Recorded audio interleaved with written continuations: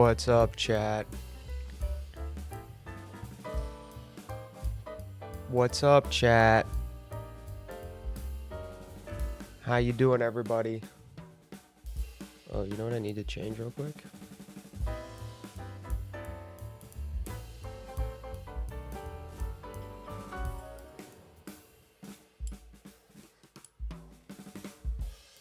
I need to turn the height down.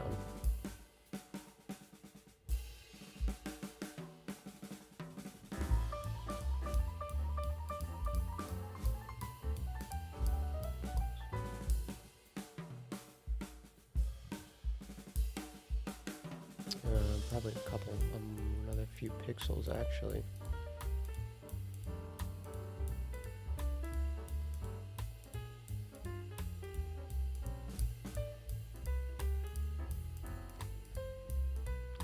There we go. What's up, chat?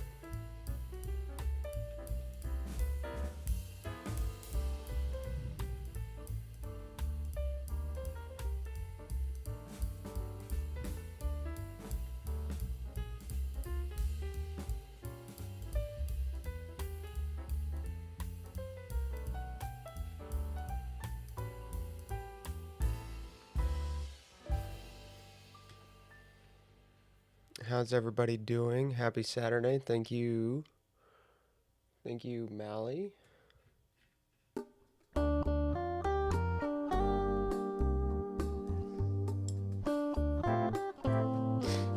I haven't eaten a lot today, chat, so I'm going to apologize in advance. I'm going to eat some ravioli while everybody piles in and we just chat to start the stream.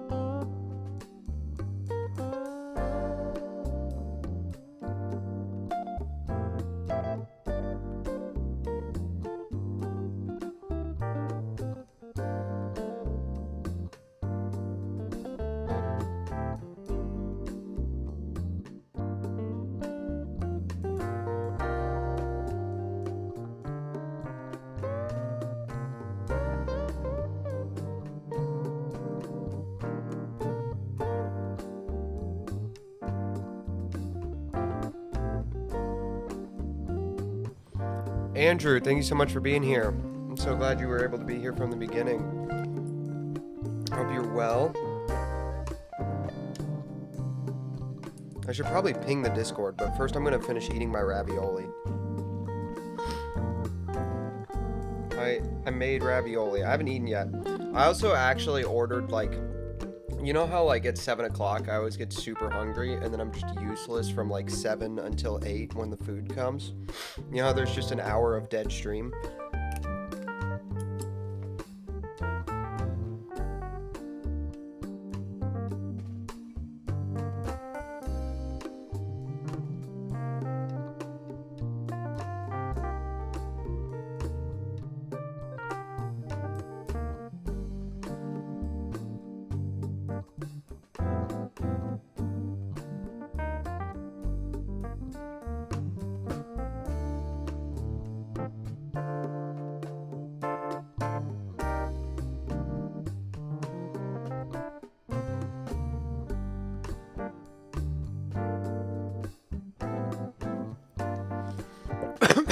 Excuse me.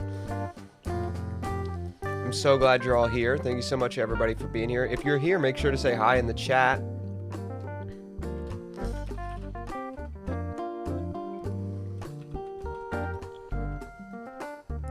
So I can thank you for being here. We appreciate everybody when they come.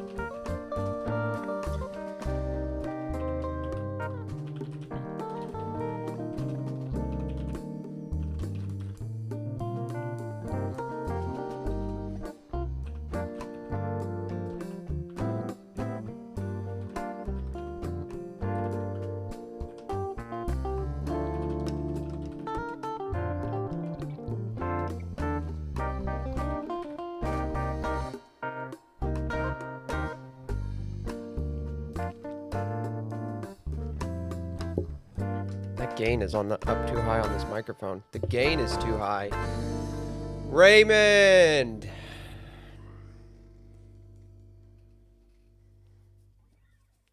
I'm so glad everybody's here. Chat, can I show? I'm gonna wait till there's more people here. Hold on.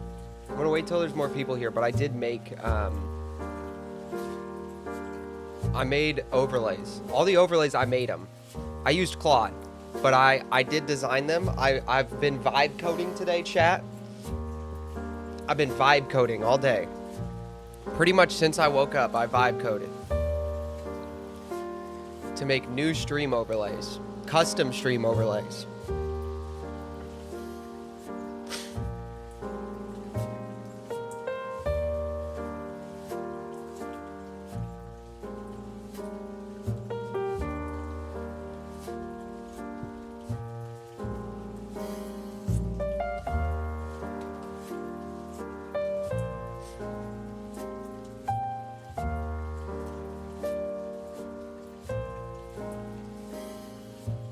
All right, here we go. Greetings from the other side of Catholic majority, the other Catholic majority side of Ohio. Thank you so much. Greetings to you for being here.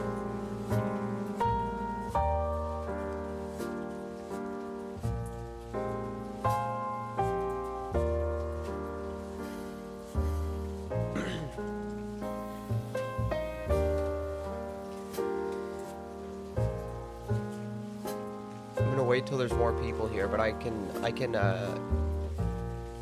play custom, like I can play stream overlays just as tests so you guys can see them all. They're all pretty much the same, but I can play them, so we'll do that. It'll be fun.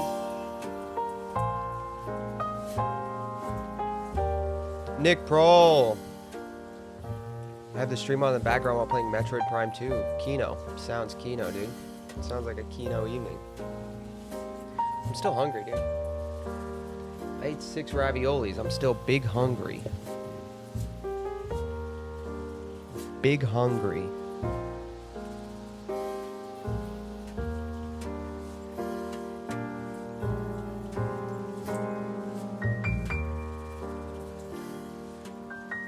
You know what I need, chat? You know what I need? I need to be able to... Oh, that's interesting. Wait, can I hide this? Can I hide some of these? Hide in mixer, hide in mixer. Can I move? Chat, you can't move the audio sources around, I don't think, which is super frustrating. Hide in mixer. Hide in mixer, hide in mixer. I miss the Windows 95 overlay. Used to have very vibey for gaming content. Yeah, but we don't really do gaming content much anymore, you know what I mean?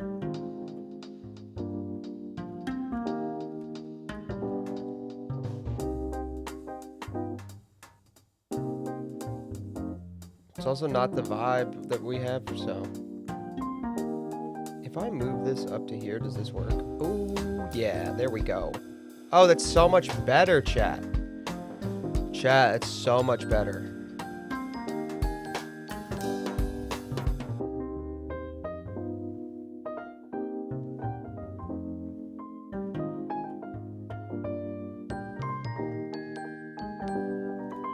Oh, for sure, Windows 95 really doesn't work for this content, but I thought it was cool at the time. It was so cool.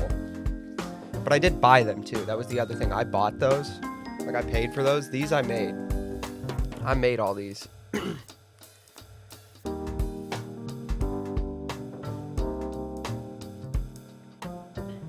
Dude, I wish there was a way. Do you guys think there's a way for me to know how many channel points the Kick Chat has?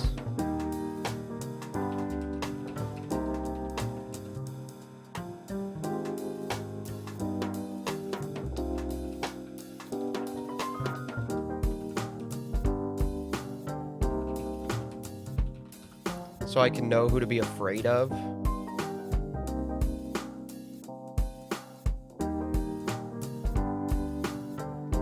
I wish there was. That would be so sick.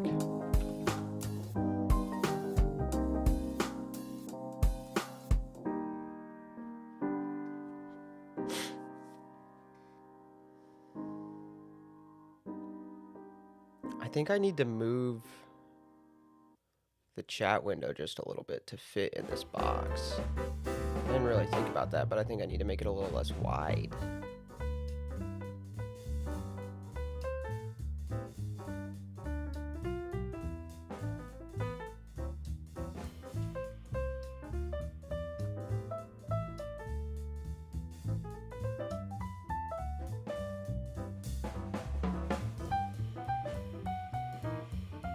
Yeah, that's good. I like.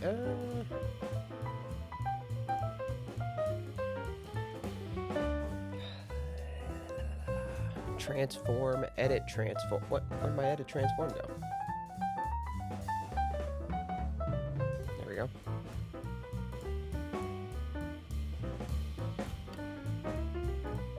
Yeah, I like that. There we go. How's everybody doing? Is everybody doing well? Everybody doing well? Is everybody having a good day?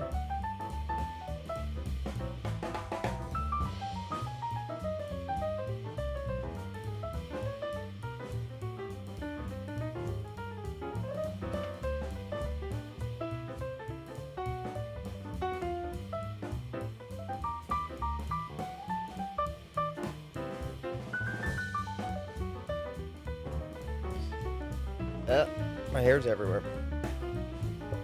How's everybody doing, dude? All right, let's run this, huh? Let's see what happens. Let's see what happens. Let's do this. That is wrong.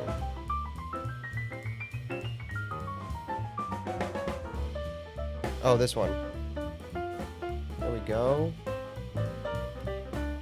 Oh, I have the... Hold on, chat. I fricked this up. I fricked this up good. Literally just did a Google search. I know nothing about Kick, but Kick Logs looks like it might have what you're looking for. It's okay. It'll be fine.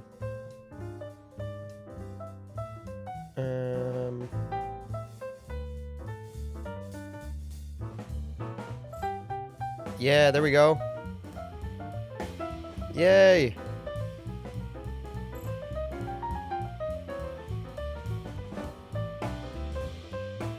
Sick.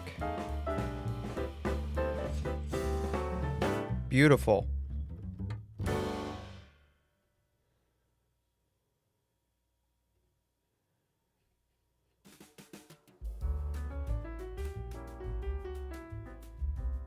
Beautiful.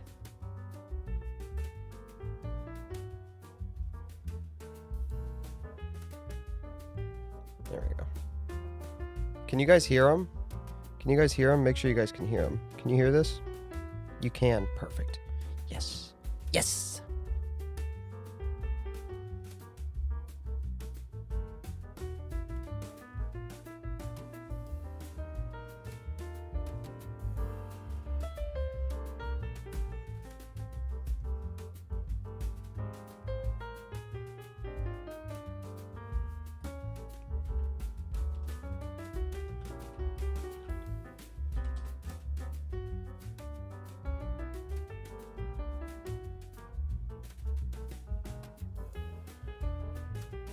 Oh, I can see it. Does it say? It just says what rewards he's used. It doesn't say how many he has, I don't think. No, it doesn't say how many he has. Doesn't say how many he has. Okay, well, that's interesting. He also might have 0, because he gambled them all.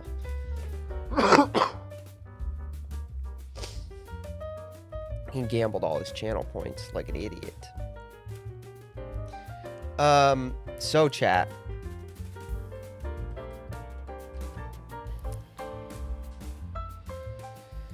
Tonight. No, just kidding. Tonight we're probably gonna do some less current event stuff, because there's not as many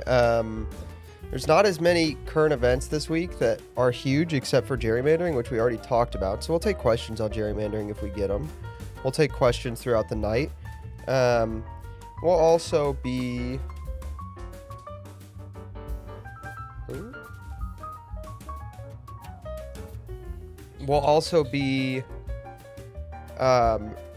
reading a old entry to Unqualified Reservations by Curtis Yarvin. And then we'll be talking about some of the things that have been said about that, or the extensions on that idea since it came out. We'll be watching a video I planned to watch last week before Trump, the assassination attempt. We'll probably watch the King Charles address to Congress because I think it's important. Also, I think it was all right. So we'll watch that, talk about it a little bit. And then I've got a surprise topic for the end that you won't want to miss. But I'm not going to say early in the stream. For reasons.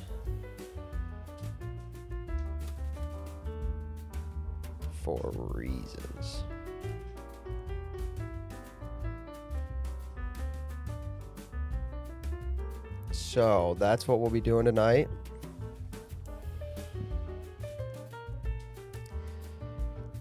And I hope you're all well.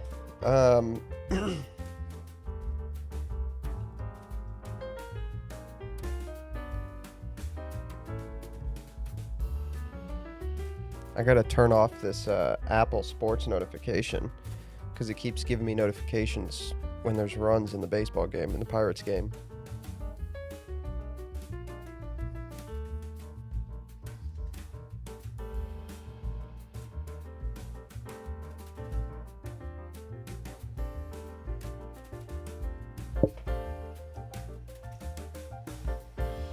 Anyway, I hope you're all well.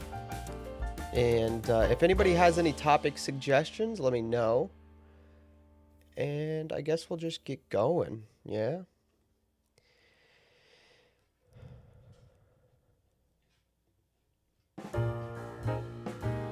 Guess we'll just get going. We'll just get a move on. Everybody's late.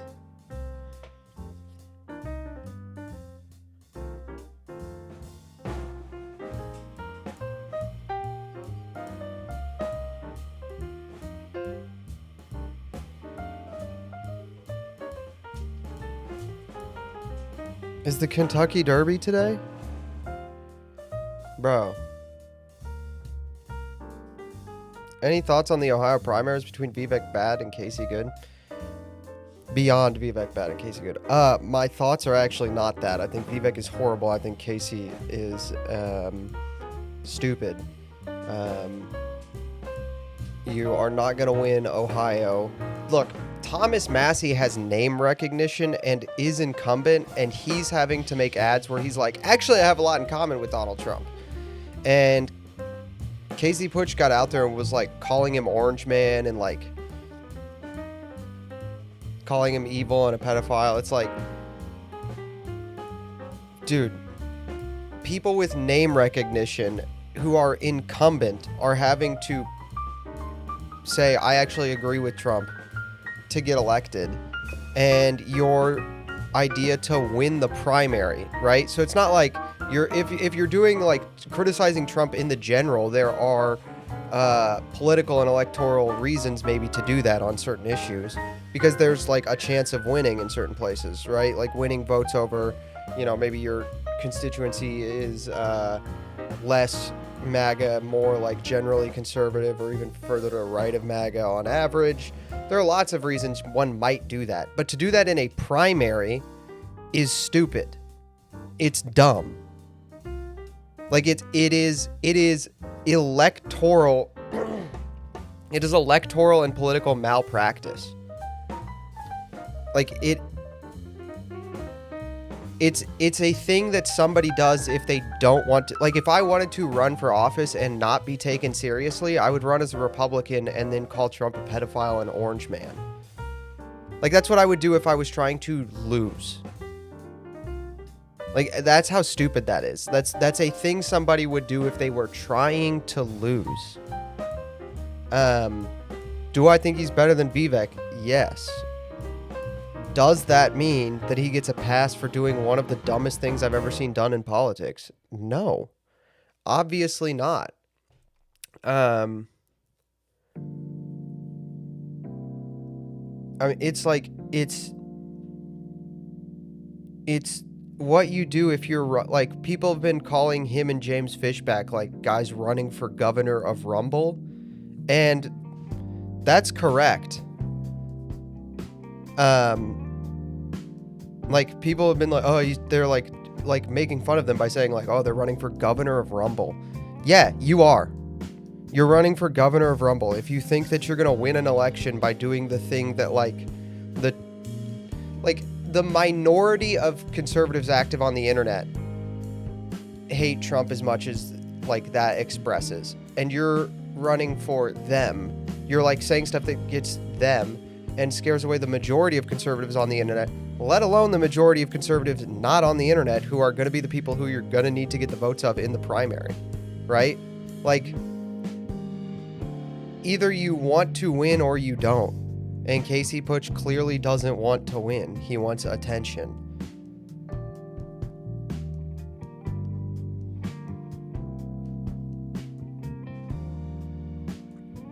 Vivek came out as a political liability after all the good options stepped out of his way. I would have loved to see Frank LaRose in the primary. I mean, he didn't come out as a political liability after they stepped out of his way. Like, he was talking about it, well, before Dave Yost had officially dropped out. And Dave Yost still dropped out because he couldn't win, because Vivek is being given Ohio as a duchy consolation prize because he was promised a seat in Doge, and then he did the dumbest thing possible, Christmas 2024. And then he did it again this year. I mean, it's electoral malpractice. He's sorry, that's not what I meant. It's electoral.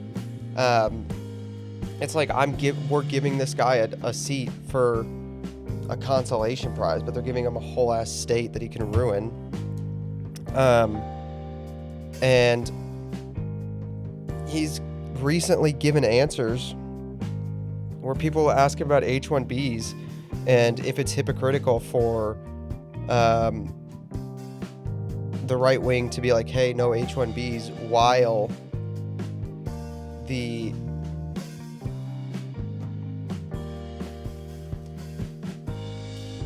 if it's hypocritical to say, for the right wing to say we're against H-1Bs while a lot of Republican politicians are getting them for their businesses, and Vivek himself is, like, saying we need them. And his answer to that was not, yeah, we should work on that. It was, oh, there's hypocrisy everywhere.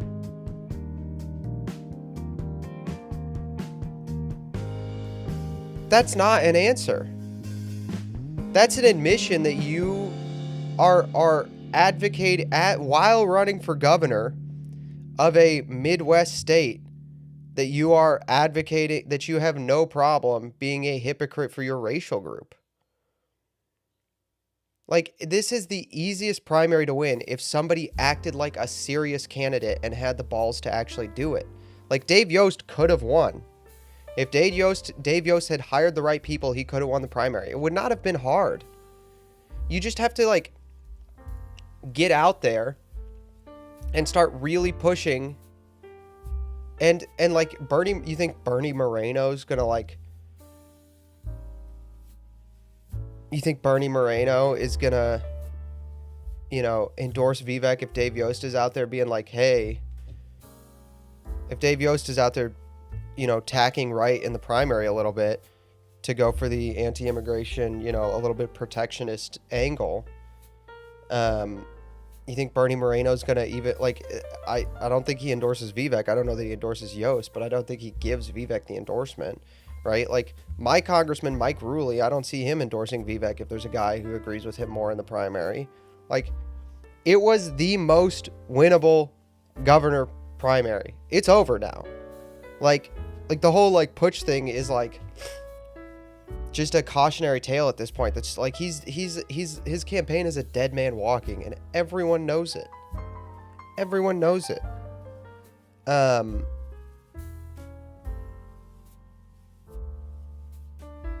yeah, Casey Putsch probably could have even won it if he had been serious. Like, if he had been serious, he probably could have won it.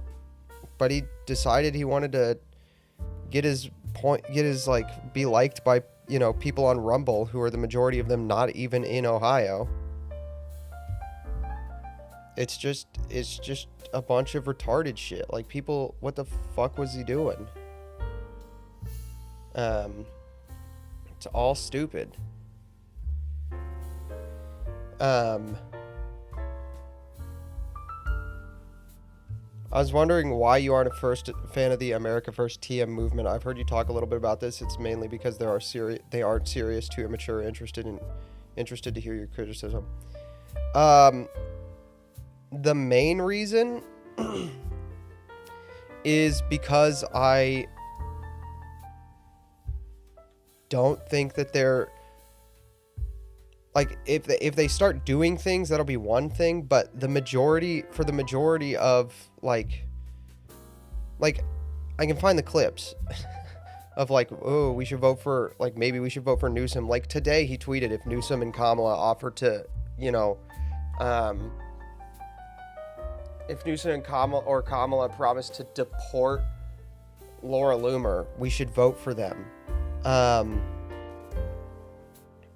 And the main reason you know, they're getting more involved as they grow up, like, get older, and some of them get involved in actual political stuff.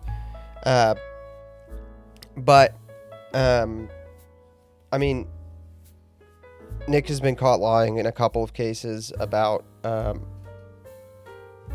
certain cancellation things, no-fly lists, you know, money disappearing from the bank account, whatever. They have the crass rhetoric doesn't really bother me.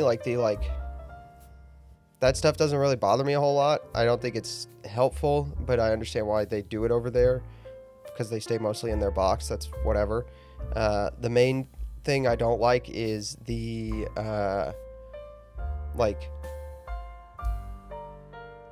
I mean, there's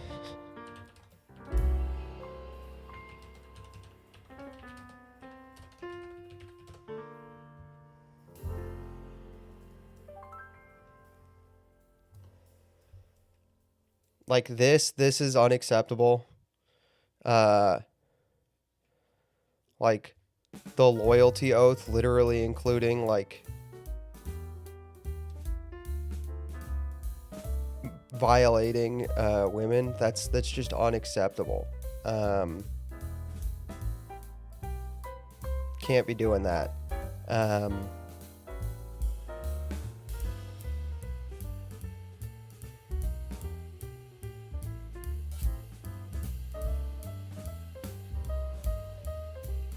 And then Ollie Alexander, this stuff. Thank you. I'm glad you like the chat box, Lexio. Thank you. This stuff, like, there's been multiple instances of people taking advantages of Knicks fans, and just, like, younger, you know, fans, and it's just, like, it's not a joke. It's not a thing to joke about on that, you know. But the political reason that I don't is, and I was talking to, I won't say who I was talking to, but I was talking to a couple people this week about it, and independently, and I've made a video about the JQ stuff. I, like, have explained what I think about it. I clearly don't think it's nothing, right? Like, I have an opinion on it that's not accepted. It's not Zionist or whatever. And I think that they have taken the anti-Zionism to the point that, like Nick was on his, like, there are clips I saw today of Nick on his show be like, oh, immigration is a losing issue. We should just give up immigration and just counter signal Israel or whatever. Like, if all of your politics is defined by Israel, you don't stand for anything. If your teleos of your politics is enmity, it's not Christian politics. That's not me calling somebody not Christian. I'm just saying the Christian political theory is founded on the possibility of friendship and the goal of living well together with others. And if your entire political ideology is founded upon enmity and like, oh, I don't like those people over there, you know, you have to like, and they're like, oh, we're gonna opt out of voting thing. Dude, give me a break. Because I had people literally, I don't know if this was live or on Twitter, I don't remember, but there were like grippers being like, oh yeah, the Pope ordered people not to vote in elections in Italy in the 19th century. And it's like, so the Pope gave a particular order to a particular situation to a particular nation. And you think that's an argument for why we should opt out of politics over 100 years later, not in that country, and not by order of the Pope? Like holy non sequitur, Batman. It's literally a non sequitur. Like, it's the definitional argument of non sequitur. Like, you can't just say a thing that's like, this has, like, the only thing in common between those two situations is, like, voting, you know?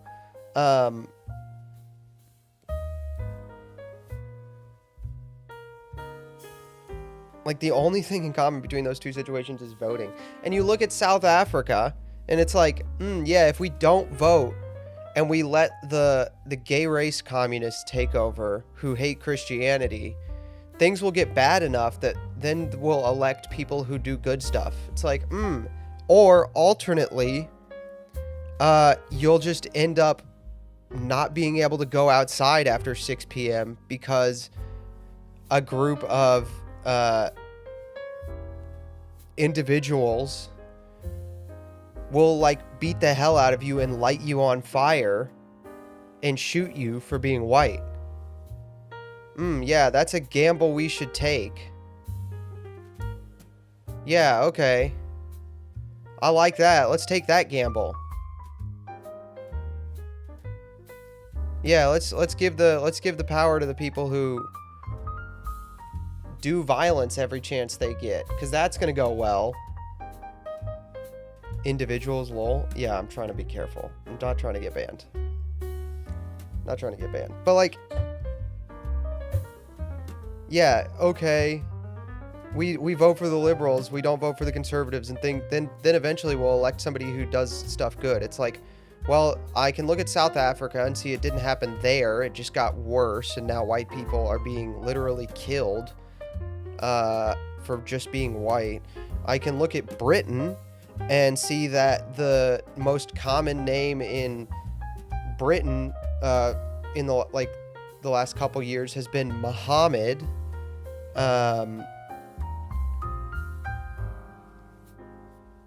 And that white people are hated there, and they don't have guns, so they can't defend themselves. And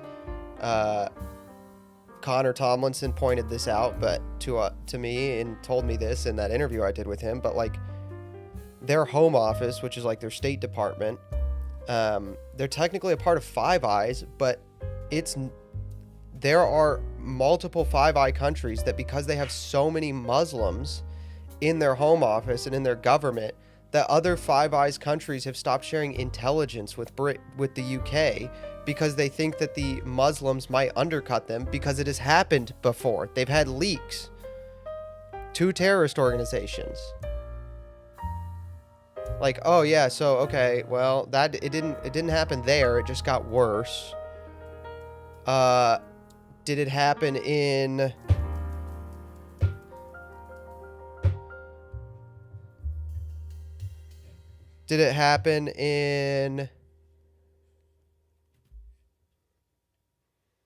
France? No, it's just getting worse in France. Is it happening in Canada? No, it's just getting worse in Canada. Is it happening in Germany? No, they're literally allegedly killing the far-right party's candidates. 7 of the AFD's candidates died within like a week of each other, right leading up to their most recent elections. Like, the idea that you're going to opt out of voting and everything's going to get better because stuff will get so much worse that people will change their minds. Dude, they don't want to change their minds. They want to kill people. The motivating force of the left is anti-Christian and anti-white. If you think that letting them get more power so they can lock up Christians and white people will make Christians and white people go, oh gosh, maybe we should do something about this. Well, by the time they think, oh gosh, we should do something about this, they have to leave, because in South Africa or in Germany, like this guy who was super famous for all of his YouTube videos being about how great German culture is and how much he liked it and all the unique things about German culture, he just had to move. This video got like millions of views on X. Like, yeah, every other time in a white Christian Western country, it's gotten more left. People, it did, like, they totally were able to get the government back.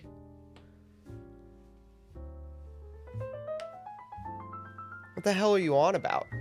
Like, it doesn't make any sense, dude. It's never happened.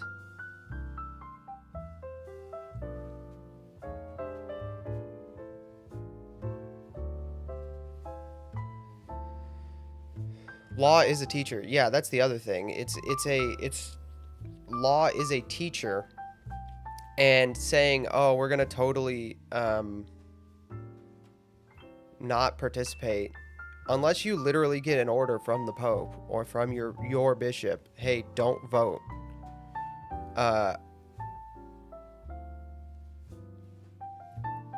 You as a layperson have the authority and the wisdom to make the judgment that you don't need to, like, participate in law as a teacher for the society. You as a layperson have the authority to go, actually,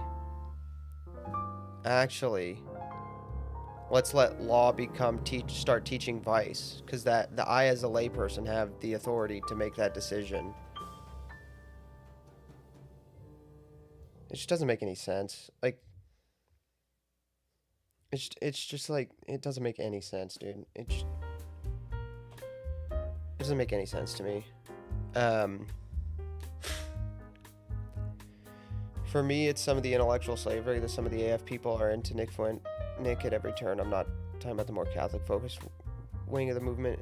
I'm talking about the more Catholic-focused wing of the movement in particular. I don't think they're, like, in any more intellectual slavery than the more mainstream conservatives are to their preferred influencers. I think it's just more noticeable because they're louder and better at the internet because they're young guys, right? Like it's more noticeable for that reason, but that doesn't mean it's different.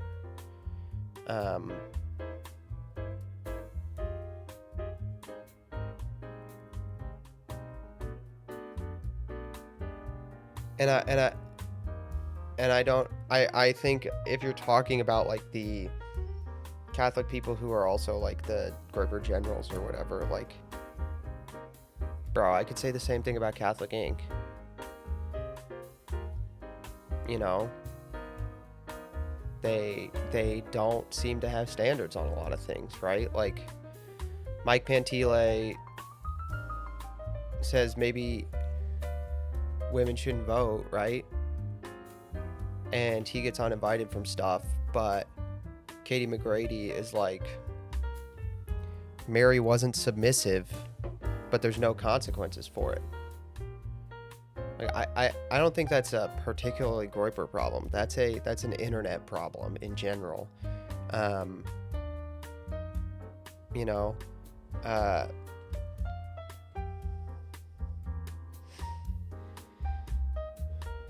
and, like, if what you mean is, oh, they don't call him out on certain things, like, how many Catholic influencers called out Lila publicly on the false prophet NAR guy she had on? How many public Catholic influencers have called out Lila for the matchmaker she had on that also does gay kink podcasts?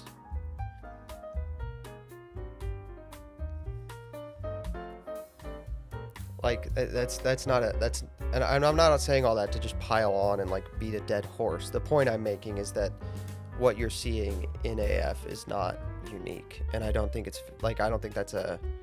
If you're gonna make that judgment on them, you should also apply it to other influencers and other groups and other media ecosystems. It's hard to see a specific political option to save America and the West going forward. All paths seem to lead to decay of society eventually when it comes to democracy.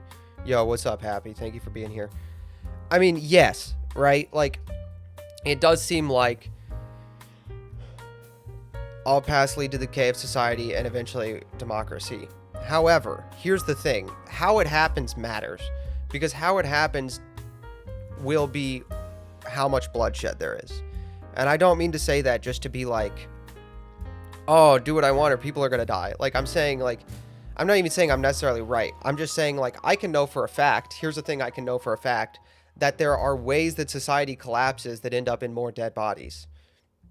Right? And, yo, what's up, Happy? Like, I can say I know for a fact that there are ways society collapses where there are more dead bodies. And I don't want American society to collapse in the way that South African society did, because that results in more of my people dead. Right? Like, the idea here is not it's all going to collapse anyway, so it doesn't matter how it collapses and we should not care. Like, the idea here is it's going to collapse, so we need to make sure that it collapses in a way where the least amount of innocent people die.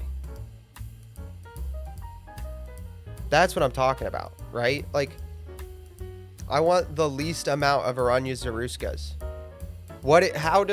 Like, the West is gonna fall. Modernity is gonna fall, right? Like, modernity is a lengthy Christian heresy and a lengthy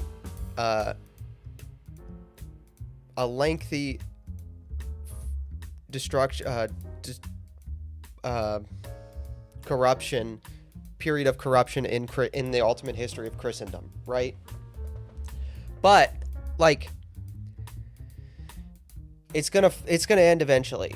The question is, do you have the wherewithal to go, I'm gonna do some things that aren't gonna be perfect in the way I want them to happen, because it's the least bad option right now, and the most bad option will result in my people being dead.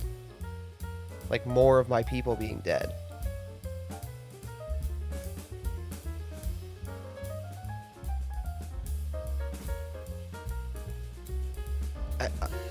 I mean, at a certain point, you just have to, like... At a certain point, you're gonna have to make a decision where if... You're gonna have to make a decision if doing things you may not like 100% is more important to you than, you know, the society your grandkids are gonna have to live in. Like, oh, I have to vote for this guy who likes Israel and I don't. Oh, I don't want to do that, so I'm just not gonna, even though the other one also hates white people and, like, celebrates the murder and violence against our people, or will, like, trans kids and kill more babies. Like, I'm just not gonna do that. I'm not gonna do this thing that makes me uncomfortable, that I'm not happy about, and screw my grandkids, because they're gonna have to grow up in a society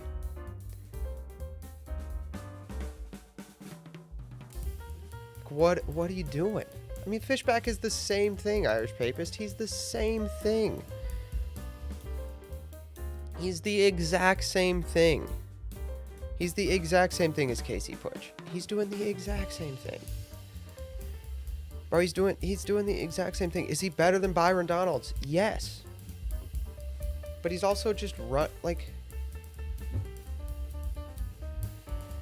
he's got the exact same problem. He's not trying to run for, like, governor of Florida in a way that is gonna, you know, get him elected. He's trying to get the most internet points. That's not how you don't win elections, with internet points.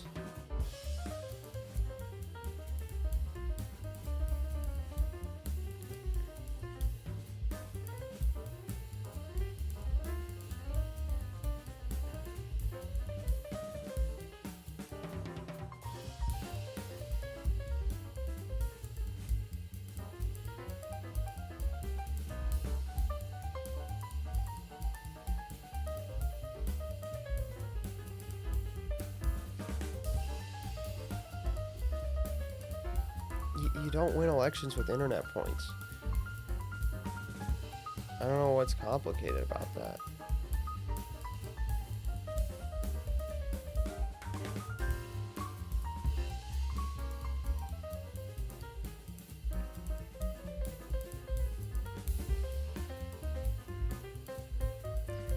Adam Bob, thank you so much for following.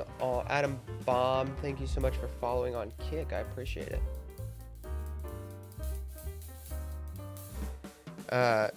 Yeah, I don't know.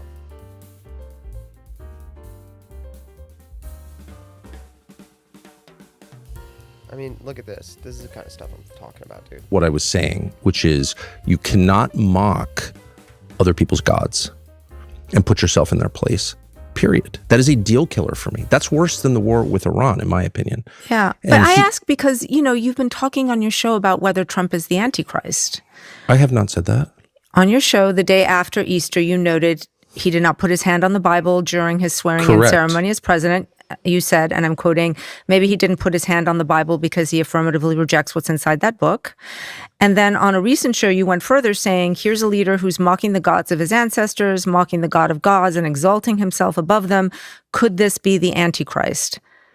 I actually did not say, could this be the Antichrist? Here's a leader who's mocking the gods of his ancestors, mocking the God of gods, and exalting himself above them. Could this be the Antichrist? Well, who knows? I don't know where that comes from, but I know that those words never left my lips because I'm not sure I fully understand what the Antichrist is. If there's just one, This is the kind of stuff I'm talking about. This is the part of the right wing I'm talking about, where it's just like, dude, what are we doing? Like, what are we doing? What are we doing? We're just saying things. Do you want to win or do you want internet points?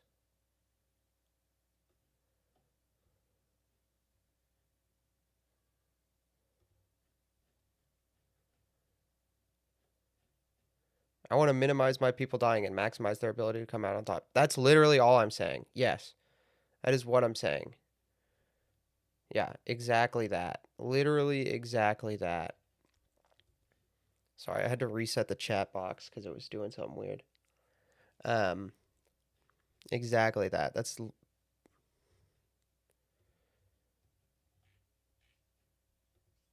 all.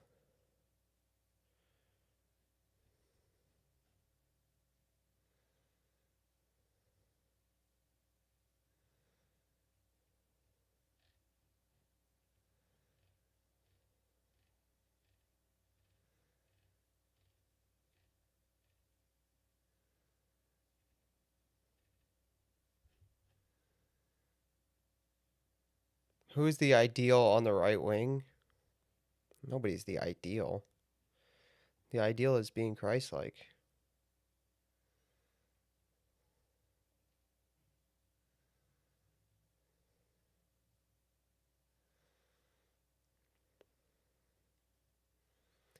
I think in 15 to 20 years, someone like Fishback could be a viable candidate a little bit before his time, perhaps. No, he could be a viable candidate right now. You just have to, like... You just have to not try to lose. Secure the good when possible, prevent evil. Yes. Yeah, this isn't complicated. James Fishback could be a good candidate right now. But, you just have to choose to not actively be trying to lose. Same thing with Casey Putsch.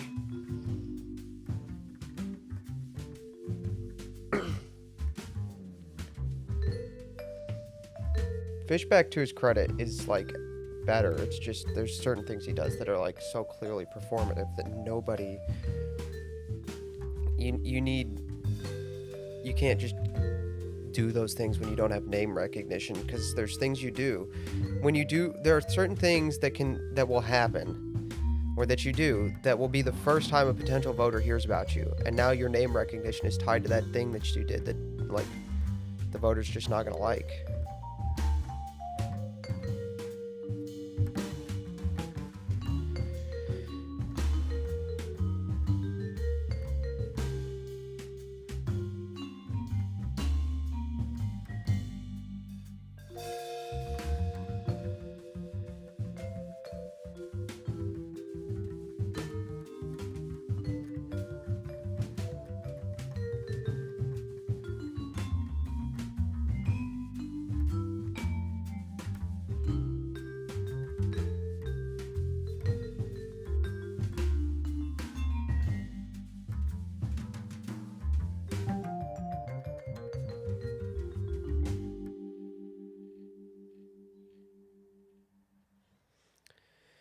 All right, chat.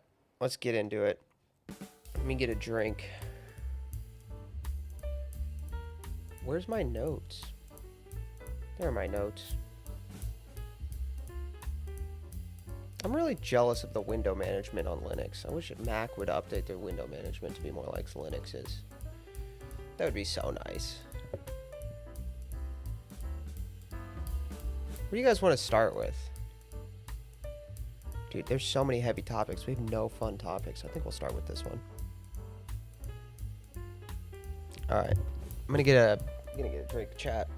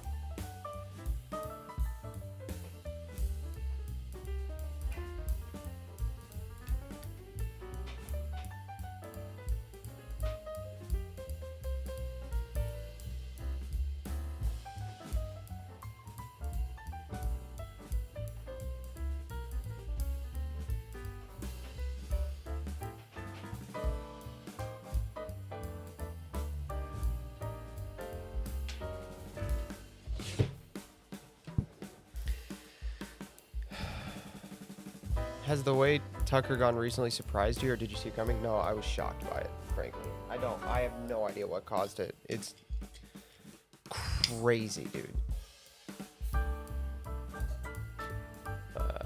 Raymond, thank you so much for the super chat. Happy weekend to all. Christmas Resurrection Days. Thank you so much. So true. He's risen. What are some ways a broke person can help support you? Follow, share the stream.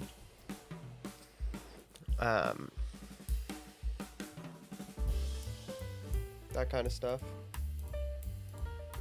Can I replay this alert? Does it work if I replay?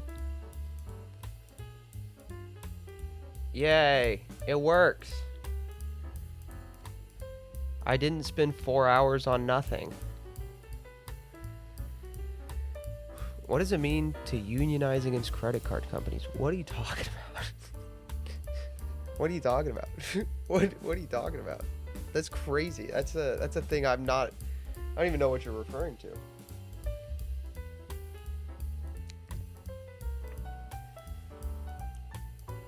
I don't even know what you're referring to, dude. Well, ladies. Oh my gosh, this chat box, dude, it refreshes. It's pissing me off. I have the refresh browser when scene becomes active off. I have shut down.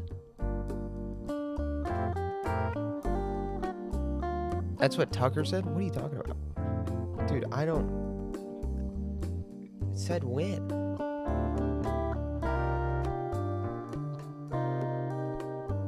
Like, he says a lot of things. I would have to see it. I'd have to see it to know.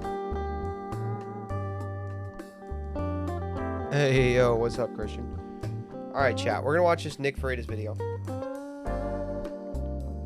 I wanted to watch it last week, actually. But, alas, somebody tried to kill the president, so we had to talk about that for 4 hours. Tucker interview with Terry Schilling. I haven't seen it. I don't watch Tucker's stuff, dude. He's just like, yeah, I haven't seen it. Don't know. Couldn't tell you. Sorry. All right, we're gonna watch this Nick Freitas video about the SAVE Act.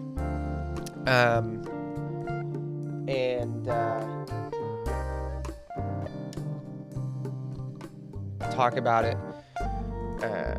It's a little old, but we're gonna watch it because I wanted to watch it last week. I still want to watch it with you guys. So,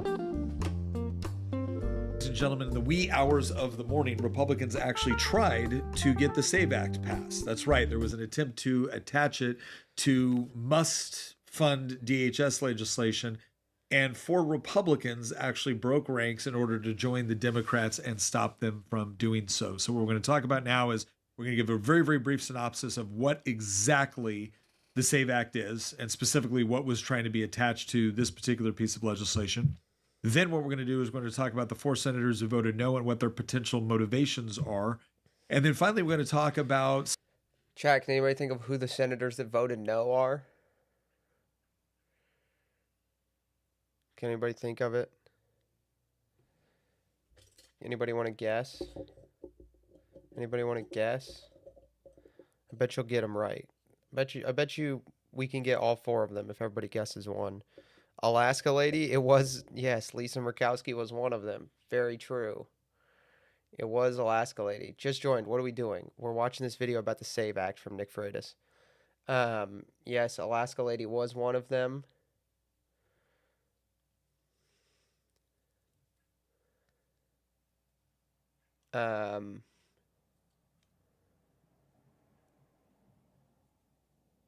Any other guesses? No. Susan Collins. So Lexio guessed Lisa Murkowski. So the others were Susan Collins, Tom Tillis, and Mitch. Yep, Cocaine Mitch.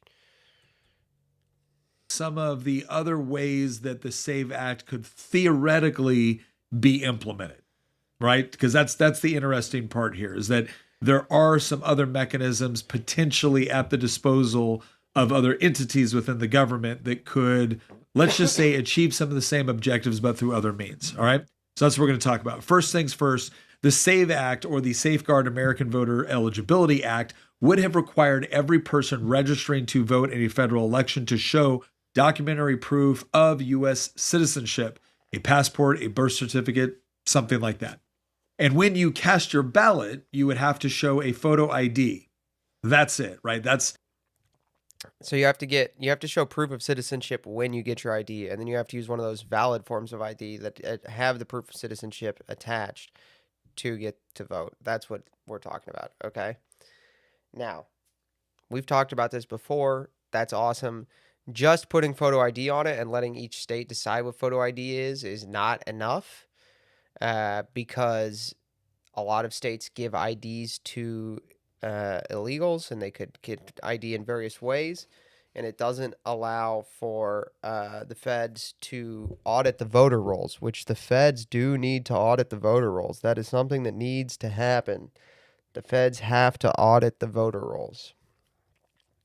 Effectively the bill. So when you register to vote, you have to bring documentation like a birth certificate, passport, etc., because that is... Is Real ID already proof of citizenship? Had to bring my birth certificate. Real ID would qualify, yes. And you wouldn't have to get new ID if you have Real ID. But the voter rolls do need to be audited, because they will, like the state of Indiana just recently, like within the last couple weeks, stopped giving, the state of Indiana was giving out like non-domiciled CDLs with a Real ID star on them.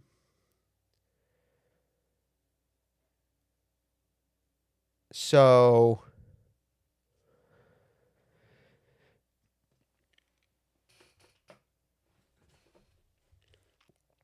you do need the feds to audit the voter rolls, because if all you're doing is checking for a star and then saying like, oh, you can vote, because the other thing is a lot of places have like, oh, you can register day of, so you can just show up to the polling place unregistered, show them your Real ID theoretically, and say, look,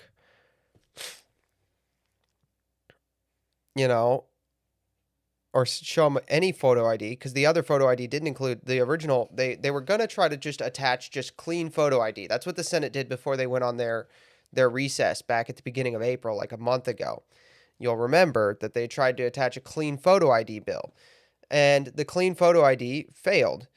Now, it sounded nice, and, they knew it was going to fail because the Democrats... because the cloture rules. And if you're unfamiliar with the cloture rules and the filibuster, there's a great video on that on YouTube. There's an A+ video on that. Why the frick does my chat not That's pissing me off. I have it set.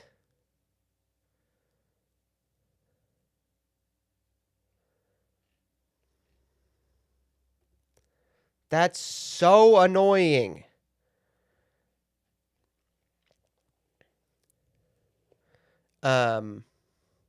Need proof of residence too. North Carolina only has day of registration during early voting. Yeah. But there are states where you can just show up day of on election day and register. And the point is for all this, chat, is that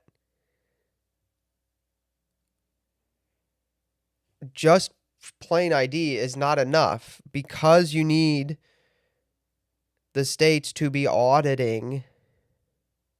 You need the feds to audit the state voter rolls, right? And there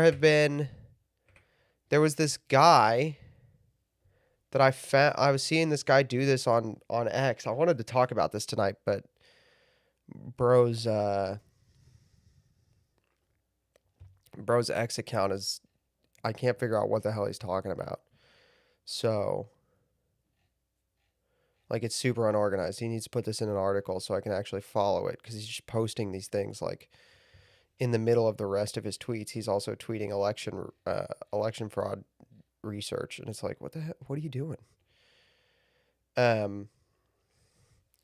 Like here, for example,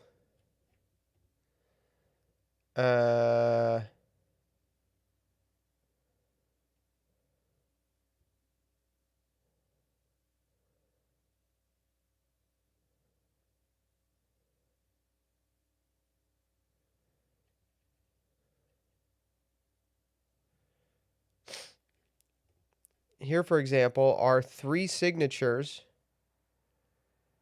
for 3 supposedly different voter registrations.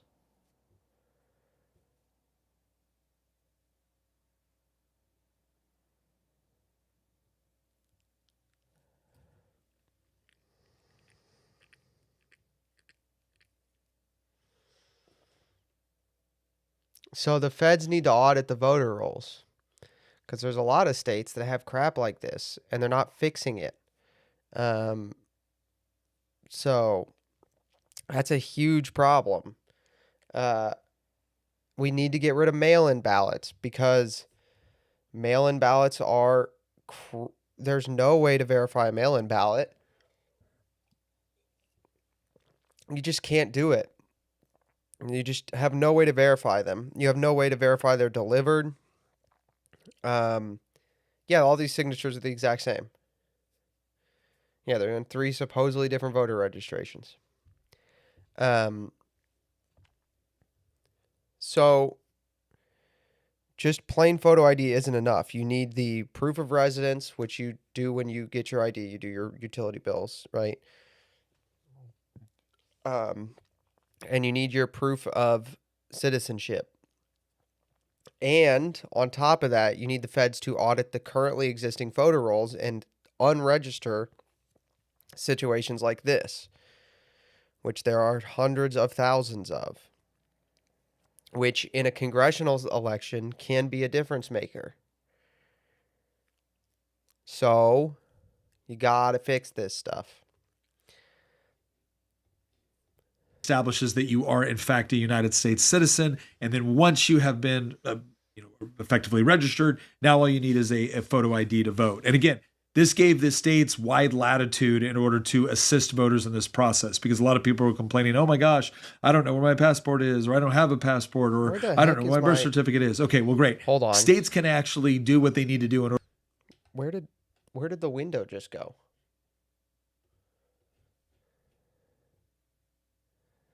Hello?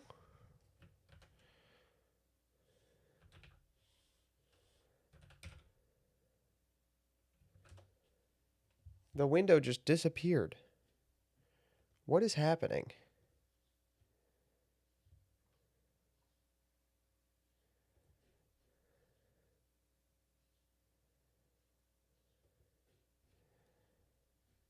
What the heck?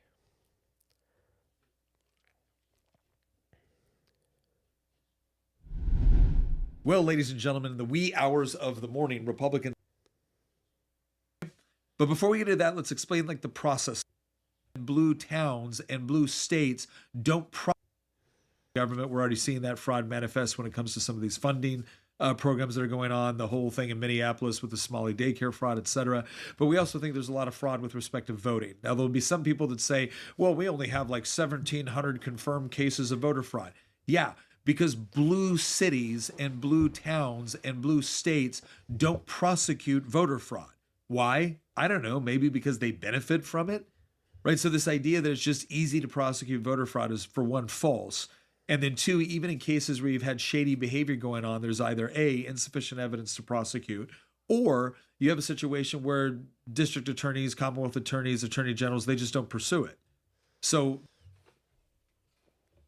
yeah, so you need the feds involved in this, which is something in the SAVE Act. That's why the SAVE Act, when people say it's just photo ID, why can't they just pass photo ID? What are the other things in it? Why do we need those?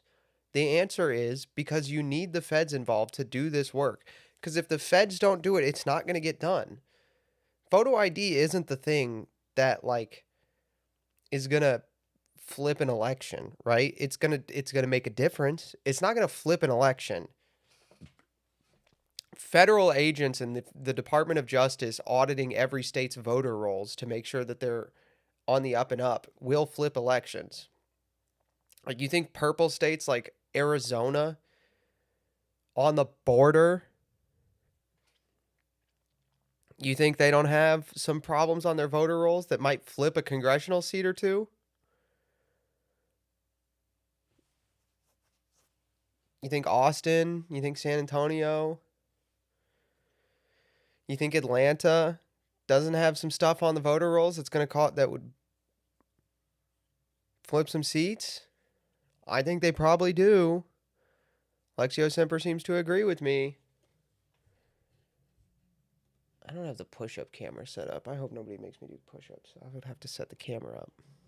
They will create conditions where it's very, very easy to cheat, which increases the threshold necessary in order to prove cheating has taken place.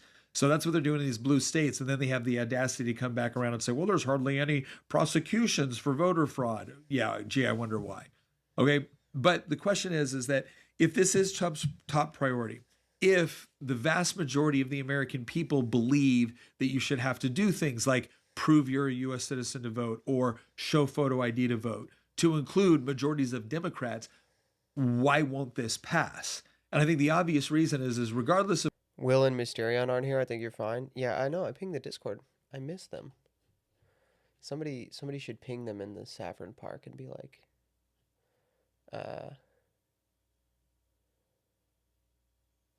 oh, shit. Yo, Andrew, thank you. Andrew Osterloth just sent me a DM on Discord for something I was actually looking for. Solid, dude. Somebody should ping them, tell them I miss them. Anyway. What a random Democrat polled on the street thinks about having to show photo ID. What's up, G Schnickel? How you doing, brother? Elected Democrats know that it would actually be harmful for them. And so they're going to hold this thing up all day long and say that this is all about disenfranchising women, et cetera, et cetera. I was talking to somebody last night at the street festival, because last night was First Friday, so we had our First Friday street festival that we have every single year. And I told them, we were talking about the SAVE Act, and they were, hemming and hawing. They weren't hemming and hawing, but they were doing the Republican Party lines about, oh, it's not that unfair, da da da da da. And I was like, well, it will result in less people voting, and that's part of the reason I'm for it. Like, anything that's going to result in less people voting I support that. Like, it's pretty clear we have too many people voting. Speaking of less people voting, did you guys see that post that I quote tweeted?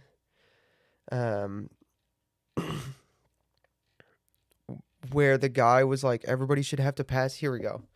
Dude.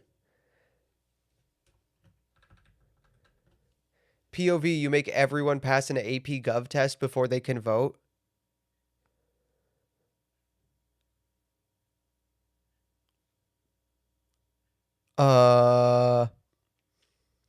What?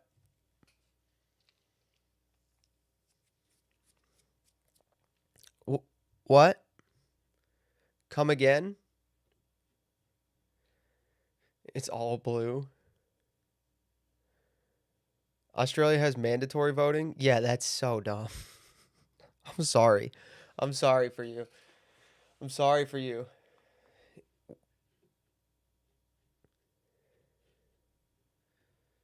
But when it comes to the 4 Republicans, what was their motivation? Okay. But before we get into that, let's explain like the process a little bit. Okay. So I'm going to skip the filibuster.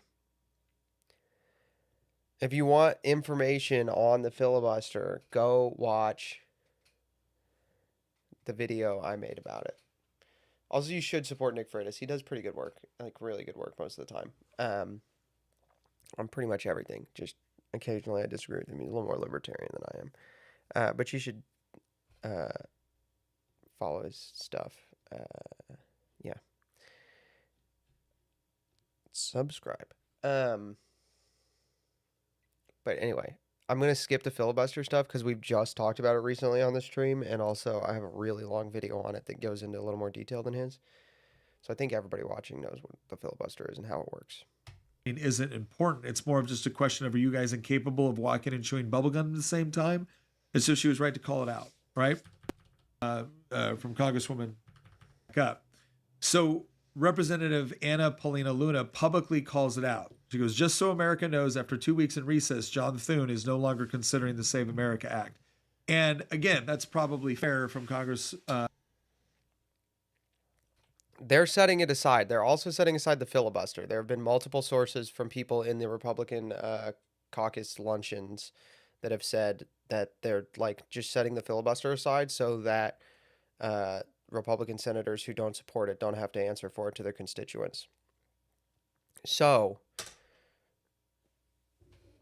repeat after me, chat. Call your senators. Call your senators. Call your Repeat after me, chat.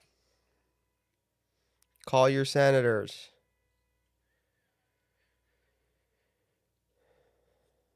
Do you guys want to see how easy it is to call one of your senators? Watch this. Watch me call my senators, chat.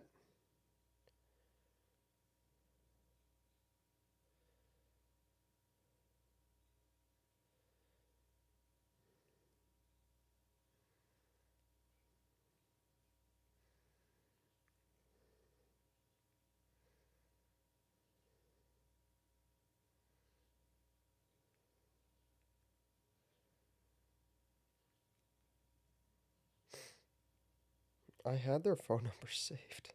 Here we go. Oh, those are different phone numbers. I have different people saved. I have different senators' offices saved from the last time I did something, but it's a different thing. Watch this, chat.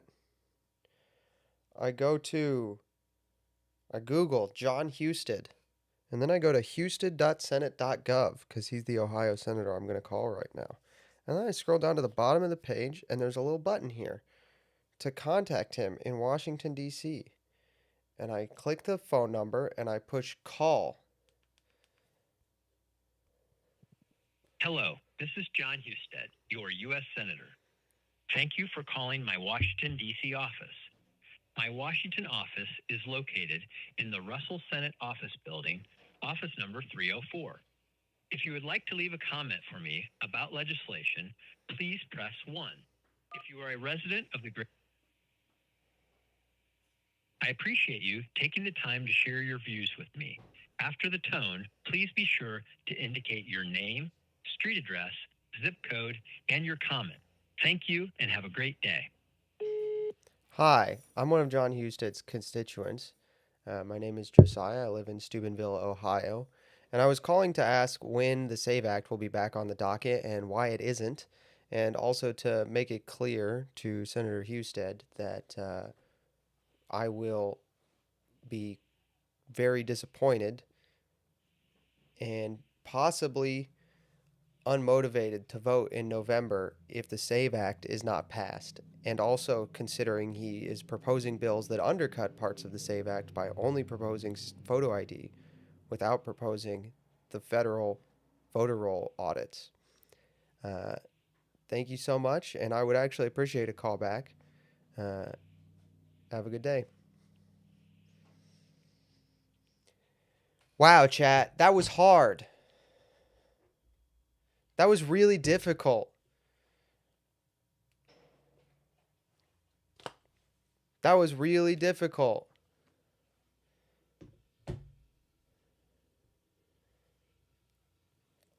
Is this guy kind of king of rage bait? Are you talking to me? Am I king of rage bait? I'm dead serious. You should call your senators. I talk about it literally constantly. I'm not rage baiting. I'm just for real. I mean everything that comes out of my mouth about calling your senators. You should call your senators and tell them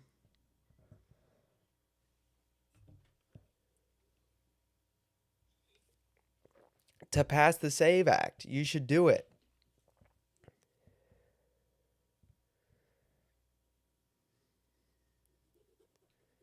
You should do it.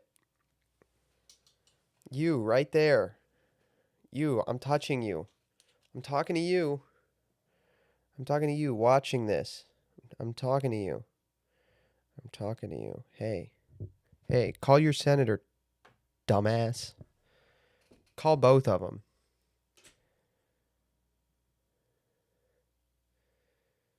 No touching? I'm not touching you. I'm not touching you. I'm not touching you. I'm not touching you. Call your senator. Call both of them. I'm not touching you. Josiah rules. I'm not kidding.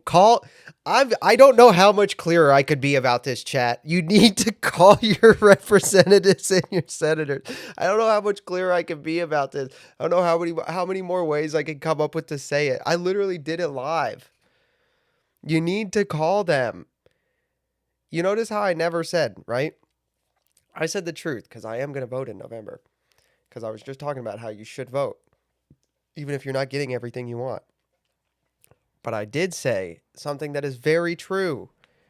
I am going to be highly unmotivated to vote. I'm not going to be very motivated come the first Tuesday of November when I have to go to the polls and fill in a bubble next to that dumbass John Husted's name because he's the one out here being like, just photo ID. No federal voter roll audit. I'm not going to like doing that. I hate it. He's stupid. But if you call them and say, hey, I want you to do this thing, and I want you to call me and tell me why it's not happening. They will they will call you back. Dude, the Republican National Convention called me today, gave me fundraise called me and was like, "Can we have some money, please?" And I was just like, "No, pass save." And they're like, "Well, we need it right now. Like we need it for like we're sending out a red alert." And I was like, "I'm sending out a red alert. Nuke the filibuster, pass save, red alert." But no, pass save. Why should I even you want me to give you money? Why should I even want to vote for you when you don't value my vote enough to protect it? Like, I don't want to vote for you. Do you see the line I'm drawing here, chat? It's a very thin line, but I'm drawing it. Like, literally, they called me today to ask for money, and I was just like, dude, do your fucking job. I didn't say that. She was a very nice lady. I could tell she was just doing her job. And she's just doing her job. But I was very clear that I won't give any money because I don't even want to vote for him. Pass save. Dude, I'll you don't even gotta call me, dude. You nuke the filibuster and pass save. I'll start donating. Dude, easy. Easy. Easy clap. I'll give you some money. Nuke the filibuster, pass save, get John Thune out of there. I don't have any money to donate. I'll find some, dude.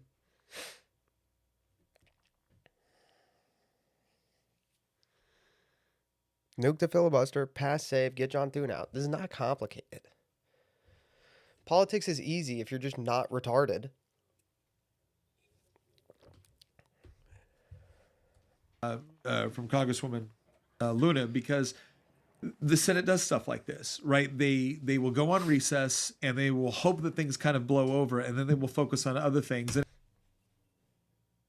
Not a recess. Not a recess. They did a series of pro forma sessions for 3-day adjournments. They were not on recess. They weren't on recess. John Thune has to, like, dude, that guy is the worst. I hope he has a bad day. Like, literally every day at one point during the day, I hope John Thune is having a bad day. Again, it's not like the DHS funding isn't important. It's more of just a... You guys want to know something else you can do? No, never mind. I'm not going to tell you guys to do that. That would be a dumb idea. I'm not going to tell you guys how to do that. Question of, are you guys incapable of walking and chewing bubblegum at the same time? And so she was right to call it out, right? So April 22nd, 4 a.m., during a vote-a-rama, right, on the DHS reconciliation bill, John Kennedy offered an amendment to attach SAVE Act provisions, and the amendment fails 48 to 50. Now, here's what a vote-a-rama is. It's a tactic, right? There's or let me describe what John Kennedy was trying to do, right? So here's the tactic.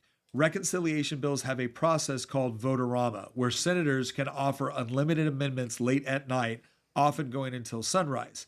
It's legislative combat in the dark, right? Kennedy tried to slip the SAVE Act in through the back door of a must-pass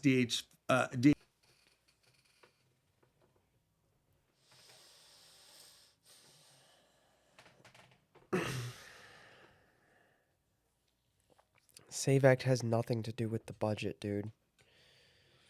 SAVE Act has nothing to do with the budget. It's not going to fit in there. You're just going to have to do it. Just do the thing. Just do the thing, dude. But 48 to 50, right? We're missing 4 Republicans. So all of the Republicans are on board. Unless you are in Alaska, Maine, North Carolina, or Kentucky, they're on board. Let me tell you, Mitch McConnell and Tom Tillis are retiring. So even if you're in those states, not going to happen. Susan Collins isn't going to vote for... well, I won't undercut it. DHS funding bill, and even that failed. So again, what you have here is a case of a Republican that really was trying to do everything within his power to get the SAVE Act in there so that you could have a vote on it. And yet, not only were the Democrats watching what was going on, but apparently these 4 Republicans were too, and they decided to oppose it. So that's where we're at. You have the SAVE Act. You know what it does. It already passed the House. It went through a vote in the Senate. They didn't have the 60 votes necessary to get rid of cloture. They went on recess. They came back. All of a sudden, John Thune isn't talking about the SAVE Act anymore. He gets called out on it by members of the House and members of the public. So they go through this vote-a-rama process with respect to this DHS funding. Senator Kennedy tries to kind of sneak it in there, and 4 Republicans break ranks in order to cause it to fail. So here's the $1 million question. Who are the 4 Republicans? Well, it's not all that shocking. It's Susan Collins from Maine, Lisa Murkowski from Alaska, Tom Tillis from North Carolina, and Mitch McConnell from Kentucky. All right. We are going to skip to...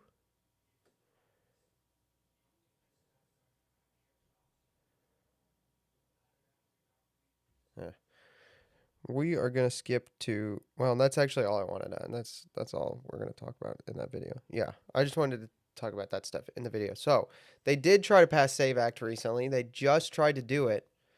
Um, I guarantee you more of them would vote no. They're just using these four as the fall guys. That's not true. That's not true because the Republicans are losing the midterms on this issue. Those four are Tom Tillis, who's doing it because he doesn't like Trump and he's a bitch.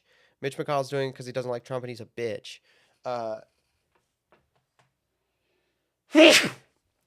Lisa Murkowski's doing it because she doesn't like Trump and she's a bitch. And Susan Collins is doing it because if she does it, she's going to lose. She's going to lose her upcoming election. We would be like there are not more of them that oppose it because they are losing, right? Like they are losing the midterms because their voters don't think they care about them.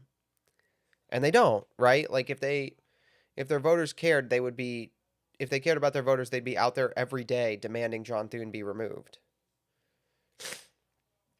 They don't care about the voters.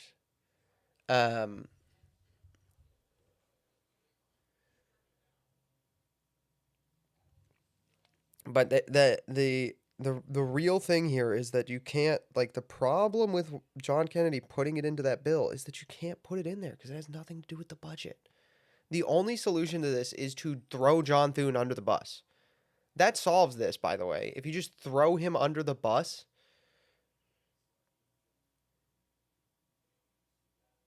you have to do it. You have to do it. Not because it's going to get the SAVE Act passed, but because we need to make the voters realize that they need to be serious about this so that the voters will get to the polls on November 5th. And it's not going to get, like, the SAVE Act isn't going to get passed before the midterms, I don't think. Like I just don't, sorry, chat. I'm pretty sure it's just not going to happen before the midterms. Like I think we're just boned. The only way to do this is to make voters realize that you're serious about it. And the way you make voters realize you're serious about it is by getting rid of the people in the way. So you get rid of John Thune and you actually put the votes to, like, you put the nuking the filibuster on the floor. You just have to put it on the floor. Even if it's not going to succeed, you have to do it as a campaign tactic. Right? Because you have to do it so that your voters realize the Democrats are going to do it. Because there's a lot of, like, millennial and Gen X and boomer Republican voters who are like, oh, we can't nuke the filibuster. If we nuke the filibuster, the Democrats will do it to us.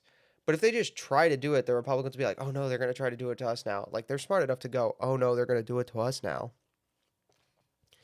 You just have to do it to scare them into voting or to make them realize what the situation is. You have to tell them what time it is because they don't get what time it is. So you need to make them tell, like, they need to tell these people what time it is. And they're just not going to do it, dude. They're just not going to do it. I'm so tired.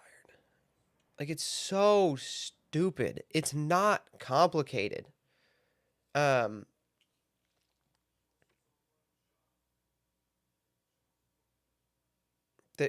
It's literally comes down to TDS. Like, Tom Tillis and Mitch McConnell have TDS. They're pissed at him.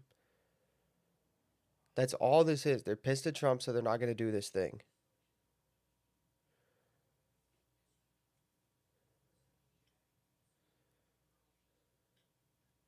So, there you go, chat.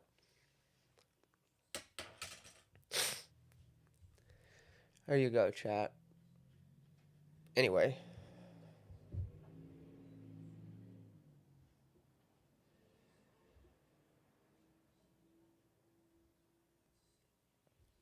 Bro, lefties found the video, the SPLC video. I'm getting notifications of leftoids commenting on the SPLC video, complaining. I'm rage baiting the left. I'm not even rage baiting. I'm just saying true things, and they're getting mad about it.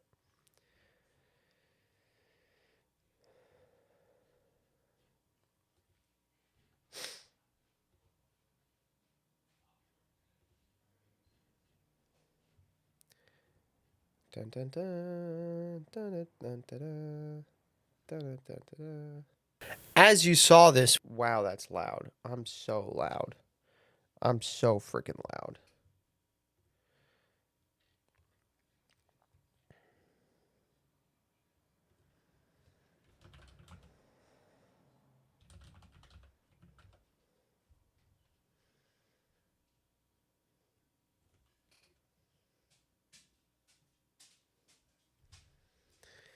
All right. All right. Okay, chat. Okay, chat.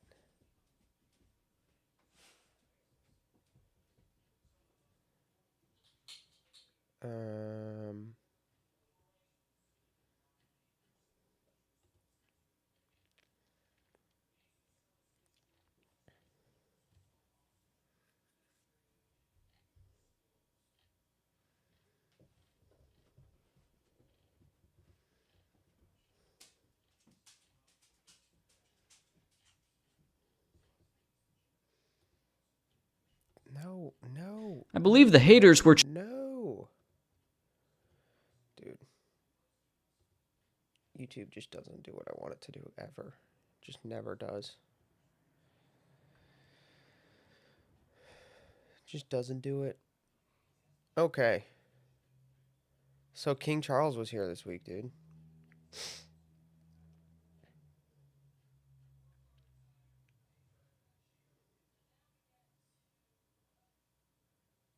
King Charles was here this week. King Charles was here, so... Majesty's King Charles III and Queen Camilla.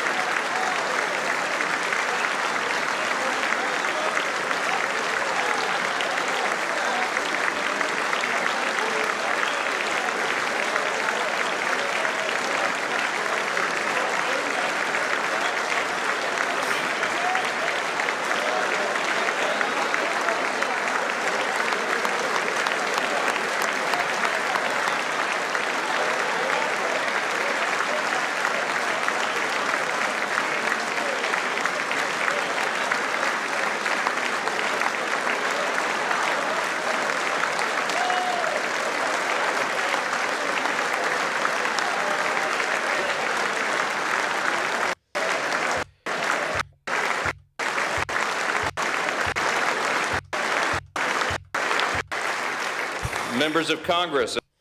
Bro. Everyone wants a king whether or not they're willing to admit it. Bro, the no kings people, the second there's a king around, let me get my pink phone case out and take a picture. The no kings people, the second there's a king around. Based, I want to take a picture with my pink phone case. Look at this. I'm going to take the typical boomer photo pose, dude. The boomer photo pose.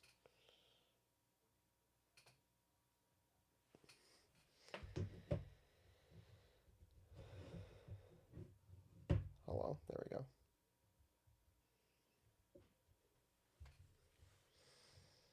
I have the high privilege and distinct honor of presenting to you His Majesty Charles III. Cool. Yeah. Why is Sarah McBride? Who is this next to Sarah or Tim McBride that is wearing pink? Why are they wearing pink? What's the point of this?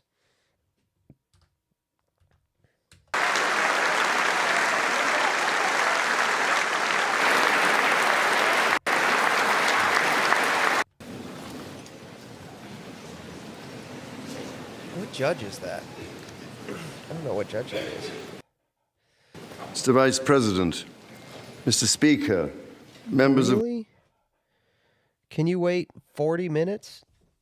Yeah, no, I didn't think so. All right, chat, we're going to have to... Levi, stop! Bad! He's gonna freak out. I gotta take him outside. He about took the camera down. I literally caught it.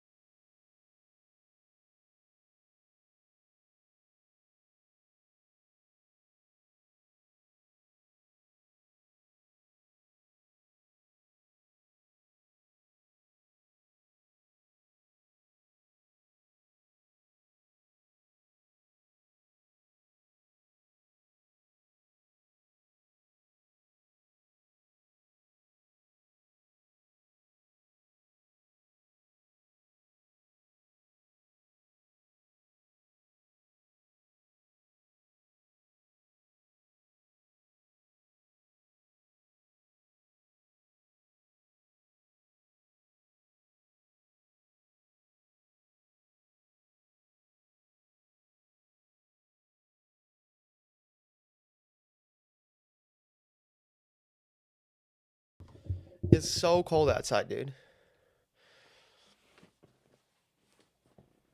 I pinged Will and Mr. Aaron, but they didn't reply. They hate me now. Dude, they hate me, dude. They think I'm the worst. Probably at work. Mysterion's probably at work. It's crazy cold, dude.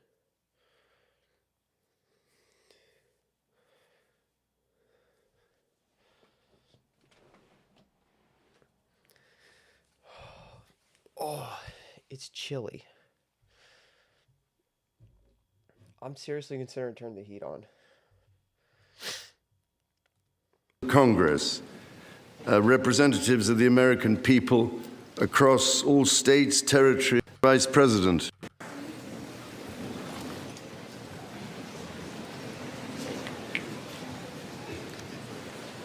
Yo, look.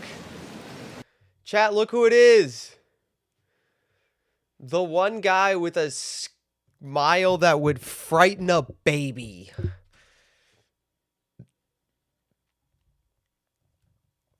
I'd recognize that Indian saw mask anywhere.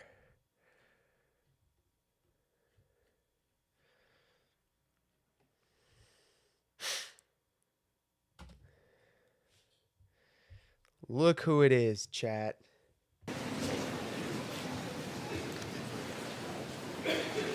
Mr. Vice President, Mr. Speaker, members of Congress, representatives of the American people across all states, territories, cities, and communities.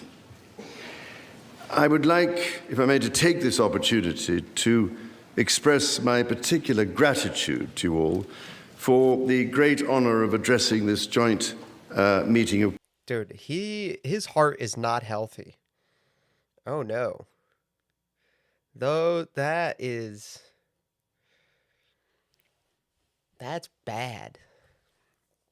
That's not good. I don't think those are supposed to look like that.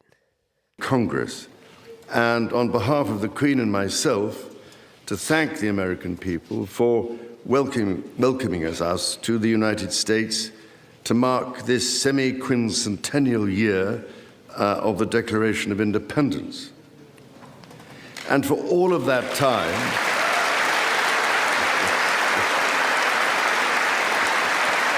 his fingers, yeah, I think that's clubbing. I don't know if that's what clubbing technically looks like, but it looks like clubbing to me.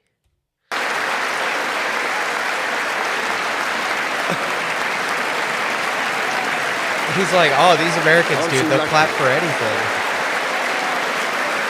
Oh, look who it is. Losing the primary man himself. Right there. There's Tom Tillis. Dude. Here's Tom Tillis. That's John Thune. Look at them all sitting together. Screwing the SAVE Act over. Yay. We should let everybody vote like you do. Because we're stupid. Oh, gosh, I hate them. Lord, forgive me.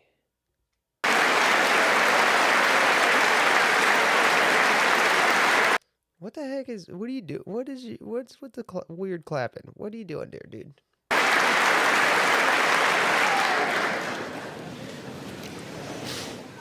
and for all of that time... Sorry, I want to look at something. I just noticed something. Why has literally everyone with their phone out taking a video in Congress? Why have they all been women in this exact age group? I was looking. I was trying to hope to find like one guy for it not to be like that stereotypical. Because I just was like, yeah, there's got to be something else. But nope. Don't look like it. For all of that time, our destinies as nations have been interlinked. As Oscar Wilde said, we have really everything in common with America nowadays, except, of course, language. So ladies and gentlemen, we meet in times of great uncertainty, in times of conflict from Europe to the Middle East. The true king of England. I'm pretty sure Charles is the king of England. Who's the true king of England? If it's not Charles, what are you talking about? Which pose immense challenges for the international community and whose impact is felt in communities the length and breadth of our own countries. We meet to... Yo, what's up, Negative Way? How you doing, brother? Good morning. Happy Sunday to you, King. Bonnie Prince Charlie, obviously. I don't know. What? Huh? Chat. What the heck are you guys on today? In the aftermath of the incident not far from this great... How am I? I'm vibing, dude. I'm doing pretty good. We made custom chat emotes. You were asleep when I made these today. Check this out, dude. Check this out. Not checked it. Emotes. Custom alerts. Check this out. Watch this.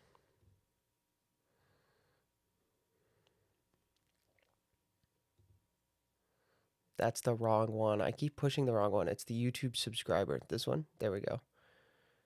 That one. Then we have this one.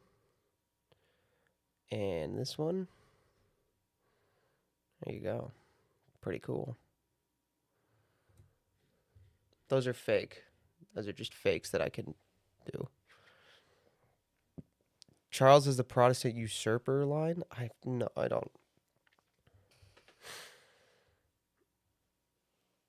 I remember when Princess Diana was around. I mean, she was married to a terrorist kid, wasn't she? Or she was engaged to a terrorist kid, right? Dude was a terrorist, right? Is that not a thing?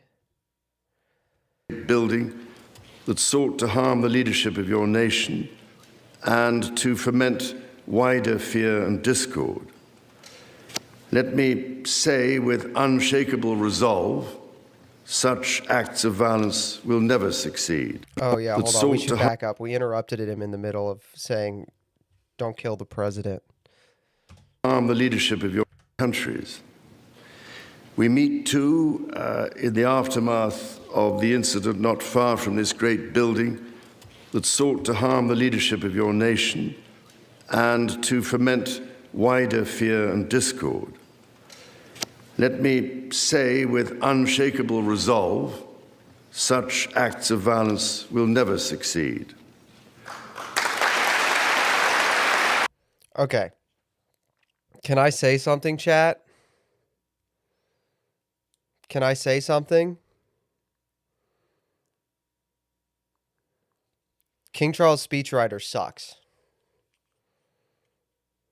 Either that or he's just really bad at reading it. But either way, I think this might be on the speechwriter. Because when you're the speechwriter, you have to write for the guy delivering it. Unless they do, which is why we need to stop them. Yeah, that's true, obviously. Anyway, can I say, let me finish my thought on this. Okay, let me think. Keep chatting, but also let me think about this for a sec. Yeah, the speechwriter, dude. When you're a speechwriter, you have to write for you have to write with the deliverer, the person delivering the speech in mind. And like he's so slow and like solemn and just what is it? What's the line? Will never succeed. Unshakable resolve. Such acts of violence will never succeed. Right? Like, what do we... It's just not a line that he's going to deliver well, right? Because what you want the, like... That's a line you want from, like, you expect to hear from Churchill. You know, you've got that's a very Churchillian, like... Let me say, with unshakable resolve, that such acts of violence will never succeed. You know, you need some oomph on the end of that. Now, that's me saying, like, King Charles is delivering this speech poorly. Can I say something? Bro, we're here to hear you say stuff. That's fair. Fair. All right? Fair point. That's fair. On me, and I apologize for that. All right? And I apologize for that. Anyway, continuing on. right? Charles is not delivering this speech well, but I think that's still on the speech writer, because when you got the guy who's not going to hit the like bop notes, right? You don't write a speech with bop notes. Like, what do you do? You know? Like, okay. Here you go.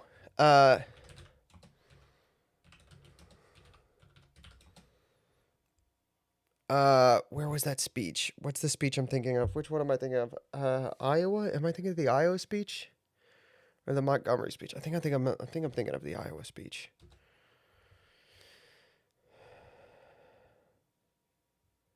Yeah, this one. Yes. Des Moines. Yes, I was thinking of the Des Moines one.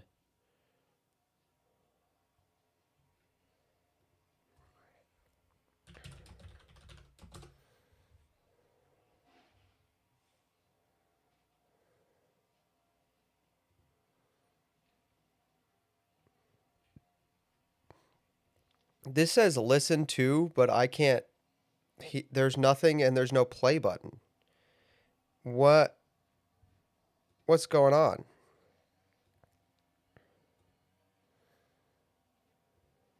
It's this one.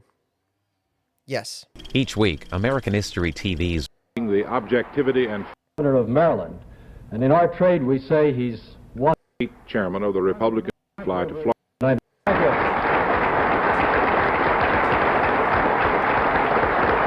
Thank you very much. Thank you very much.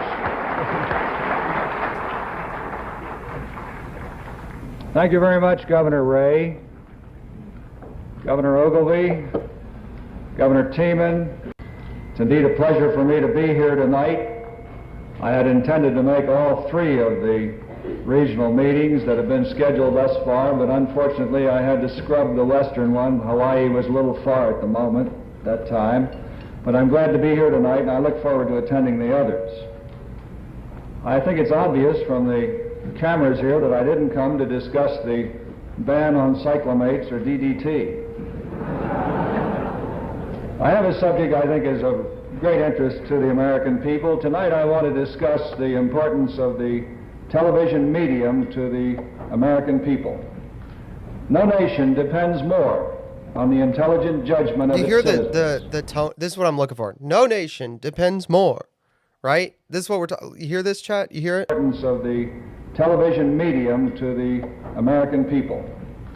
No nation depends more on the intelligent judgment of its citizens. And no medium has a more profound influence over public opinion. Influence over public opinion. You hear that?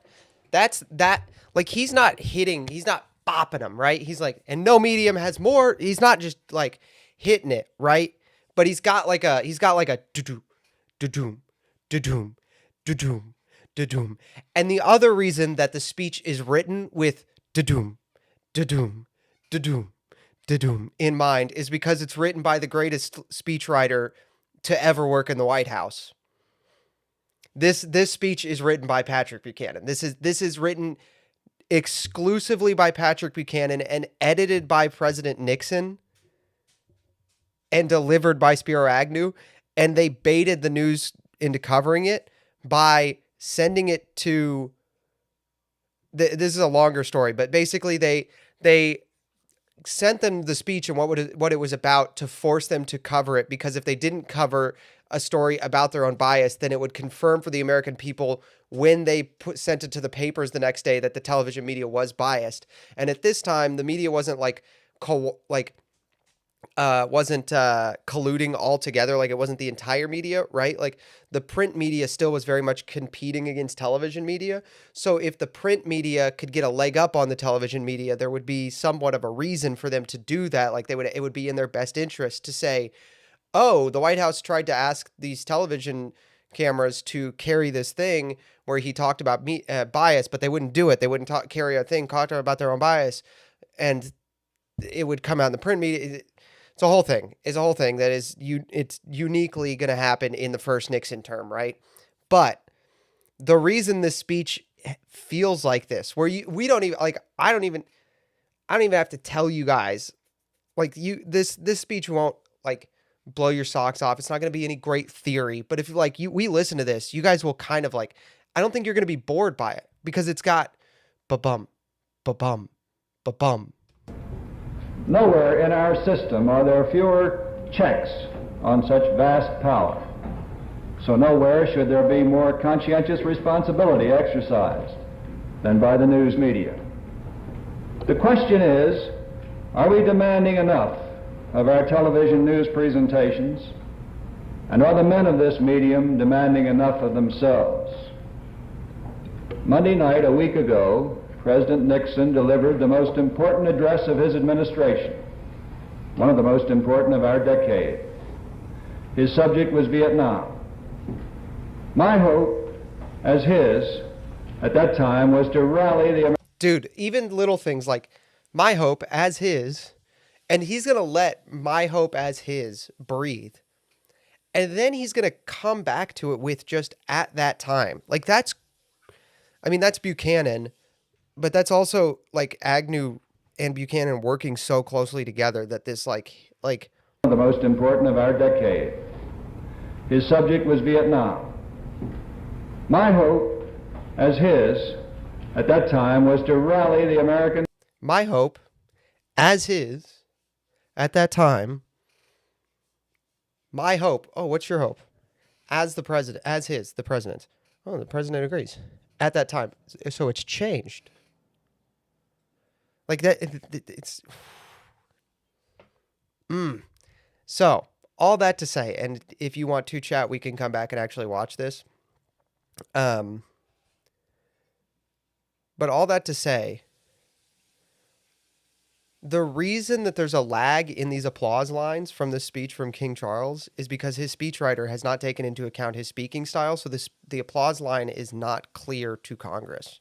Too, in the aftermath of the incident not far from this great building that sought to harm the leadership of your nation and to foment wider fear and discord. Let me say with unshakable resolve, such acts of violence will never... So that you see that there's something of a cadence, but there's no tone. So it doesn't. You can't really find the cadence as a natural listener, because there's not a tone. It's very monotone. There's a cadence, right? There's something of a rhythm, but there's no tone. Never succeed.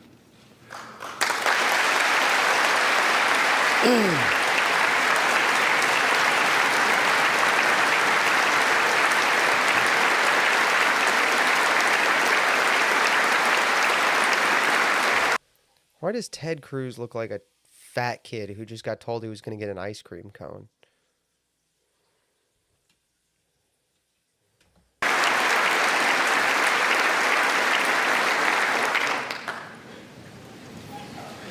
Whatever our differences, whatever disagreements we may have, we stand united in our commitment to uphold democracy, to protect all our people from harm, and to salute the courage of those who daily risk their lives in the service of our countries.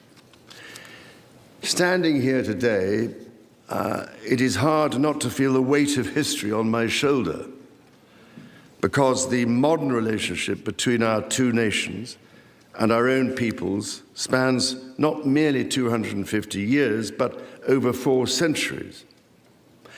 It is extraordinary to think that I am the 19th in our line of sovereigns to study with daily attention the affairs of America.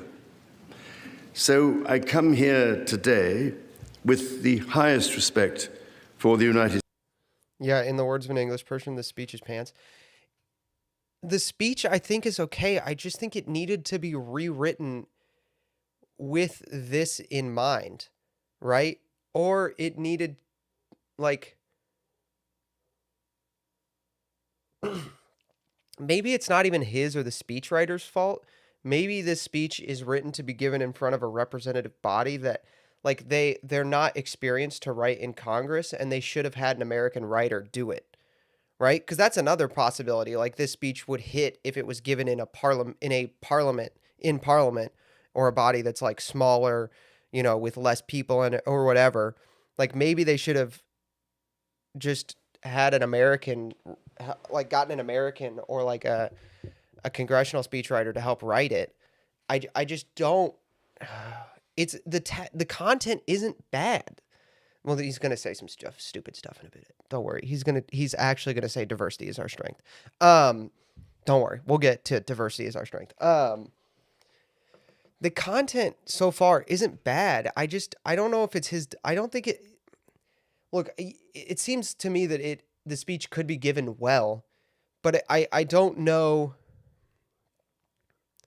It may have needed rehearsal, but I doubt Charles would do such thing. It could be that, but I also don't know that it, like, one of the jobs of a speechwriter is to write with the tone of the person you're writing for, you know?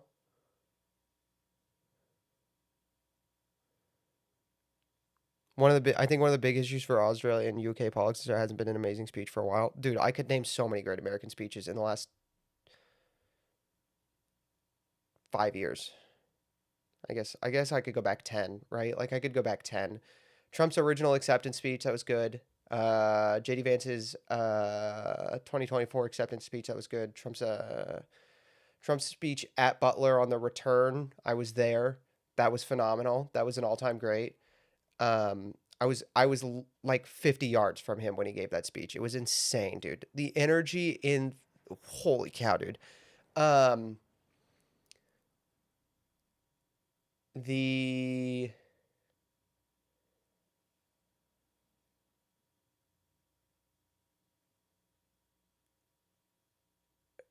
of the speeches at the Kirk Memorial were really good. I'm trying to go back 10 years. So I'm trying to go back a ways. I mean, I said it, and I'll say it again, but like the most recent State of the Union was phenomenal. I wasn't at the original Butler. I was at when he came back to Butler. Like when he came back to Butler to like do the return rally where he just came back to like make a point like, let's fucking go, you know? I was at that one, and I was about 50 yards away from him. It was ballin'. It rocked. The State of the Union, the most recent State of the Union was so good. That's part of the reason I'm so upset about Iran, is it burned so like that State of the Union could have carried us to the midterms. Let me go back.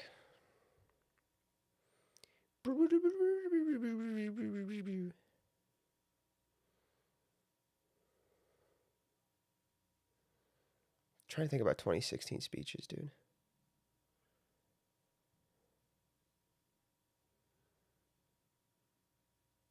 Okay, here's a hot take.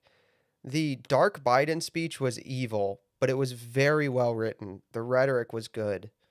Like it backfired. It didn't really backfire. I think they expected it to like hit the right the way it did. Like they wanted it to scare the right the way it did. For it did what it was supposed to do, and for that it was well written and delivered pretty well because they coked him out of his mind. But yeah. The Butler return speech, Dark Biden.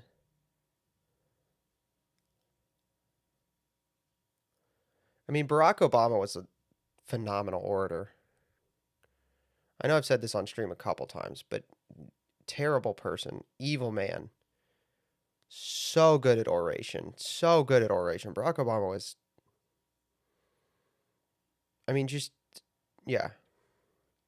Also, he does have a speech that is going to go down he has at least one speech that's going to go down in history for all of time, like it'll be talked about 100 years from now. And I mean, cause he got to do my fellow Americans, I can report that today at we have the United States has found and killed Osama bin Laden. Like people are going to talk about and people are going to talk about that either way because the topic, but he did deliver it well, you know? Yeah. Americanism, not globalism, will be our credo. That's a great one. I mean, George Bush on the Rubble. Dude, George Bush on the Rubble is a top 5 speech in American history. Come at me about that one. Honestly. It might be, it might be the best. It is in the conversation for the GOAT. I know it's short, but George Bush, megaphone on the rubble, might be the best speech ever given in American history, dude. It really might be. Like, oh my gosh, it was so good. It really could be the best in American history. I don't know.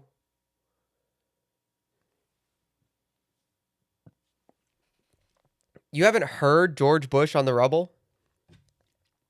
No way. Really? Are you American? Or are you Aussie? My chat's so crazy spread that I don't know who's who. Who's from where?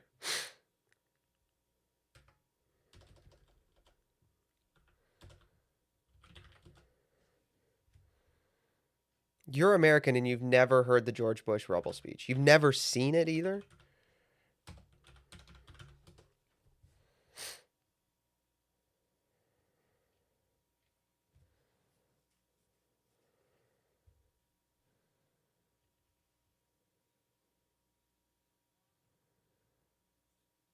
I really think this could be the best speech in American history. I don't know. Maybe I'm high.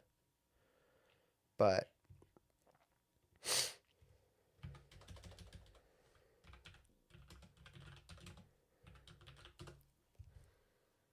maybe I'm like out of my mind, but I think this is in the conversation.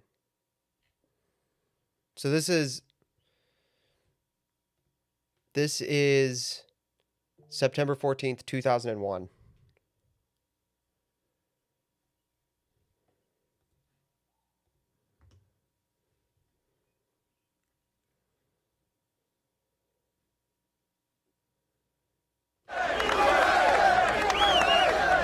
This is impromptu, unwritten. He showed up, they gave him a megaphone, started chanting USA. Go get him, George!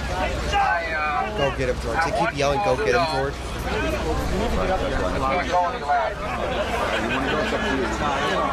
I want you all to know that America today is on bended knee in prayer for the people whose lives were lost here, for the workers who work here, for the families who mourn. This nation stands with the good people of New York City and New Jersey and Connecticut as we mourn the loss of thousands of our citizens. I can hear you.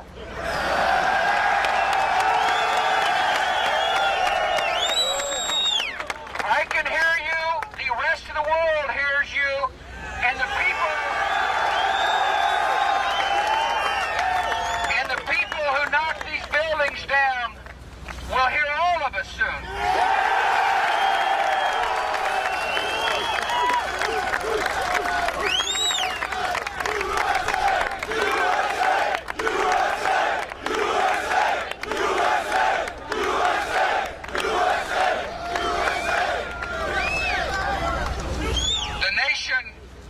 The nation sends its love and compassion to everybody who is here. Thank you for your hard work. Thank you for making the nation proud. And may God bless America.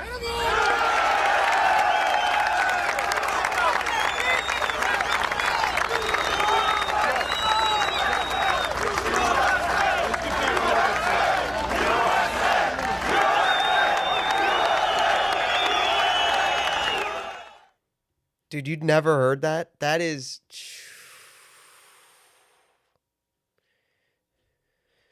just off the dome like that? Dude.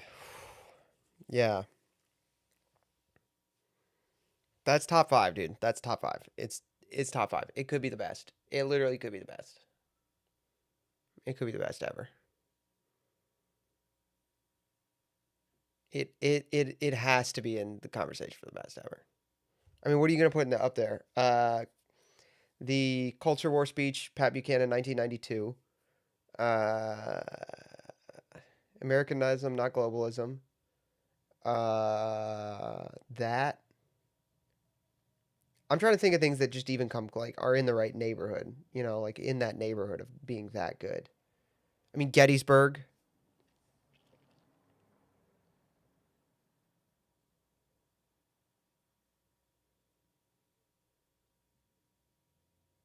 I can't think of anything else, honestly. I mean, like, I think it's in the it has to be in the conversation with Gettysburg. Um,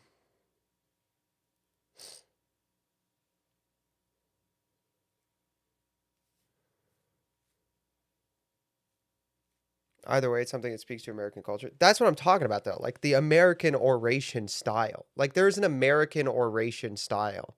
You know, there's the 7 years ago, our forefathers brought forth upon this land.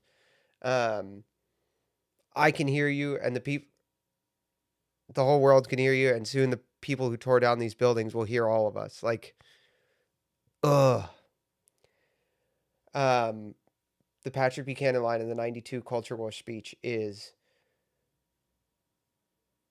"There is no greater love than this, to lay down their life for one's friend." I was struck by the bravery of these young men as they went block by block, pushing back for the elderly who they didn't even know, because they're inspired by one thing: force backed by justice.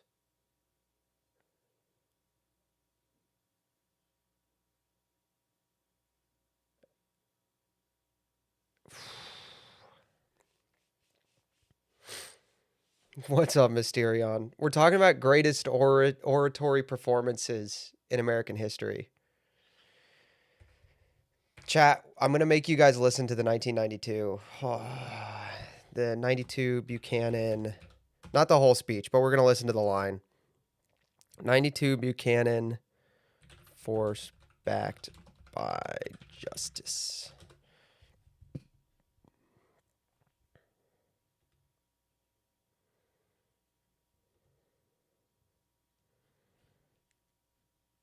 This speech, this is the kind of stuff I'm talking about, by the way. When we're talking about great oration, you guys will see in this speech and in the Bush Rubble speech the thing I'm talking about. That like I wasn't alive when this happened, and this almost makes me emotional. The Ground Zero speech makes me so emotional. I'm not gonna pretend that it doesn't. Like, I was very clearly welling up. It's phenomenal. Friends, this election is about more than who gets what. It is about who we are. It is about what we believe and what we stand for as Americans. There is a religious war going on in this country. It is a cultural war as critical to the kind of nation we shall be as the Cold War itself, for this war is for the soul of America. And in that struggle for the soul of America, Clinton and Clinton are on the other side, and George Bush is on our side. Dude, not a fan of HW. That's a true point, and it is a great line. And he wrote that himself, dude. It's so good. That's not the line I was looking for, though.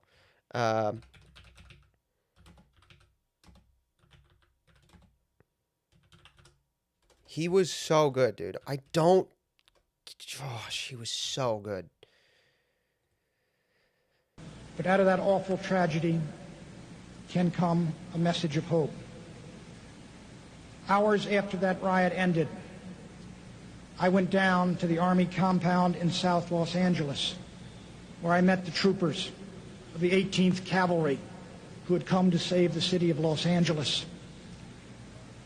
An officer of the 18th Cav said, "Mr. Buchanan, I want you to talk to a couple of our troopers."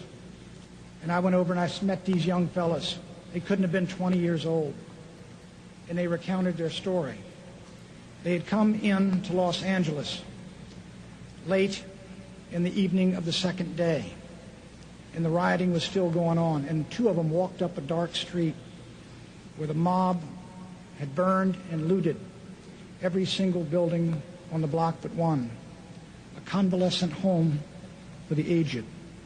And the mob was headed in to ransack and loot the apartments of the terrified old men and women inside. The troopers came up the street, M16s at the ready, and the mob threatened and cursed. But the mob retreated because it had met the one thing that could stop it. Force rooted in justice and backed by moral courage. You know, gosh, he was so good. Wow, Charles, I'm so sorry.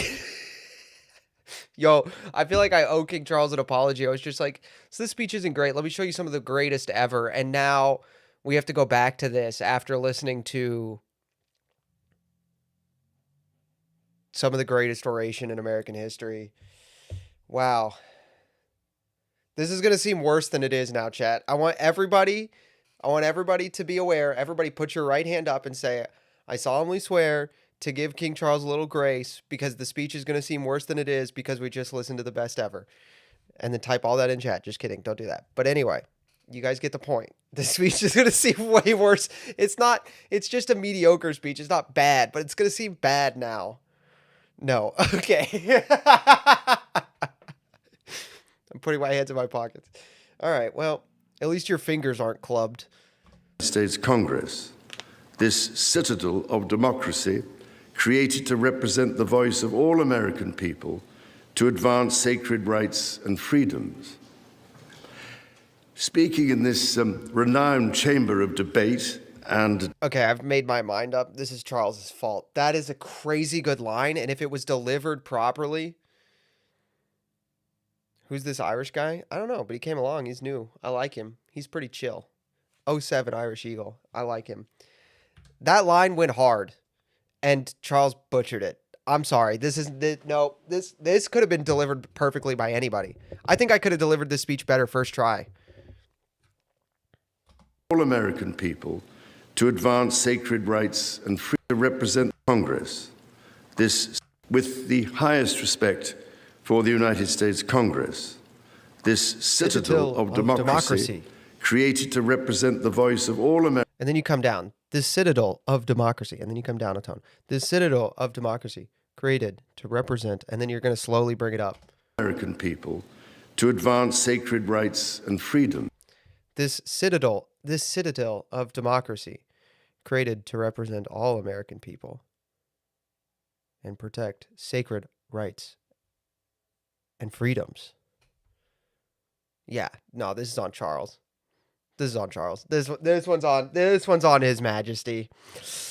I'm sorry to the speechwriter. I owe the speechwriter an apology now because I said it was his fault, but it very clearly isn't. That line is great. That is a great line. It rhymes. It's got cadence.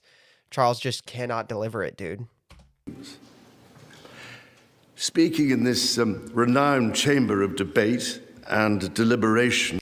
Like he almost seems like he wants to seem casual, like he thinks he needs to for an American audience. But if he was just more haughty about this, it would be better. Not speaking in this renowned chamber of debate, like he seems like he wants to feel casual about it, but it's like, no, speaking in this renowned chamber of debate, like just be haughty about it, dude. The speech will sound good haughty. No, the Irish guy making the speech. This is the King of England, Visterion. This is the King of England, dude.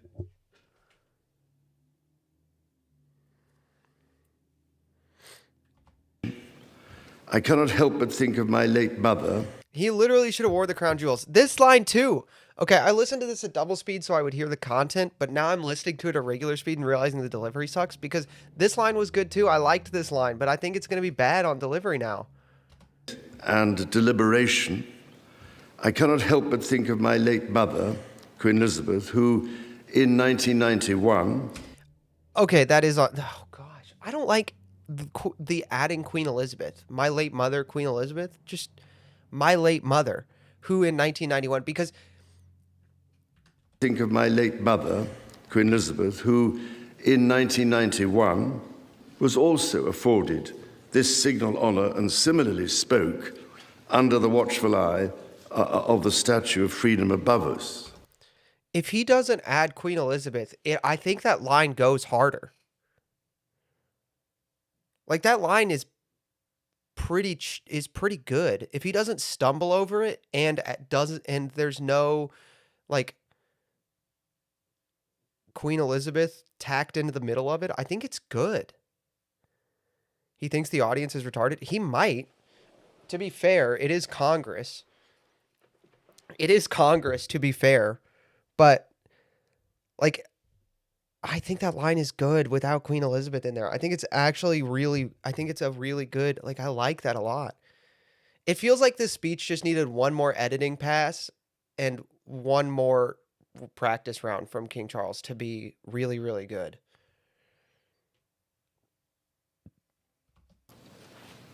Today, I am here on this great occasion in the life. Here's the other thing, right? Lexio has said this, and it actually triggered what I actually I'm trying to say. He's saying, Lexio, you said, like, oh, don't say Queen Elizabeth. Everybody knows who she is. Actually, what it is it's not about claiming more for yourself, which is the thing you should do when you're the King of England speaking to the Congress of the United States. You should, like, be comfortable in your office. It almost feels like dishonorable to the late Queen to have to add my late mother, Queen Elizabeth. Because when you just say my late mother and honor her as your mother, as the current king, like, I think that does you more honor and it does her more honor. It just feels better in, like, both of those ways. I don't know if that makes sense. Does that make sense, chat? What I'm trying to say? Like, when he's, like, feels like he needs to tell people who his mom is, it feels like he's trying to be, like, if he just says my late mother, he feels more confident, but also it feels like more respectful to her memory. Does that make sense? Like, my late mother, Queen Elizabeth, who also had the singular honor to speak in this chamber under the Statue of Freedom, right? Or my late mother, who also in 1991 had the singular honor of speaking in this chamber under the Statue of Freedom above us. Your chat got nuked. Was the Ottoman? Oh, sorry.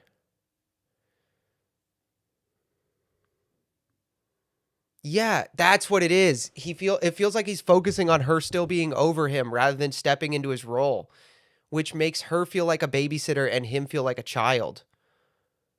He can't join Kick. That's what it is. Because he's in Australia, they require ID.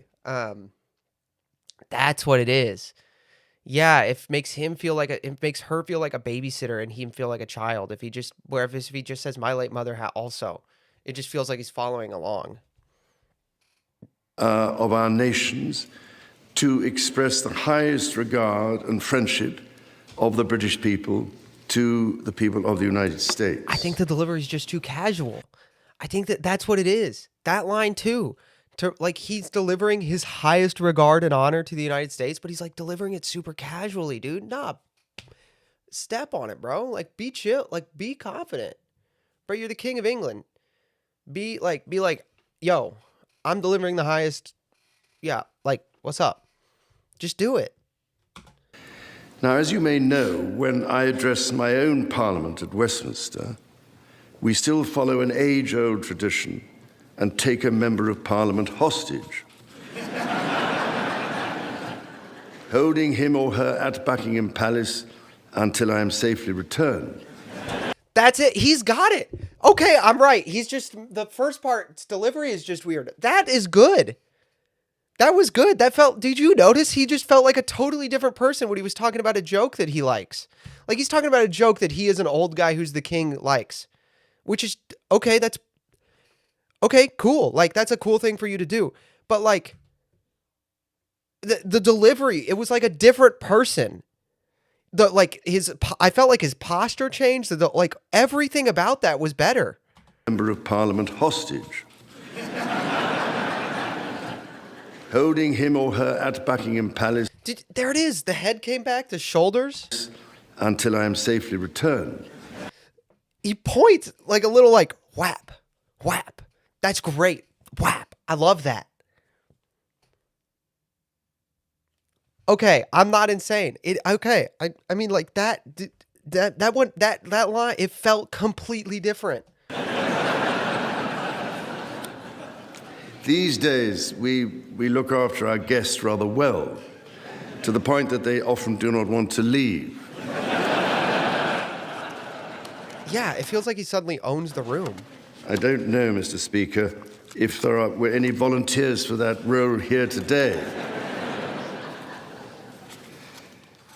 As I look back across the centuries, Mr. Speaker, there emerge certain patterns, certain self-evident truths from which we can learn and draw mutual strength. With the spirit of 1776 in our minds, we can perhaps agree that we do not always agree. What is going on?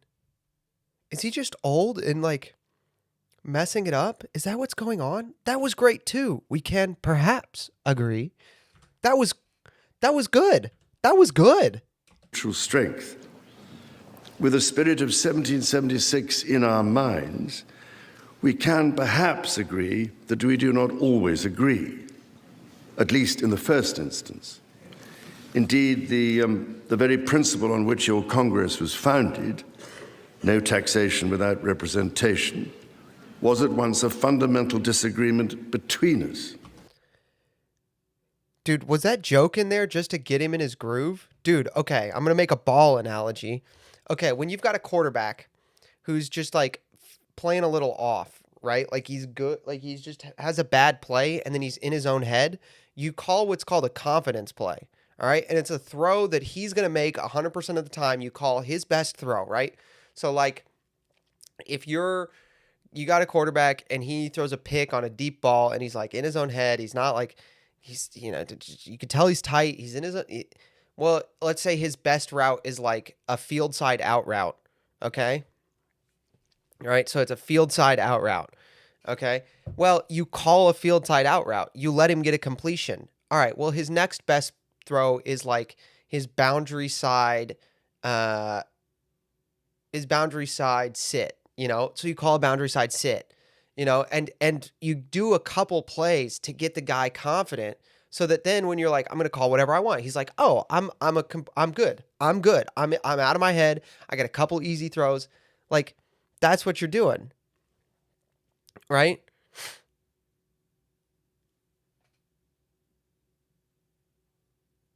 Was the joke. I feel like the joke was the confidence play.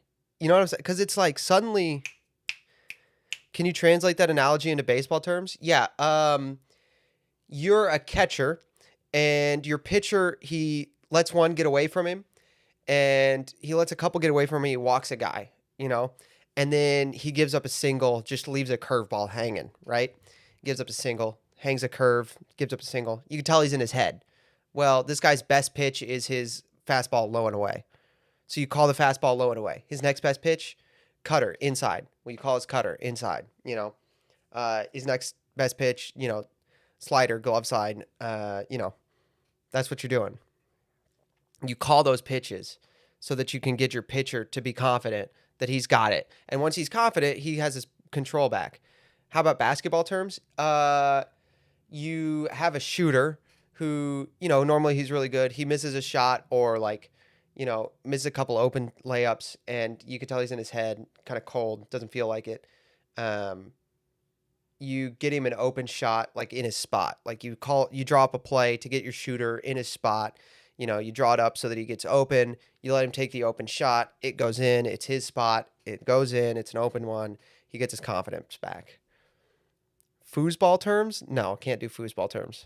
I'd understand this more in tennis terms. I don't know enough about tennis. Sorry. I feel like ripping them. Soccer? Yeah, your striker misses a couple easy open goals. So you call up a play that lets him just get some confidence back, get some control, get the ball deep. I know he's probably not going to score, but you know, you get your striker feeling confident. Can you describe this in Fortnite terms?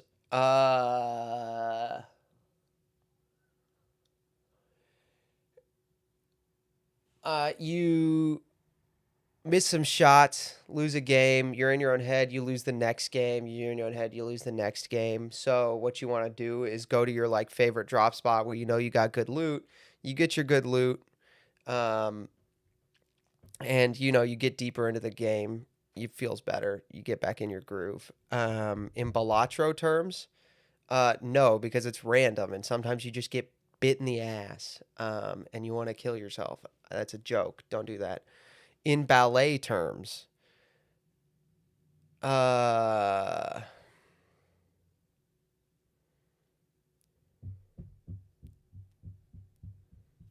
do ballet?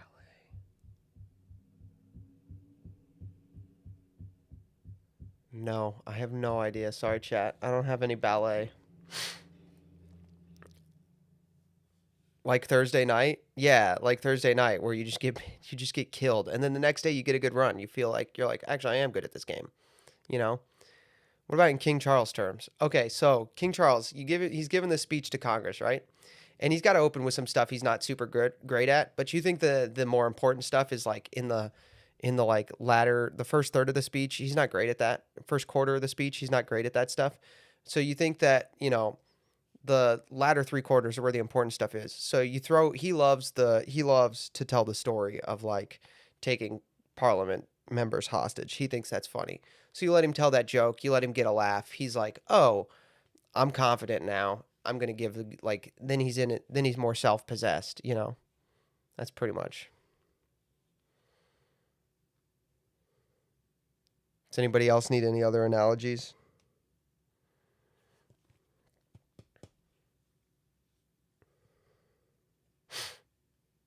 Anybody else need other analogies? What about football? I did football. Do World War II terms? I don't know if I could do that because I don't know enough about like actual war strategy, dude.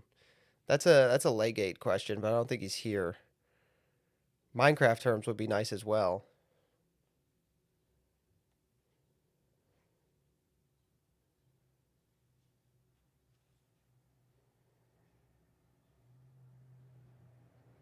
I don't have that one for some reason.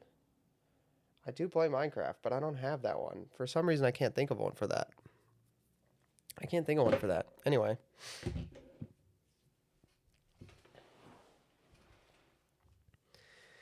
And at the same time, a shared democratic value, which you inherited from us. Ours is a partnership born out of dispute, but no less strong for it. So perhaps in this example, we can discern that our nations are in fact instinctively like-minded, a product of the common democratic, legal, and social traditions in which our governance is rooted to this day. Drawing on these values and traditions, time and again, our two countries have always found ways to come together. And by Jove, Mr. Speaker, when we have found that way to agree, what great change is brought about, not just for the benefit of our... So he's not a great orator, but this is markedly better. Space race terms? Apollo 14. Not Apollo 13. Apollo 13 is the first quarter of the speech. This is not bad, right? It's not great, but it's markedly better. I think that joke was in there just to get him confident, or maybe just getting the laugh did it for him. I don't know if it was on purpose or not, but getting the laugh got like he's doing a little better, you know. Peoples, but of all peoples. Found that way to agree, what great change is brought about, not just for the benefit of our peoples. He's actually got tone now. He's not monotone. It's weird. But of all peoples. This, I believe, is the special ingredient in our relationship. As President Trump himself observed during his state visit to Britain last autumn, the bond of kinship and identity between America and the United Kingdom is priceless and eternal. It is irreplaceable and unbreakable. Hearing him deliver a Trump line makes it clear how bad of an orator he is. He's still not good. He's not good. He's not good. But it's not as bad as the first quarter. He got way better.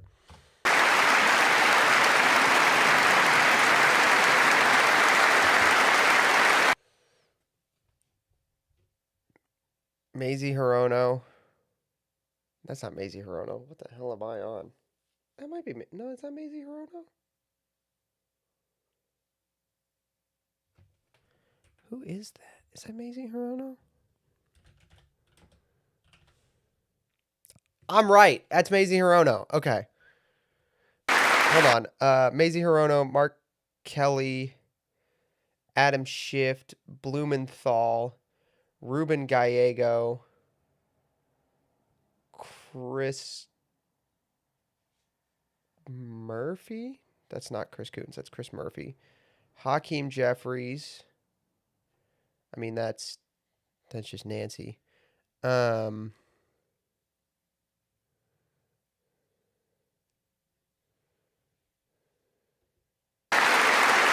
Cory Booker in the bottom left? Dude, this is... Pelosi's still in Congress? Yeah, she's just not the speaker, but yeah, she's still in Congress. I don't know who that is. I don't know who that one is. I freaking used to know this one. I thought I knew that one. I thought I knew her.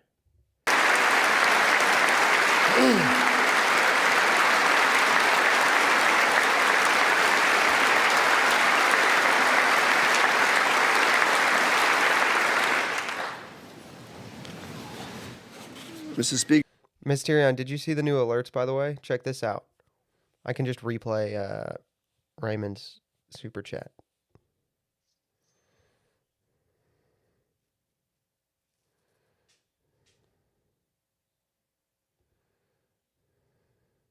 And then here's Atom Bomb's follow.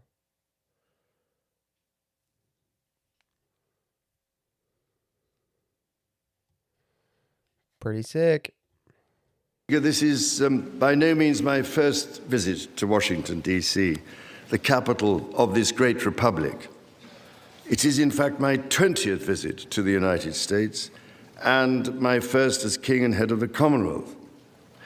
Is this a hot take? 75% of Americans 1780s would have been fine with a monarch king like the ruler post-revolution. Yeah, actually, they tried to get George to be king. They did try to get George Washington to be king, so probably would have been fine. It was just more about the taxation without representation thing, and also like being across the ocean. Yeah, they literally wanted to make King Washington king, which this is a real fact. If George Washington had been king, then at one point, Robert E. Lee would have been the king consort to the Queen of America. That's a real fact.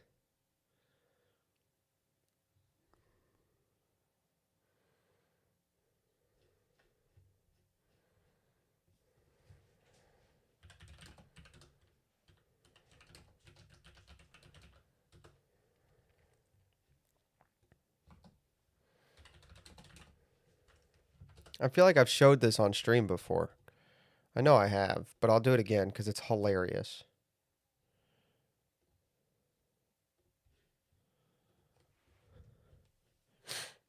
So,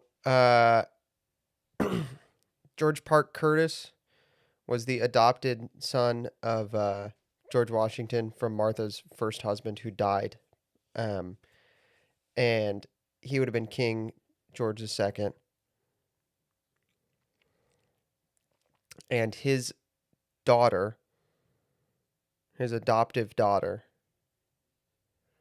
would have been Mary Custis.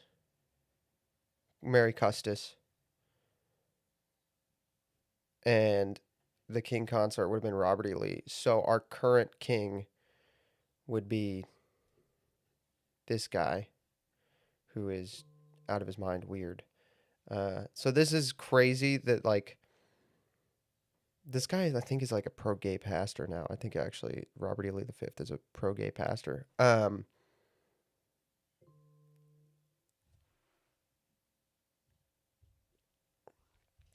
But anyway.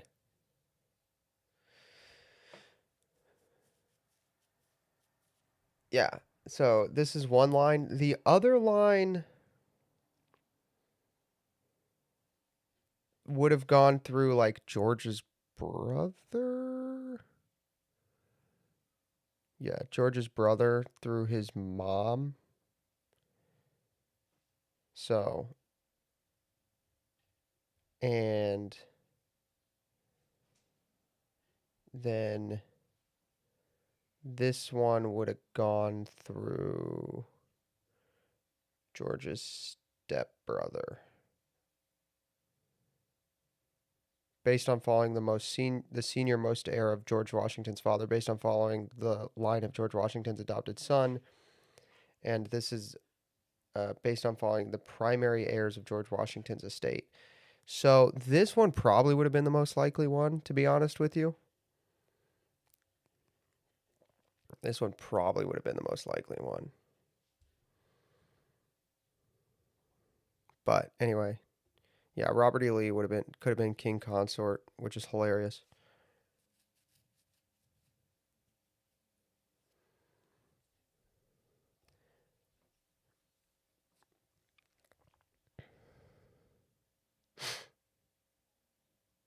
We think current king assassinations and such like, yeah. I mean, everybody just thinks king means tyranny in America because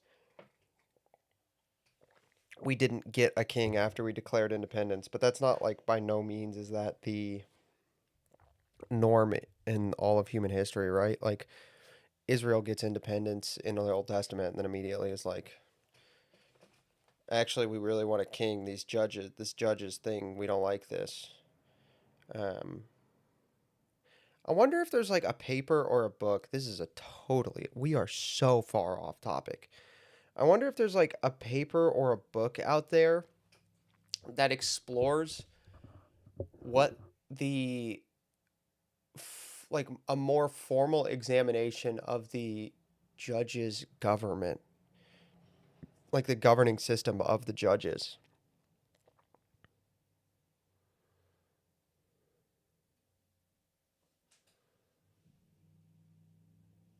Like what that really was like from the Book of Judges. I wonder if there's a paper or book that explains that. That would be a really interesting read. It had to be a just oligarchy? It had to just be oligarchy? Yeah. I don't know. I'm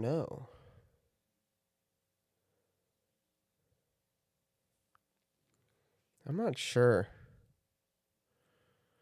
What's the most viable way to get a monarchy in the U.S.? I suspect it would have to be civil war, but I'd really not like that. Most viable way is in the way that it has the way that's most likely to work to actually end up with a monarchy. Hold on. Yeah, dude. Nuclear fallout? Yeah, probably, dude. Honestly. Warlords. Nuclear fallout resulting in warlords that so slowly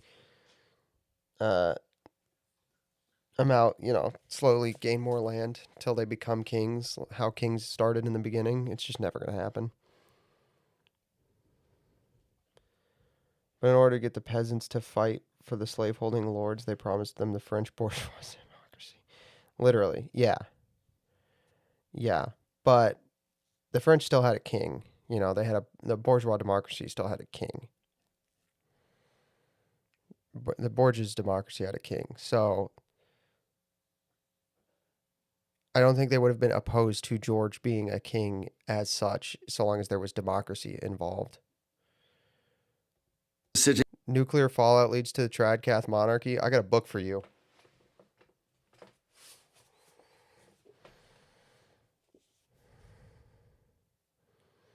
Bam. There you go, chat. Canonical for Leibowitz. The Kingdom of Denver, real in the Canonical for Leibowitz, but it ends up being the Empire of Texarkana.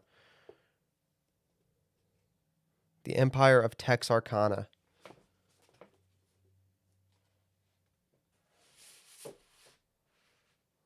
I should read Canonical for Leibowitz again. It's been like 6 months, dude. I should read it again. It's very good. Which symbolizes a period in our shared history, or what Charles Dickens might have called a tale of two Georges.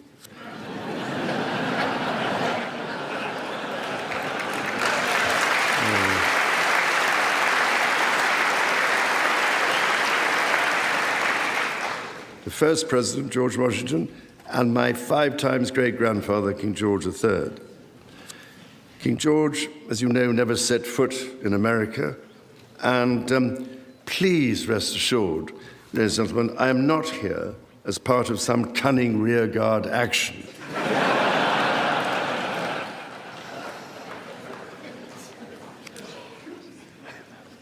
The founding fathers were bold and imaginative rebels with a cause.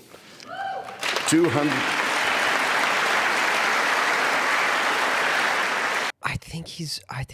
I don't think, maybe, you know what? I'm going back and forth. This doesn't have enough speech applause breaks. They needed an American to edit this and tell him where the applause breaks were going to be. That's not his fault, right? He's not ready for the applause breaks and stuff, and that tells me they didn't have an American check this and tell him where they were going to be. I think borders and government systems are so stable in the West, like new countries forming, ending is a third world thing.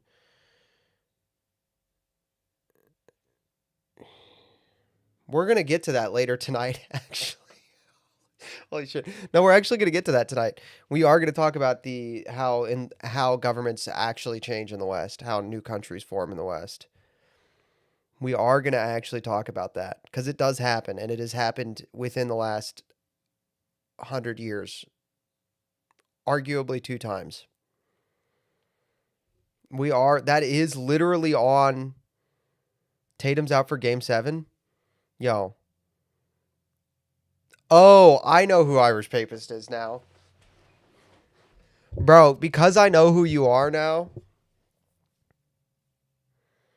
Because I know why? No, that can't be who I think it is. There's no way that's who I think it is. Because he would not be watching right now. Because he had a big day today.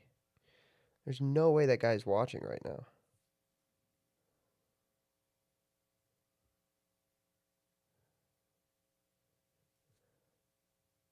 Is that the Iron Polygon? Yeah, we're going to read the Iron Polygon by Curtis Yarvin, which is about how governments form in the West. Yeah, we're going to read that. You're not? Okay. You're not who I think you are. Okay, cool. It'd be World War II and post-USSR, yeah. Nope. 250 years ago, or as we say... Do you know who I am? CHOOOCH13. That's a chemical of some kind. But I don't know who you are, unfortunately. I apologize. Thank you for being here, though. Thank you for watching. I appreciate that. That's pretty chill. I appreciate everybody who watches. I'm sorry Tatum's out for game 7. That's sad for you.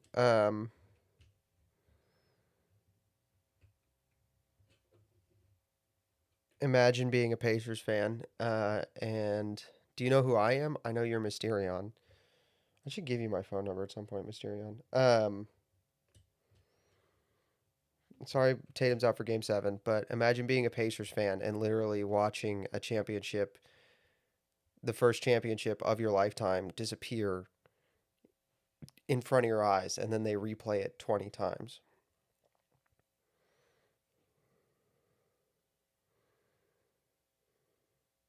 I found you through Pints and heard you being based on some podcasts and stuff. Yo, thank you so much for coming and finding me then.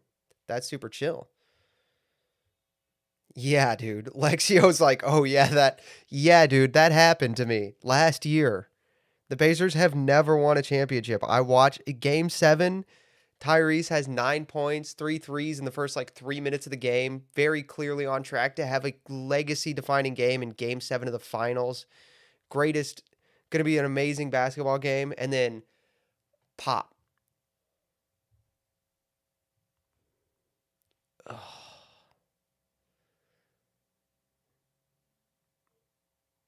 Pacers are a basketball team. Patriots are a football team. Yeah, dude. I'm going to be honest. People have been like, why are you so excited about the Hoosiers? Bro, this is totally off topic. I don't know if Chad cares about this or not, but I like sports and I'm not going to apologize for it. I really enjoy it. I like watching sports. It's an American pastime. It's fun. Okay. In the last couple years, all right, the Pacers had a legendary run 2 years ago. Then they had a legendary run last year that ended with the Game 7 Achilles tear. We like sports and we don't care who knows. So true. Then, so they had the crazy run that ended against the Celtics. So Irish Papers, I know, remembers that one. That was the 2024 playoffs. 2025 playoffs ended with the Game 7 Achilles tear. All right, so 2 heartbreakers back to back. The Colts went 8-1 in the first 9 games of the season, and then Daniel Jones popped his ACL. It was either his ACL or his Achilles, and then they went 2-7, I think, in the rest of the season, like the rest of the year.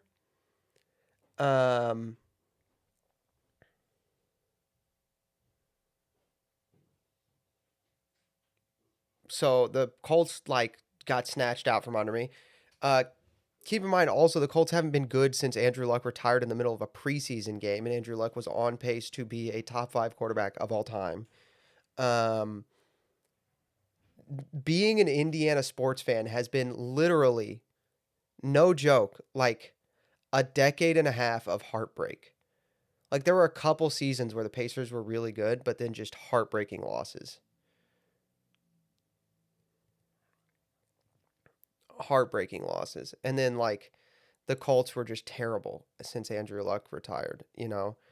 And then all of a sudden here comes Curt Cignetti. Dude. Finally. Like I was watching sports because I'm a man, right? You watch your teams when they suck. But finally, it was like the most cathartic. Imagine being a Cleveland Browns fan. I could never. Dude, I was going insane after 7 years of everything being the worst. Oh, I'm so sorry. I could never. But yeah, no, being a Colts fan was crazy. Because being an Indianapolis sports, a fan of sports in Indiana and Indianapolis is the most frustrating experience, dude. Because everything, it feels like everything's going to be great. At once every other year, one of the teams is killing it. And then there's something happens, injury, pop, you know? I mean, Paul George with the crazy shin injury. It was the shin, right? Or the knee that turned backwards. And then Victor Oladipo with the career-ending injury. Tyrese Halliburton with the Achilles Game 7 last year. Peyton Manning with the neck injury, but then you end up with you end up with Andrew Luck, so that's okay. And then Andrew Luck retires because the spleen injury. And then Anthony Richardson looks good, but then he just bottoms out. He's terrible. Oh. And then all of a sudden, Curt Cignetti, here he comes to save me from my misery. At least we have Ohio State. Not anymore. Welcome to the Sig 10, bitch. Back to back. We're going back to back. Come at me.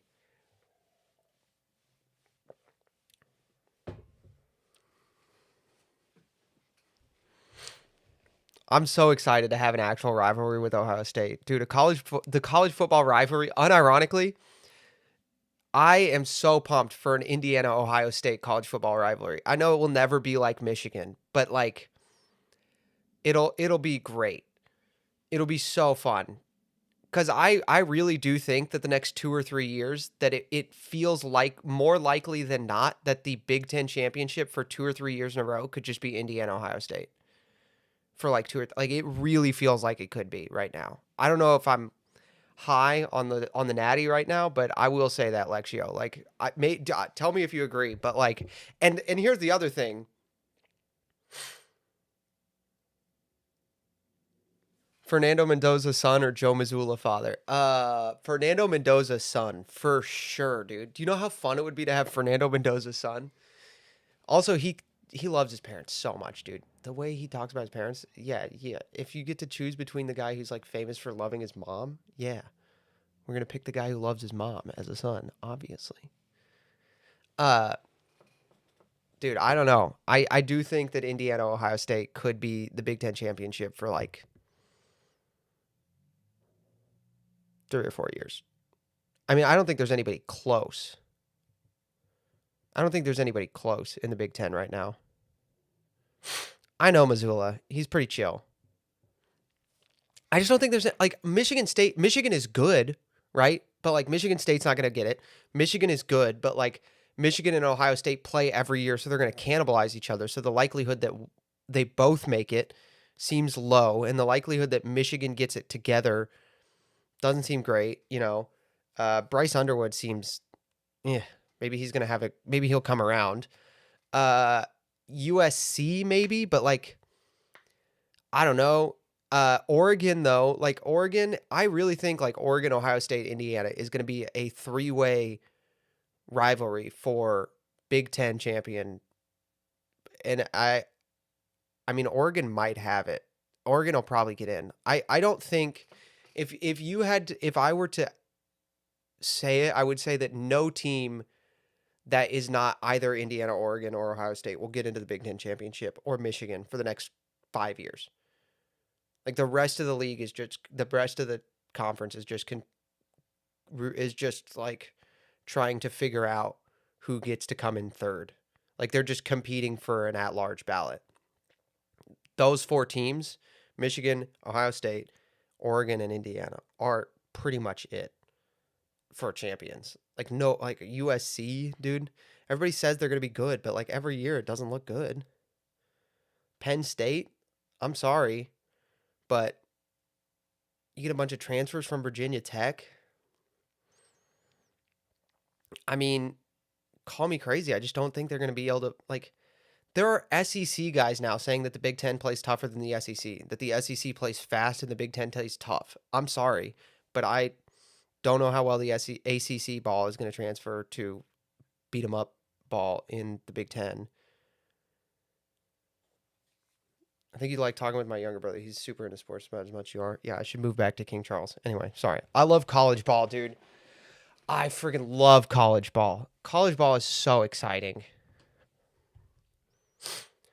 I will unironically, if I have nothing to do on a Saturday morning, this is not a joke, I will go on YouTube and put on old college football games and just watch them in the off season. I'll do it. Not like old classic games, you know, the Kick Six game,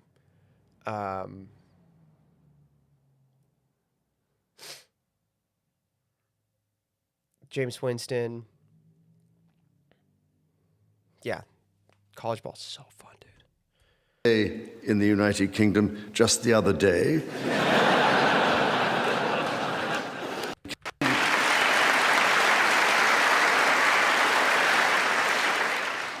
250 years ago, or as we say in the United Kingdom, just the other day,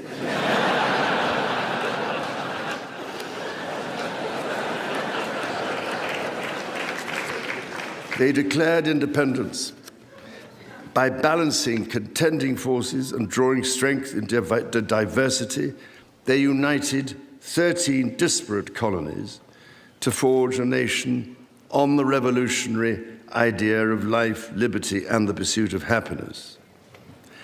They carried with them and carried forward the great inheritance of the British Enlightenment, as well as the ideals which had an even deeper history in English common law and Magna Carta.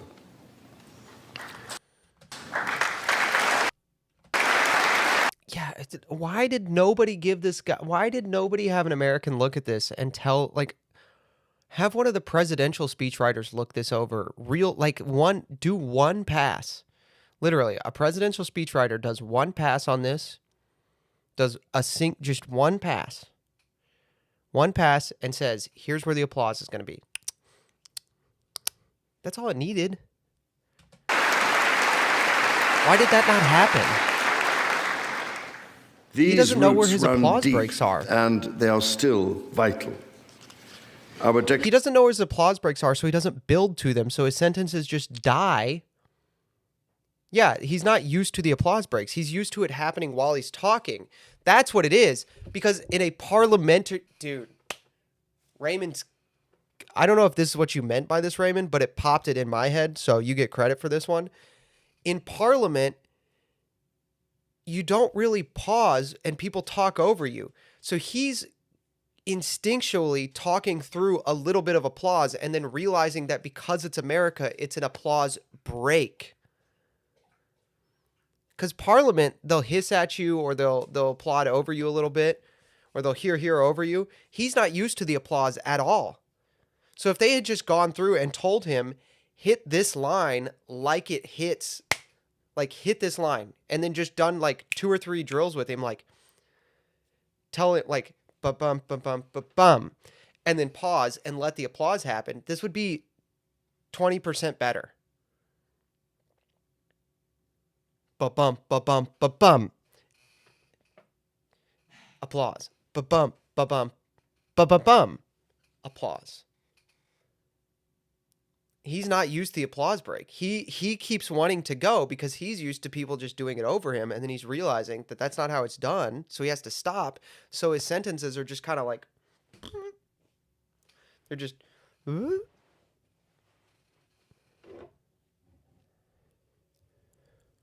Declaration of Rights of 1689 was not only the foundation of our constitutional monarchy, but also provided the source of so many of the principles reiterated, often verbatim, in the American Bill of Rights of 1791.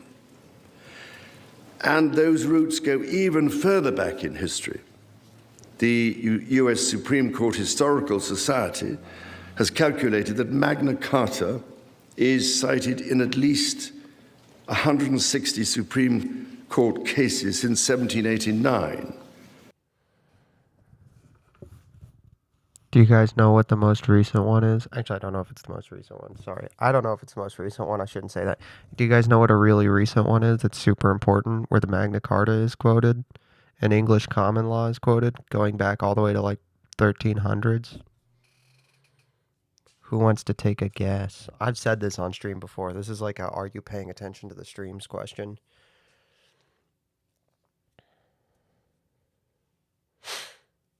Dobbs. Yep. Way to go, Nick. Way to go, Nick. Nick is my guy. He's out here being like sports, don't care who knows. It was Dobbs. It was overturning Roe.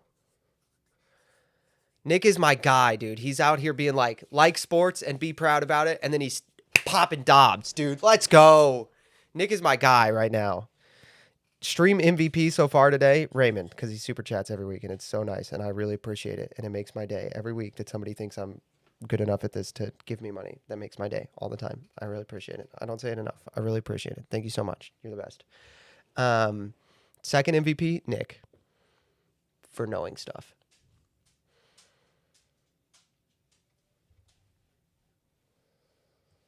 Not least as the foundation of the principle that executive power is subject to checks and balances.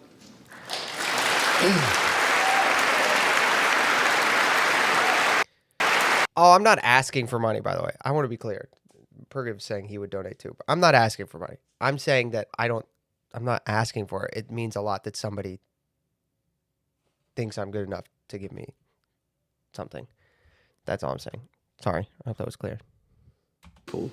That executive power is subject to, at least as the foundation of the principle that executive power is subject to checks and balances.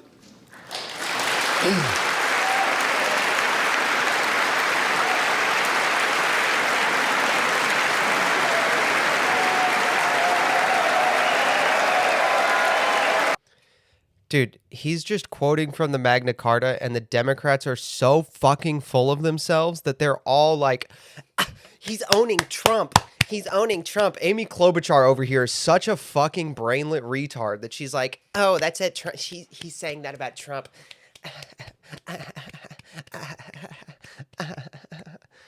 Shut up, bitch. Go back to the kitchen.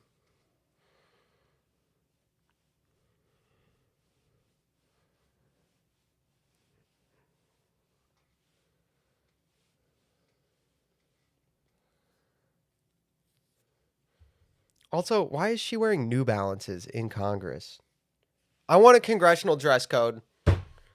New thing to call your senators about. Holy Clip Farm.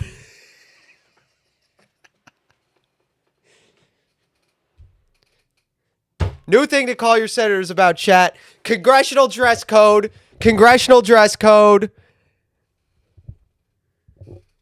If Amy Klobuchar went back to the kitchen, what would she cook? Probably just do the dishes. I don't know that she can cook. She looks like she doesn't know how.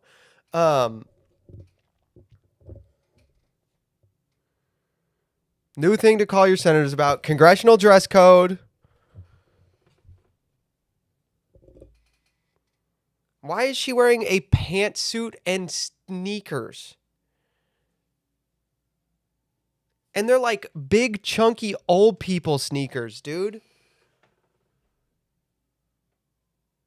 Chat, don't call your senators about a congressional dress code. Just to be clear, do not do that. Call your senators about safe. But there should be a congressional dress code.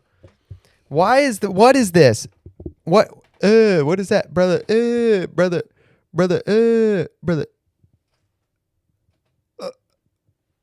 Can I? Right there. Brother, what's that? Brother. Both? Okay. All right, Legate's here.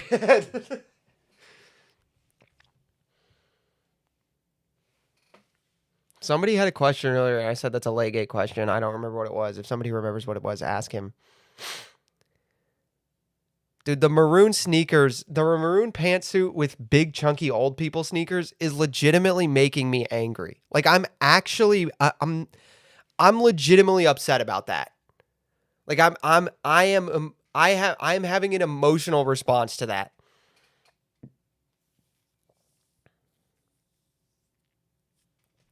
I'm having an emotionally angry response to this.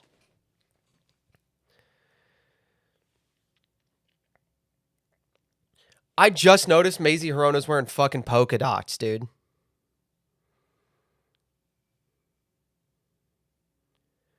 She's wearing polka dots. Dude, hold on, chat. I'm sorry. I got to turn the chat box and the view count off for just a second. I promise I'll turn it right back on.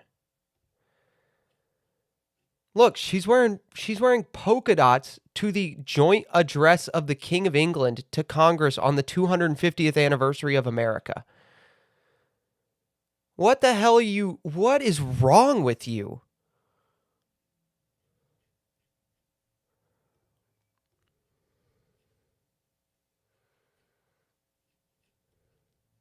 I need a dress code? I think this shirt's cool, dude. This is a shirt made to look like an old Polaroid ad, but it says Patienti Dominici Gregis, which is Pius X's encyclical against the modernists. I got it from Saint Wave. Saint Wave makes good stuff. Saint Wave makes good stuff. Not you, Congress. Oh, okay. Yeah, our Congress does need a dress code. Saint Wave makes good shirts. This one's one of them, I think. I don't know if he still makes it. Saint Wave, if you see this clip and you want to give me a code or something to give chat, I wouldn't say no. A special address to the King of England should be black tie at least. It should be white tie, honestly, but black tie minimum. Yes, black tie minimum. Dude, the fact that they were dressed better for the White House Correspondents Association than for the King of England coming, they were literally dressing better for the media than for the King of England. That just hit me. Oh my gosh. Oh no.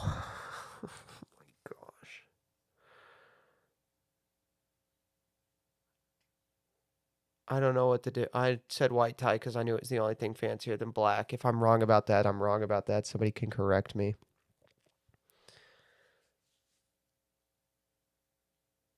They dressed better for the White House court. They dressed better for the media than for the King of England.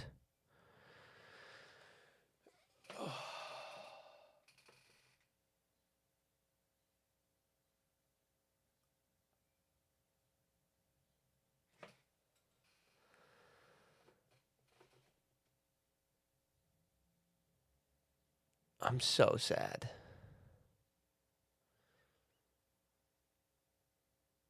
I'm hesitant, however, I'm not convinced our political class knows the difference. That's the point I'm making. That's why I'm sad. In a stupid way, kind of based, because I wouldn't clap for the King of England. Typical Aussie, not knowing how good they have it, dude. I would kill for a ceremonial, genetically passed office in American government, dude. Benedict 323, King of the United States and of Great Britain and of Northern Ireland and his other realms and territories. England has not ceased to be an independent realm in 1707. What? Thank you for chatting. King of the United Kingdom of Great Britain and King of the United Kingdom of Great Britain and Northern Ireland and its other realms and territories. England ceased to be an independent. Oh, okay. The technicality. All right, the technicality. Okay, fair. You got me. You can have a republic with a ceremonial monarch. That's what I'm saying. I would kill for it. Like, I want a monarchy. I'm a monarchist. But also, if I could just get a ceremonial monarch that was passed genetically, that had like some honor and respect and like old world je ne sais quoi, that would be awesome. The USA is the true successor of the English throne, so we should assume the head of the English Commonwealth.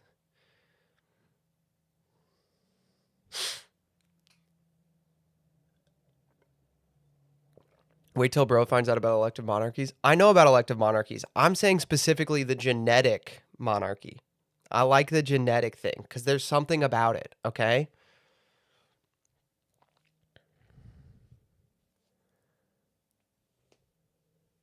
No Australian is interested in an unknown, untested, divisive politician's republic. I don't know, maybe. Look, I didn't say anything. I don't know. I haven't read the chat box.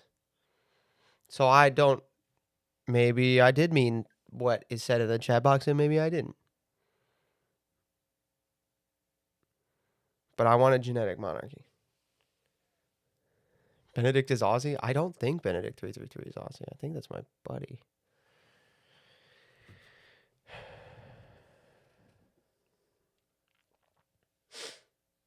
Chat, have you seen this game Gamble with your friends? Do you guys want to play this later tonight? Could be super fun.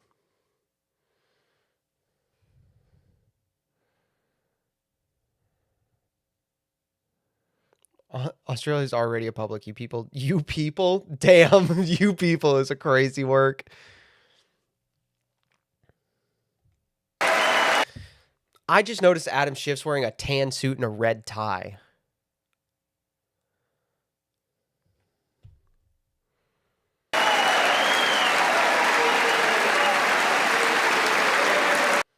At least this woman's wearing a dress. Is Shelly Moore Capito in a dress? No, Shelly Moore Capito is an 80-year-old woman in a pantsuit with a skirt that doesn't even come down to her knees. I need a toy gun to pretend to shoot myself with on stream. I think I have one. Hold on, let me look and see if I have a toy gun to pretend to shoot myself with.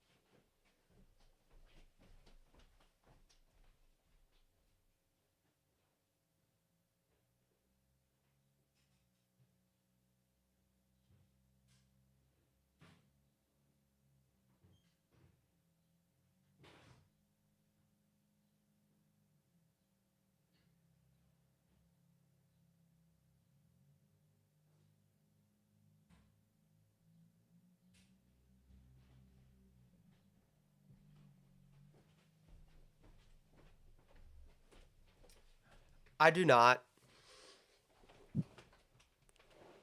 I do not. I do not. I don't have that. Shit. Twitch.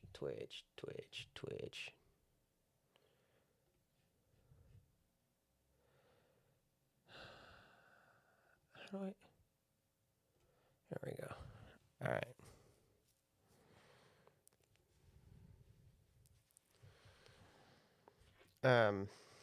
Anyway, my food's almost here. I ordered ahead of time. I thought about it. I ordered with like a timer on it so it would come at the right time.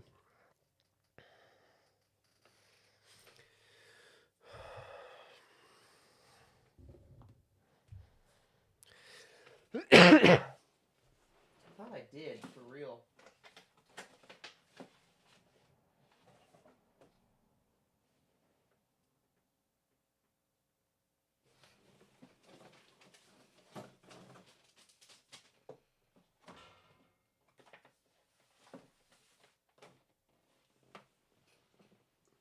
Huh, that's weird. I really did have one.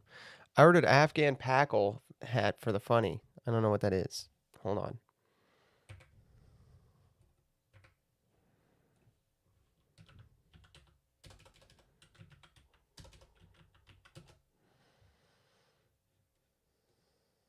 Dude, you're the weirdest person I know. And I know Mark Barnes. I gotta go in about an hour. How long will tonight's stream be? 8 hours, dude. Midnight. Midnight Eastern. I don't know what time that is for you, but midnight Eastern. It is 7:22 p.m. right now, so it will be another 4.5 hours.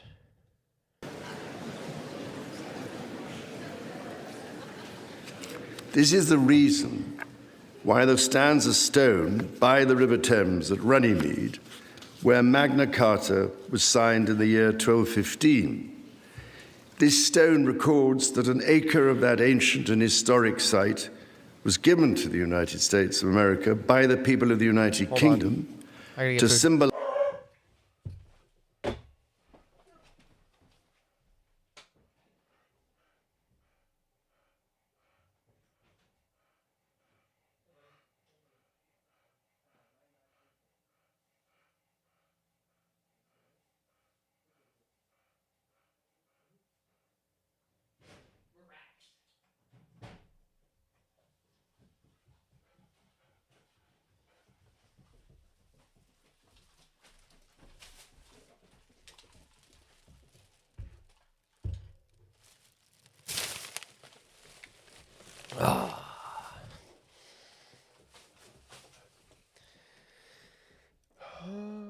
Where's my... There it is. Relax. No, that's mine. I don't care if you want it. It's mine. You're handsome, though. Well, in an hour I go. Never mind. Lies our shared resolve in support of liberty and in memory of President John F. Kennedy. Distinguished members of the 119th Congress, it is here in these very halls that this spirit of liberty and the promise of America's founders is present in every session and every vote cast, not by the will of one, but by the deliberation of many, representing the living mosaic of the United States. In both of our countries, it is the very fact of our vibrant, diverse, and free societies. There it is. Are you ready? That gives us our collective strength. That was British monarch for diversity is our strength. There was the L. There's the L. L. I think this is probably going to get an applause line. Let's see if the Democrats applaud or not.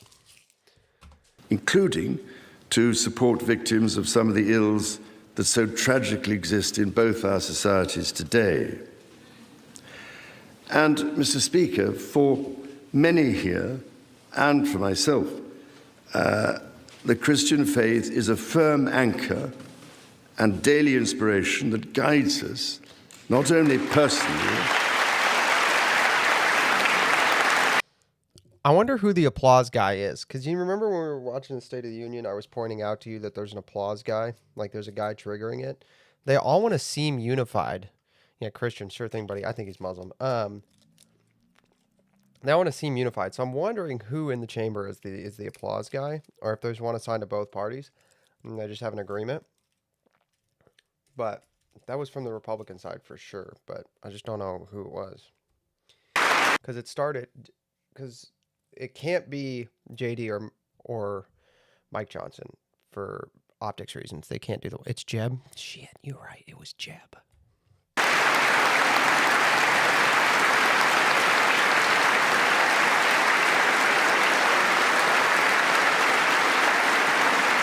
Oh, is Adam Schiff?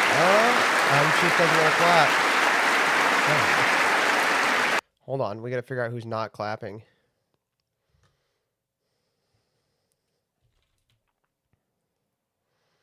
Chicken nugget.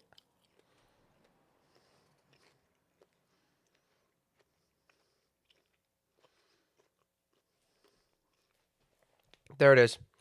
It's behind my head. Hold on. We got two right there. Cory Booker just up and to the right. That's not Cory Booker.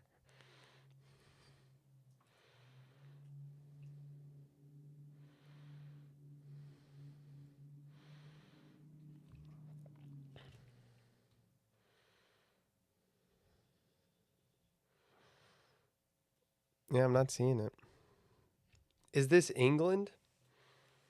No, this is what?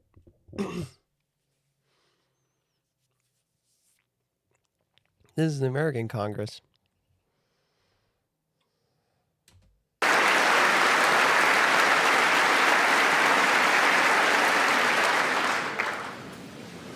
That guides us not only personally, but together as members of our community. Having devoted a large part of my life to interfaith relationships, and there it is. There's the Democrat side applauding for the interfaith relationships. Haha, yes, Christianity is Arabic. And greater understanding, it is that faith in the triumph of light over darkness which I have found confirmed countless times. Through it, I am inspired by the profound respect that develops as people of different faiths grow in their understanding of each other.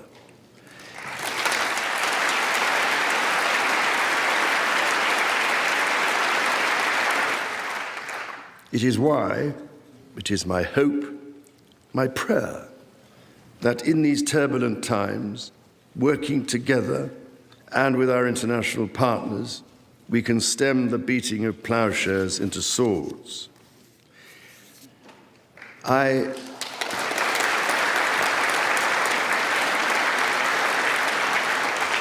That's actually a pretty decent line, but once again, he just screwed up the delivery.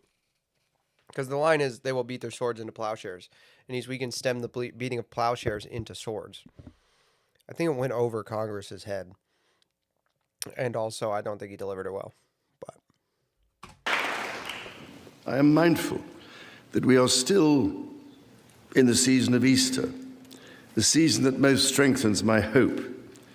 It is why I believe with all my heart that the essence of our two nations is a generosity of spirit and a duty to foster compassion, to promote peace, to deepen mutual understanding, and to value all people of all faiths and of none.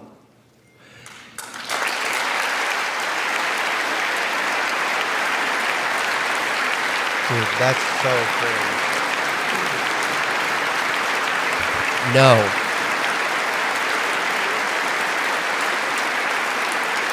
People of none faith get to go to the camps, dude. The It's a joke. alliance that our two nations have built over the centuries, My understanding that and you for aren't which we understanding are the profoundly consequences, grateful Your to the Majesty. American people, Yes. is truly Very unique. true. And that alliance is part of what Henry Kissinger described as Kennedy's soaring vision of an Atlantic partnership based on twin pillars, Europe and America.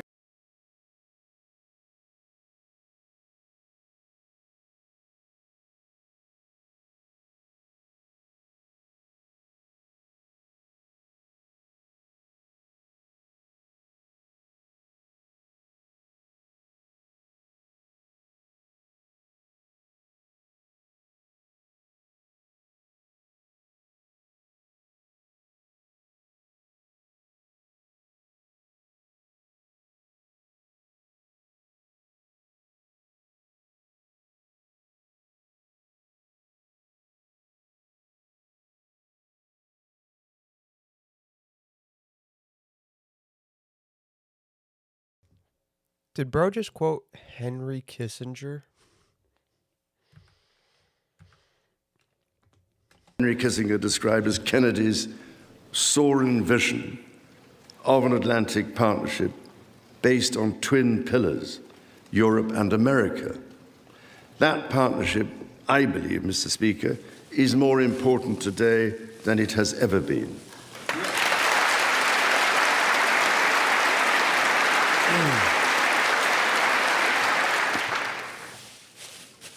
The first reigning British sovereign to set foot in America was my grandfather, King George VI. He visited in 1939 with my beloved grandmother, Queen Elizabeth, the Queen Mother. The forces of fascism. The titles there worked, right? So this was like an hour ago now, but we were saying that the titles didn't work, like saying my mother and then saying Queen Elizabeth II didn't feel right. The titles there were good because it adds the air of history. Because Elizabeth II is a historic monarch, right? She's going to go down historically, but like that felt okay. Okay.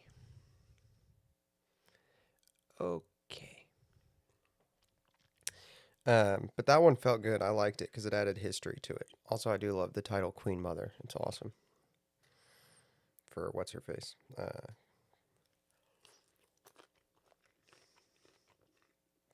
Elizabeth, the Queen Mother.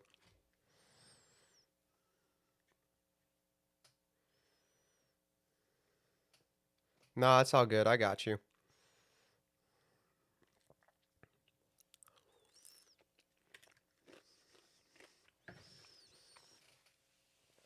That was wild. Anyway.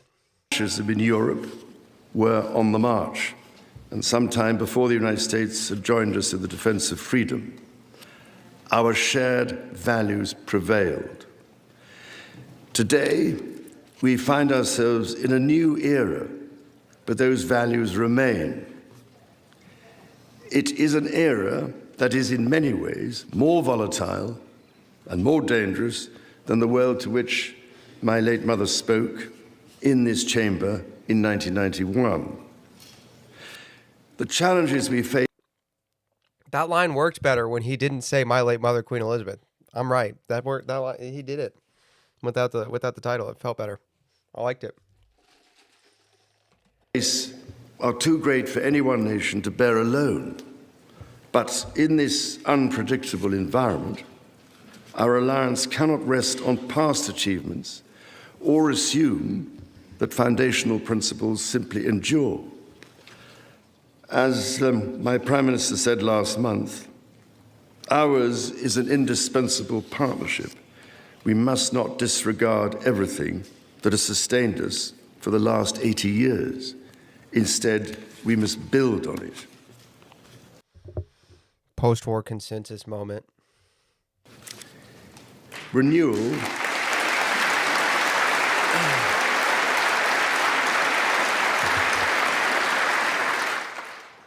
Renewal today starts with security. What values is he referring to? Post-war consensus. That's the point. Yeah. Why does this not feel like a speech from a king? I think my problem, it's a me problem, but he doesn't feel like to have the air of this guy's literally a king. No, that's not a you problem. That's a Charles problem. That's a Charles problem. Charles doesn't feel like a king because he was the little boy until he was in his 70s. So now he just feels like he just doesn't feel like the king. Like he was Prince Charles who went and did the scuttle work basically into his however old he is. I mean, he's only been king for like a year and a half or whatever.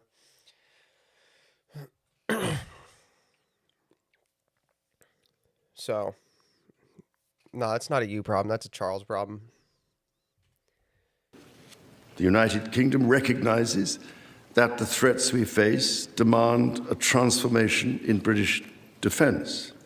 That is why our country, in order to be fit for the future, has committed to the biggest sustained increase in defense spending since the Cold War, during part of which, over 50 years ago, I served with immense pride in the Royal Navy, following in the naval footsteps of... He's too old and his physiognomy isn't kingly. That's true, which is weird, because Williams is good, right? Am I crazy, or does Chad agree with me on this? Chad, do you agree with me on this? I feel like someone has foolishly coached him to be more relevant. Yeah, well, that's because during like the war and stuff, the monarchy was so out of touch that people hated him. That's where it started. So they have to become more relevant. But of course, you get rid of Diana, and you're the guy who got rid of Diana, so should give up on being relevant and lean into being king. Call me crazy, but I think if you're the guy that gets rid of the people's princess, you should probably give up on relevancy and just lean into I'm in charge, bitch.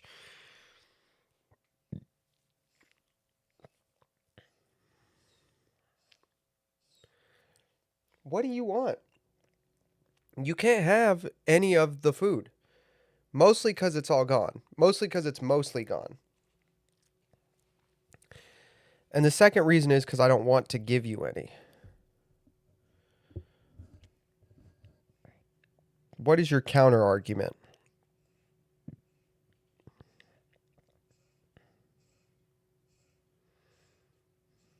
Do you want kibble? I'll give you kibble. But you can't have French fries. Can you guys hear him?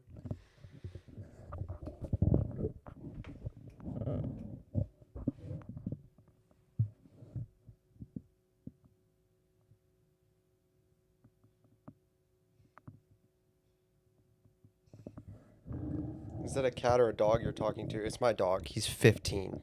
He's literally 15 years old. I'm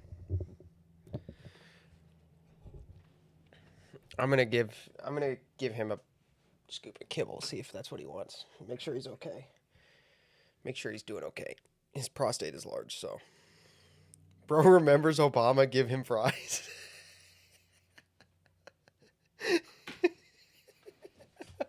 I'm at work, so I'm literally popping in to do this. Yo, what's up, King? So glad you're here. I'm so sorry. I have to feed the dog, though. He's freaking out over here. Do you want kibble? You do want kibble. Where's your kibble?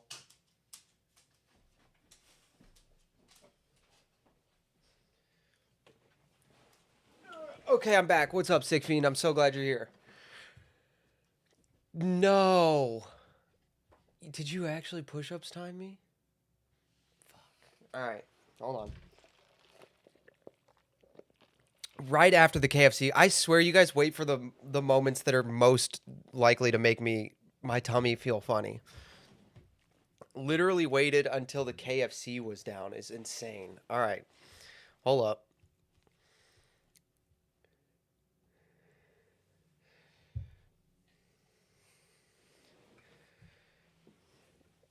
Hold up, chat. Hold up.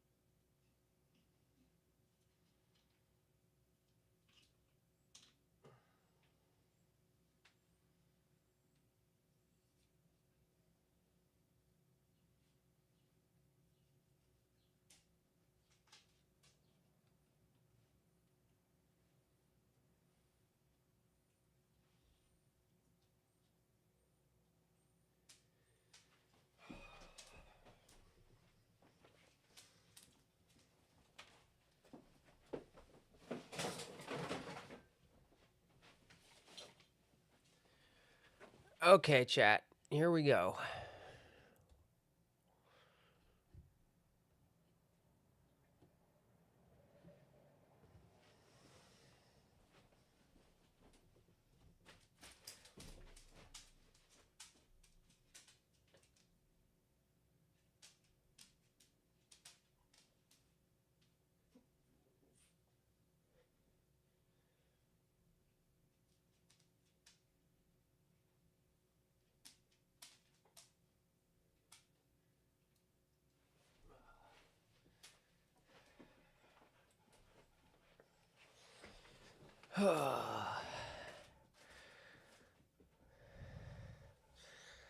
Oh, look, you get a Levi cam. There's Levi.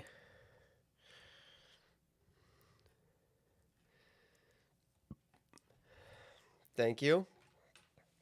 Thank you. I'm wearing slippers. I'm wearing slippers with little grips on them. So you guys, since you guys complained, but also shoes are uncomfortable. I don't like wearing shoes in my house. I literally just gave you kibble. I asked what you wanted. You took me to the kibble and now you're upset.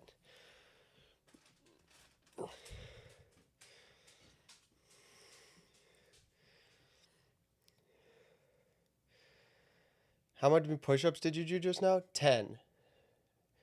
There's a button on Kick. Okay, I should explain this to the YouTube viewers. There's a button. They get channel. If you watch on Kick, you get channel points, and they accumulate for how much watch time you have and how much you interact with the stream. And if you do that, you get channel points, and you can spend your channel points, and they're not real money. Fuck you, Mysterion. And one of the things you can spend channel points on is making me do 10 push-ups, which has just happened again.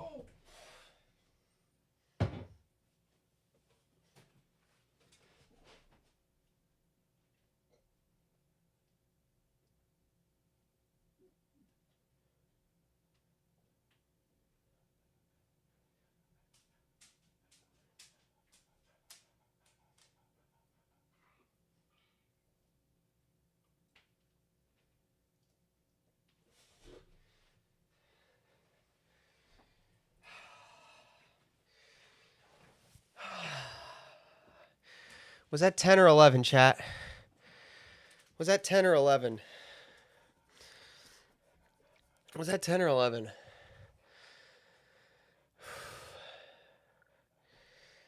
Hi, buddy.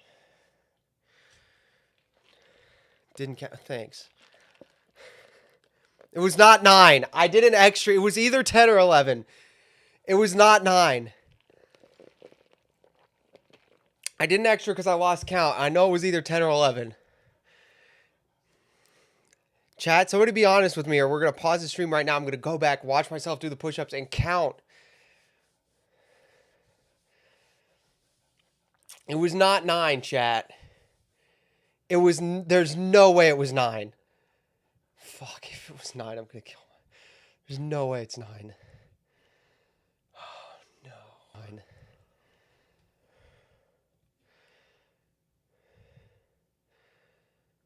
All right, well, let's watch it back.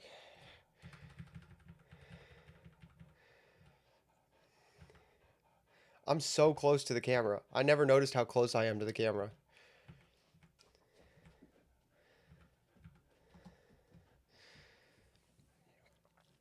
One, 2, 3, 4, 5, 6, 7, 8, 9, 10, 11. All right. I only have to do 9 push-ups next time. We're deducting it. We're deducting it. If you guys had just been honest with you, I wouldn't have deducted it. But because you guys tried to make me think it was 9, it gets deducted. It gets deducted. The 11th was not for free. Because you guys tried to gaslight me into thinking that it was 9, it gets deducted. I don't make the rules. Except for that I do.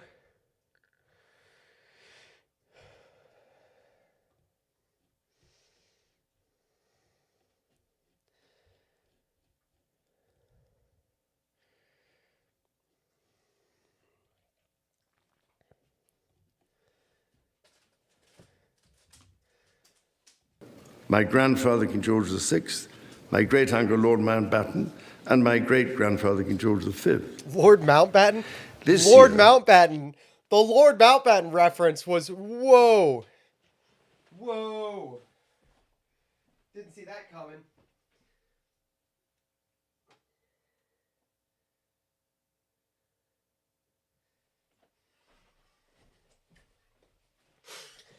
I did not see Lord Mountbatten coming. That's an interesting reference. That's an interesting reference. I thought that was still a sore spot. Is that not a sore spot for them? Is he not a sore spot? Neither did the Indians. Fact check true.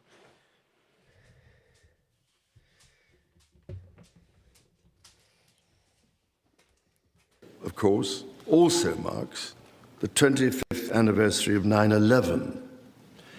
This atrocity was a defining moment for America, and your pain and shock were felt around the whole world.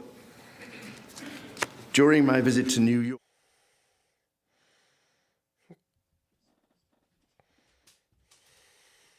and the bravery shown in the face of terrible loss, we stood with you then, and we stand with you now in solemn remembrance of a day that shall never be forgotten. Okay. What did dog doing? That's Levi, but I appreciate, yeah, the Levi cam you guys wanted. What did dog doing? What's up, Quintus? I don't understand why billionaires think the final outcome of this is nobody's living wage. They cannot buy your products, pay for your services, or rent, or the properties being owned and hoarded. At that point, does the whole thing not just collapse?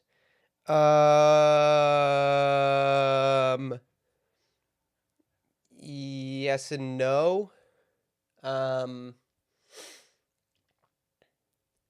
They don't want you to be able to afford it because they want you to work and get paid in kind with assets they own. That's the whole "you will own nothing and be happy" from the World Economic Forum and Klaus Schwab, the George Soros, Bill Gates types. Yeah.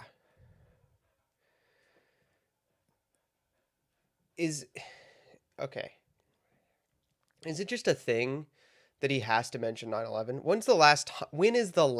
Here's a question. When is the last time a monarch spoke in Congress? 35. Okay, so it was before 9/11. So you should probably mention 9/11. I was like, why is 9/11 coming up? why is 9/11 coming up? That's weird. It doesn't feel like 9/11 should come up. But, if the last time was before 9/11, you should probably be like, hey, 9/11 was bad. You should probably mention that. Fair.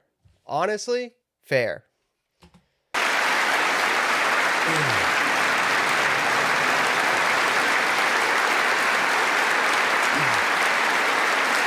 Yeah, the British were very, very much on our side. They were our most helpful ally.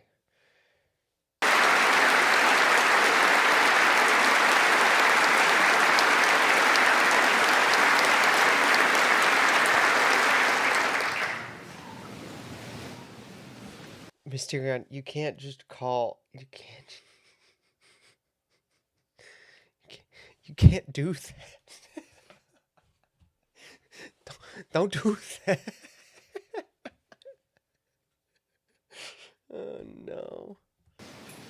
In the immediate aftermath of 9/11, when NATO invoked Article 5 for the first time, and the United Nations Security Council was united in the face of terror, we answered the call together, as our people have done so for more than a century, shoulder to shoulder, through 2 world wars, the Cold War, Afghanistan, and moments that have defined our shared security.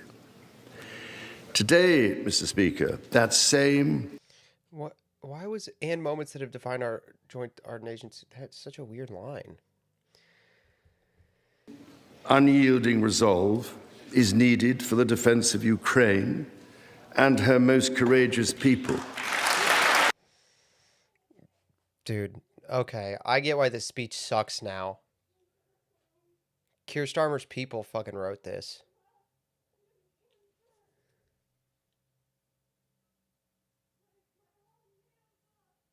Hold on.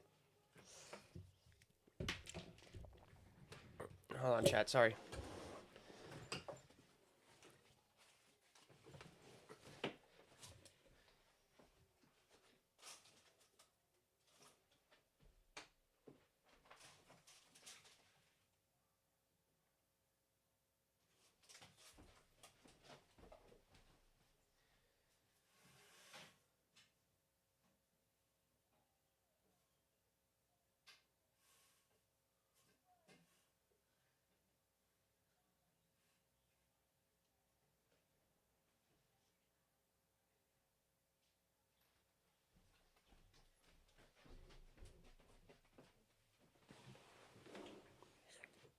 All right, we're all good. We're all good.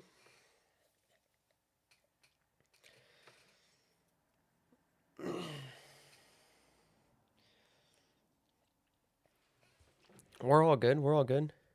Ukraine isn't even in NATO. They don't care. They don't care. They think it. They wanted to put Ukraine in NATO. Dude, Keir Starmer's people wrote this speech. That's why it's bad. I just realized, like, that line made me realize why this speech sucks. It's Keir Starmer. Of course it is. Did the British fight in Afghanistan? Yes. What? Yes. What? No idea. If you're not on the Atlantic coast, you don't get to be in NATO. Not a terrible idea.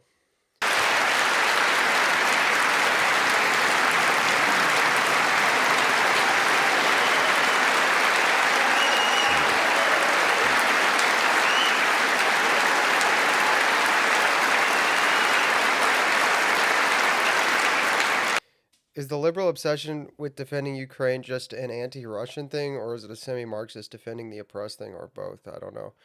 It's the Europeans are only threatened by Russia and not that threatened by China because we protect them from China, and so they pretend that they think Russia is the biggest threat, and so because Russia is conducting a war, they are like super scared of Russia. Also, they were dumb enough to get a bunch of their power from Russia. So yeah. They get a bunch of their infrastructure from Russia. They're stupid enough to do it. And China isn't trying... Well, Russia's not interested in outright conquering Europe. And Europe is just scared of it. The American liberal obsession with Ukraine is... the Americans are obsessed with it because they used it to... launder a bunch of money, and they were dumb enough to get caught. So, yeah, the government writes in all the King's speeches. I believe the only speech the King gets to write himself is his Christmas speech. Dude, that poor guy. Nobody deserves that. Nobody deserves to have Keir Starmer's government write things for them to say. Nobody deserves that. It is needed in order to secure a truly just and lasting peace. From the depths of the Atlantic to the disastrously melting ice caps of the Arctic,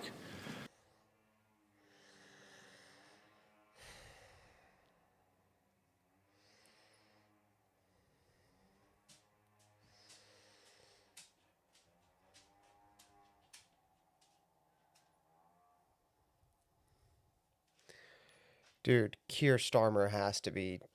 Oh my gosh. It's not the king. It's Keir Starmer, dude. Dude.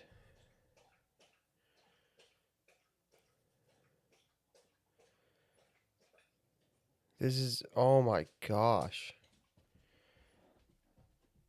Yeah, some 40-year-old woman wrote this who thinks that this is how.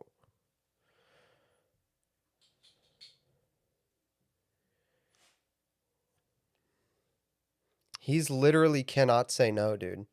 He cannot say no because Parliament could just take all his stuff at any time they want, and they have threatened to do it before. There is a significant portion of Parliament that just wants to take his stuff away. And the more third worldist the Parliament gets and anti-white, the more like anti-monarchy it gets.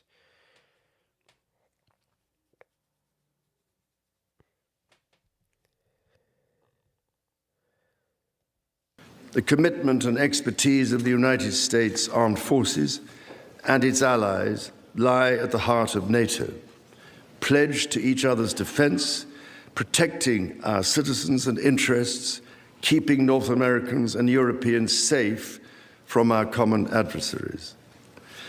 Our defense, intelligence, Britain doesn't have an executive branch. I'm just realizing this. But the quote about like, oh, checks and balances on the executive. Britain doesn't have an executive branch, dude.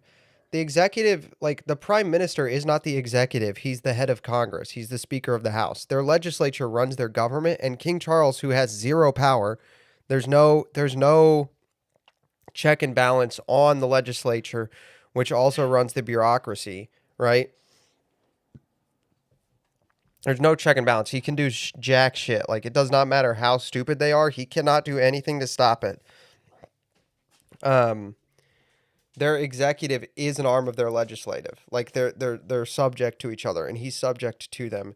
And their judiciary is also pretty much just... Their judiciary, I think, I remember Connor telling me, is also pretty much just an arm of legislative. Like, it's an incredibly ironic thing for him to say, because it's some 40-year-old woman wrote this speech and made him say checks and balances on the executive as if he's an executive in anything but name. It's like actually really like it's so cruel. What do you think the odds of Restore Britain taking hold in the UK and taking back their country? Huge fan of Connor Tomlinson. That's a Connor question. I don't know what the odds are. That's a Connor question. You had to ask Connor. You'd have to go ask Connor. I don't know enough about what's going on over there on the daily to know what their election results are going to look like. Security. I know enough about parliamentary multi-party elections to know not to be confident no matter what.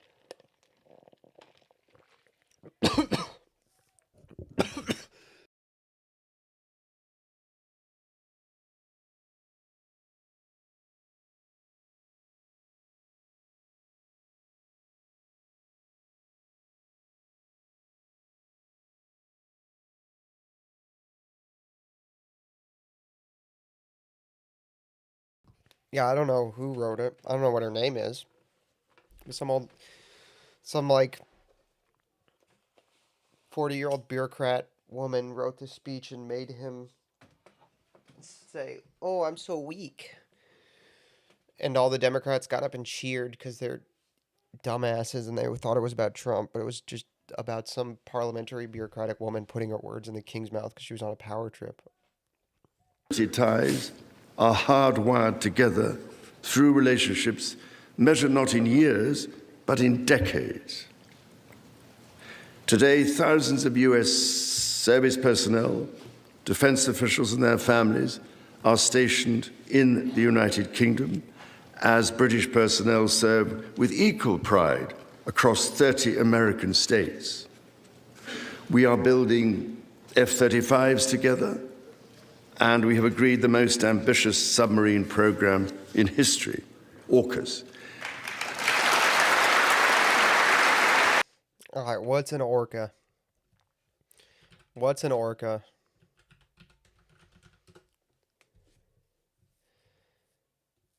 Autonomous underwater vehicle.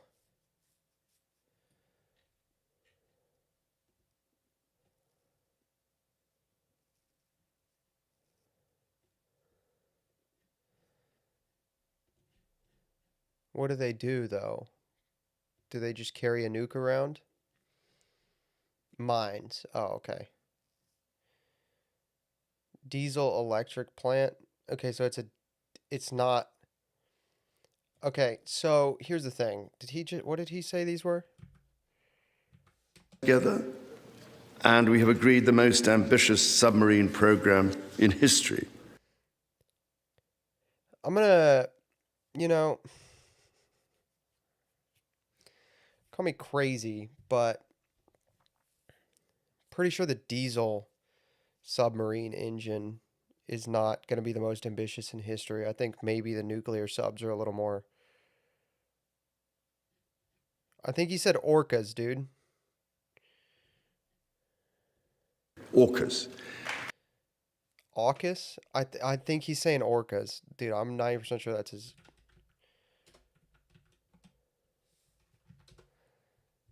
Oh. Well, he should be more clear about that. Learn to pronounce the letter R. Nuclear attack submarine. All right, this is cool.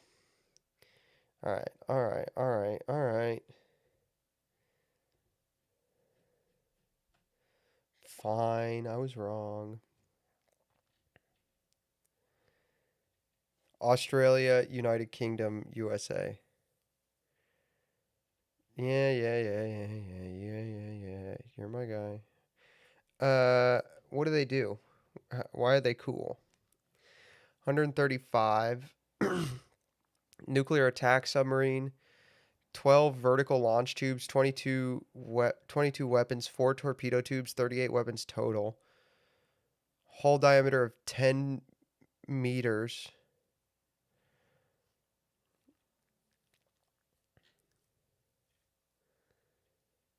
Virginia class.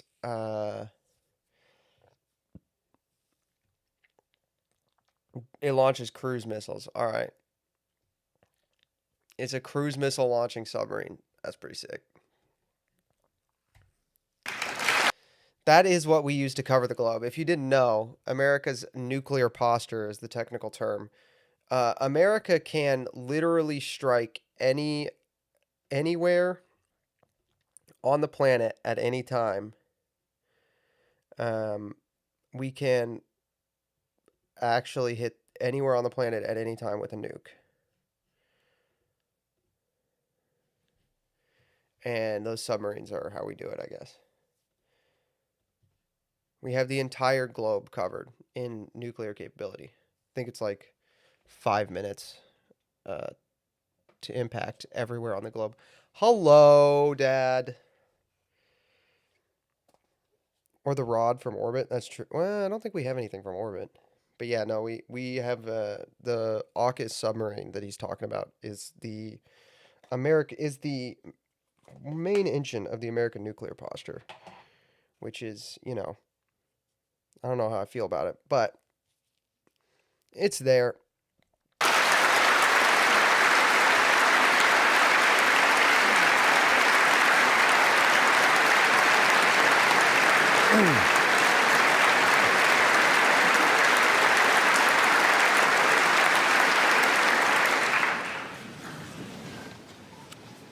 And we are doing it in partnership with Australia, a country of which I'm also immensely proud to serve as sovereign. We do not embark on these remarkable endeavors together out of sentiment. We do so because they build greater shared resilience for the future, so making our citizens safer for generations to come. Our common ideals were not only crucial for liberty and equality, they are also the foundation of our shared prosperity. The rule of law, the certainty of stable and accessible rules, an independent judiciary resolving disputes, and Bro, Britain doesn't have an independent judiciary though. He keeps saying these things that are cool things America got from Britain and then Britain promptly got rid of. Like America was like, "Oh, the independent checks and balances, an executive with power but that's checked and balanced. Cool." And then Britain was like, "Actually, no more executive." And then America, and America's like, "Oh, independent judiciary, pretty chill idea. I like that. We're going to keep that." And then like Britain's immediately like, "No more independent judiciary." Okay, dude. Yeah, just ruin everything good you ever had. That's chill. That's a good idea. Um, Funny enough, the founders also lived in a time where there was no executive function. Yeah, that's true. That's probably why they had to gave the executive an actual function because they realized that King George was useless. Would you ever act to a sovereign citizen's arrest? No, that sounds boring. They're just being silly. I don't really care. There's nothing to learn from that. delivering impartial justice. These features created the conditions for centuries of unmatched economic growth in our two countries.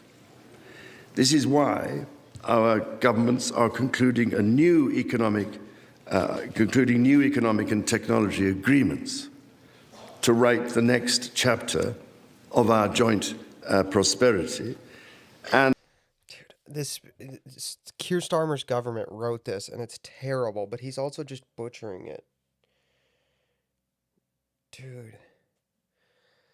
Why? This makes me so mad. The Crown should have their own speechwriter.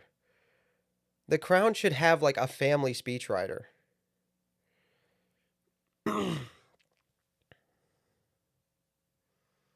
The founding fathers used Jacobite arguments to try and convince... Oh, that's right. I did know that. Glenn Beck would have believing King George was the devil incarnate and Lord Sauron. So true. Glenn Beck does think that. But then again, Glenn Beck also made an AI George Washington that said everything he wanted it to say, including things George Washington explicitly disagreed with in his lifetime. So maybe Glenn Beck is not the best Revolutionary War expert. Could be. Call me crazy, chat, but I don't think he's the greatest at that. He might not be great at that. And ensure that British and American ingenuity continues to lead the world.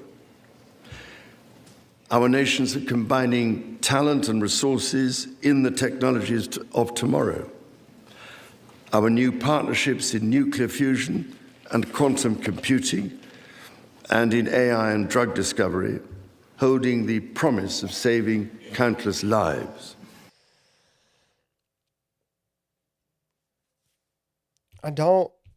I have no reason for this, but the king being like, we're going to lead the way on AI makes me so depressed. That is so depressing. The king being like, let's lead the way on AI. I'm not even like the most anti-AI person, but just the king being like, we have to make Claude better. Like,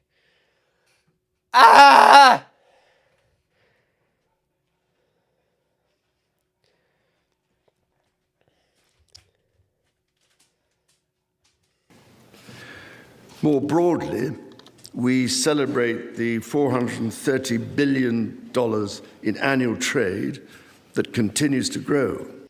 Yeah, Starmer's government wrote this just as a series of complaints against Donald Trump. That's what's going on. Are tariffs so bad? Make the king say tariffs so bad. Put the words in the king's mouth. Now you say tariffs bad. I'd rather give a speech about united history and congratulate them on their great accomplishment of 250 years of independence. No, say tariffs bad. Say Tewif's bad.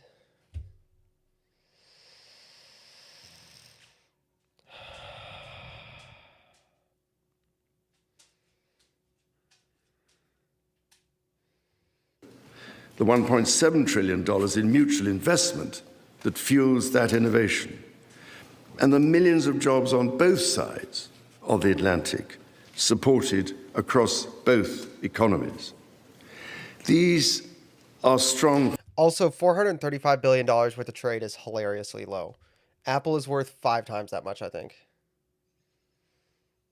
No, 6 times that much. Apple is worth $3 billion. $3 trillion, sorry. Apple's worth $3 trillion. $435 billion is like...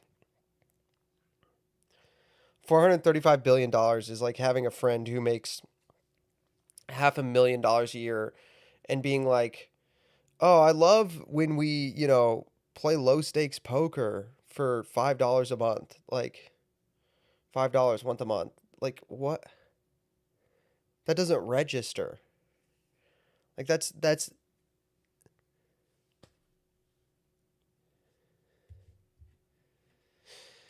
I think we have states with, like, multiple states with bigger GDPs. GDP of states.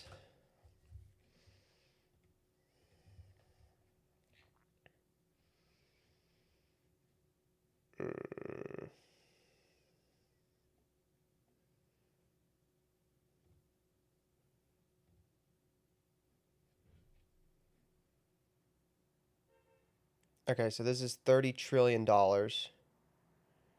Right? So California's GDP is 4 trillion, Texas's is 2.9 trillion, New York's is 2.4, Florida's is 1.8 trillion, Illinois is 1.2 trillion. So $435 billion is going to be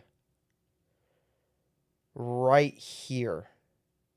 So we have 22 states with a higher GDP.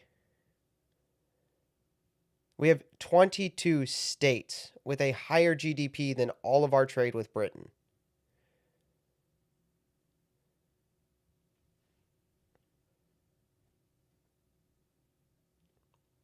I know it's a big number and it's written by somebody who didn't do the research, who just put it in there to be like, that was bad. But like, come on. Really?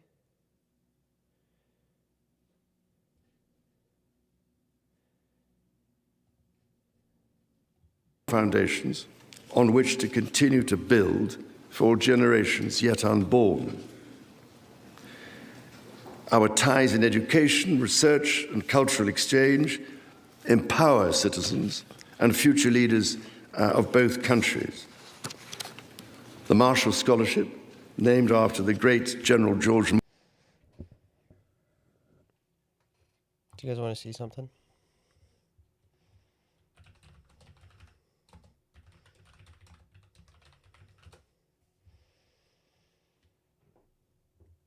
Bam! How about that? Did you guys know that one? Pretty cool. Pretty cool, chat. Pretty cool. Marshall Scholar recipient. Dr. Jacob Imam, president of College St. Joseph the Worker.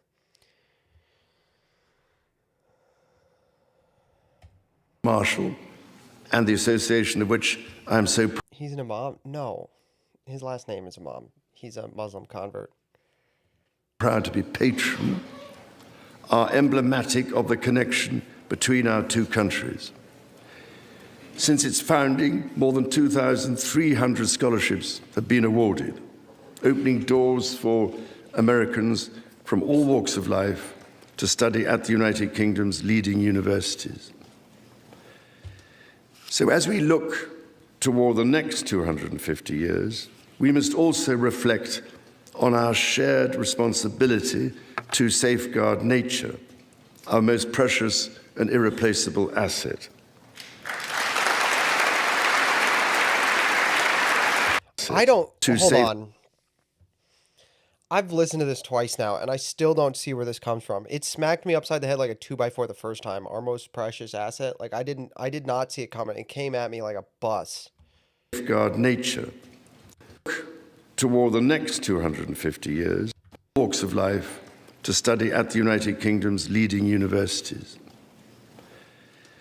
So as we look toward the next 250 years, we must also reflect on our shared responsibility to safeguard nature.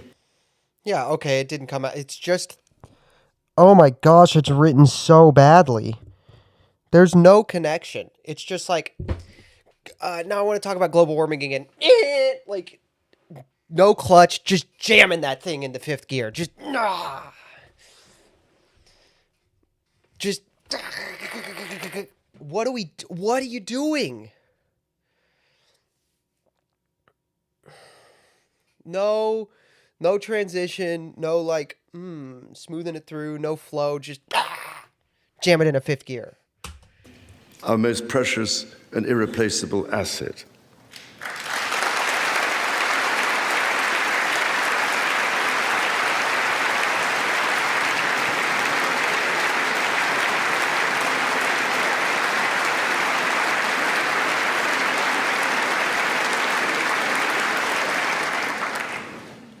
Millennia before. Who is the next dumbest British monarch? How far would we have to go back in history? His uncle. His great uncle. Sorry, his great uncle. His grandfather's brother. His grandfather's brother, who did the exact same thing he did. Marry a divorcee, but at the time he had to give the throne up, so he gave the throne up, which is why we got him. Which, to be fair, we did get Queen Elizabeth, who kind of like her, so. No, it's his great uncle, dude. It's Albert. Albert? Am I thinking of Albert? It's Albert, I think. I'm thinking of Albert. I'm pretty sure it's Albert. Edward the 7th. Dude, I always get it wrong. I get that one wrong all the time. It's Edward the 7th. Edward the 8th. Edward the 8th. That's who I'm thinking. I can't read either. Edward the 8th, dude. Yeah, this guy. He was born Edward Albert. That's what, okay. Not totally insane. But yeah, he abdicated so he could marry an American divorcee. Yeah. No, it's this guy. This guy's the next dumbest one. You only have to go back 2. Because it's his mom, and then his grandpa, and then his grandpa's brother. Yeah. You only have to go back 2 to find one.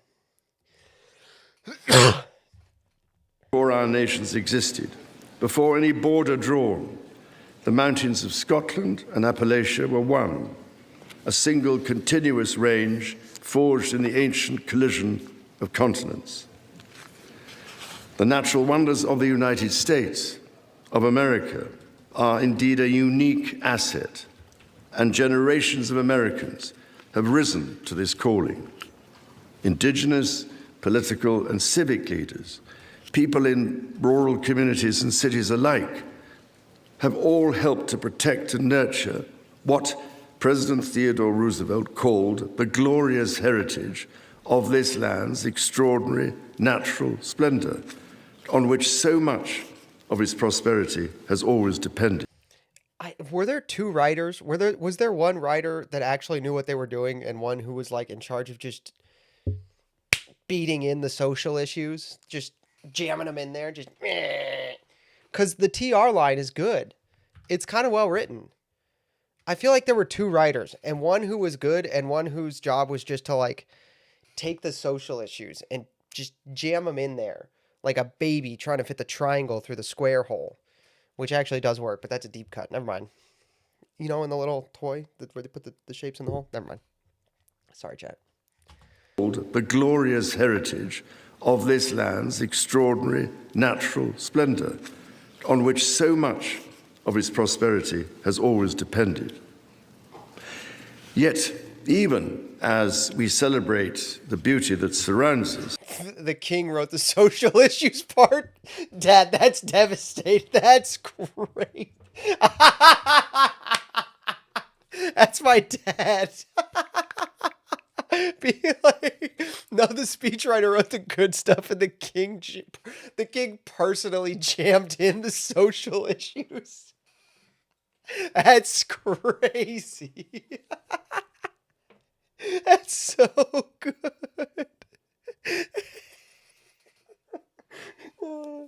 Keir Starmer wanted to do the king a solid and write a good speech, but then the king was like, "No, I'm gonna screw it up personally." That's awesome.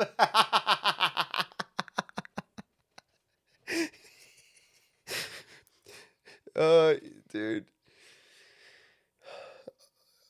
he started off with, "I'm king. I'm the king." Oh, that's so funny. The king wrote the social issues part himself. That wouldn't shock me, honestly, especially because he like the part about like me, who's personally fostered interreligious dialogue, which is like a thing he does do all the time. Like he's super into it. He and Camilla were wrapping figs for Ramadan a couple months ago, which was your Anglican Pope, sir. Sir, your Anglican Pope. Your Anglican Pope, sir. That's the funniest possible solution, though. My dad did say the funniest possible thing that could have happened here is that the king personally screwed this speech up. Oh, dude, I didn't even notice that. I was too busy laughing at the joke my dad made. But yes, Mr. We have to lead the way on AI is also jamming in the nature stuff. Like there were two writers. If one of them was Charles, like messing it up, it wouldn't shock me. But there have to be two writers, yeah, because we have to lead the way on AI is like completely at odds with the nature stuff. The data centers destroy communities and environments. That's unironically my biggest problem with Vivek. Unironically, with Vivek Ramaswamy in Ohio, is he will not just say no data centers. Environmental issues feel like something the 80-year-old king would care about. Yeah. Inside King Charles, there are two wolves. Both of them are dumb liberals. He was just freestyling the nature stuff. It's super fun. He's like supposed to be reading the speech. He's just like, he forgot that he already talked about climate change in the speech and just does it again, but he just freestyles it and it doesn't make any sense. That's funny too.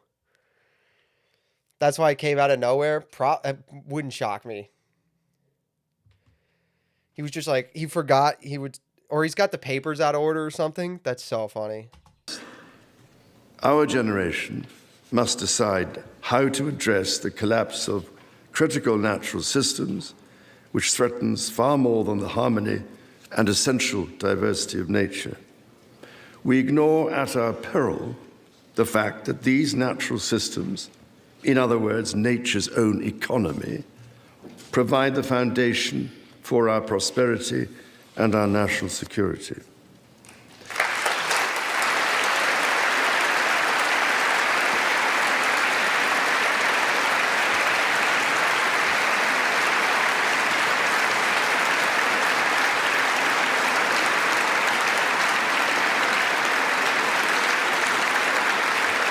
I'm trying to figure out who sorry, I got distracted trying to figure out who this photographer's pointing at. Because that's a wild lens, dude. That lens is huge. Who is she pointing that at?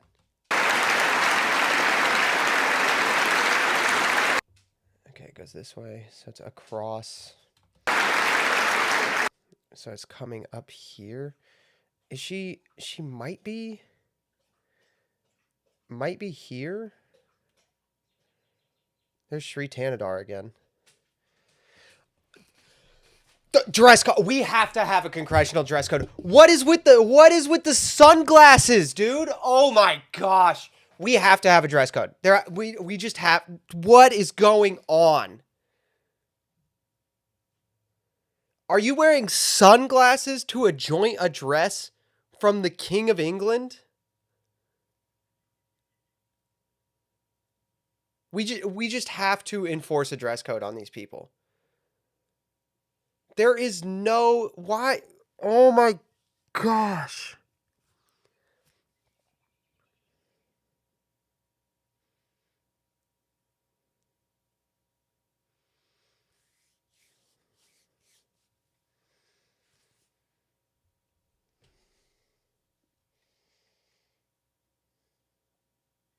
Dude, that is it's so trashy. The story of the United Kingdom and the United States is at its heart a story of reconciliation, renewal, and remarkable partnership. Why did you put remarkable partnership in there? That made it sound so lame. I was all in on this part. Dude, the first part of that sentence, I was like, oh, this part of the speech is going to be good. And then he was just like, and remarkable partnership. Like, what? No, just stick to the haughty stuff. Be haughty, dude. Be haughty. You're the king. Be haughty. Renewal and remarkable partnership. It feels like the air just gets sucked out of the line. That's such a... Oh my gosh. The United States is at its heart a story of reconciliation, renewal, and remarkable partnership. From the bitter divisions of 250 years ago, we forged a friendship that has grown into one of the most consequential alliances in human history. I pray with all my heart that our alliance will continue to defend our shared values with our partners in Europe and the Commonwealth and across the world. Dude, that line would have rocked if he hadn't put our partners in Europe in, because it sounds so modern corpo, and remarkable partnership. If he had just let it ride haughty and like, dude.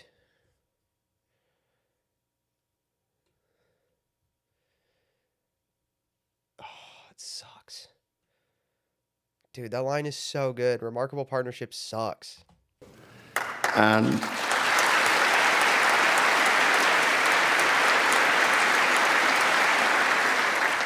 And that we ignore the clarion calls to become ever more inward-looking.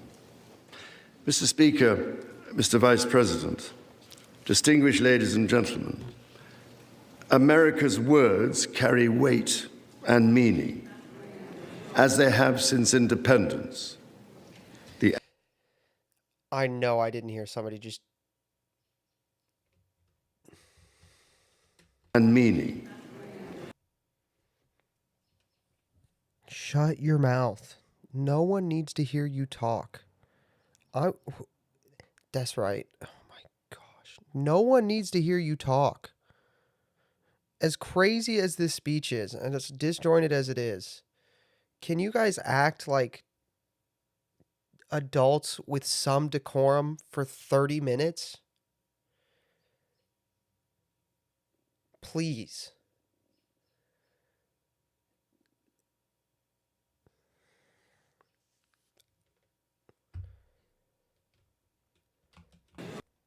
Steron's gonna get me banned. It's so funny. As they have since independence, the actions of this great nation matter even more. President Lincoln understood this so well with his reflection in the magisterial Gettysburg Address, that the world may little note what we say. Huh? The magisterial Gettysburg Address? What are we doing? Oh my gosh. But we'll never forget what we do. And so to the United States of America, on your 250th birthday, let our two countries rededicate ourselves to each other in the selfless service of our peoples and of all the peoples of the world. God bless the United States, and God bless the United Kingdom.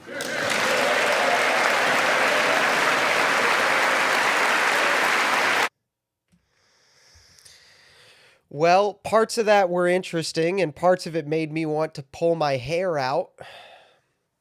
I'm going to take a brief break to go relieve myself, and then we will read The Iron Polygon, which is a very, very good article from Curtis Yarvin. It's an old one. And then we will be discussing a script I wrote. I was going to do a video commenting on the Iron Polygon, and then later decided not to because I didn't think the script was good enough. But because this is live and I just say things, it's okay that it's not great. So we will be discussing the Iron Polygon and the Fifth Republic, which you should all stick around for. It's a very interesting concept about how nation states change without the people. The speech was awful. Moldbug. What? You don't like Moldbug? You don't like Moldbug? Legate doesn't like Moldbug? Iron Polygon is good. All right, well, maybe if Legate has the balls, he'll come on and we can read Iron Polygon together and he can tell me why this is wrong. Because I love this essay. This is an amazing essay.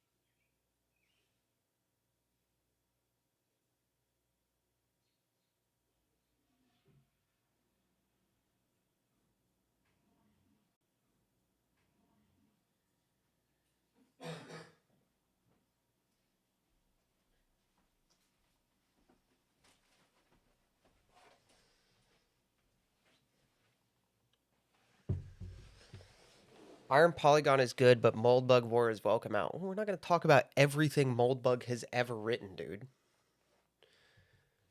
We're not talking about everything Moldbug's ever written.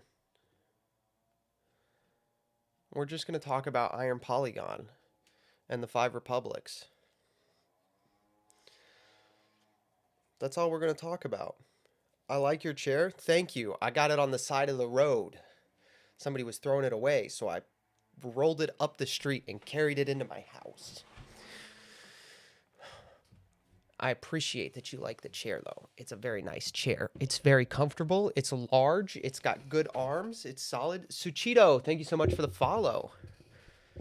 I don't know if my dad's still here, but Dad, I made the alerts. I made them today. I coded them myself with Claude. I vibe coded them. I didn't really do it, but I did make them. They're pretty cool.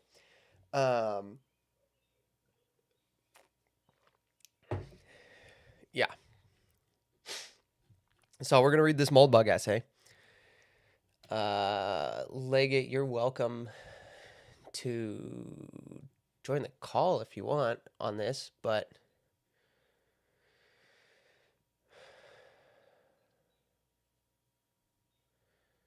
I don't think you're... Iron Polygon's good. I like Iron Polygon, so... Yeah, you're welcome to join the call on this one if you want. Okay. Is my internet lagging out? I'm wondering if my internet's lagging. Kitoto. Sokitoto. Sokitoto. I'm building a table. All right, based. Based in working with your hands pilled. Do you guys want to watch the Spiro Agnew speech, by the way, later? We can watch it if you want. It's a great speech. We can watch the Spiro Agnew on television, on Bias and Television Media. I need to get my sweater. Oh, it's right here. Yay. I'm chilly. It's very cold outside.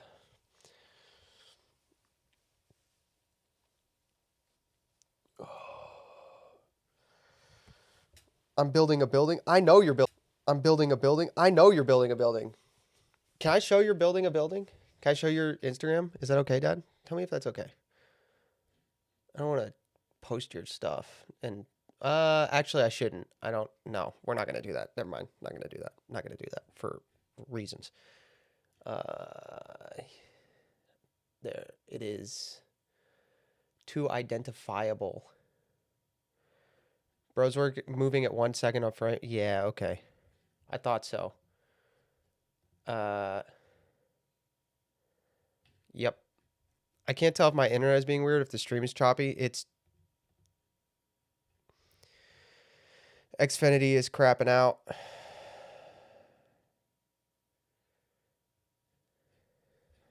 Hold on.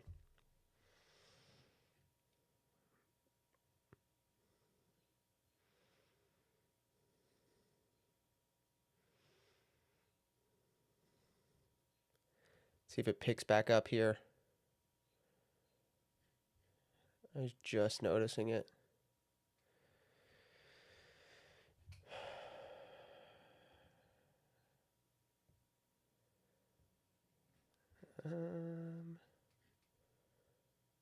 Buffering.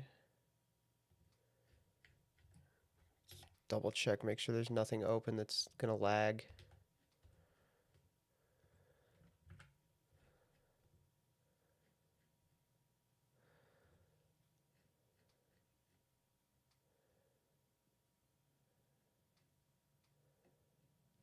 Bit of an issue with the connection, correct? Yes.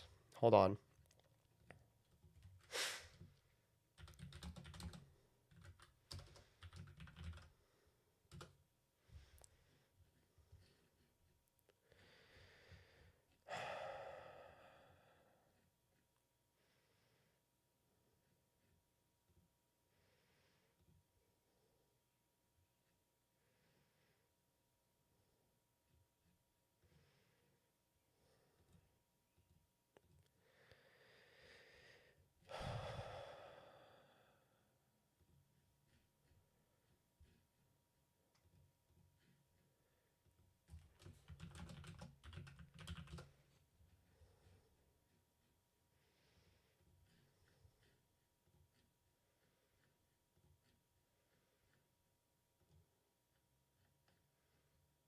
Okay, I think we're good.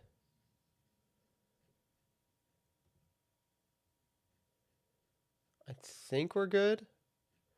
Chat, post one in chat if it's coming back.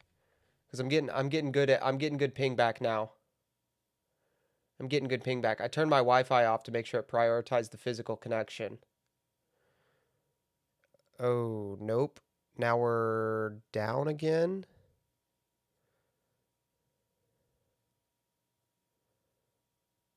Okay.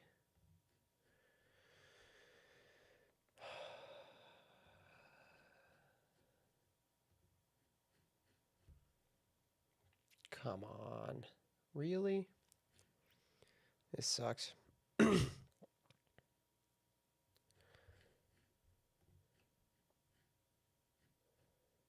Yeah, okay.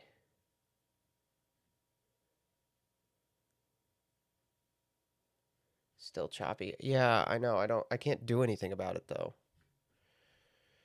Let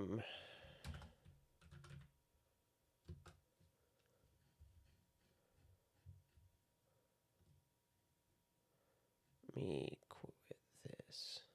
Make sure this is not doing anything. Let me quit this. Quit that. Quit that.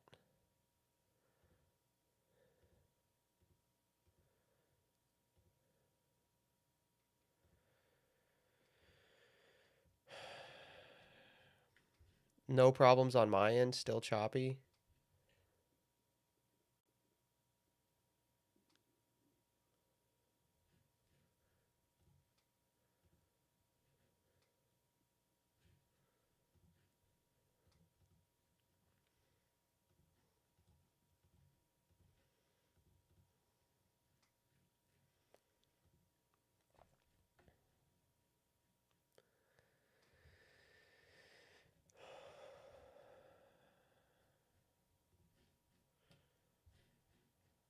I can't do anything about it. It's just... Hold on, let's do this.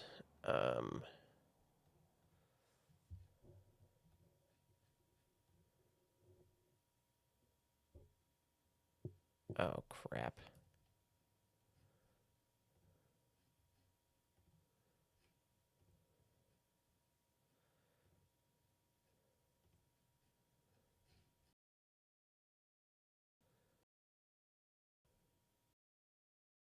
Works great as an audio podcast? I guess so. Hold on.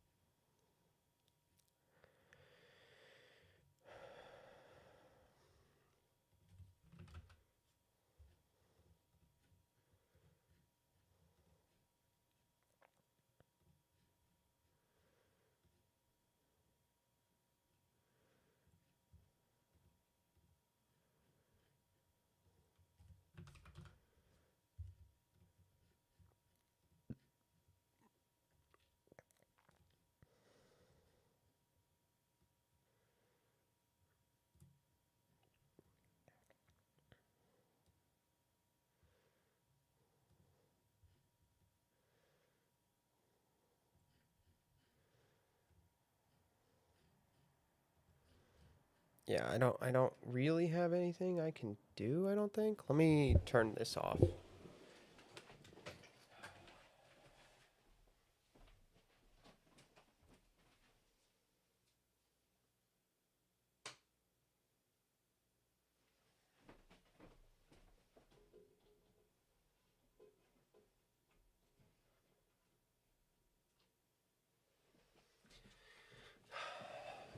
Okay.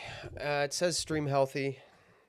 I can't do anything. I think you're good now. I think I'm good. I can't really do anything besides shut off some other stuff that might be on the network in my house, but like it's an ISP end problem. Like the ISP is just decided it hates me now.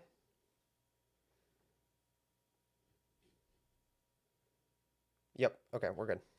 All right.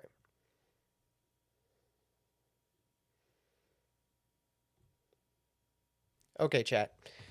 All right, so we are going to read The Iron Polygon. This is an old essay by Curtis Yarvin from when he went by Mencius Moldbug. And as you'll see, this essay, like I said, I think we're balling. I think we're good. I'm getting stream healthy now.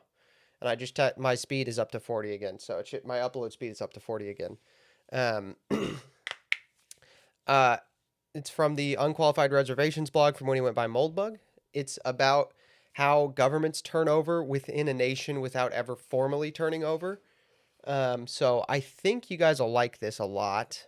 And I think a lot of you will have some interesting questions or interesting additions to this. So,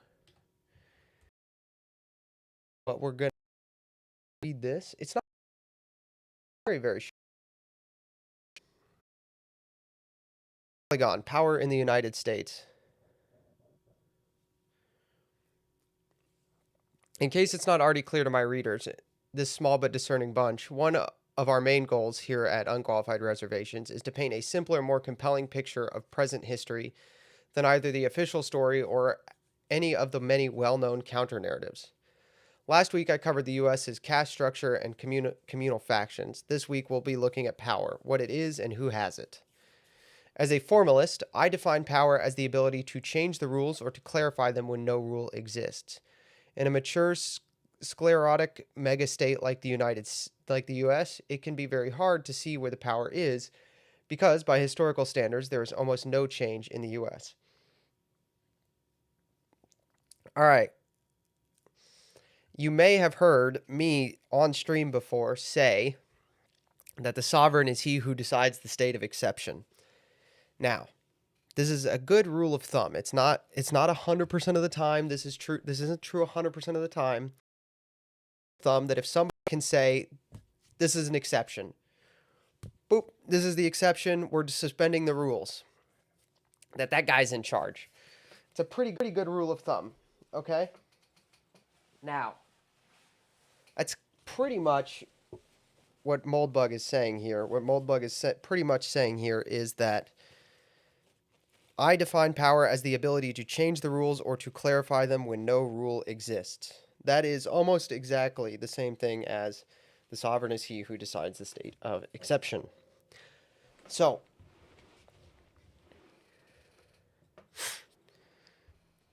that's it. That's what we're talking about when he talks about formalism. In a mature sclerotic megastate, like the US, it can be very hard to see where the power is because by historical standards, there is almost no change in the US. Now, well, it's hard. People have power in the rules and who's deciding the state of exception. Because on a historical time scale, right, the 250 years, it happened so slowly that you can never really at any given time very, very clearly see that guy is in charge. That group is in charge. Those people are in charge. It's very hard to tell. That's what that means.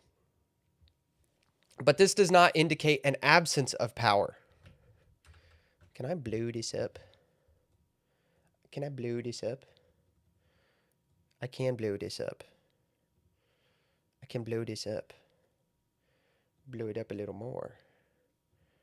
That's as much blowed up as it gets. Can I do this? There we go. Nope, too much.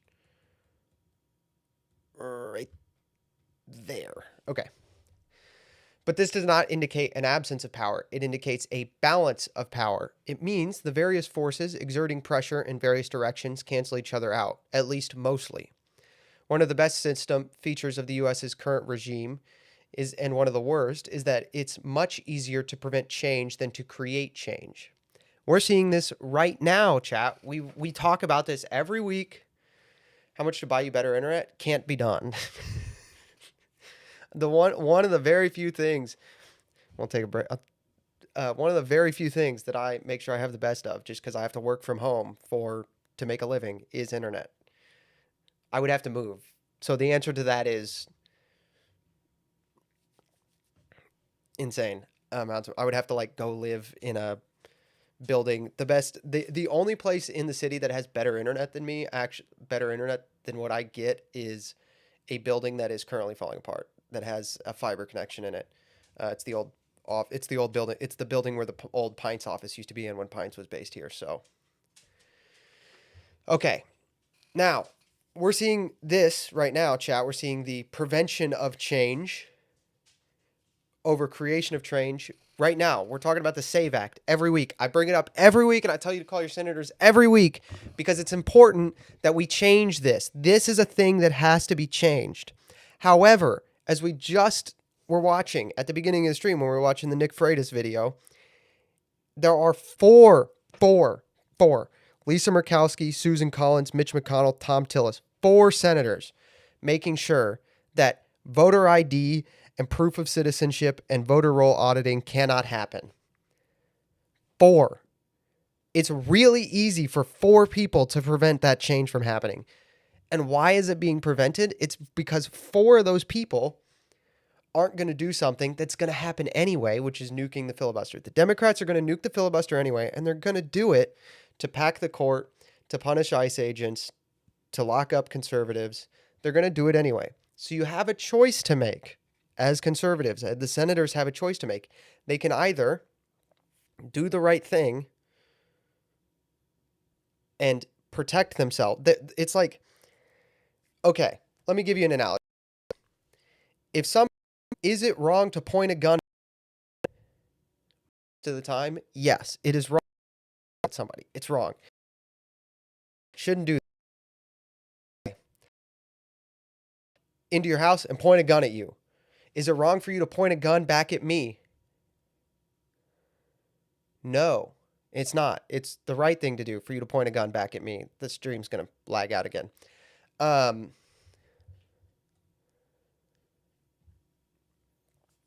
It's the right thing for you to do to point a gun back at me, right? In fact, if, let's say, you were the person in charge and your job was to protect the people, the vulnerable people in your house, your job was to protect the vulnerable people in your house. If you didn't point a gun back at me, not only would it not wrong to point a gun at me, but you had a gun, right? Let's say there was a gun sitting right there and you chose not to pick it up. You chose not to do the thing that would protect the vulnerable people in your home. Well, you're really bad. That's really, you've done a really evil thing. Right? You've done a very evil thing if you will not protect the vulnerable. Now, did the stream just die? It just died.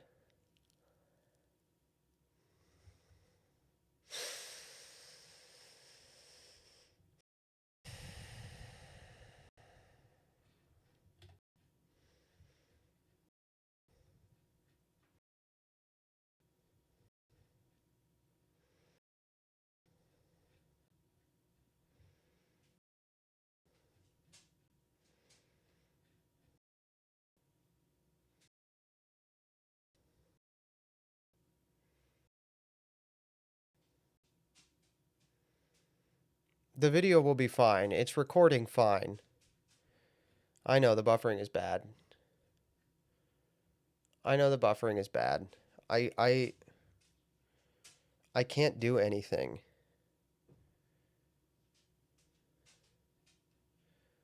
I can't do anything about it. Okay. I'm just going to have to keep going.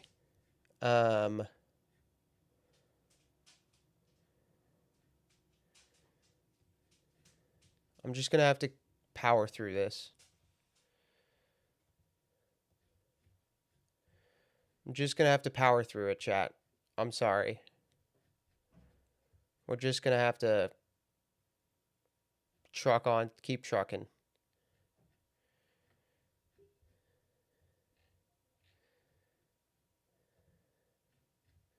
Yeah, we're just going to have to keep trucking. Sorry, guys. I can't do anything about this.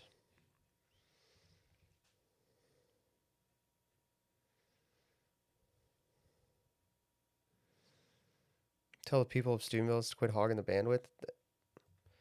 I doubt it's them.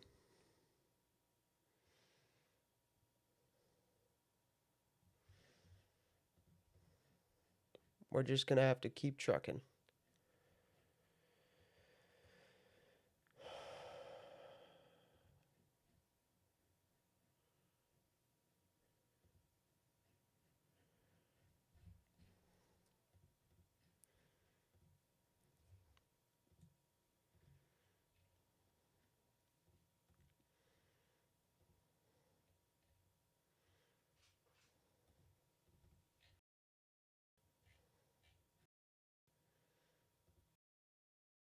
Through it. I can't about it. Other than like call my ISP live on air and chew them out, but they're not going to be able to do anything right now. Just freaking died again.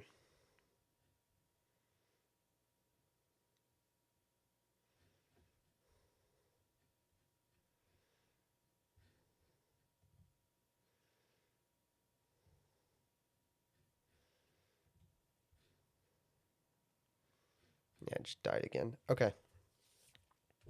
All right. Anyway, if you don't pick up the gun, you're a coward. You've done an evil thing by not defending the vulnerable. Now, there are four Republican senators who are looking down the barrel of a gun. Does dual streaming kill quality? No. No. The input on the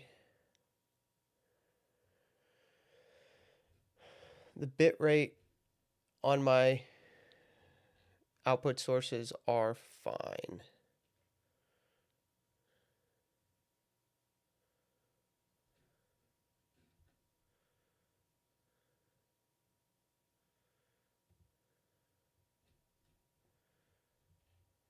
Yeah, the bit rates on my output sources are fine.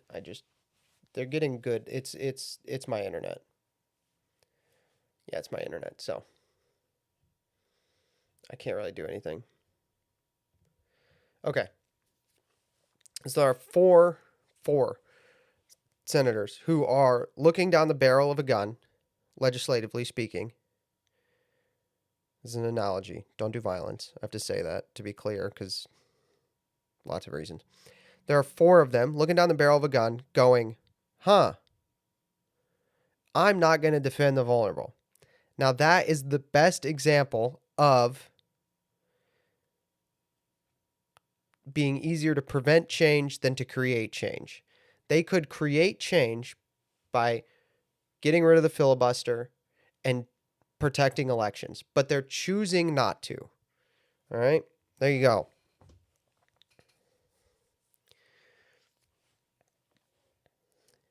The compromise is generally the status quo. But if some deus ex machina could remove one of the opposing power centers or point one in a new unopposed direction, we'd see instant explosive change. The whole city of Washington is in the power business, and they don't screw around.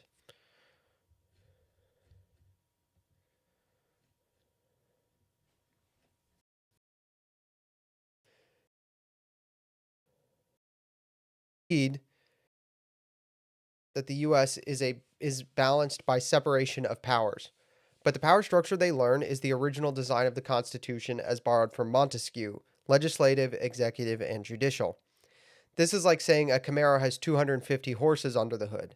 It's true in a certain metaphorical sense, but it's not actually true. In the same sense, the Roman Empire never thought of itself as anything other than the Roman Republic. All right.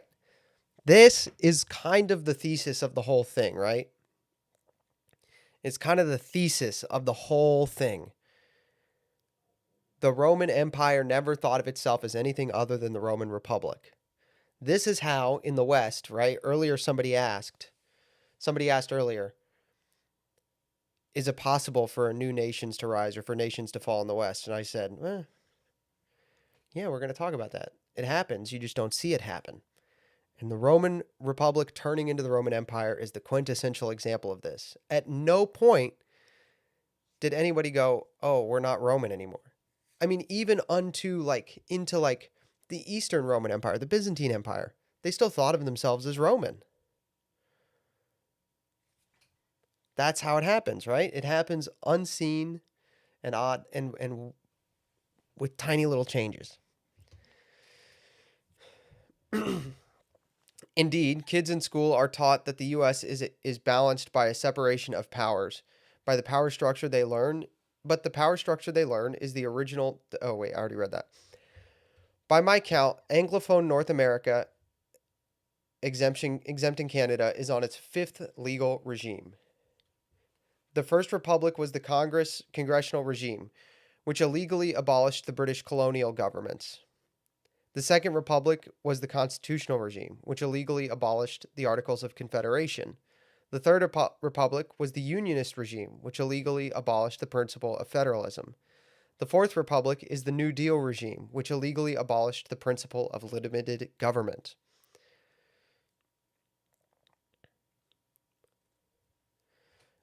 Legate says, the western side of the Mediterranean called itself the Res Publica into the 500s after the collapse.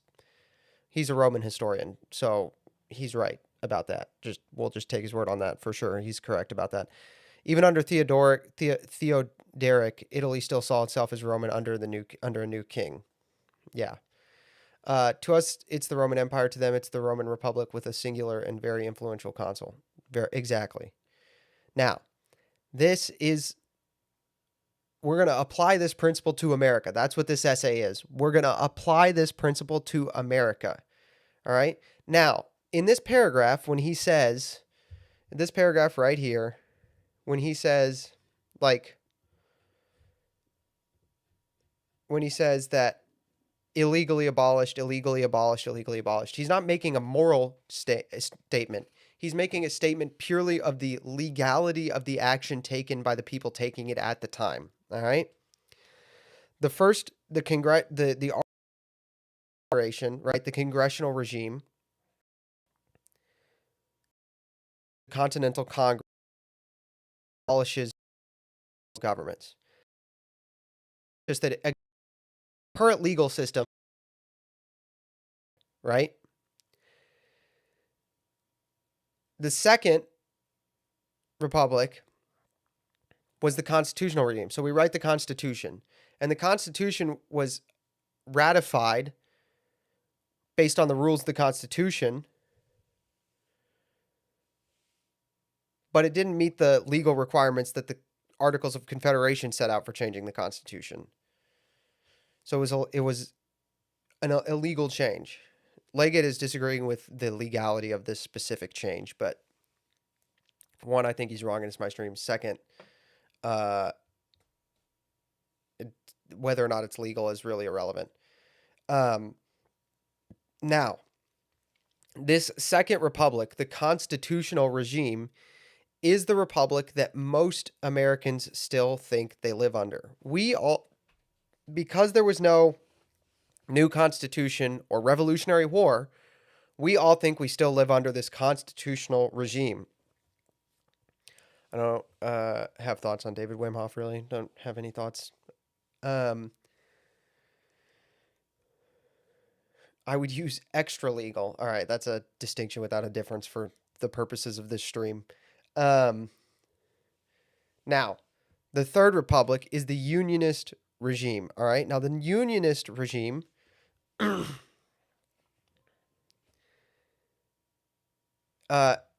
illegally, the Unionist regime illegally enforces federal first, state second. Okay? Now, regardless of what you think of the Civil War, this is another thing where I'm saying he's not making a moral statement. I want to be clear about that. He's not making a moral statement one way or the other on any of the things that any of these regimes believed. The statement he's making is purely that based on the legal regime at the time, that there was nothing that said states couldn't leave. And there was nothing that said that the federal government had the right to enforce laws top down, right? We don't get that until the 14th Amendment. That's a change. That's a change not of degree but of kind. That's a different kind of government. Okay?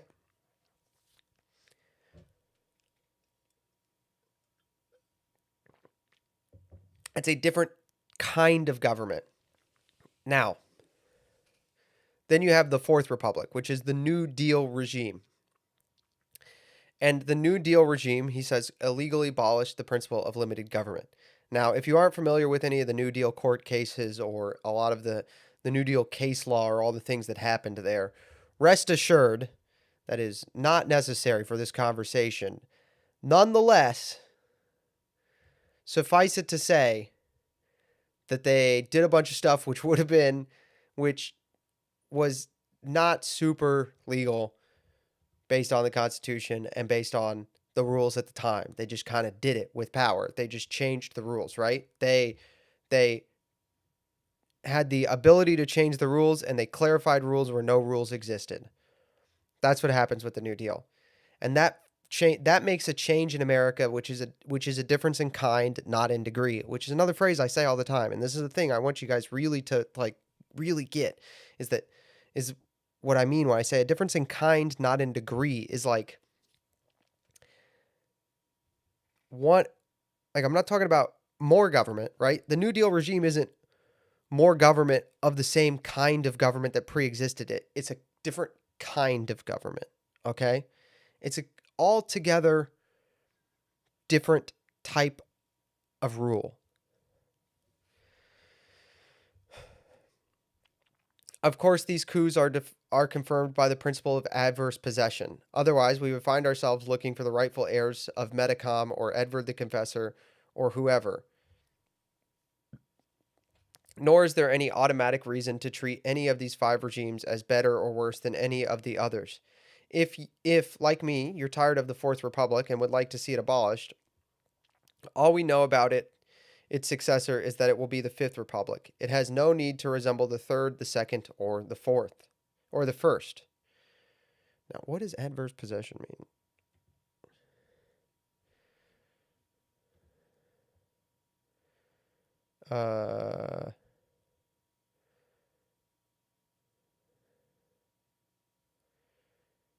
Oh, continuous. Okay. They just kept owning it. They've done it for long enough that it is the rule now. All right, that makes sense. Okay. So the next thing he says is that the Fifth Republic can be totally different, right? It could be a completely different republic. Now, we're going to get into some stuff later. I think we're in the Fifth Republic. I got this from and this is not my idea, but Orrin McIntyre has pointed out that the civil rights regime is itself a new republic. It fundamentally changes the kind of governance. So, there you go. Watching the world's laggiest stream on the world's most interesting subject. Thank you. Was having dinner with my folks. What are we doing now, lads?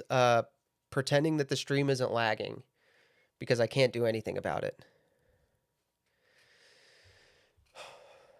Okay. The real legal nature of the Fourth Republic is that, like the UK, it has no constitution.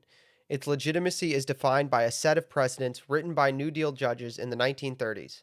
These have obscure names like Footnote 4, West Coast Hotel, and Wickard v. Filburn.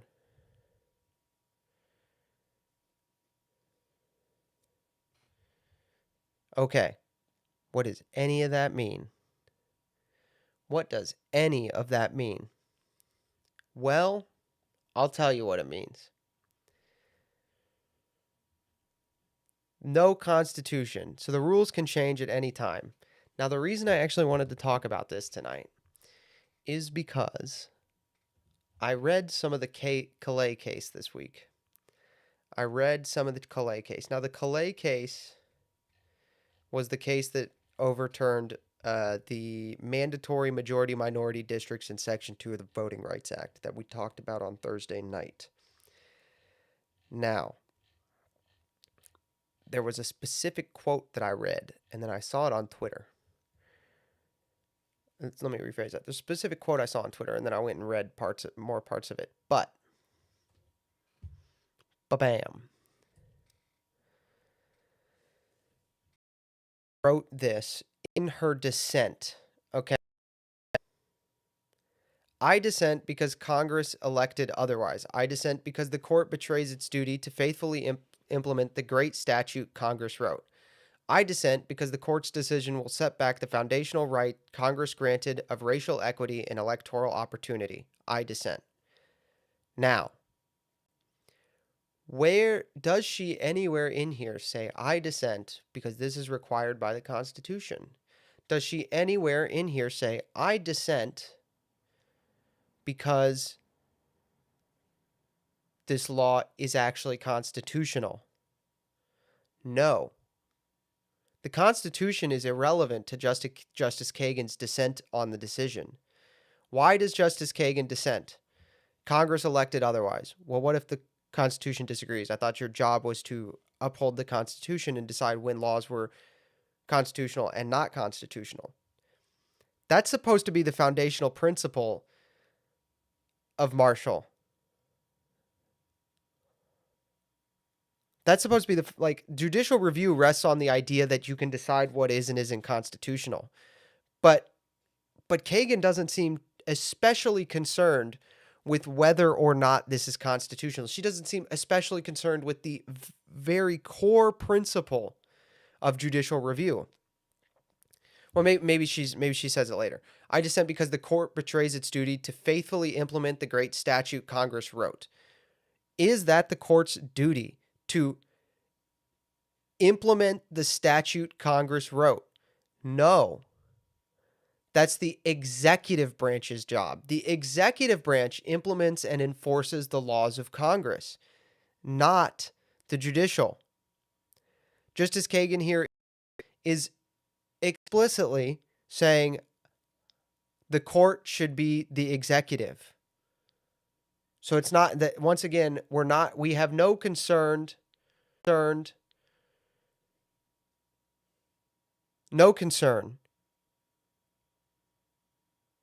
with the Constitution. In fact, we want to usurp the rights of a different branch of government. And here we go. What was the line again? The real legal nature of the Fourth Republic is that it has no constitution. Its legitimacy is defined by a set of precedents written by New Deal judges.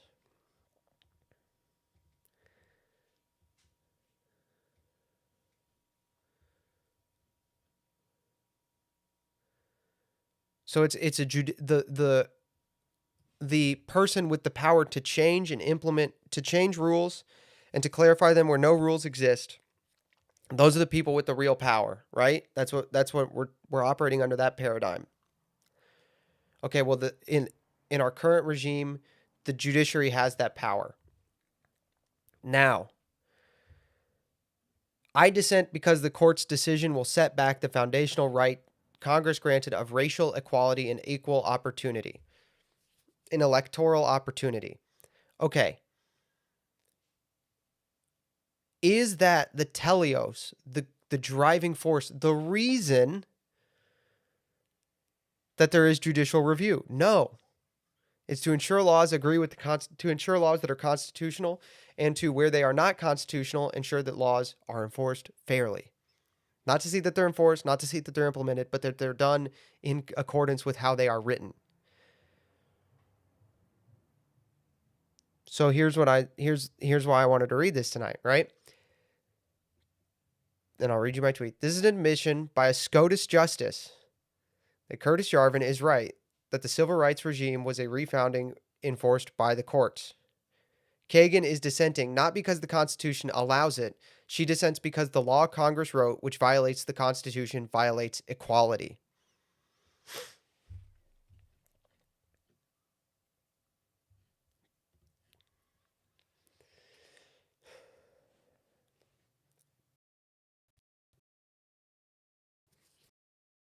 Establish the Fourth Republic as a universal and absolute government, subject only to few isolated limitations, which in practice do not matter at all. For example, no European country has any clear equivalent of our First Amendment, either in its original meaning,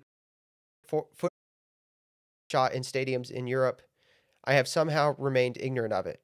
Constitutional law in the Fourth Republic is a very real and very substantial body of law, but its connection to the original charter of the Second Republic is entirely nominal. Now, what does that mean, right? Well, let's read footnote 4. How about we go read footnote 4, Chad, huh? Let's read footnote 4. Caroline Products, best known for its footnote 4, which is considered to be the most famous footnote in constitutional law, although the court has applied it minimal scrutiny, rational basis. Footnote 4, okay. Footnote 4 describes certain legislative acts that might give rise to higher levels of scrutiny if a law appears on its face to violate the Constitution, especially in the Bill of Rights, restricts the political process that could repeal an undesirable law, restricts voting rights, organization, dissemination, discriminates against discrete and insular minorities, racial, blah, blah, blah, blah, blah. This is, footnote 4 is the strict scrutiny, or the strict scrutiny, right? Yep.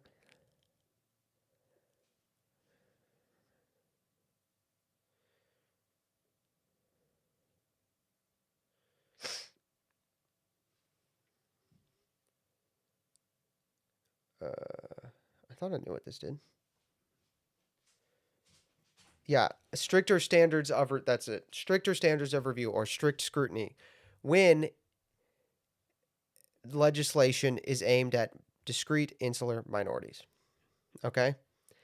Footnote 4 puts into constitutional law the idea that there are different standards of governance depending on if you're a minority or not. Now, hold on.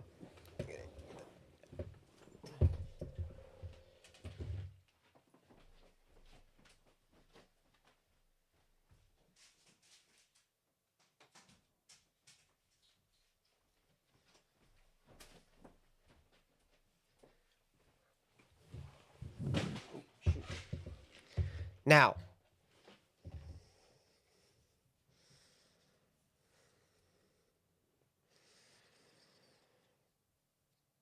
where is that in the Constitution? It's not there. But this is how all law is decided now, right? We just had a debate about it the other day in the Supreme Court, where, and you guys may have seen this clip, a liberal lawyer was arguing with Alito that you had to apply strict scrutiny to temporary protected status because Haitians are an discrete and insular minority. Every constitutional law, every Supreme Court case having anything to do with anybody who can be defined in a minority in any way falls under this standard, but it's nowhere in the Constitution. Where does it come from? It comes from a footnote. It comes from a footnote. That is what it means to not have a constitution. There's no constitution anymore. And the constitution, the practice of constitutional law is not at all like the one, right? If a state, let's say, for example,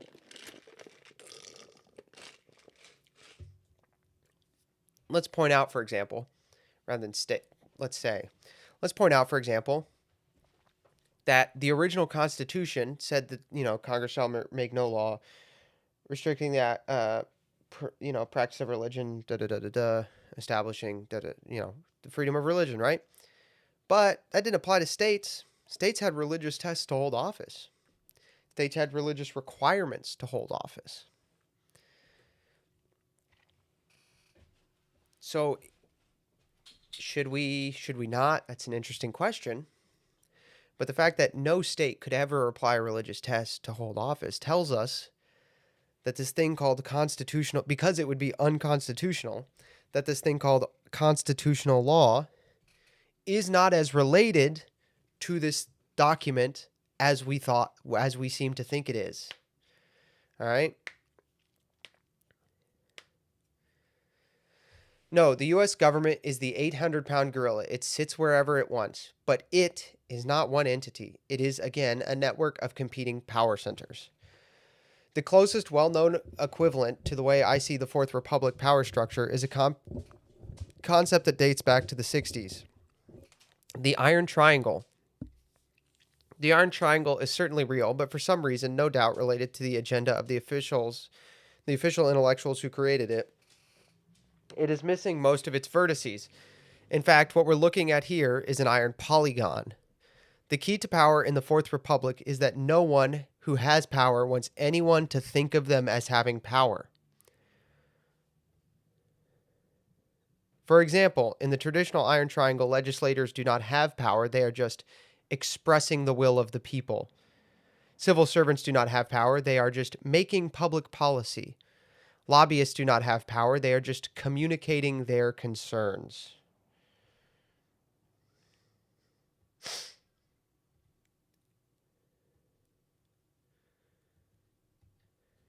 This is a profoundly Orwellian situation. The root of the problem is that the modern English language has no words, which means power, but carries only positive associations. This is crazy. This line, I don't know if I've highlighted much stuff, but this line right here, guys, this line is very important. This is a very important line. You need to think about this a lot. You should sit and think about this, not right now, because we're going to keep going, because it would be bad content to just sit here quietly. But if you're listening on audio later or watching on audio later, you should sit and just pause for a second and think about the modern English language has no word which means power but carries only positive associations. Every word that has anything to do with authority or power in the American political mind has a negative connotation. To claim authority over something, well, it's authoritarian. To have power, well, that's absolute power corrupts absolutely. All of these words, what's another one? Control. The government wants to control me. All of these words. So if you have power, if you have authority, if you have power, if you're exercising power, you have to come up with some way to not call it power. Because if you just say, yes, I have power and I'm using my power, well, the American people revolt. They hate that. They do not like that. They do not like it when you say, I have power and I'm using it.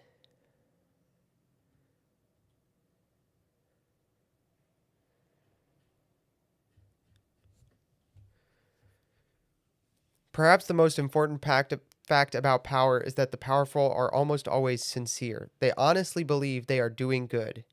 Even Sauron considers himself a Boromir. All other words which mean power are either negative or euphemistic. Yes, that's true.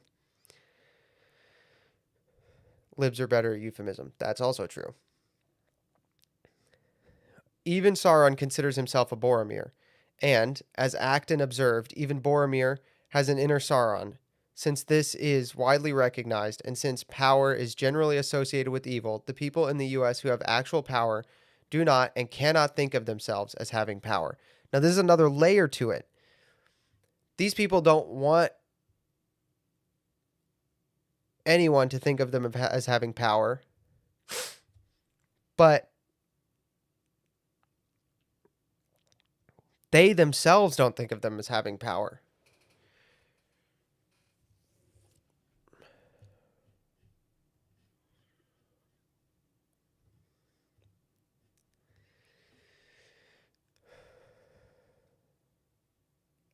However, there are euphemisms for it. Perhaps the most common is responsibility. A good way to find the most powerful people in the U.S. is to find the most responsible people. No one in the U.S. is scheming for power. A lot of them seem to be working for change. No one in the U.S. is brainwashing the masses. A lot of them seem to be educating the public.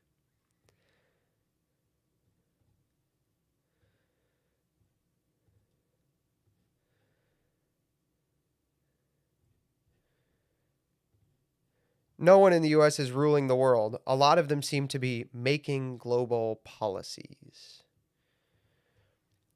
Having power means you have a choice. Mandelstam's poem on Stalin comes to mind. He sticks out his finger, he alone goes bang. Stalin was certainly one of the most powerful men in the 20th century, if not in human history. But most of us think he was evil. He probably would disagree. But if Stalin had woken up one day and decided that yesterday he was evil, but today he would be good, by my definition of good, by definition, he would have used his power to do good, to be, in other words, responsible. The New York Times is a paragon of responsible journalism. Or at least its journalists would like to be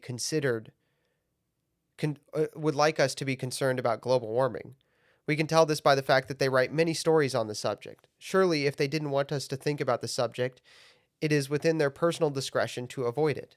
They don't, and since many people read the New York Times, many of us are concerned about global warming. But if these same journalists were to wake up one day and decide that instead we should not be worrying about global warming, but about black crime or Iranian outrages or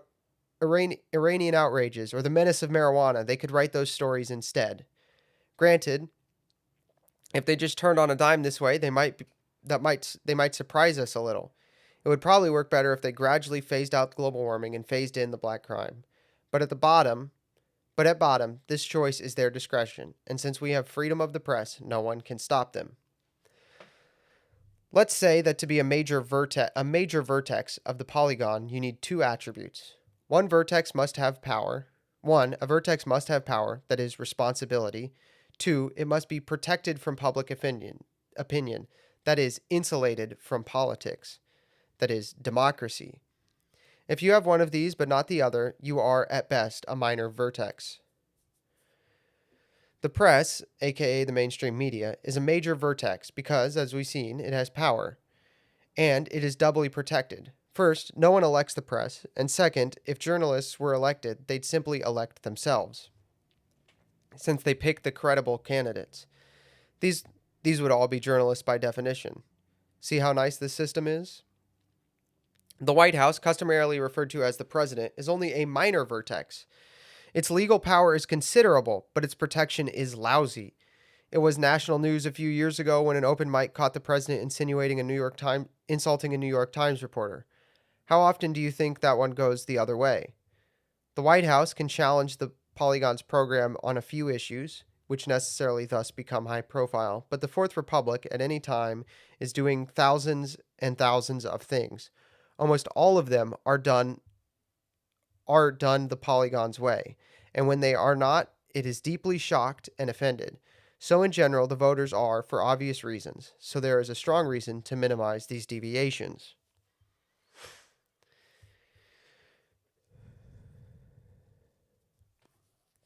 Okay. So, major vertex, the mainstream media. Minor vertex, the president. Now, recently, there was some debate on X about this. There was some debate on X about this. Orrin McIntyre posted this, but he pointed out that the purpose that the real power, the real government in a country job is to monopolize violence, right? It's who has the monopoly on violence. I don't agree with that. That's not how you define government. That's how you define government in a liberal nation state, but it's not how you define. It's not a necessary way to define government. But since we are in a liberal nation state, a Lockean nation state, that is where the power is. Now, he points out that because the government doesn't have a monopoly on violence, because the left has a monopoly on violence, the left can threaten whoever they want. They can use whatever rhetoric they want. They can try to kill the president once a month. That they are the real power center. The leftists have more power than the thing we call the government, which in some degree is true. And that's kind of what Yarvin's saying here. It's a very good parallel to think about it on.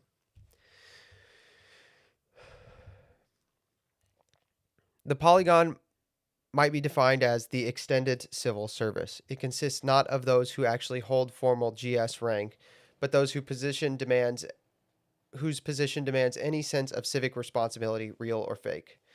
The major vertices of the Polygon by my car are the press, the universities, the federal judiciary, the judiciary, the Fed, and the banks, the Hill, congressional staff, the civil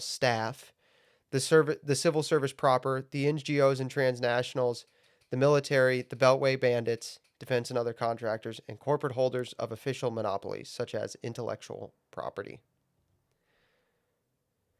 I suppose this would make it an iron decagon, but the count starts to get a little fuzzy anyway. I will discuss some of these actors in later posts. I hope this has helped you clarify your perception of strange and awful world we live in. Cool. Very cool. Pretty easy stuff. Short article. Very deep. Very deep. Questions before we move on?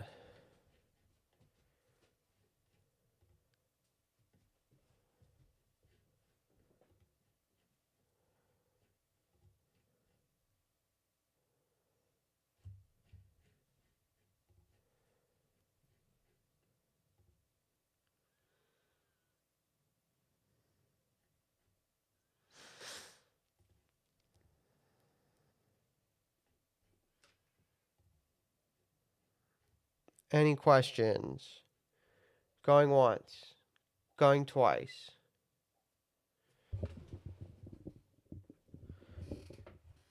Okay. No questions.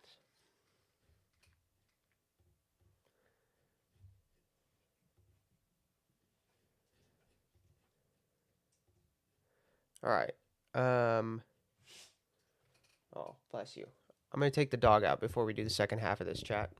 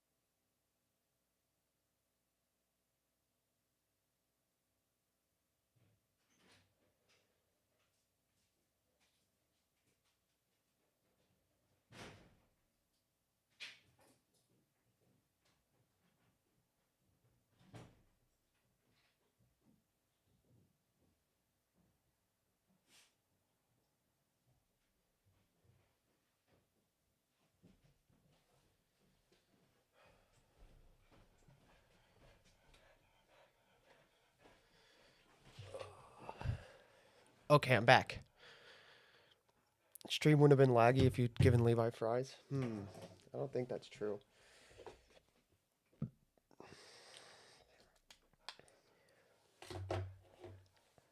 I don't think that's true.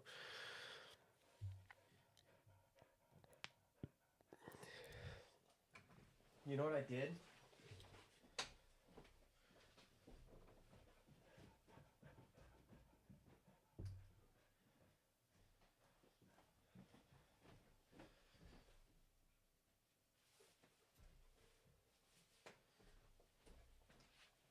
You know what I did, chat?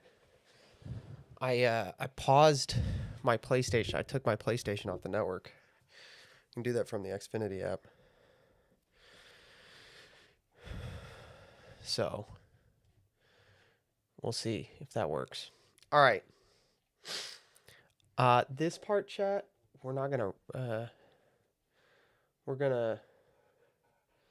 probably do it full cam. Because there's stuff in here I don't know. It's been a while since I read this.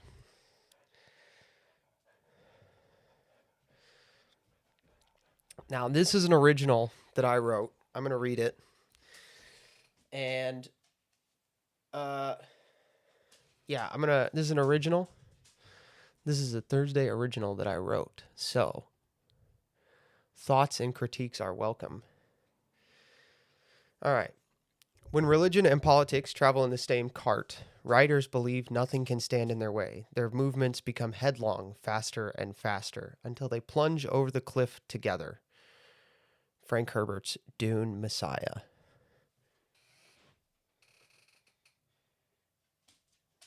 Which is on my other shelf. I was going to pull it off the shelf, but that's on my other shelf.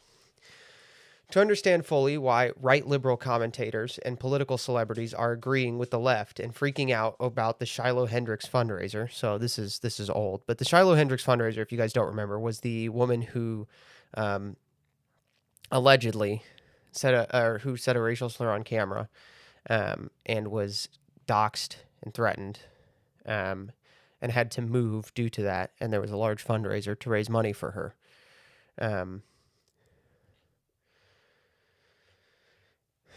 So she could move, you know.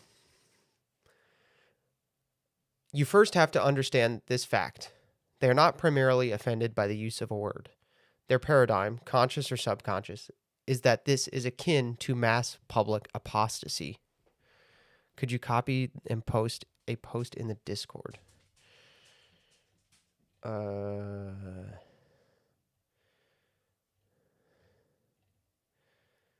I'll just show it to you guys. I just won't scroll down past the end here, because the first version of the script is not correct. It's not good. Okay. This is akin to mass public apostasy. What I am saying is that cancel culture... I'm going to have to zoom this in, aren't I? Oop.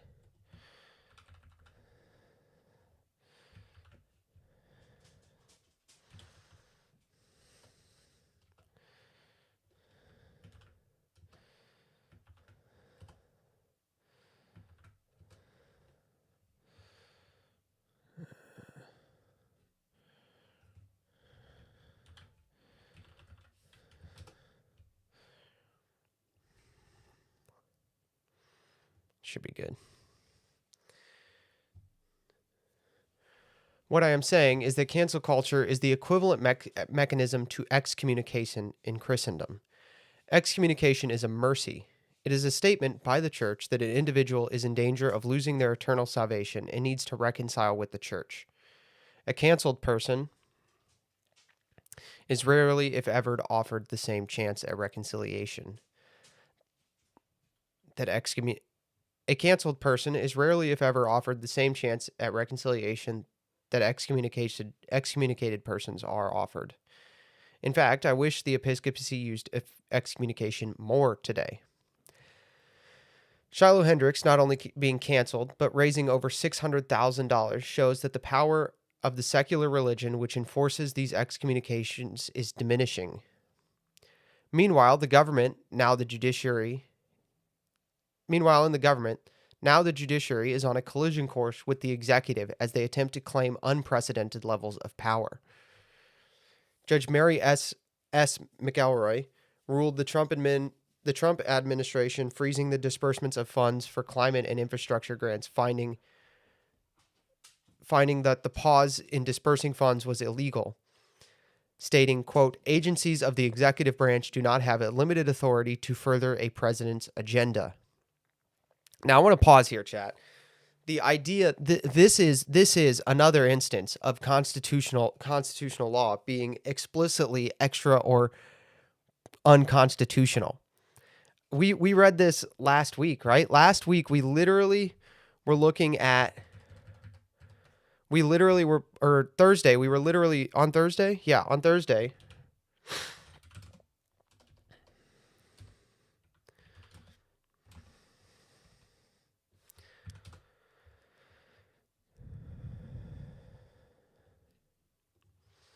On Thursday, we literally read this. We were literally reading Article 2 of the Constitution.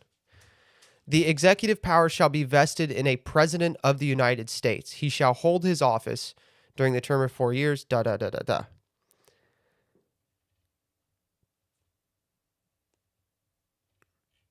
executive power the executive power shall be vested in a president of the United States of America. Okay.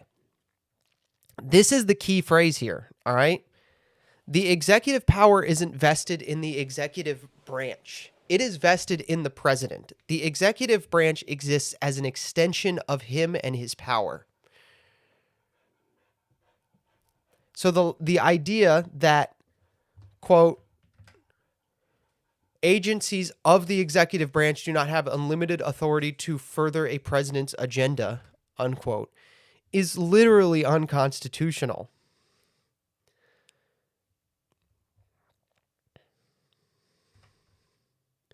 It's actually unconstitutional.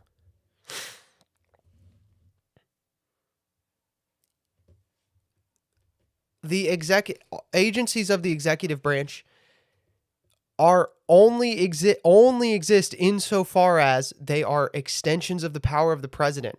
When the president is elected to further an agenda, they have unlimited authority in the executive branch in executing the law to follow those rules. It is more like being made I don't know if cancel culture is the same thing as excommunication, more akin to exile. It's more like being made an outlaw. People think you should be fired. It won't care if you're harmed won't care if you're harmed if you say the N-word. So you're both making good points. However, that is what excommunication did in Christendom. Both of you are just describing things that excommunication did informally in Christendom.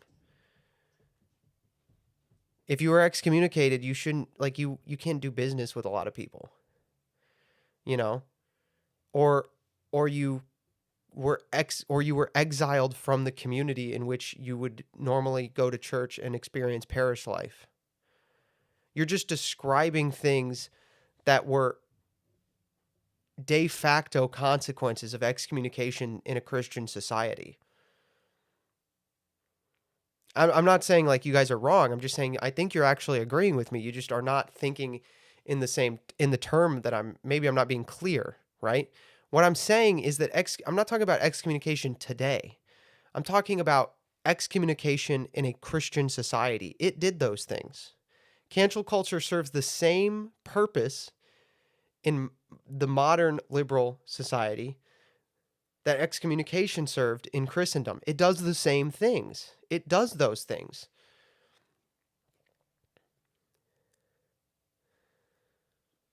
What are you discussing for a bit? I'm hopping on while waiting. We are talking about, I'm reading this essay I wrote, actually, which is kind of a expansion on an essay explaining formalism, the power theory formalism by Curtis Yarvin. So the brief version of this is that it's an application of the idea that the quintessential example of the principle we're talking about is that the Roman Empire never thought of itself as not the Roman Republic. Well, America, since the Constitution, the government has changed enough that it's not changing in degree several times. And we're discussing those changes, and where power actually is and who is actually in charge in America today, because it's not in the form of the Constitution. And this essay I wrote that we're talking about is an extension on that idea, where I add to it the idea of the secular religion, which uses cancel culture as a form, as its equivalent of excommunication, and then talks about some other things. True. Thank you. 07. I'm a Richard DeClue Patriot. Richard DeClue Patriots, check in. Richard DeClue Patriots. 07. So we're reading this essay I wrote.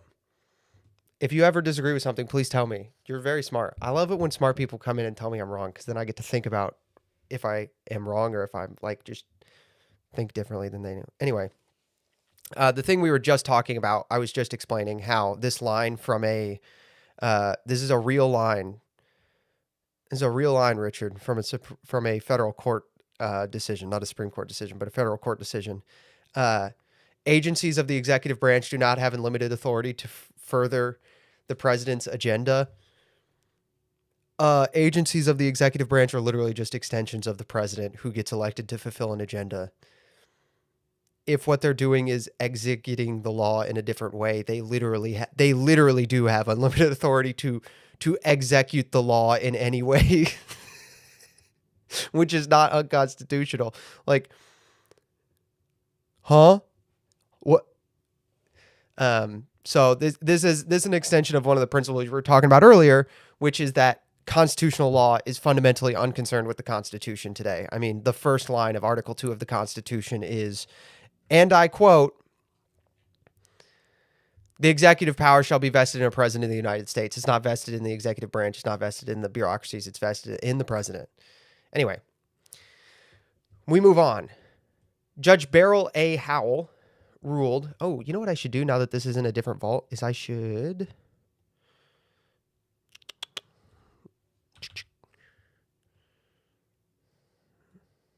Yeah, whoops.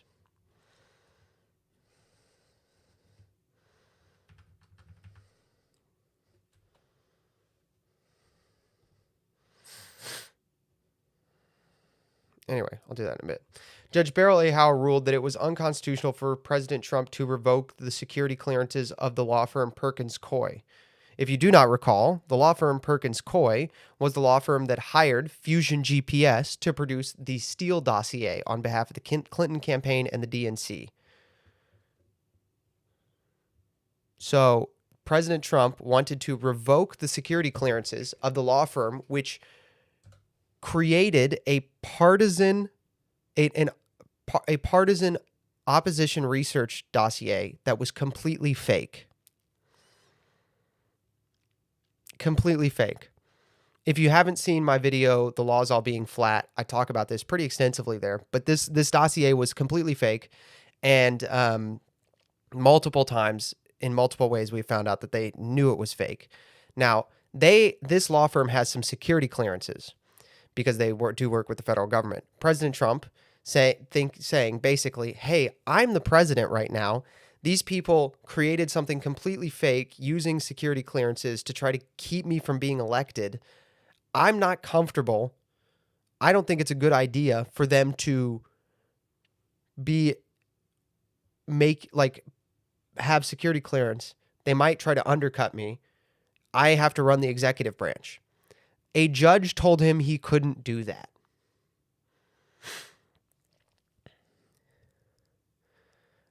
Colleen Catelli ruled that President Trump can't require proof of citizenship to vote. The Supreme Court, and this will date this, just today ruled 7-2 that President Trump cannot deport Tren de Agua gang members with the Alien Enemies Act. Now, I believe this got overturned, but nonetheless, this is once again unconstitutional. The Alien Enemies Act does not put the power to. How is it not in his purview? It completely is. And the point is that the current regime we're in, that we pretend is still the constitutional regime, is one in which the judiciary is the all the power is vested in the judiciary. What's even more absurd is the president is the original classifying authority. Without the president at the top, there is no security clearances. Exactly. Yeah. The president can't require proof of citizenship to vote. Okay. His job is to preserve and protect the Constitution of the United States. It says you need to be a citizen. He says, I need to preserve and protect the Constitution. To do that, I need to do this thing. That is in his purview. That is nobody's decision but his.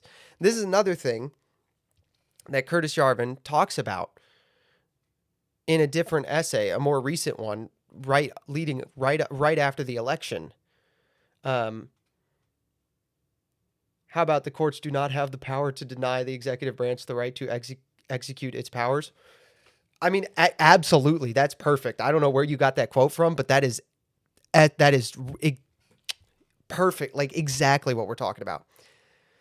Another thing, as I was saying, a more recent essay right after the election, but before the inauguration, Curtis Yarvin wrote this thing where he was talking about if President Trump were to be the sole executive in the way that the Constitution allows, most Americans would think of it as tyranny because they think of all these other branches as parts of the Constitution. But the only thing the Constitution says about the executive power is that it is absolute. I made it up. It wasn't a quote. Well, you should tweet that or something. It's phenomenal. You should tweet that somewhere and take credit for it. Like the only thing the Constitution says about the executive power is that the power to execute the laws is vested in the president. There's no limits on his power to execute the laws.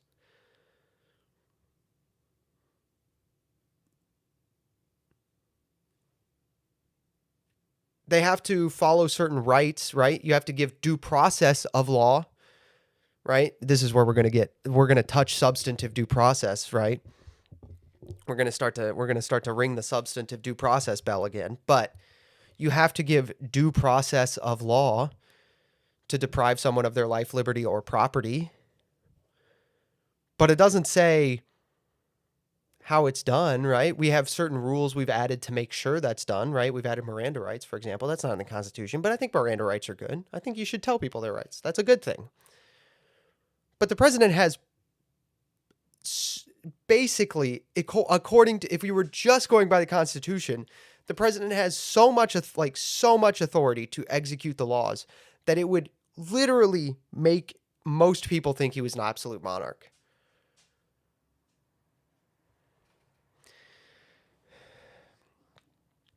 And of course, the Trump administration has recently correctly arrested 2 judges for aiding illegal aliens. The judiciary, instead of easing up on this course, is standing on the accelerator. Now, I wrote this probably nearly a year ago now, but we talk about Judge Boseberg all the time, dude. Let's pull up the Judge Boseberg file, right? Let's open the Boseberg file. Open the Boseberg file. Boasberg. Let's open the Boasberg file. Judge Boasberg signed the Arctic Frost warrants. Arctic Frost is, of course, the warrants to spy on the 2016 Trump campaign. Judge U.S. Janine Pierce announced Judge Boasberg is blocked a grand jury from investigating the Federal Reserve. So the Federal Reserve, which has spent some money that it cannot account for on some things that Jerome Powell said they didn't spend it on while under oath, the United States government, because the Federal Reserve is technically not in a branch of the government, wants to investigate that. They want to know where the tax money is going. And Judge Boasberg has said, you do not have power to start a grand jury. You can't start a grand jury investigation to figure out if he might have lied. If that is not an overstep into executive power, then there is no overstep into executive power.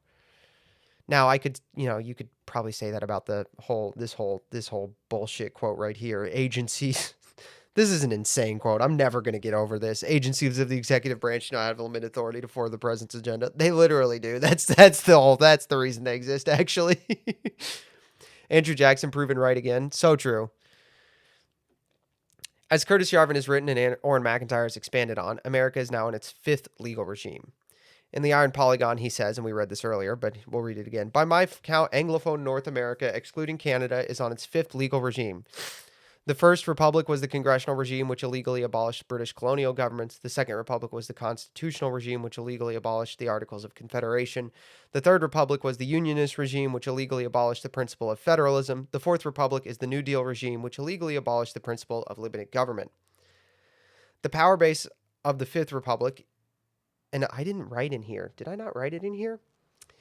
Well, chat, I didn't write it in here, so I will tell you. Orrin McIntyre has argued that the Fifth Republic 2, 3, 4, 5 is the Civil Rights Republic.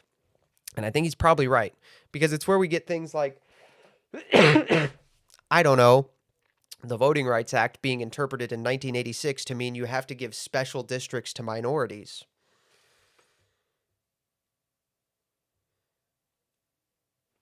It's where you get things like community relations departments. It's where you get problems like no freedom of association. And we've talked about this before, that there's a difference between getting rid of formal de jure segregation and enforcing forced integration. Right? And that is the Fifth Republic. The Fifth Republic gets rid of the First Amendment's right to freedom of association. You don't have the right to associate with whom you please. I said in a video a couple weeks ago when we were talking about Ironya Zrutska's killer being ruled incompetent to stand trial at the state level, at least. He has not been ruled incompetent at the federal level yet, and I don't think he will be, but nonetheless, the point I made was that if you are going to force people to associate with all people, then the idea that anyone might be ruled incompetent, especially based on IQ basis, which is a thing that courts do, is necessarily an unjust law. Now, you could argue that this is like the 4.5th Republic because it's so close and it's basically just an extension of the New Deal regime. But nonetheless, it's important to understand the degree to which the civil rights case law and the civil rights laws, like the Voting Rights Act, etc.,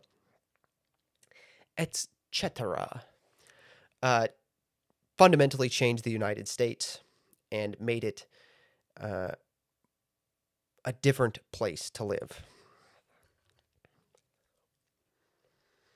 The power base of the Fifth Republic is the judiciary, which is, as I have just laid out, currently burning itself to the ground, and the regime religion, the cult of divine equity, which is currently experiencing a mass apostasy. Tonight, as I stream this, Trump could burn the Fifth Republic down right now if he ignores the Supreme Court decisions on Tren de Agua or any other of federal court decision. The transition of power from the judiciary to the executive is happening in parallel, could happen in parallel with mass apostasy from the regime religion, and it has only two outcomes.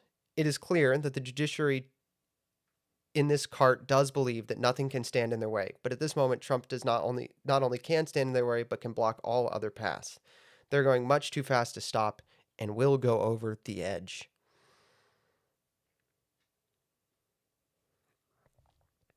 They base competence off IQ. I wonder what I ever. Oh, we talked about this on stream. Yeah, we talked about this, the Haitians problem.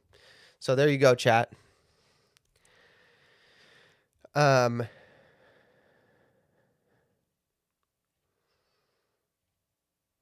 That's what we're talking about, dude. I wanted to talk about that tonight. I thought that would be fun.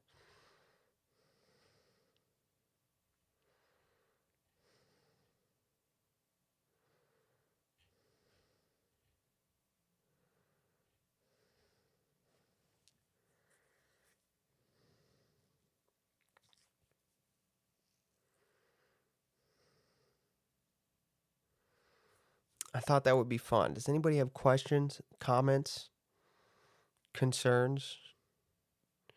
Wants to tell me that my hair looks amazing? Any of that?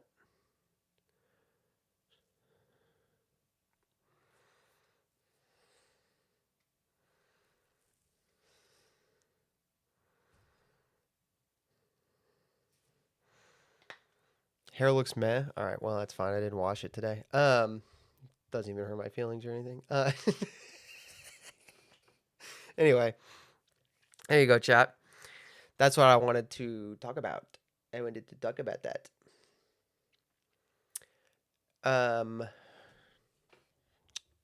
Oop, that's the wrong button. Boop. Okay.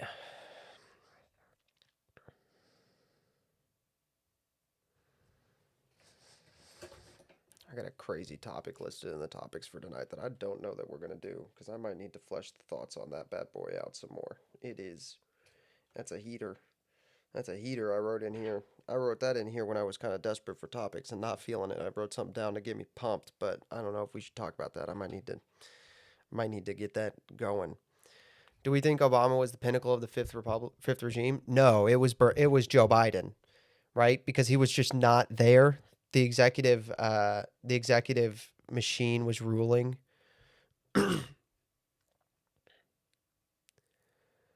4.5 was the regime between 64 and 2001. 2001 fully constructs a new republic. You might be correct about this. You probably are correct about this. The 4.5th republic.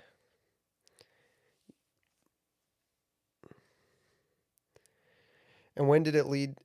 When didn't? And when it didn't lead to a 100-year libtard Reich, it was a shakeup that they didn't expect. I mean, yeah, but then you've got Trump comes along and they recognize the danger the first time, which is why they fortified the election in 2020, right? They fortified the election. And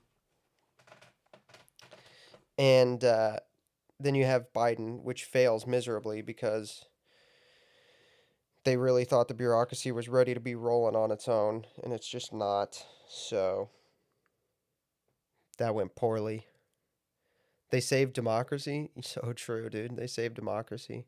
Dude, we spent way too long in King Charles. We have... okay. Joe Biden. Joe Biden. Wake up. Joe Biden. I need a soundboard, chat. You guys want to make a soundboard on stream? Joe Biden. Joe Biden. Yes. Based idea? All right. Let's make a soundboard. Joe Biden. Wake up. Joe Biden. Peak content we've been missing. I would further argue that Trump can only exist in a full-throated fifth, meaning that Trump is actually the pinnacle of the republic, dissonant within itself. I'm sorry. Of the federal.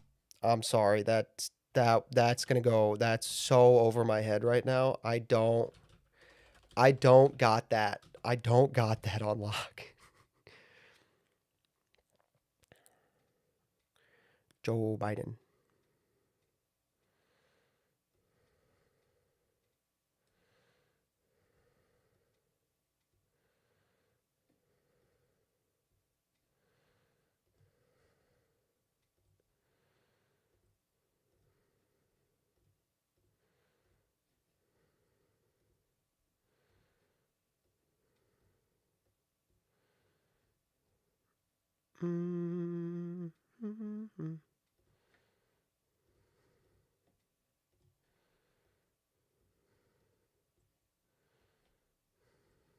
I gotta move stuff around on the stream deck. Okay.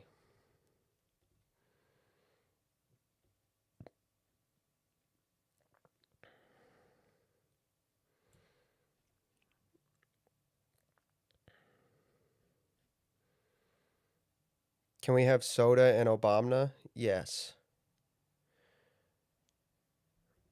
Yeah, that's fine. You can explain later. I believe you.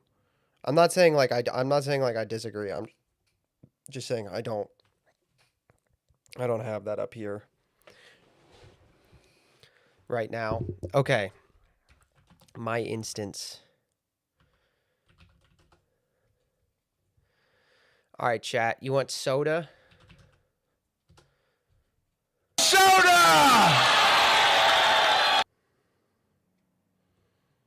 All right, hold on. Let me make a new folder to put the sounds in. I gotta have a folder. Sounds.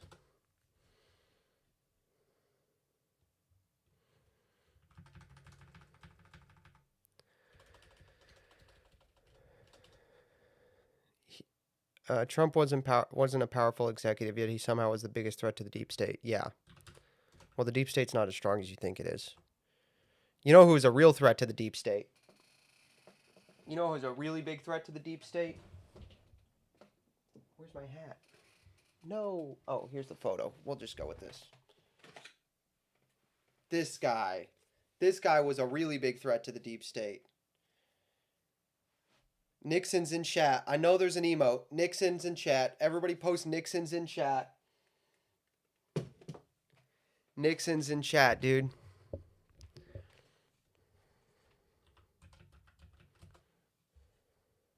Obama. Obama.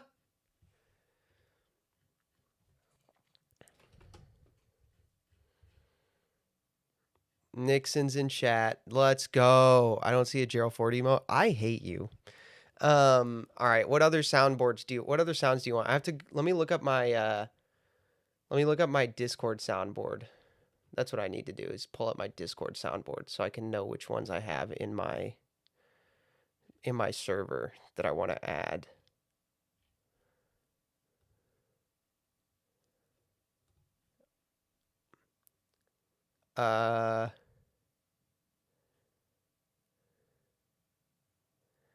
Anything Kamala Trump's oh crap, I gotta find that. I wonder if I have that still. Hold on.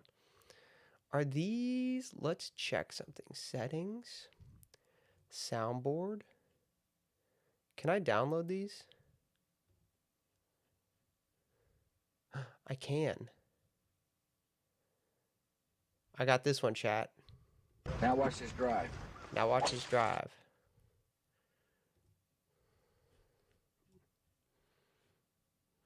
No, I can't save them. All right, now watch this drive.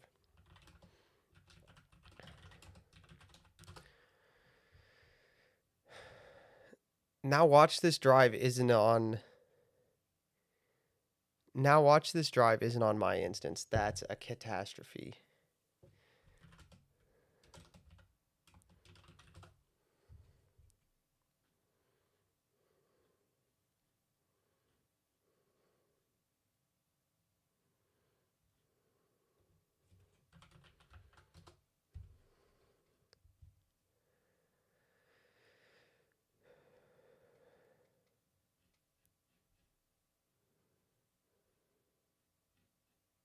Don't be rude.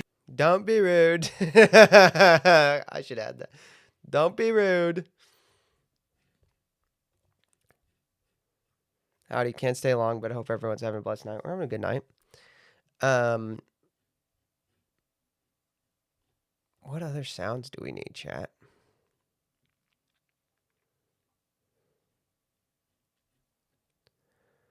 The lights, turn them off.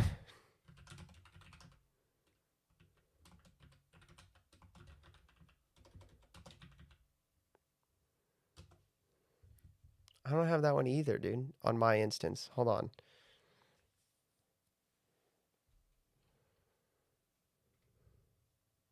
Let me be clear.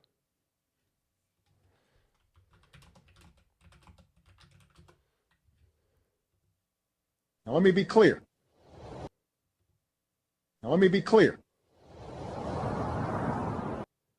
Why is there a car sound at the end of that one? That's weird. I'm not going to use that.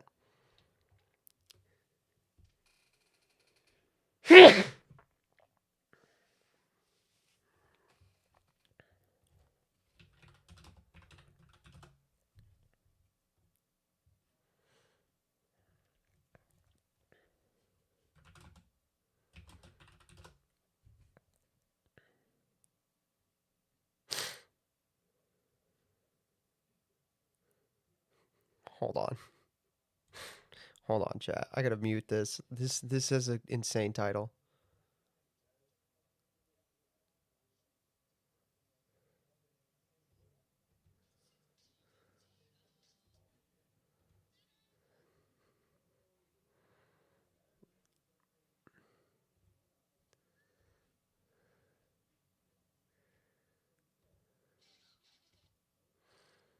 I'm trying to find chat. I've got it muted because I'm trying to find Trump doing the nuclear thing where he goes the N-word.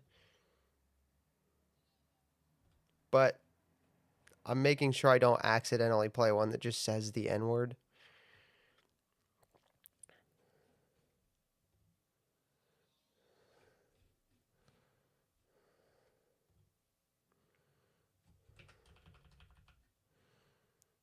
I don't want to just Bill Clinton hating on Nancy Mace.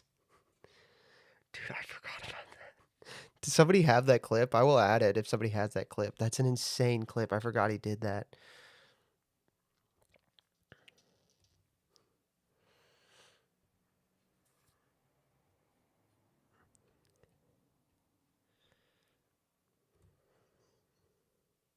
Oh, I need that one.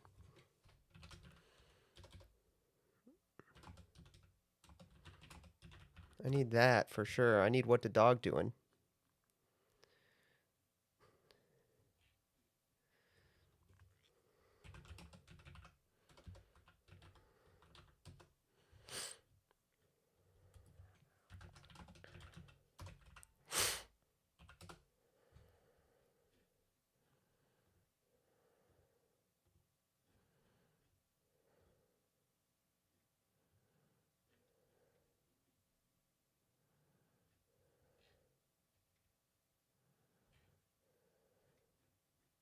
What the dog doing?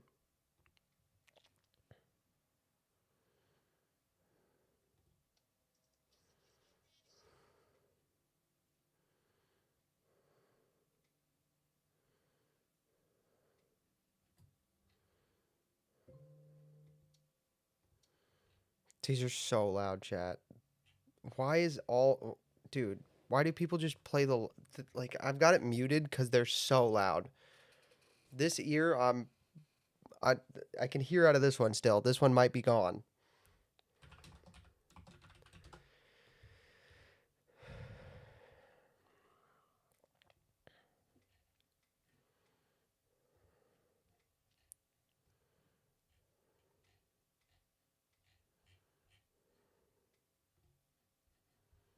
How do I just download Discord sounds? Download Discord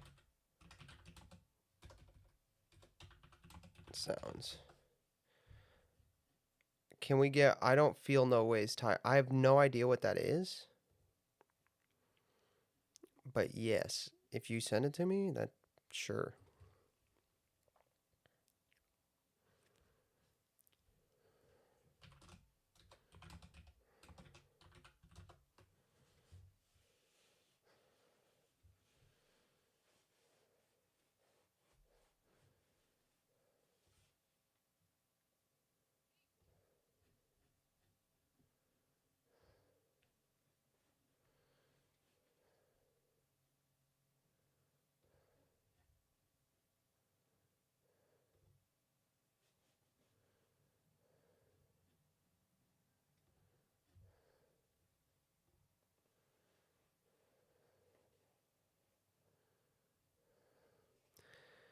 Biden Elden Ring hello. I don't know what that one is. You guys are going to have to send these in Discord. You'll have to send the files. That's what you'll have to do. You'll have to submit the files. Oh, shoot. Here's one. Here's one we need. Here's one we got to have, chat. All right. Let's start adding these. Let's start adding these, huh? Okay, first one is got to be the classic. The all-time classic. Only old heads will remember this one.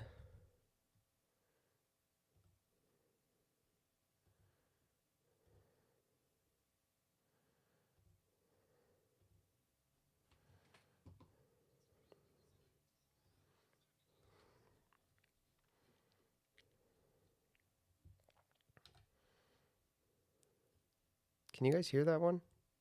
I don't think you can. You cannot. Hold on, I gotta do... Okay, we gotta make a loop back. We gotta make a loop back for that. Now, we have to make a loop back. So we have to add a new virtual device. And we call it soundboard.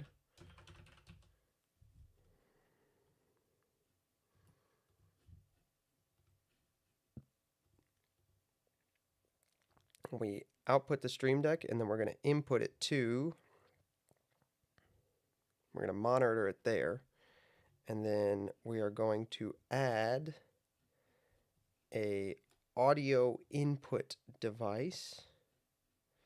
And we're going to add a new one. And we have to call it soundboard.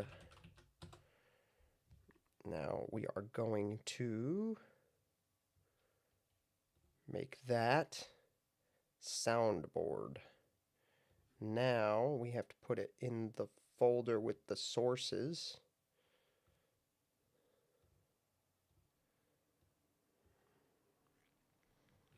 And then if I do this... It's atheism and porn, you fucking idiot! Okay, it's not working. You guys can't hear that? You guys cannot hear that. For sure you can't. Why is that not working?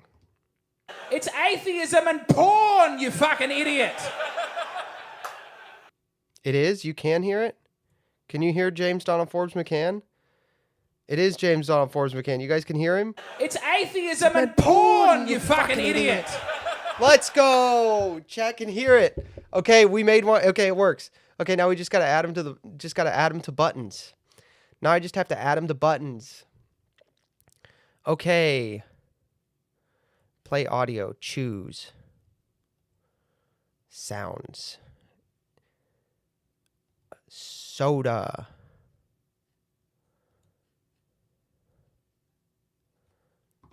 Soda!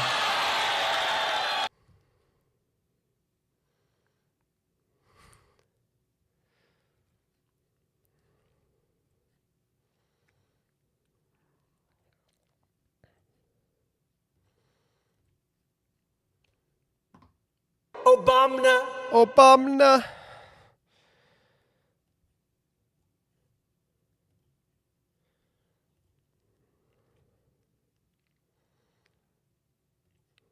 Gotta get this one. We gotta have this one for sure, chat. Tell me if you hear this.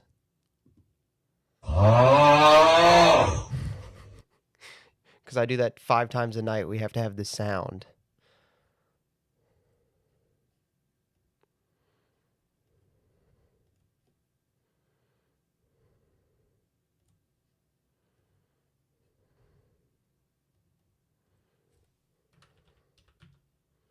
Bet. Don't be rude. Don't be rude.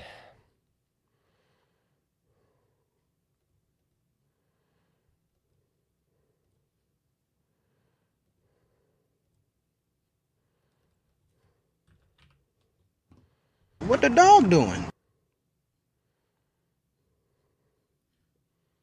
What is Mysterion posting? Mysterion, I can't open the links and download them. Because if I do it live, then if you send me the files, I will add them. You guys will have to send me you guys will have to post the files in Discord and I'll link them.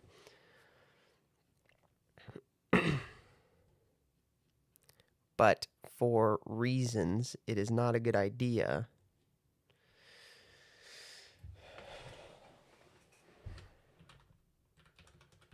Here's what I want for me. Here's what I want for me.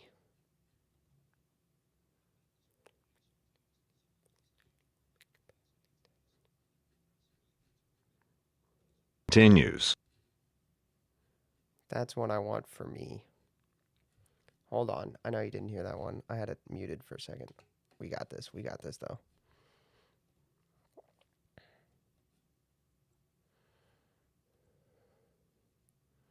This one's just for me, though, chat. This one's just because it makes me giggle. This one gives me the giggles. I like this one. The Fitness Gram Pacer test is a multi-stage aerobic capacity test that progressively gets more difficult as it continues.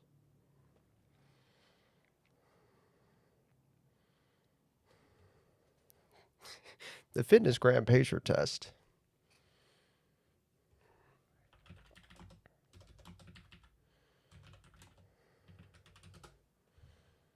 I wanted Paul. Can I? Paul Allen's card. Paul Allen. No! No, that's not what I want. Let's see Paul Allen's card.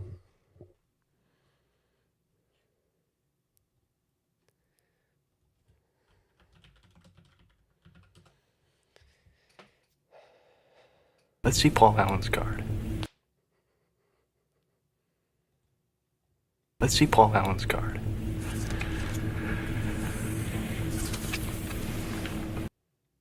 Let's see Paul Allen's card.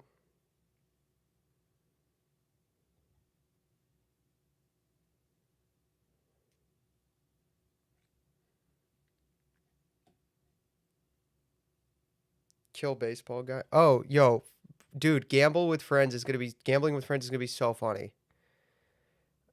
I kind of want to try it. I'm actually on the fence about letting chat play it with me tonight. I think it would be so funny. Why isn't it possible? It's just not. Why not, you stupid bastard? I would let chat play it with me, but it only plays on Windows, and I'm streaming on Mac, so.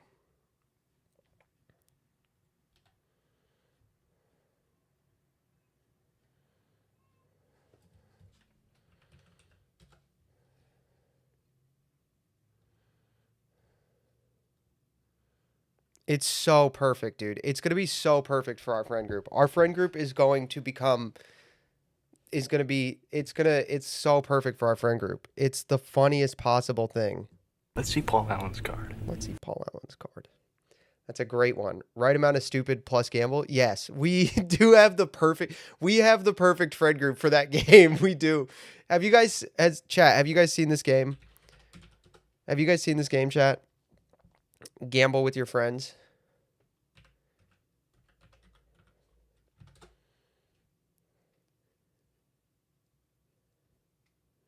Or what's it called? Omago? Omago. Yeah.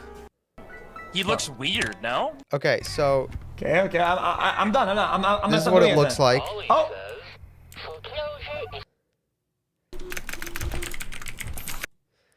All right, you go into a casino and you gamble. Now you start with $1,000, right? And you have to get to $1,200, and then the next day the number goes up and it gets progressively harder. And you get like items. You can get items and stuff. But yeah, it's a game where you go around gambling with your friends.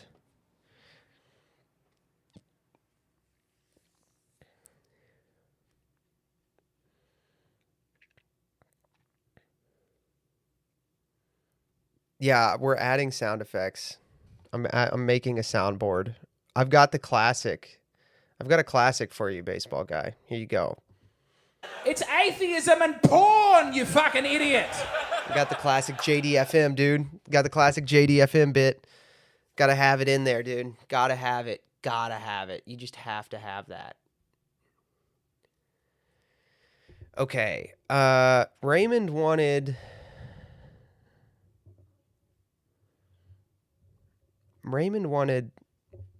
a Hillary line. But I don't remember what the Hillary line was. What did he want? I don't feel no ways tired.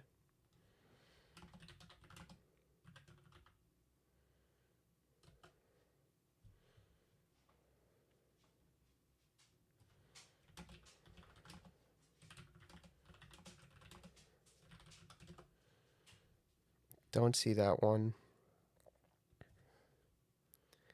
Pokemon, go to the polls.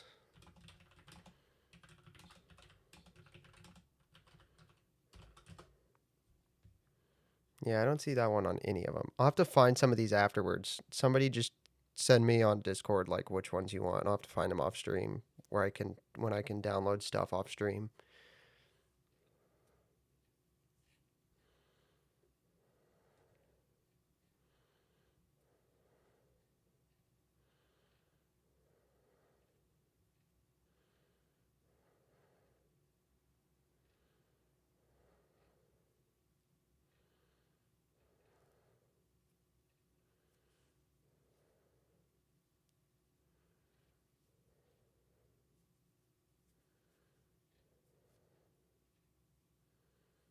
Okay. Let's see. Pokemon go to the polls. Pokemon go to the polls. I don't know who created Pokemon Go, but I'm trying to figure out how we get them to have Pokemon go to the polls. Yeah, but there's like a random sound at the end of this one. I'll have to edit this one later. I'll just have to remember that one and come back to it later.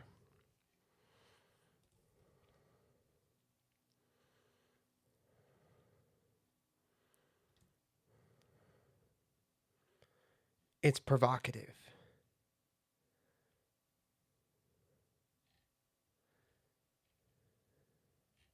That's what we need. It's provocative. It gets the people going.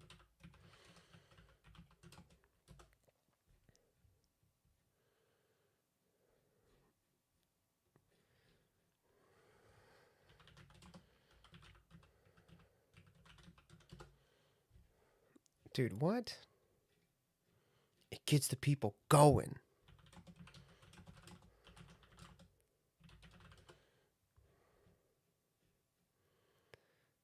Do we want true? I can't read that. I don't know what that says. True. Oh, that one. Nah, that one would be good when Biden was president. I don't think that one's going to be used too much. I don't want to take up so much room on my thing.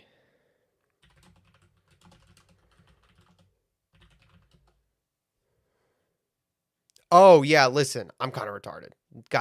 I'm kind of retarded.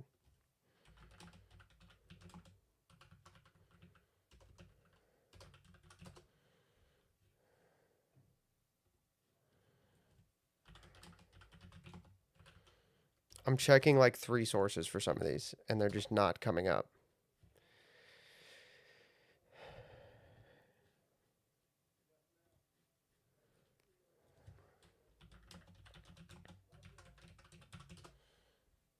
None of them. None of them on something from Alex Jones. Yeah, let me just put in Alex Jones. Maybe something will pop up.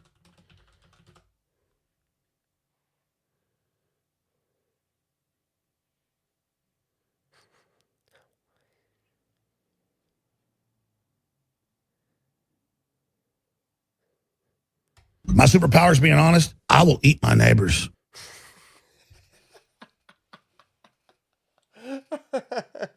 I will eat my neighbors. The whole Joe Rogan episode has been scrubbed from everything, but it was one of the best episodes I've watched of his. Alex Jones crashing out is just hilarious. He got so high, dude.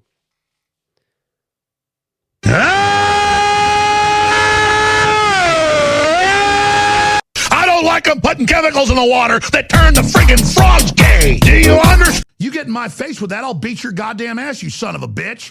You piece of shit. You fucking goddamn fucker. It's so funny. Liberal, liberal, liberal, liberal, liberal. That's the Jones ones we want. That's the Jones one we want. Liberal, liberal, liberal, liberal, liberal, liberal, liberal, liberal, liberal. Liberal, liberal, liberal, liberal. Liberal, liberal, liberal, liberal. Liberal.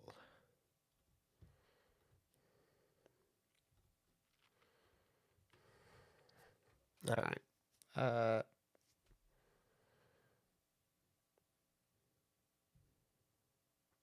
You're not an intellectual. You're fake. You're in a fraud. I don't know who that is.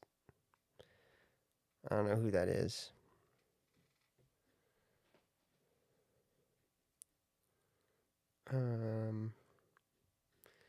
Gotta open Discord sounds, see if there's anything else I want.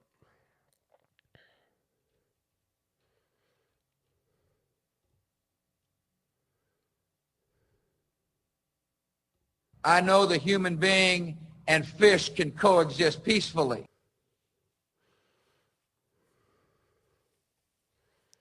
Oh. Surely I can find this.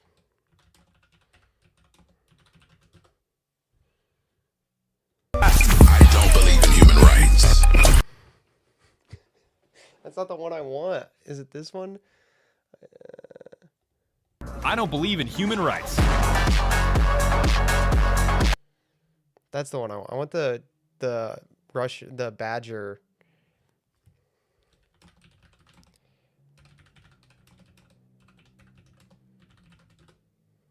The Russian badger. Yeah.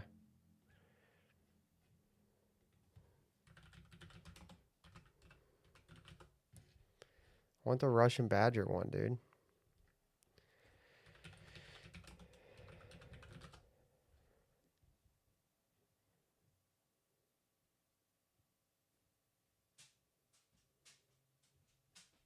I don't approve of your conduct. No, I heard. God damn it, Bobby! I told you. Oh my God! I got a Glock for you, Russian ninja. Please. That duckweed camouflage, though. Nope, none of those.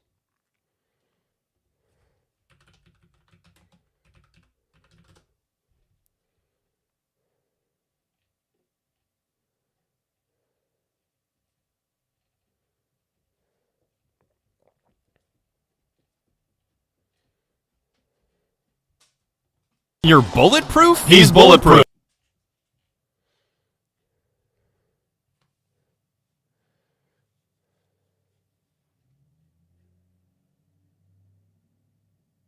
Shabingus.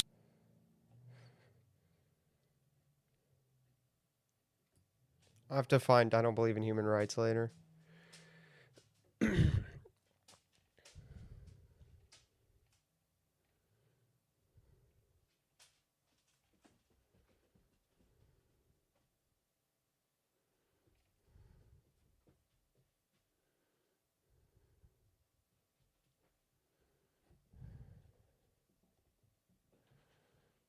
All right, that's a good start. We'll go with that. We'll just use those for now. That's a good start.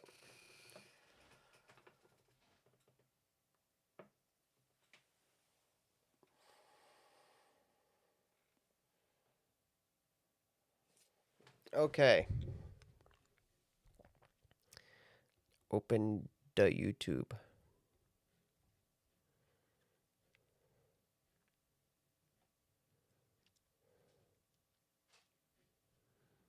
Open the YouTube.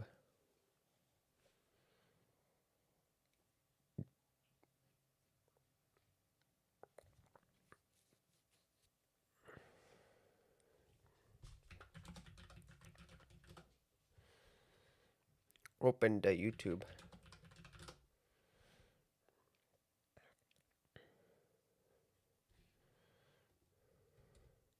This just got me looking through my Twitter bookmarks.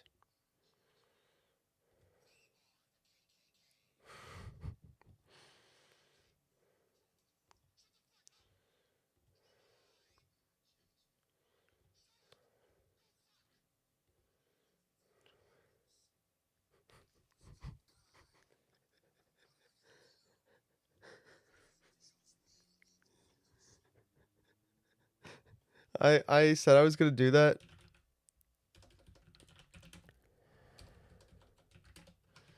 But then I looked up a Sam Hyde quote.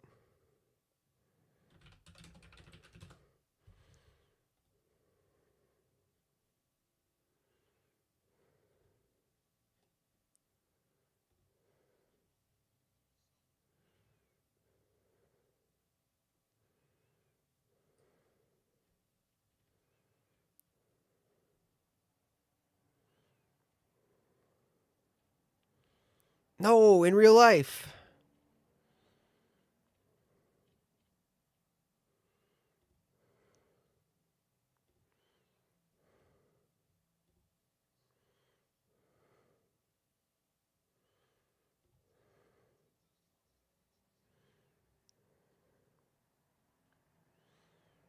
I just pulled up a Sam Hyde soundboard.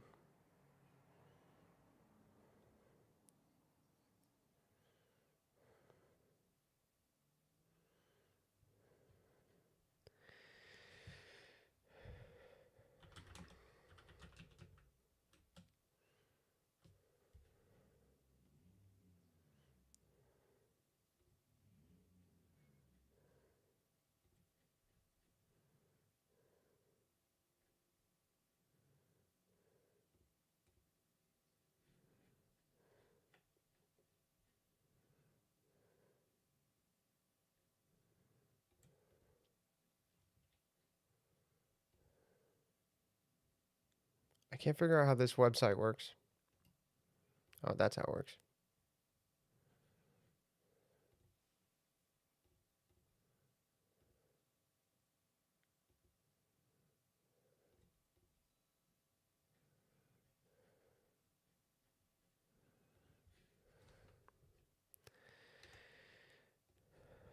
All right. Okay, let's open the YouTube though. Let's open the YouTube. Open the YouTube. I have to head out. Have a great night. Blessed Sunday. Have a good night. Thanks for hanging out, man. Thank you as always for your support. Okay.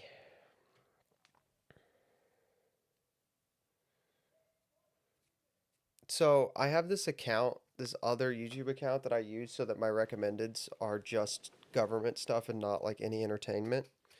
And this account keeps getting recommended Harvard Law's moot court competitions from random years.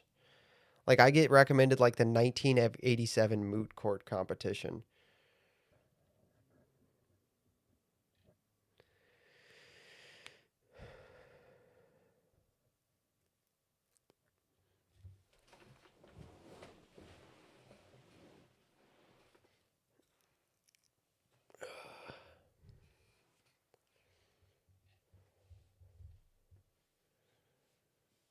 You should apply to Harvard Law. No, dude. I don't want to do that. That sounds boring. That doesn't sound fun. That doesn't even sound like a good time.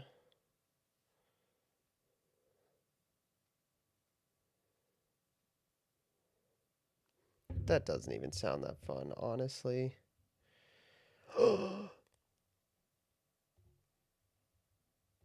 Should we watch this? Oh my gosh, it's so long. We already did Yarvin tonight. Can't do it. Can't do it. Can't do it. Did you study politics in college? Before I dropped out, I was a philosophy major with a minor in political science. But I didn't really learn anything. All my political stuff is just from reading the books. Just from reading books. Bro is getting a major in unemployment. For real. I probably could have done some cool stuff, but. Chat. We haven't watched this on stream, have we? Have we watched this on stream? Are you a Pat Buchanan reader?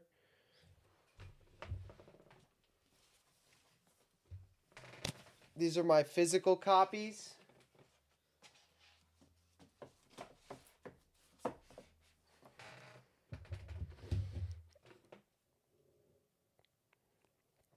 I listen to this to go to sleep at night. This is another Buchanan book I have.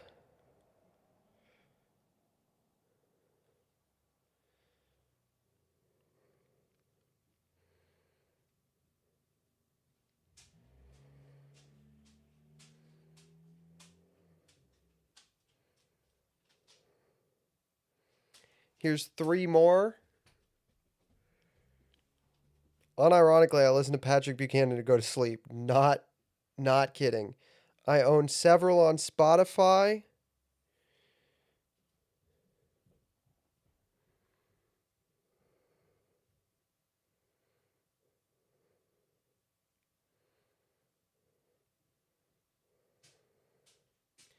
Here's 4 I own on Audible. Yes, I'm a Buchanan reader. Yes, I am a Buchanan reader. I'm a Buchanan reader and a Nixon lover.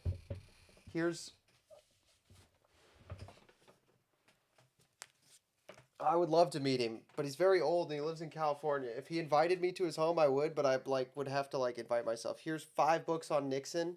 This is the Diaries of H.R. Haldeman. This is Victor Lasky's book on the media's treatment of the situation.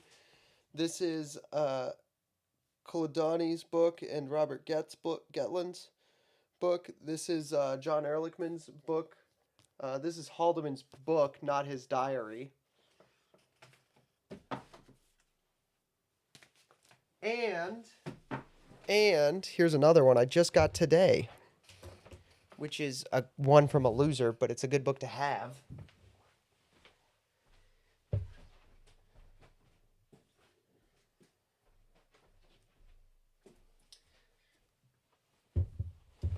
Here is Leon Jaworski's book on Watergate that my friend just got me today. He saw it at a local library's used bookstore today, and he bought it for me because he's nice. This is Leon Jaworski's book. This guy right here. This guy right here. Fuck him. Fuck this guy.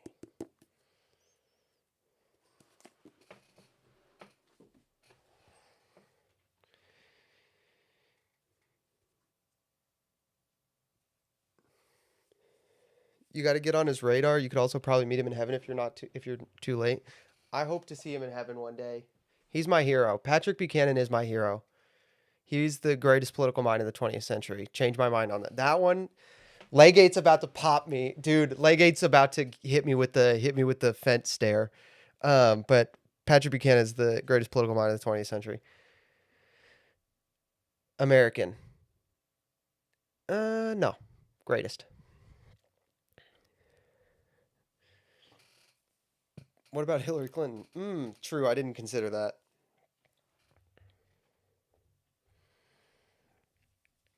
All right, I don't think we've watched this one on stream.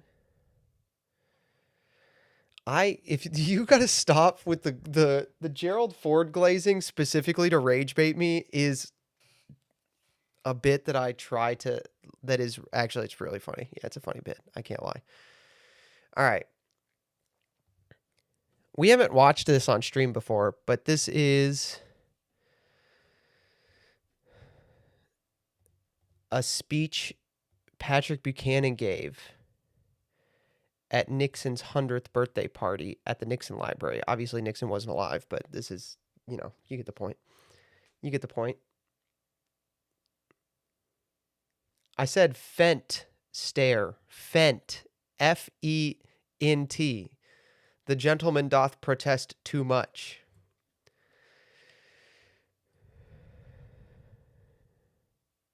Ford is the only president who had an attempted assassination carried out by a woman. Dude, do you know how ugly you have to be? That's one ugly motherfucker, dude. All right, we haven't watched this on stream before, chat, so let's watch it. Let's watch the Nixon Centennial speech by Patrick Buchanan, the best speechwriter and greatest political mind of the 20th century. A true giant. A man among men.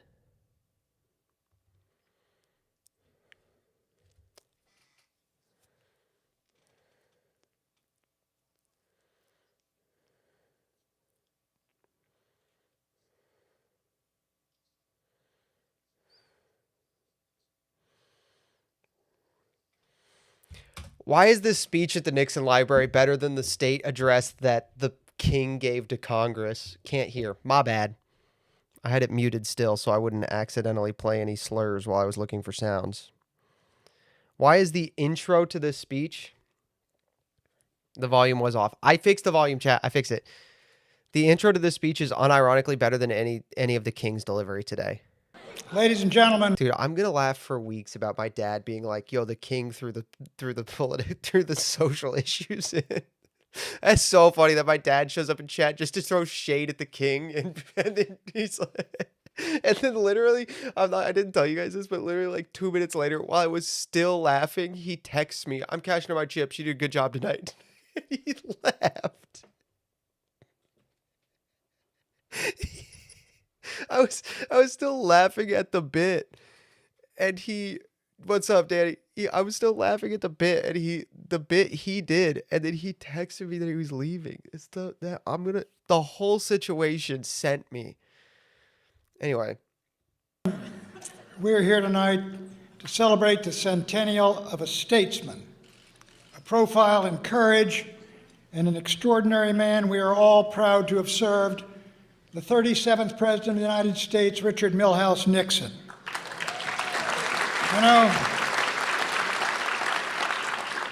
Years ago, Meg Greenfield of the Washington Post wrote that she belonged to what she called the Nixon generation. What distinguishes us as a group, she said, is that we are too young to remember a time when Richard Nixon was not on the political scene, and too old reasonably to expect that we shall ever see one. Meg Greenfield was distressed about this. You know, yet her thesis rings true. We are the Nixon generation. We were born. The Nixon generation, dude. Dude, so goated. Renaming the greatest generation, the Nixon generation.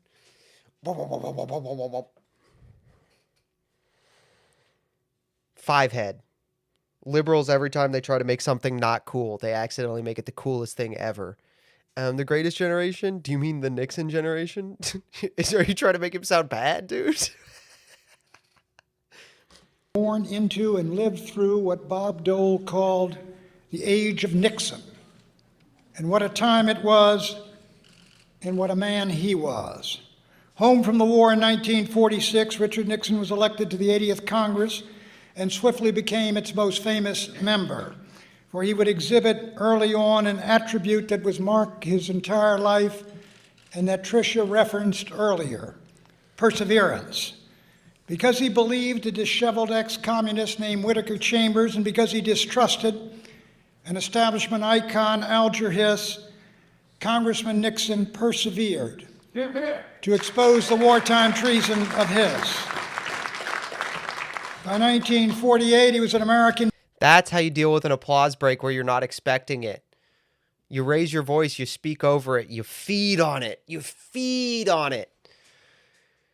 Buchanan should have been president? Dude, this is a thing. I believe it was John Doyle who tweeted this like a year and a half ago, but I think about it like twice a day. He said, if Norm Macdonald had hosted The Daily Show and Patrick Buchanan had been president, America would probably be okay.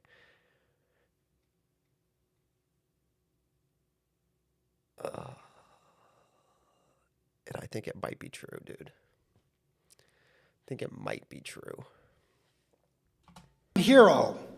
So popular, the Democratic Party did not even field a candidate against him. In 1950, he captured the Senate seat with the largest majority in the history of the state of California. Yet the same people who loved Harry Truman's Give 'em Hell campaign whined that Mr. Nixon played too rough.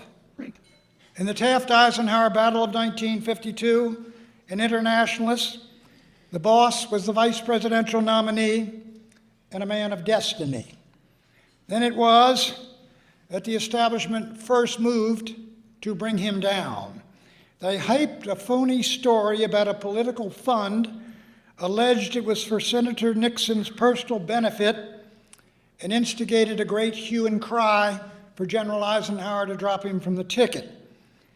Senator Nixon's decision to defend his record and integrity in the Checkers speech, though mocked by his enemies, remains the most brilliant use of television by a political figure in the 20th century. In the 1950s, he redefined the vice presidency as a force in foreign policy, braved a lynch mob and... By the way, chat, when I say things like I think J.D. Vance is the Nixon of our generation, like I think he rhymes. I think he rhymes with Nixon. I think he rhymes with Nixon. You may be the only streamer in the world currently reacting to Patrick Buchanan. I guarantee you I am, and it's not the first time I've done it. I have a problem. I have an addiction. I have an addiction to Patrick Buchanan, dude. I love Pat. This is why I think that, because JD, like, does a lot of the foreign policy stuff. Like, he went to the Munich Security Conference. He goes and negotiates with Iran, which, regardless of how you feel about that, like, he's doing a lot of that in a way that, you know, Vice President Nixon did. Caracas became the first vice president to travel behind the Iron Curtain and confronted Khrushchev's bluster in the kitchen debate. By 1960, he had no serious challenger for the nomination. And after the closest election in history, about which there hung the aroma of vote fraud in Texas and Illinois. Missouri. He went, Missouri. There's some audio glitching when they make people from the audience's voices heard. How do you think JD would fare running for president? I have doubts. Before Iran and before the crash out on the Pope, he probably would have won. I don't think I don't know how it's gonna go now. I think it's a toss up now. But before Iran and before the Pope thing, he would have won. It would have been a landslide. Not close. Not close. Not close. He would have wiped the floor. I was out in Missouri. He went home to California to run. Did JD crash out? No, but he's just tied to Trump. He's tied to the Trump crash out now. He just catches flack from whatever Trump does. I mean, he's Trump's VP. Run for governor. After a brutal primary, he was gaining on Governor Brown when the Cuban Missile Crisis broke his momentum, and the boss went down to his second defeat and looked to be out for the count. Believing he had nothing to lose, he came down from his suite the following morning. Do I think JD should have condemned Trump for raging? I don't think he should have condemned him, but I would have reacted differently than he did. I think I would have reacted with, look, I'm a Catholic. I don't agree with the president. I don't agree with speaking about the Holy Father in that way. However, I think sorry, I'm doing this offline. Let me think. I'm doing this on the fly. Trying to come up with a soundbite on the fly. Let me think about it for a second. As a devout Catholic, I don't agree with the way that the president spoke about the Holy Father. However, I agree with the overarching sentiment that the Catholic Church's hierarchy interacts in American politics in ways which are not appropriate or unhelpful to peace abroad or to peace and the safety of the United States civilians and people. I hope to continue our cooperation with the Catholic Church and with the Vatican on those policies with which we agree. He did say some unfortunate things, yeah. I hope to continue cooperation with the Vatican on those policies and matters which we agree on.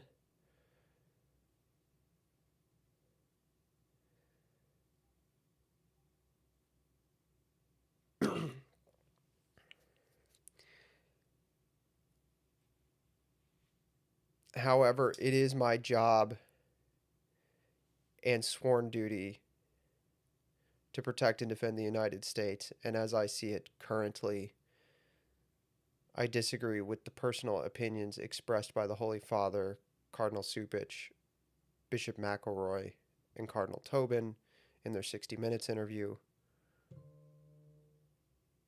I do not disagree with any of the moral teachings of the Church. That's a rough draft of what I would have written as the line. You'd have to rewrite it to make it sound more natural, but that's the thing I would have gone with. I disagree with the way he talked about it. I think the 60 Minutes interview was a provocation. I hope to continue cooperation with the Holy See. Something like that. That's probably what I would have said.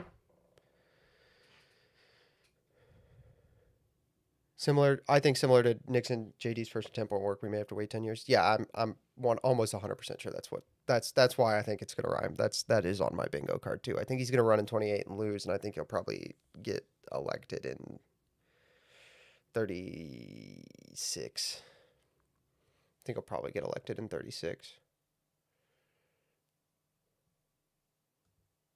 To deliver to the press words that will live in infamy. As Cactus Jack Garner said, he gave... If we've gone over this before, but the 28 primaries are going to be either Rubio or Vance will win. I just don't know which one will run. If Vance is running against a bunch of like senators and congressmen, he's going to wipe the floor with them. If Rubio's running against senators and congressmen, he'll wipe the floor with them. A Dem president makes me worry there won't be a chance for 2036. I wouldn't worry especially about that because I think a lot of the redistricting stuff is going to help with Congress holding off Democrat president's policies.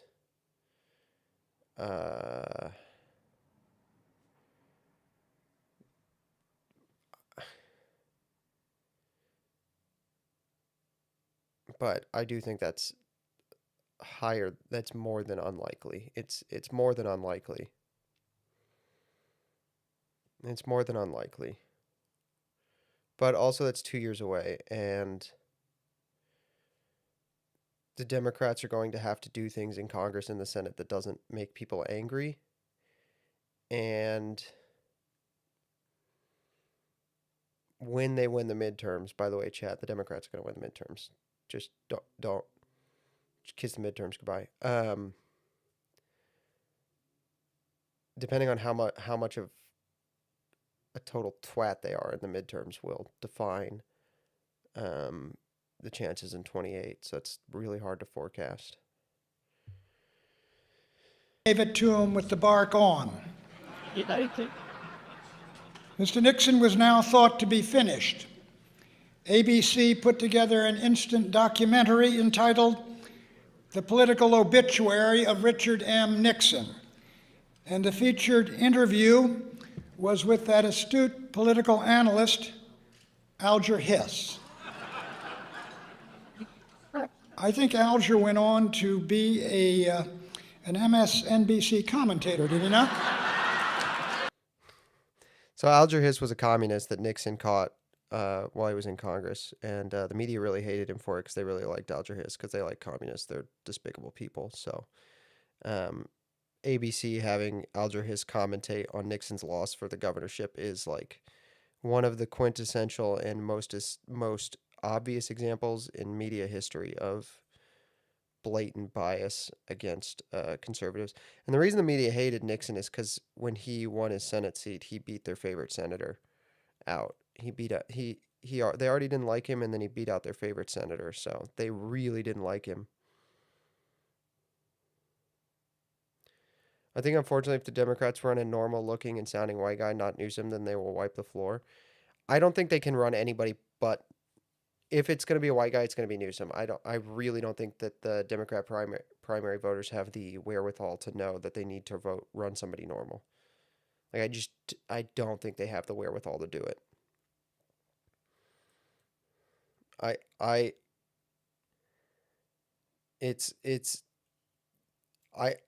have called my shot, and it's got a little weaker since I called it, but I have called my shot as I think the 2028 general will be Vance Mullen versus Newsom AOC.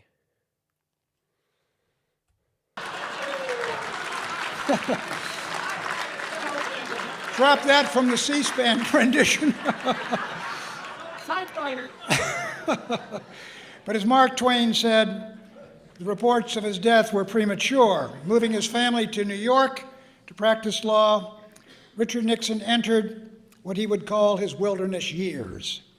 But after the Goldwater-Rockefeller bloodbath in 1964, with our party bitterly divided, the boss volunteered to introduce the nominee at the Cow Palace and did so in one of the finest addresses he ever delivered.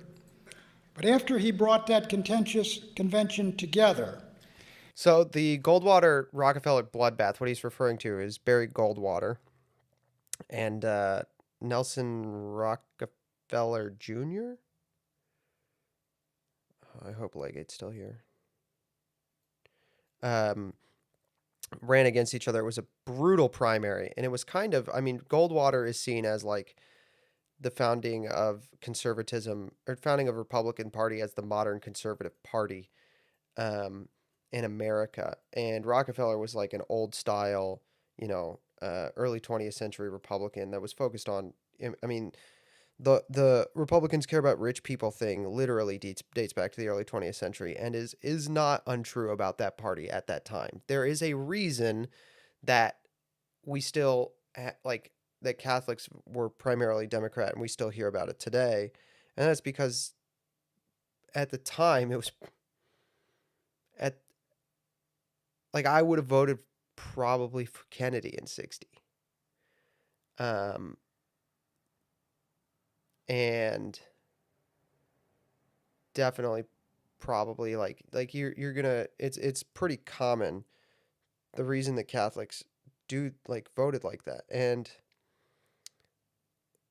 this primary was just this brutal showdown between these two arms of the Republican Party that was emerging as an intra right wing conflict, and they needed somebody to unify it. So these two guys, neither of whom Nixon liked and neither of whom liked Nixon, he offered to introduce Barry Goldwater as the party's nominee.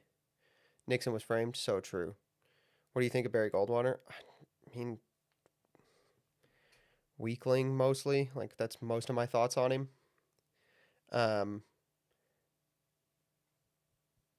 He offers to introduce him for the good of the party, and it's like, and it's considered one of the great demonstrations of loyalty in politics to the party he was of. With his introduction, Senator Goldwater, my hero then, proceeded to tear it apart, declaring extremism in the defense of liberty is no vice.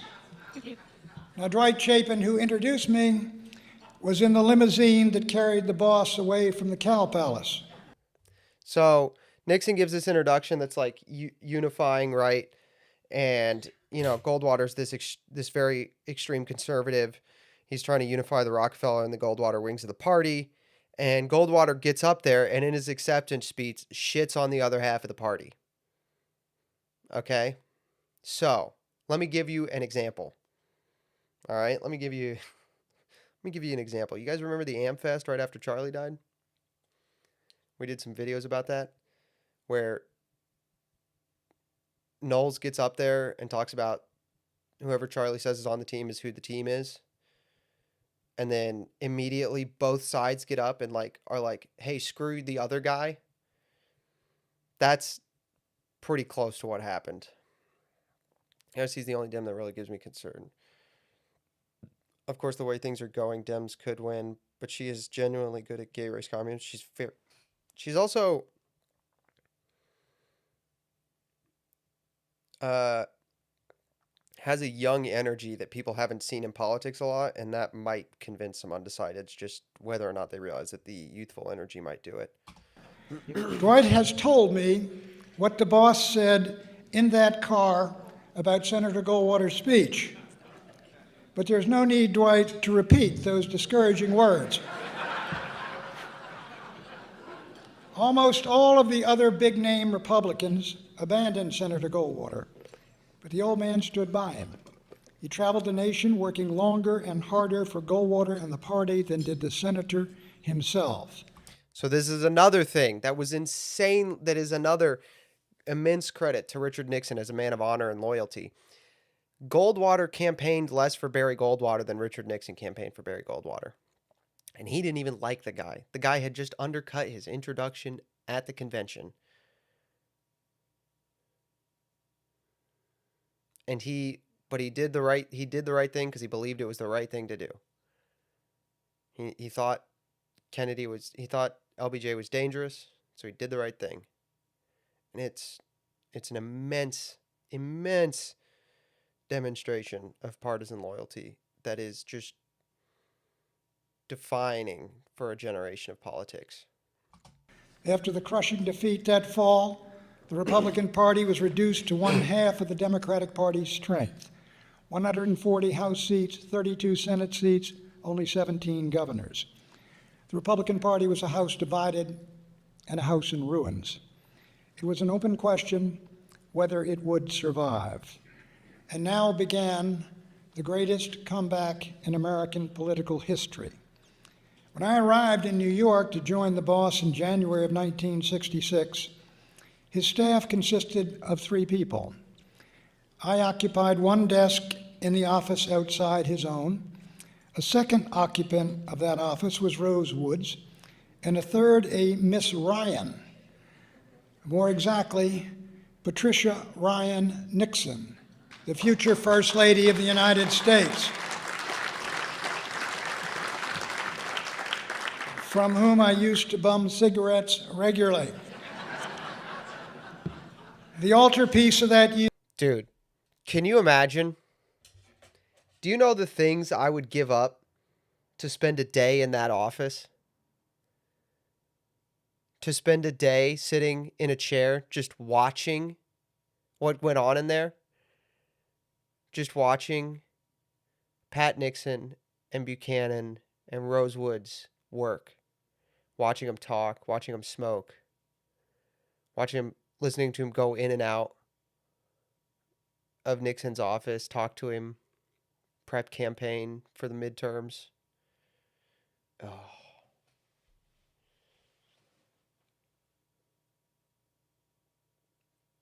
Gosh, can you imagine that?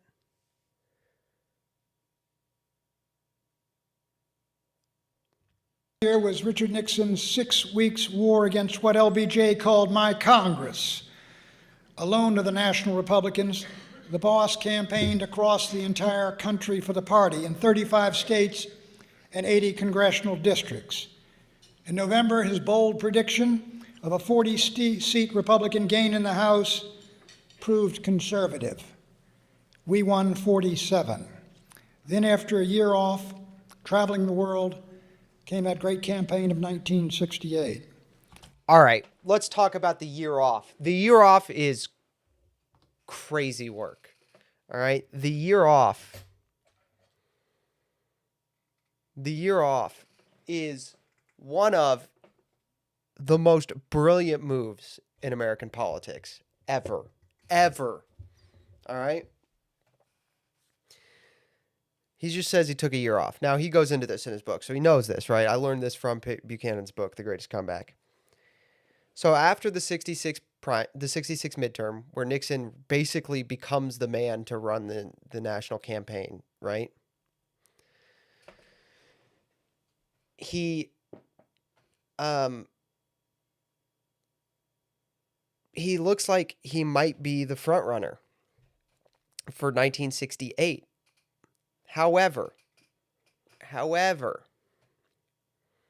here's what happens. He decides that if he disappears, the guy in second will get all the media attention. And the guy in second was Governor George Romney of Michigan. Now, yes, relation. Yes, that Romney. And he didn't think George Romney could handle it. He thought if George Romney got a year of media attention, he would break and would kill his chances. He would be dead. He would be dead on arrival. No shot at the primaries, right? So he decides, I'm going to spend a year using my connections as former vice president to travel the world and discuss and meet with foreign leaders and bone up on foreign policy, because foreign policy in this age of the Vietnam War will be a defining issue in the 1968 campaign. So I will travel the world, bone up on foreign policy, and let George Romney end his own primary before it even begins. And it worked exactly like that. That is exactly what happened. He told Buchanan that's what's going to happen. And in 1968, by Jove, that's what happened. The most divisive year in American history since the Civil War. Many of us recall that year. Consider what happened. As we took off on January 31st with the boss going up to New Hampshire, the last day of January, the siege of Khe Sanh was at its height, and the Tet Offensive had just begun. 4 weeks later, Governor Romney quit the race. 4 weeks, chat. 4 weeks. He quit 4 weeks into the primaries. That's insane. That's a beautiful move. That's a work of art. Senator Eugene McCarthy then stunned the nation, capturing 42% of the vote against President Lyndon Johnson. Robert Kennedy suddenly leapt into the race. On March 31st, the boss asked me to monitor President Johnson's speech on Vietnam on a car radio at LaGuardia Airport to brief him when he arrived back from visiting Julie at Smith. At the end of that speech, President Johnson suddenly announced that he would not run again. 4 days after that political earthquake, Dr. Martin Luther King was assassinated in Memphis. Washington and 100 other cities exploded in riots that lasted days and required tens of thousands of troops. In early June, a week after our Oregon primary victory, I got a 3 a.m. call from our Bible building headquarters. Robert Kennedy had been shot in Los Angeles in a hotel kitchen. I called the boss. Julie and David had been watching TV and already awakened him. That August, the Democratic Party came apart in a bloody brawl in the streets between police and protesters in Chicago. And so it went in that dramatic and divisive year. But at its end, Richard Nixon was President of the United States. Now consider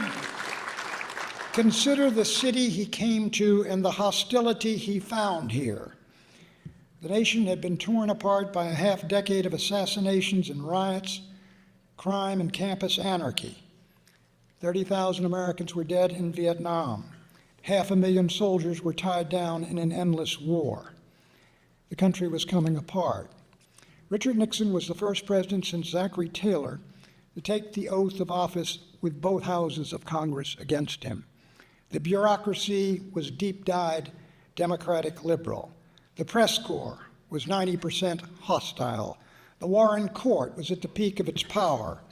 And the best and the brightest who had led us into Vietnam were deserting to join their children in protests against what they suddenly discovered was, quote, Nixon's war. As the presidential limousine came up Pennsylvania Avenue after the inaugural, it was showered with debris. I remember it well. As Shelley and I were entering the White House reviewing stand for the inaugural parade, the Secret Service asked me to step off the planks onto the muddy lawn of the White House because the President of the United States was directly behind me and was entering the reviewing stand. I did so. And as the President passed by, he looked over, and in the first words I ever heard from Richard Nixon as President of the United States, he said, "Buchanan, was that you throwing the eggs?" The GOAT, dude. He was the GOAT.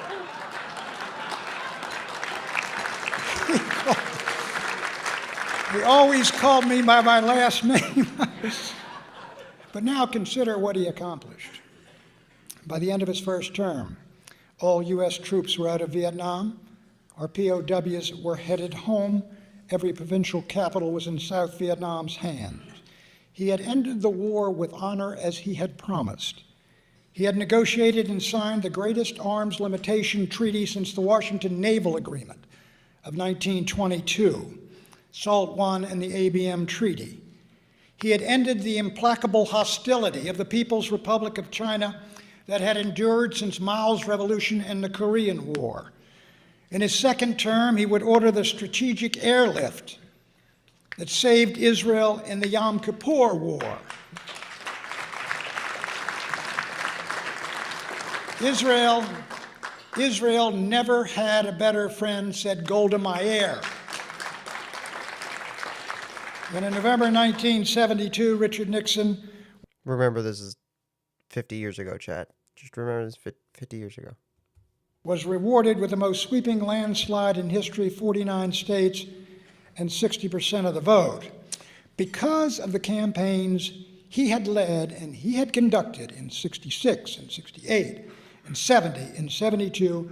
A party on its deathbed in 1964 was on its way to becoming the new majority party, America's party, which would capture the presidency and win more than 40 states in 4 of the next 5 presidential elections.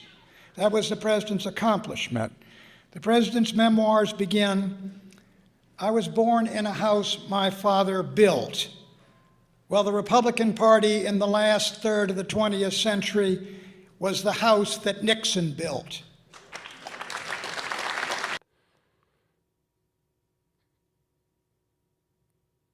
So true. So true, dude. And let me tell you something. Bars, right? Bars. And let me tell you something. George Bush took a W did a to Nixon's party, dude. It was W, dude. W.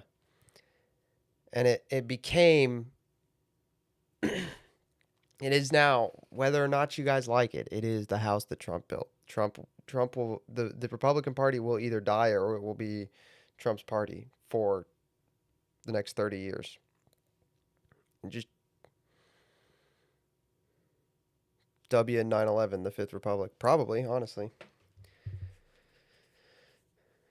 The next 40, 50 years, it'll probably be the party that Trump built. It'll be that way. And the Democrat Party is Obama's party now, right?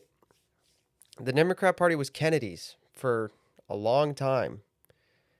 It was the Kennedys and the Nixon part. It was the Kennedy ethos and aura versus the Nixon ethos and aura. And now it's the Obama ethos and aura versus the Trump ethos and aura. Or I might call it Obama Clinton or Clinton Obama.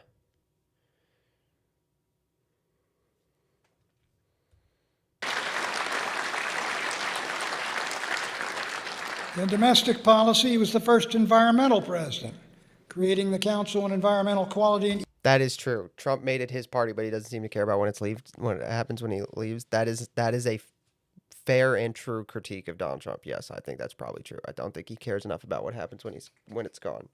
When he's gone. Yeah, no. I'm not going to argue with that. I think that's probably true. EPA. To battle the scourge of cancer, he established the National Cancer Institute. To close the widening chasm between the generations and professionalize our military, he ended the draft.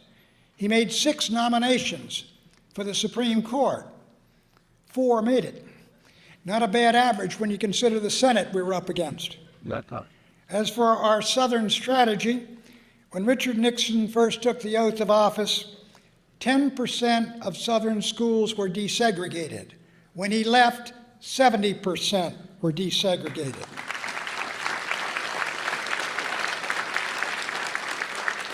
You know, as Bob Dole said in that eulogy at Yorba Linda, eloquent eulogy, it was the age of Nixon.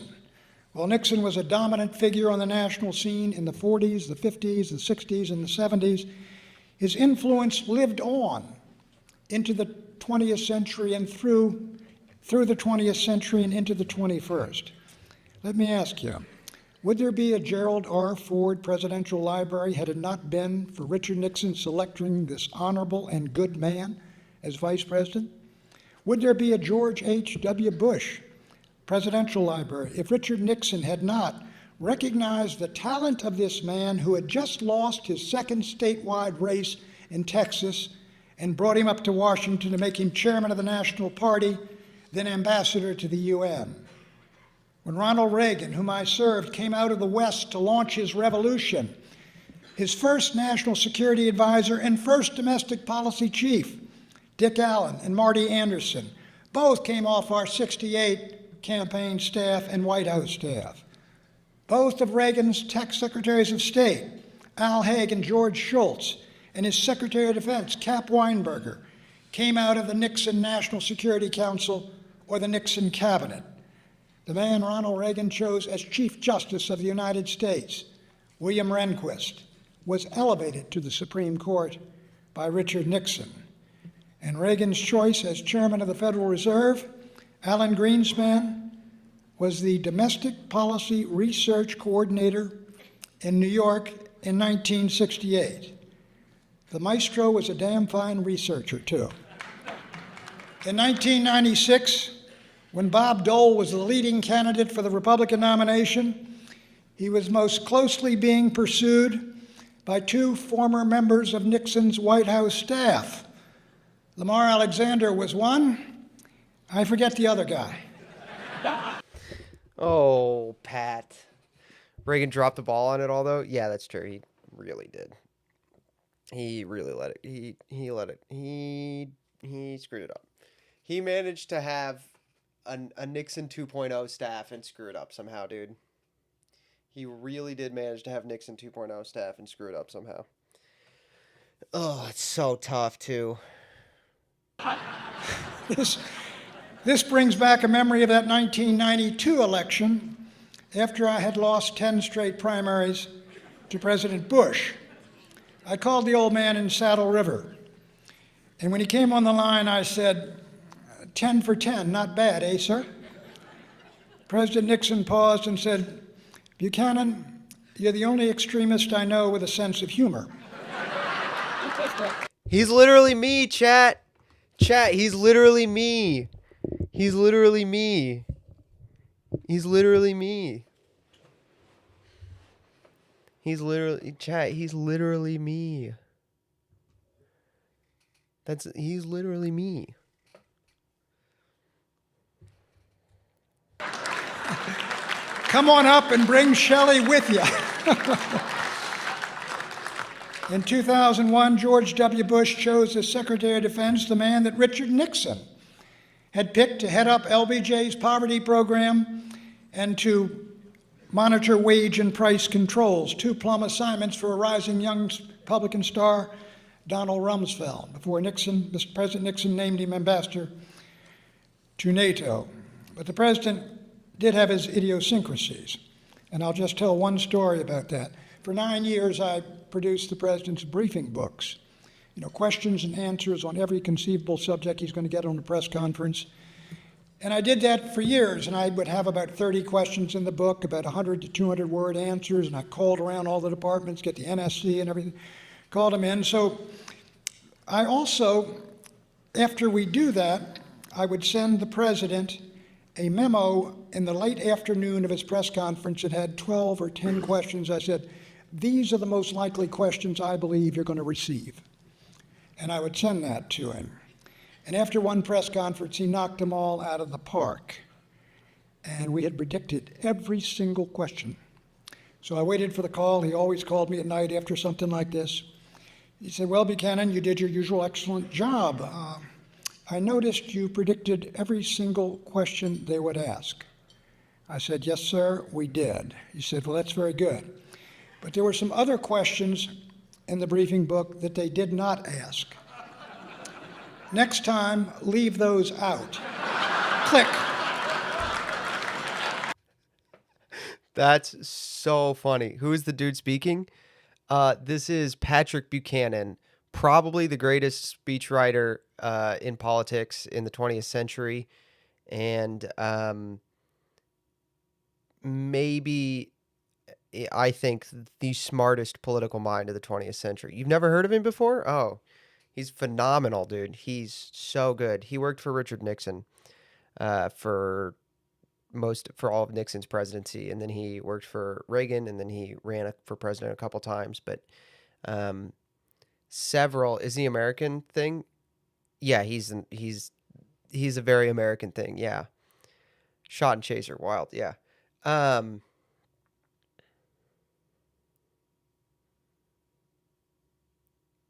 Yeah, Buchanan is he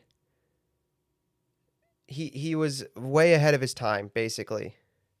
He was very, very ahead of his time. A lot of his books, this one specifically, which I've spilled coffee on, that's okay because it's a cheap paper. It's a trade paperback version, but not a trade paperback, but it's a cheap paperback version I got used. This one specifically, Death of the West, was way, way ahead of its time. And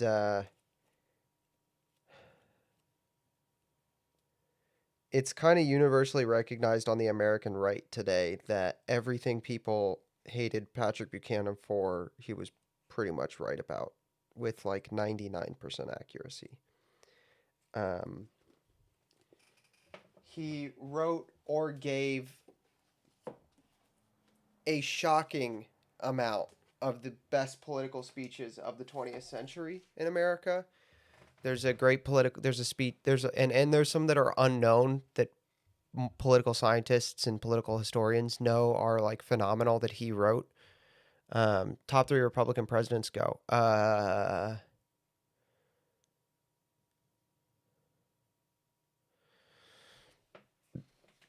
I don't think I have 3 Republican presidents. Well, what party did TR run for? I mean, I guess that's the question. I always think of TR as just TR. You know what I mean? I always think of TR as just, you know, he's his own thing.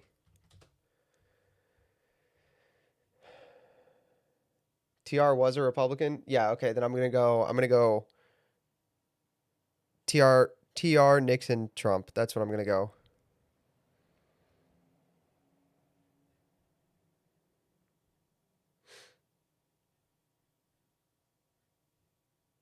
TR, Nixon, and Trump. Those are the 3 best.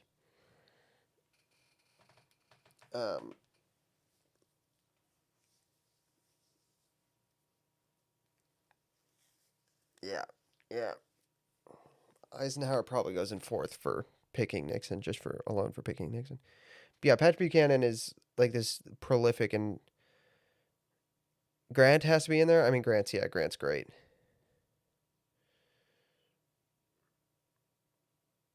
Ike is really good. Yeah.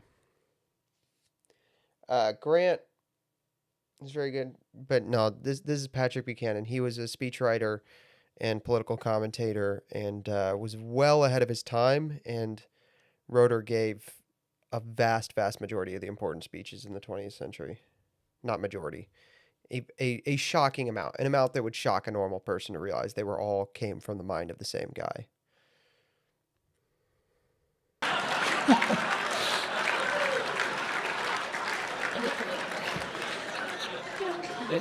Oliver Wendell Holmes once observed, "It is required of a man that he share the action and passion of his time at peril of being judged not to have lived." When did Patrick Buchanan leave public life? 2017, I think. I think 2017 was when his last book came out. That's what I would consider it leaving. I would consider him having left public life when his last book came out.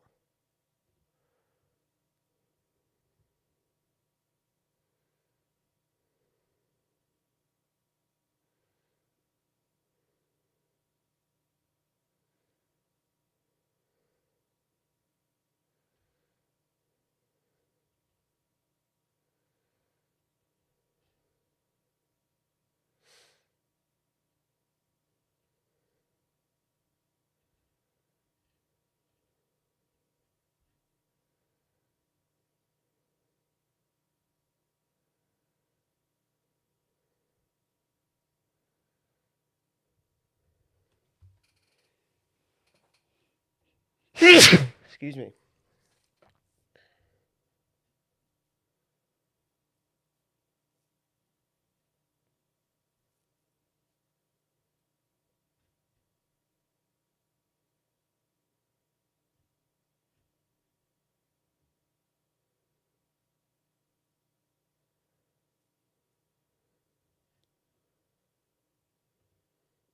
Yeah, I would say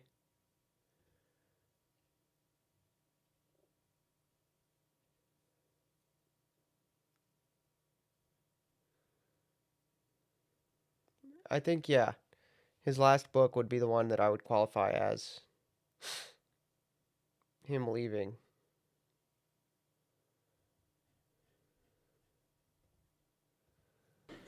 Richard Nixon shared the action and passion of his time. Oh, I didn't forget Lincoln. I don't think he's top 5. I don't think Lincoln's top 5, dude. I don't like Lincoln.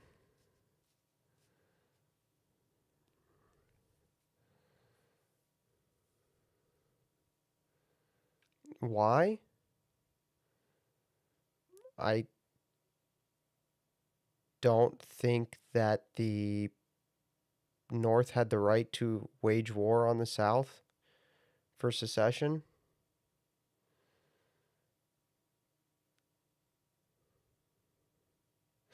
That's not what the war was about. That's not what they said the war was about. They said it was about secession and the Union. They were treasonous for what? Show me in the Constitution where it says you can't leave.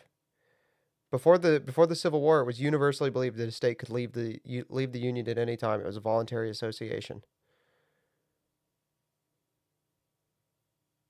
Before the Civil War, it was universally believed, and it was legal. Slavery was bad, but it was legal.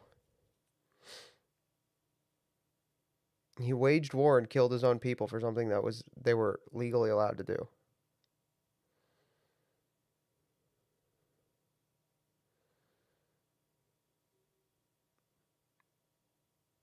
And then the way he waged the war was terrible.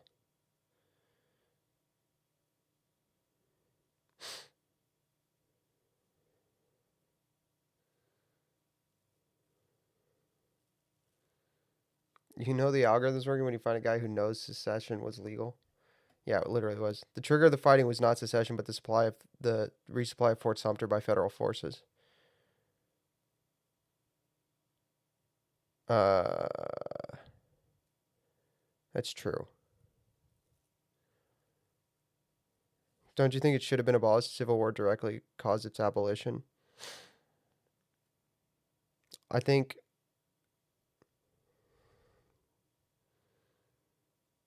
abortion should be abolished. Are you going to tell me that it would be just to start doing violence in that cause? Killing millions of people to end it? If you're comfortable saying that, then that's fine, but you have to be consistent. You have to be consistent.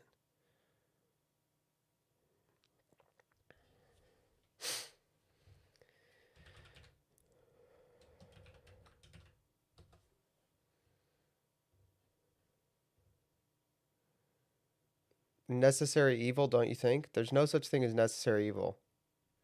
If you have to do something evil to achieve something good, you're arguing from the ends justify the means. The action itself must be positively good, or you are committing an evil, which is a sin.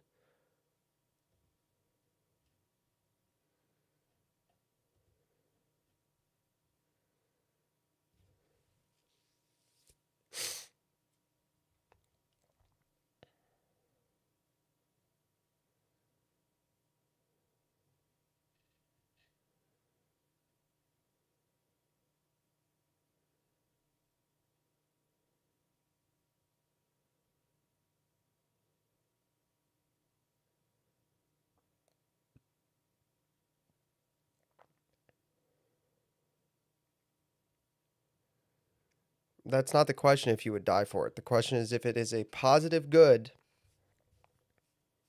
to kill for that cause. Those are two in completely different things.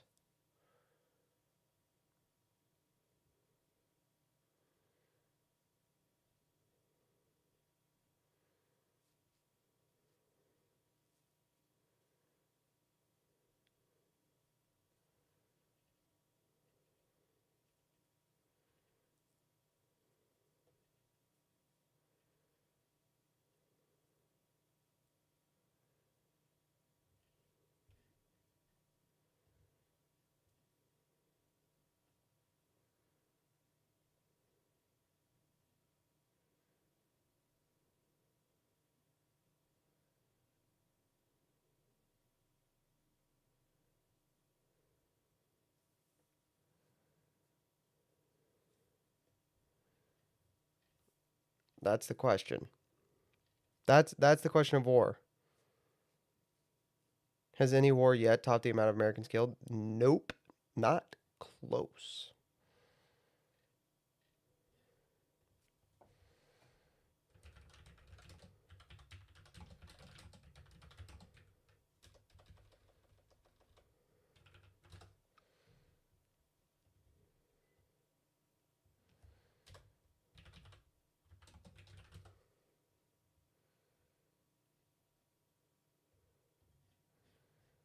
Yeah, no.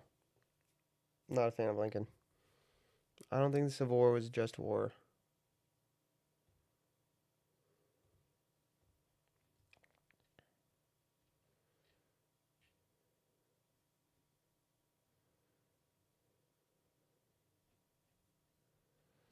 Morally gray political action is arguable with stuff like espionage against genuinely hostile relations, not forthright civil war. That's the thing. It's a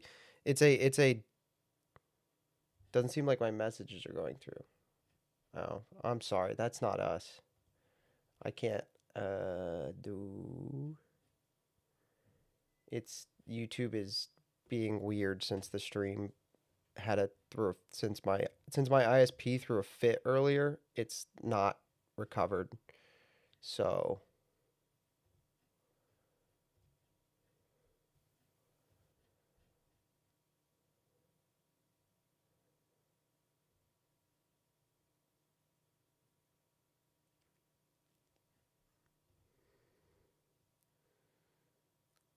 yeah, if you go to Kick, it'll be better. We can say that for sure.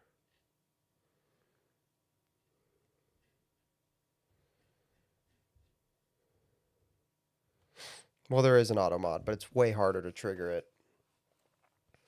But like Legate said, morally gray political action is arguable with stuff like espionage against genuinely hostile nations, not forthright civil warfare. Yeah. Yeah.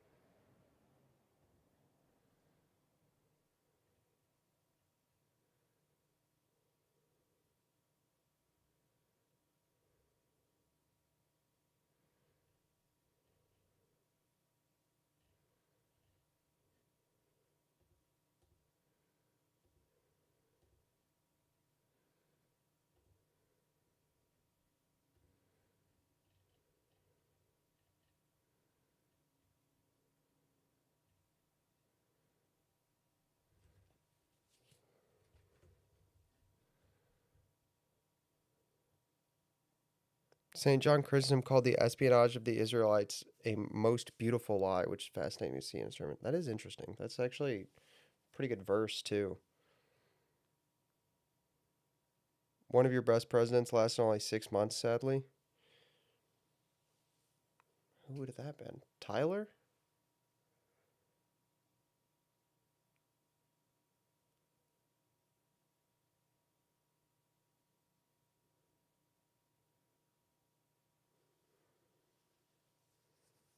I think it would have been Tyler, I guess.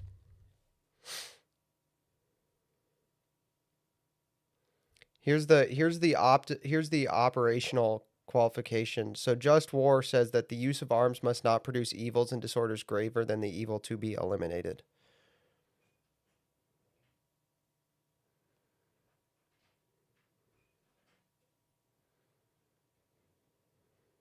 The first 100 days of Trump 2 might have been top 3 all time. The vibes were immaculate. It was great. I thought everything was okay.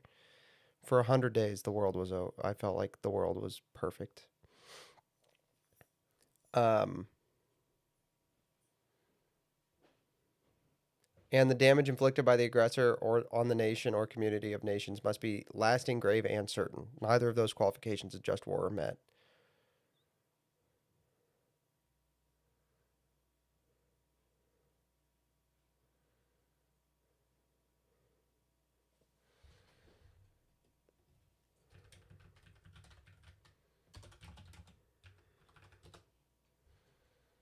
Oh, Garfield. You're talking about Garfield. Again and again and again, he came back from woundings, he came back from defeats. After he left the White House, he would write 9 books on foreign policy and the great men he had known. And there were many. For only Franklin Roosevelt equaled Richard Nixon in having been on 5 presidential tickets. Now, as this centennial approached, that's a crazy stat. Oh my goodness. Men on the most presidential tickets. FDR and Nixon at 5.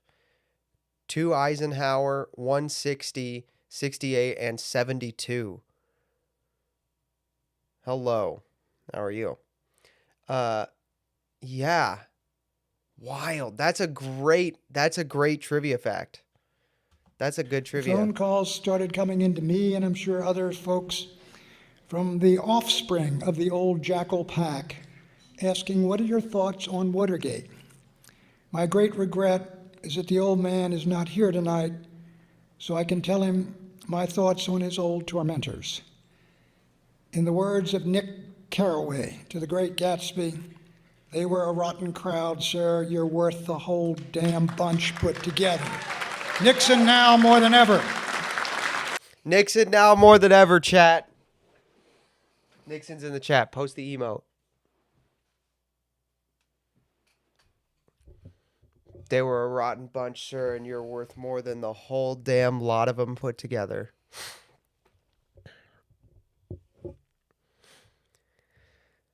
Nixon now more than ever.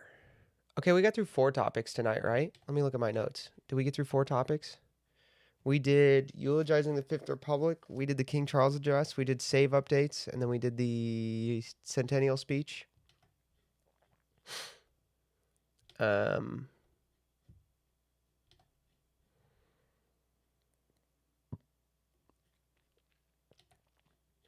We're definitely not going to get through the other 2 topics in 17 minutes. So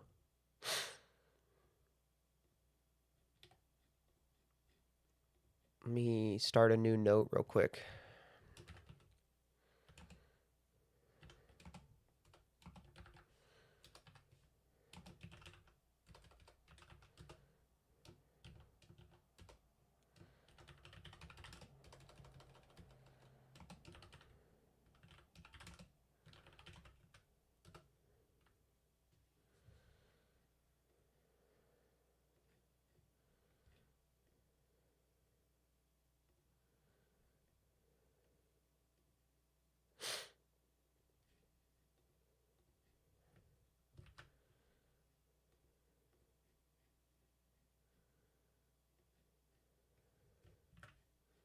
So I can put the topics that were in my notes that we didn't get to in next week's show.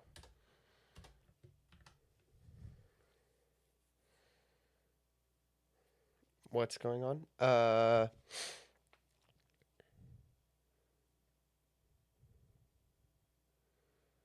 just want Vance, so Ohio becomes the state with the most presidents. That's interesting.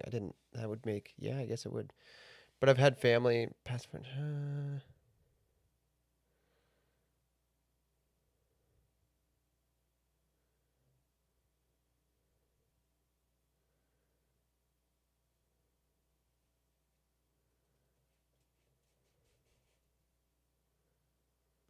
Did you do push-ups? I took the camera down because my phone was going to die. And it's on wireless. So, Quintus 10. Oh, crap. It's a new guy. It's a new viewer. Okay. Hold on. Ow. Brick. I just pinched my finger. That hurt. Okay. I don't want to... The camera runs on the internet, and the internet's wigging out. So, let me think for a second. Okay? Let me think.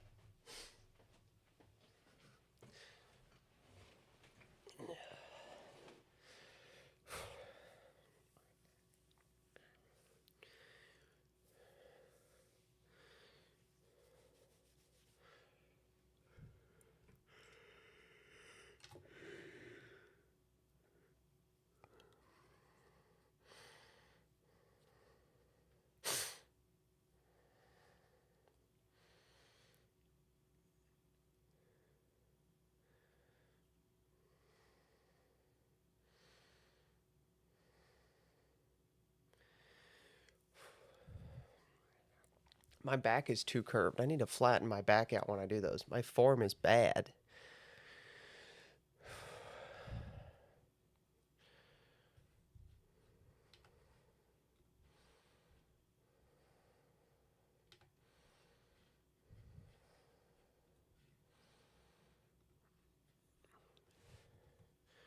All right, chat.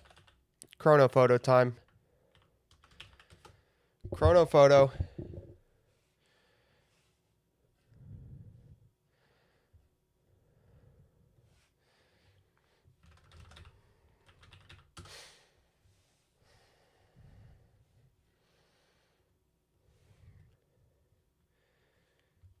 Do we do push-ups too? I do, but it's mainly just him.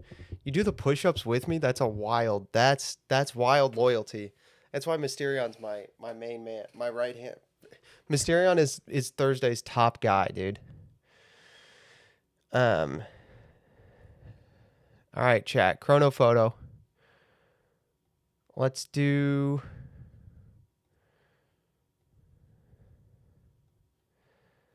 put the over under at 2,500. Let's put it at half.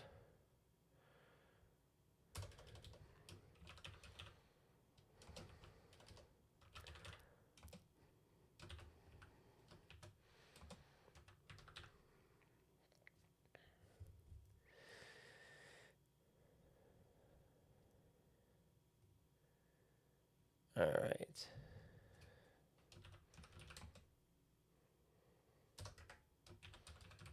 Okay.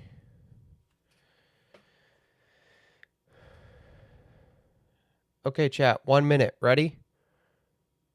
You guys ready? And channel point prediction starts now.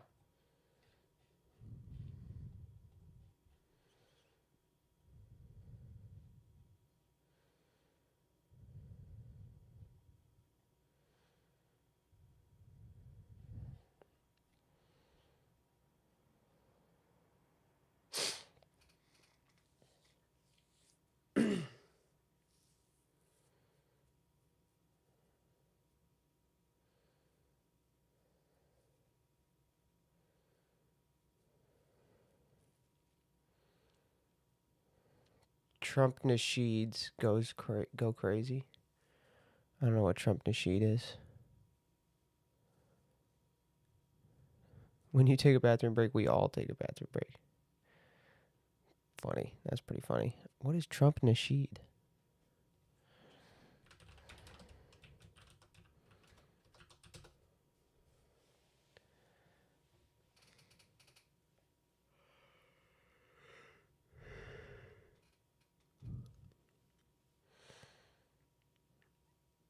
Who was their favorite center? Who is whose favorite center? All right. I'm got to not look at chat. I'm not looking at chat. Ready? I'm not looking at chat. I'm doing this solo. Okay. Publix, where shopping is a pleasure. First of all, S tier architecture. Cars, gorgeous. I'm vibing with...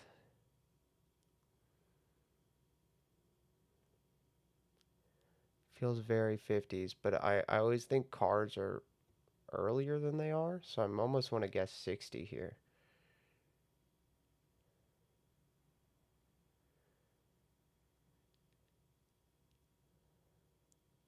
I always want to guess I'll guess 62. I'll put it 62.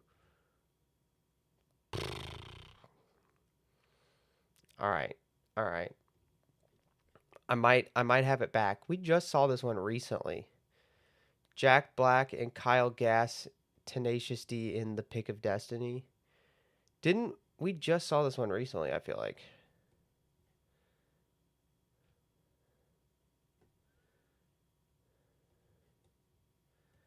Flip phone.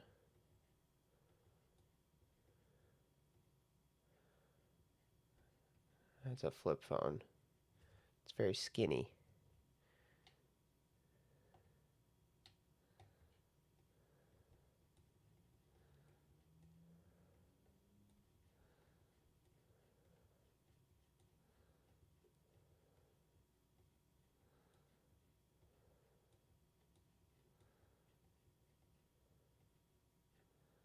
think we just saw this one recently. I think it's, I'm gonna go 05. How about that? Yo, over is gonna hit for sure. Okay, so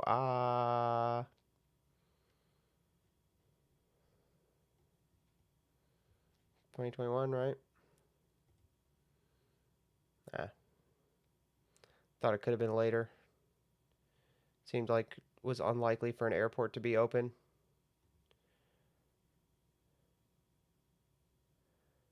Um, 80s, right? I mean,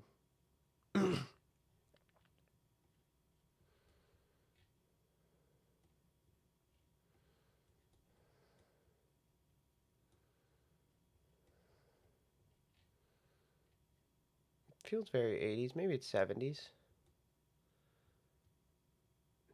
I'm gonna guess early 70s. Pretty good. Pretty good.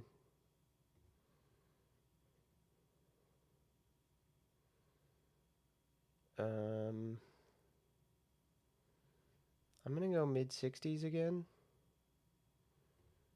Oh well, mess that one up. 38.91. The over pays, dude. The over freaking pays on that one.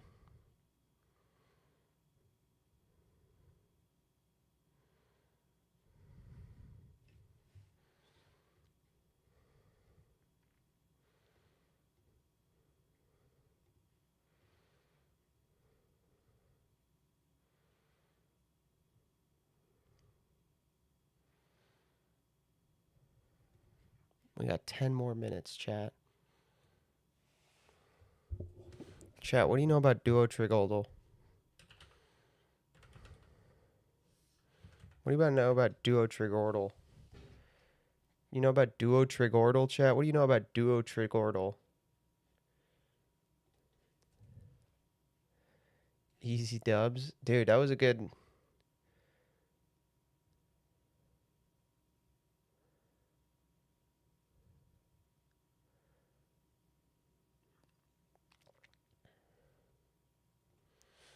All right, so this is... I will show you what this is, okay? So this is 32 Wordles that you're playing simultaneously. All right, you have 37 total guesses.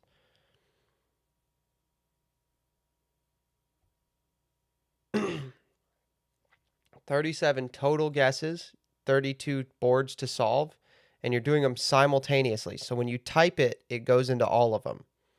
Okay? All right?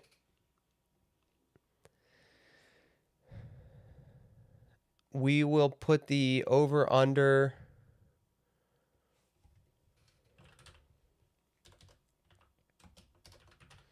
I forget what my score on this normally is.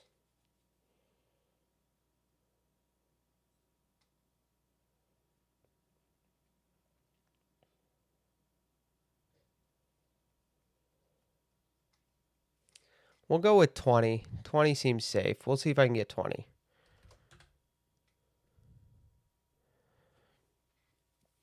All right, 20.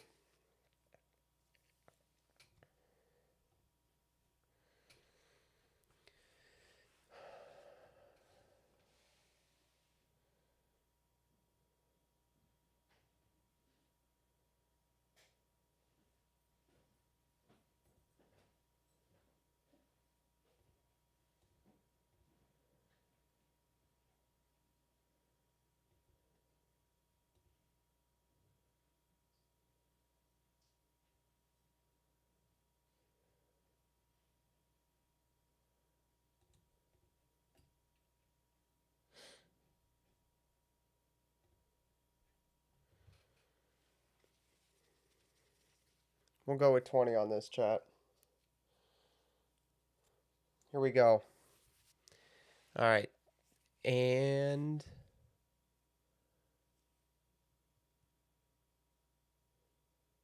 it is closed. Okay.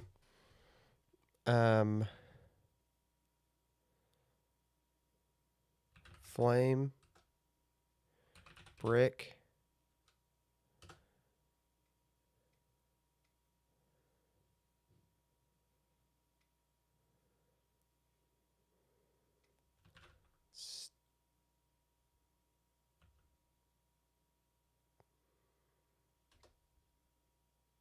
Sto. Sto.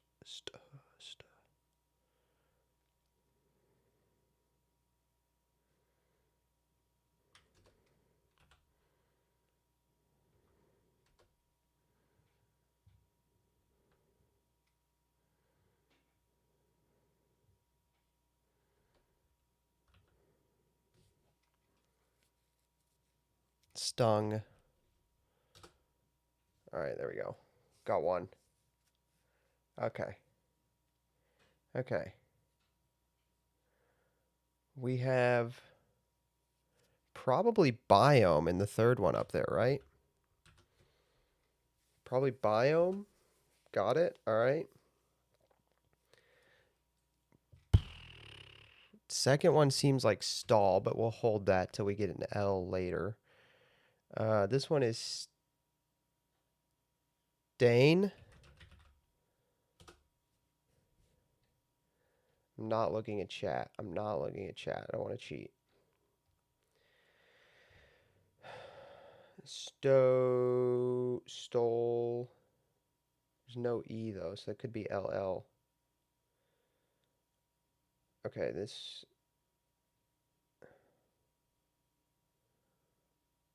SME.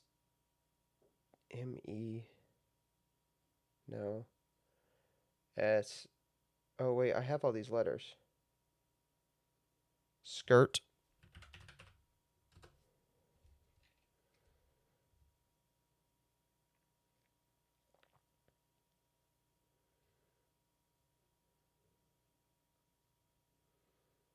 Okay, true. No.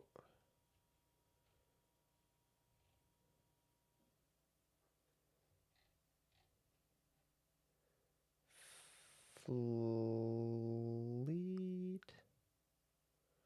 Could be fleet. Could be fleet. Okay, hold on. BI, and I need RT. Birth. It could be, I think it might be birth. Got it. Oh, baby.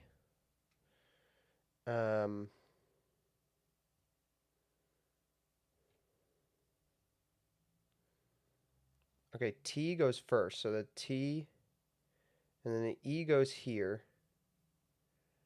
Trude.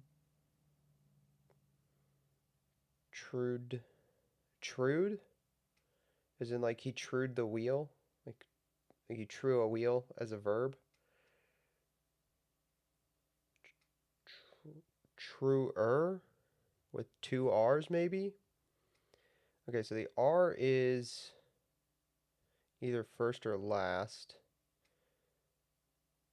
H is first or second. RHOI, no idea. Okay, H. Don't know. Don't got that one. Okay. S. No. Okay, oh, this one I should have, right? Okay, the N is not here, so the N is here or here, but that's not going to work. A. No, the A is not here and the O is not here. So this is A and O. The A and the O can't be here, so these two have to be A and O. So this is N. So SONTA? No, SA Santo? That's not right. Okay, the A and the O both can't go here, which means they are here and here, and that puts the N here.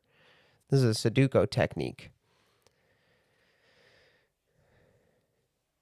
This is a Sudoku technique. But because the A and the O both can't be here, this is a pair. So this is A and O, which puts the N here. So I guess it's Santo. I don't think Santo is a word.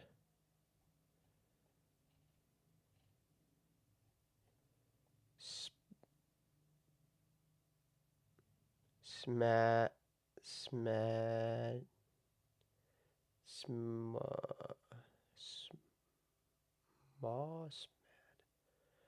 Smaved? Smash.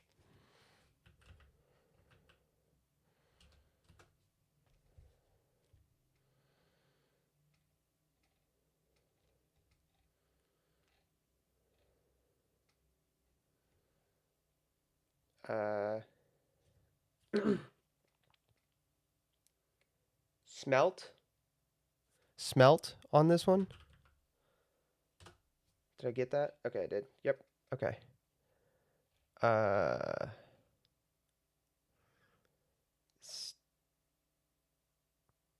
It could no, it's not stale because there's not an e. Stalv is not a word. Stalgs, yeah. No, this is stall with 2 L's. Yep. Okay. Okay, this one. Don't know. Sweet. Sweet.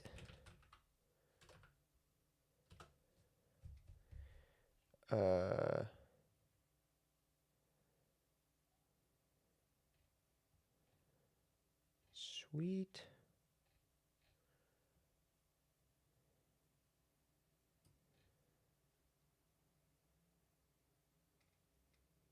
Stool? With 2 O's? I mean, there's no more vowels left. Stodel is not going to be it. Stoxel, Stavel, Stodgel, Stophole, Stock. Yeah, it's stool. Yeah, it's stool.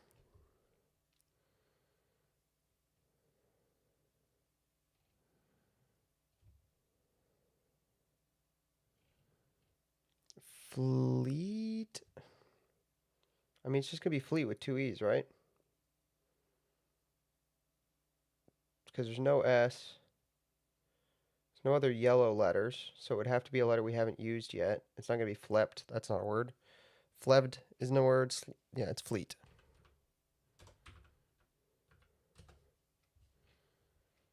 Yep, got that one.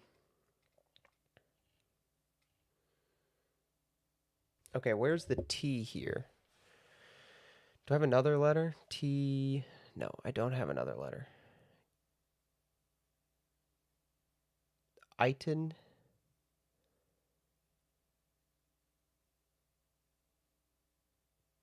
Iton.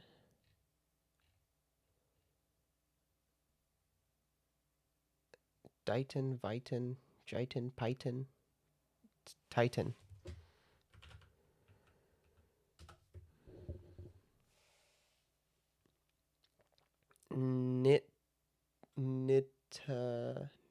Niched.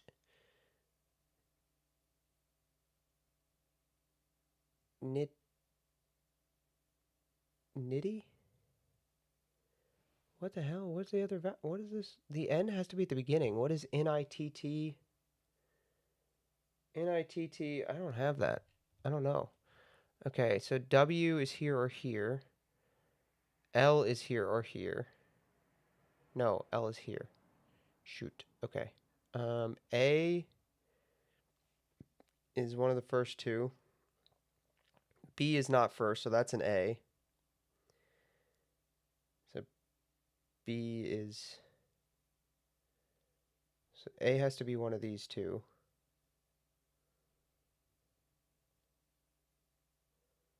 B has to be one of these two.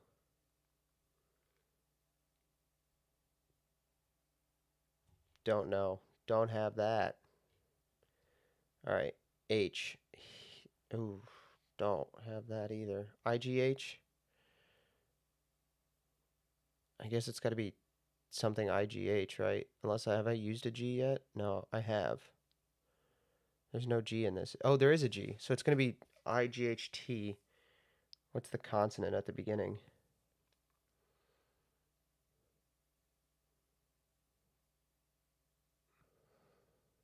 Night.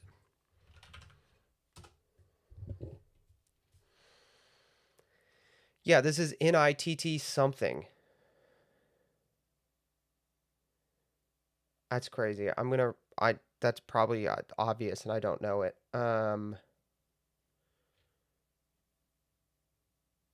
Eyes. Guys.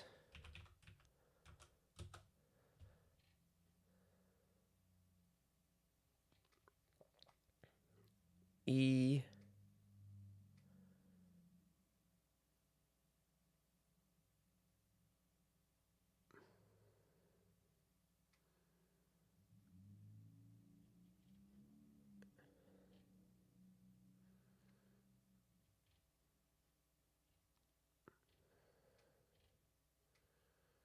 There's no N. Is there an M in this? No M. Stum. Is there an N? No N. Studs.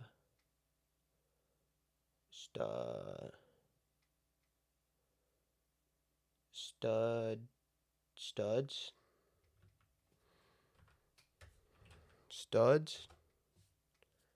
Ooh, it was not studs. Okay, only have one extra guess now to get all 32. Ooh, okay. Study. Study. Okay.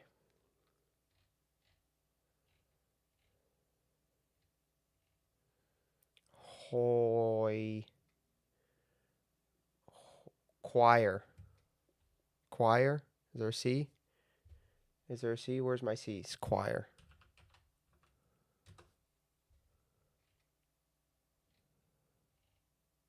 Okay. Giddy? I guess that's going to be giddy. All right, there's 20.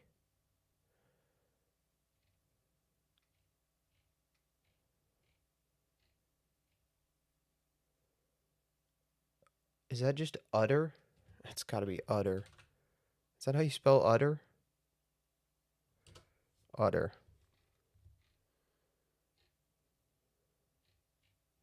Daisy? No. Missy?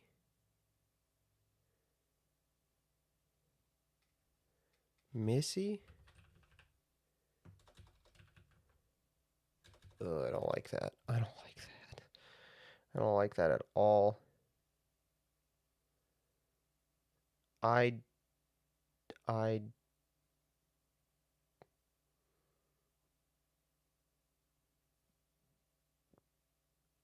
what is this? You don't. I guess it's ID. It's I because the I's already can't be in that third square, so it's IDYLL. I have no idea what that word is, but that's what I mean, just based on.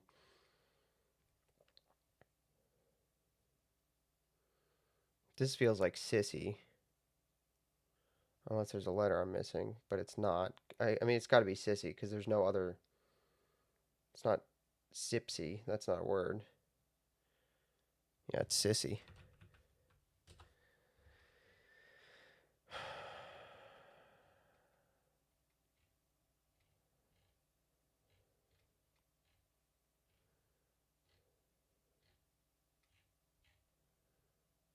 Nitty. No idea. It was Missy. Okay. All right, let's look at this. A is here, here. B is here, here.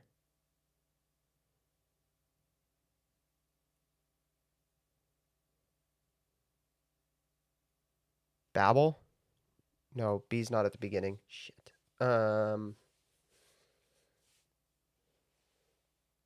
Label? Label? Got him.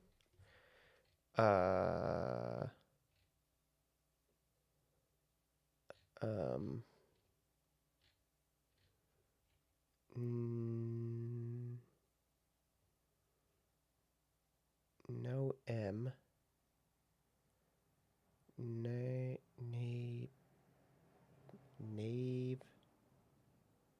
It's not naval. Navel. Navel. Nab. Nax. Naze. Nade. No, the D's at the end.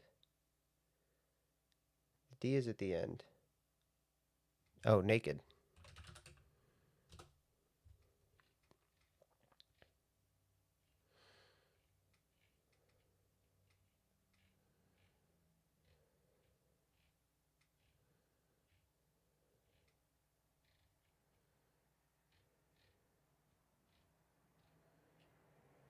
Okay. O, where does the O go? The O goes down here. Yeah, it's Santo. Okay. I don't know what that means. I thought that was a title. Truer, that was truer. Okay.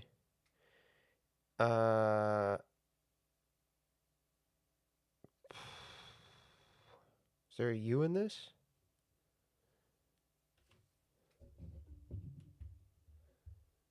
Is there a U? No U. So it's not outro. Is there? It's not intro. Tro. Optro isn't a word.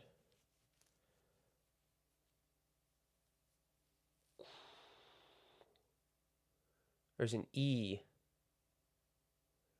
There's an E. And the E is... That's not helpful. Is there anything else? E-R-O-T-O-E.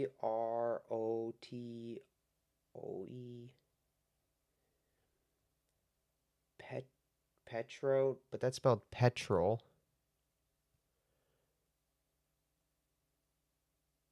Extro. I think that's a word. Don't know what that is. Okay. Cynic? No. That's not how you spell cynic. Is it? What? C-Y-N-I. That is how you spell cynic. Is it not? I think that's how you spell cynic. Okay, yeah. That's right. Okay.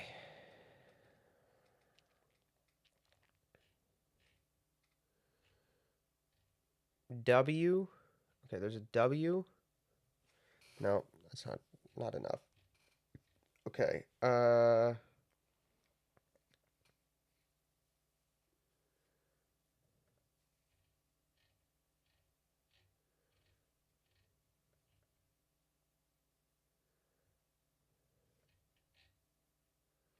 I guess I only have 3 more, so I'm just gonna have to guess. Okay, I only have 3 more. Let me look at this one. This one's been whipping me. All right, there's an E and an H. The H goes here or here. The E goes here or here. Is it just hello? Is there any L ruled out in the 3rd slot? There is not, so it's hello. Okay. Now, is that L going to help me somewhere else? It did solve another one. It solved...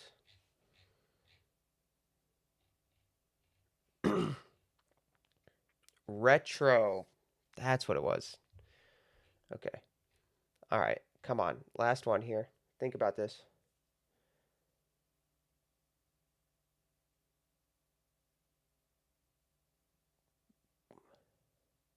There's a W.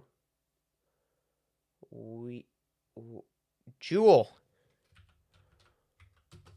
Yes.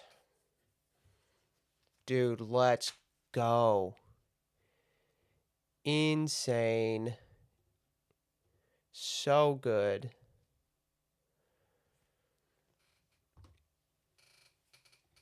Oh.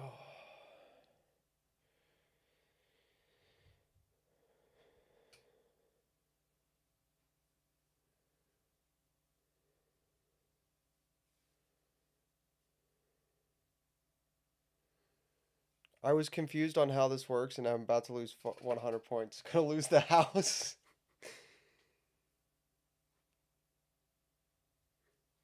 Oh, you bet the over? Dude, yeah. The over was... I felt like the over was good.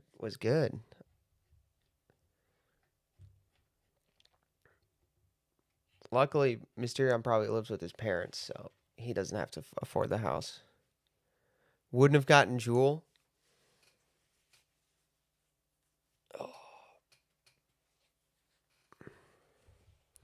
Are there any other daily games we should play, chat? Are there other daily games we should wrap the stream by playing? Let's look up daily games.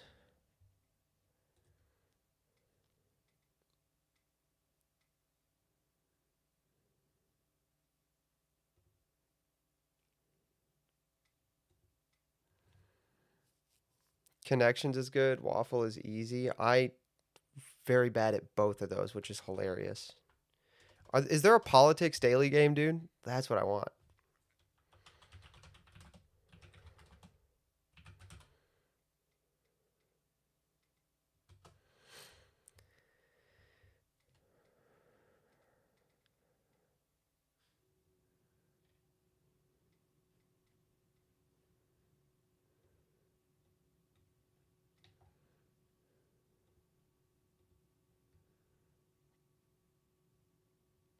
Guess the Senator's party game.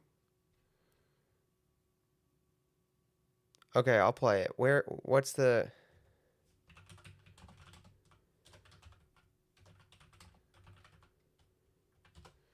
This is going to be easy. Senatortal.com? Oh.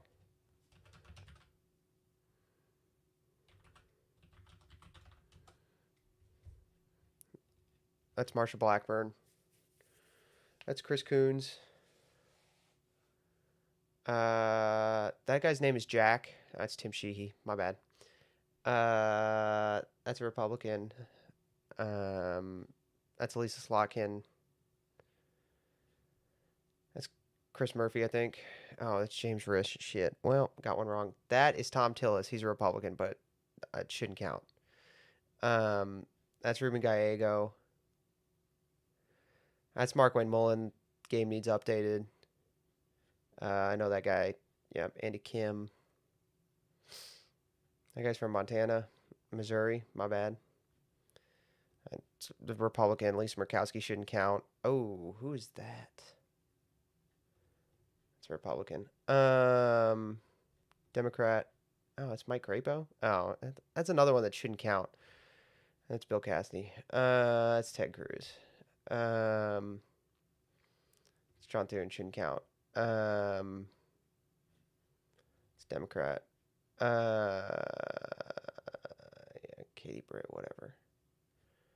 Democrat.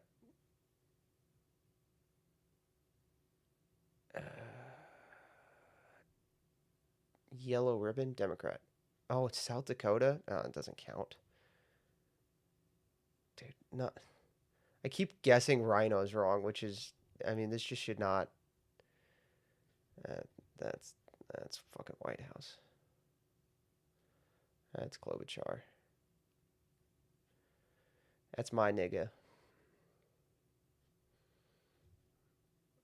That's a football coach.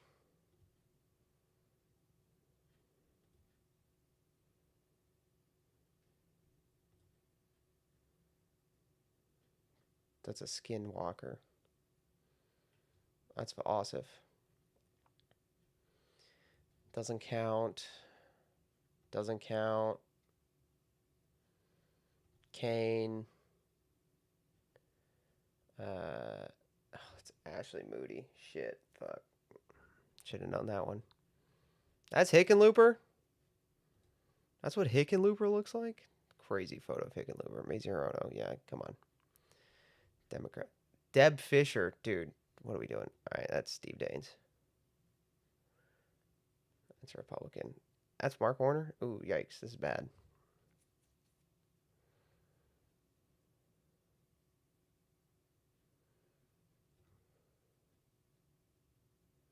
Shelley Moore Capito. Shouldn't count.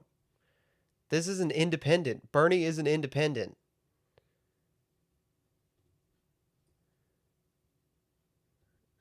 It's Langford. That's Kelly.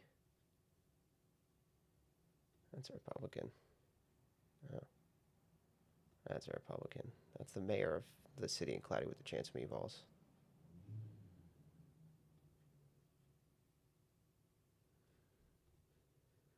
Padilla, dude. It's Gary Peters. That's Coons. That's Murphy. Whatever. Same guy. Jim Justice. Shouldn't count. Barrasso. Shouldn't count. Boozman. Shouldn't count. That's a Democrat.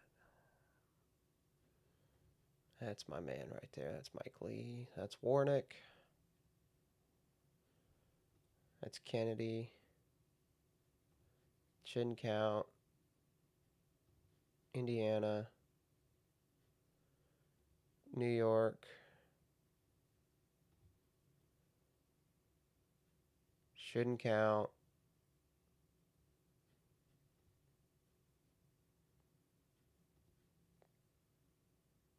I'm sorry, did they just give me incorrect for Angus King? Dude, you gotta be kidding me. Angus King votes with the Republicans 90% of the time.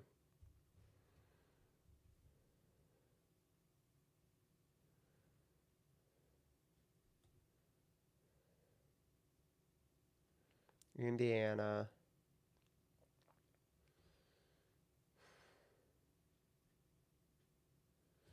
This chick always fools me. She's a Republican. This is Ernst. That's Rosen. She gets pissy about shit. This guy shouldn't count. This is the guy that got Dr. Carl's nomination killed. The previous guy. This is, I don't know. Oh, that's, yeah.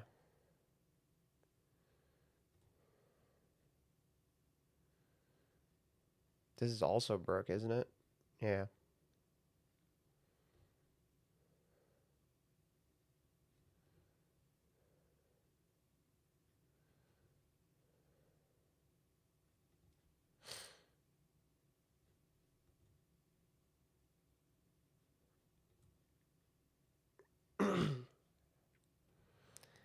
There's Cory Booker. There's Husted. That's my senator who sucks. This is a Republican. There's Coons. Oh, it's Blumenthal. That's a Democrat all day long. That's a Democrat. Easy clap. That's a Republican. That's Rick Scott. That's the guy who should be Senate Majority Leader. That's a Republican. I know him. That's Tim Scott. And that's a Democrat. Easy clap. It's Democrat. It's PA. I already got this one. I got Tom Cotton twice. What are we doing? Are you just running it back to see how long I can go for? Is that what this is? It's literally just running it back, dude.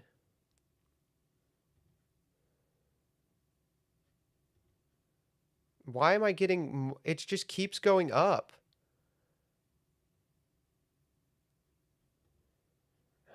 Bill Cassidy looks like a skinwalker, dude. It just keeps going up. What are we doing?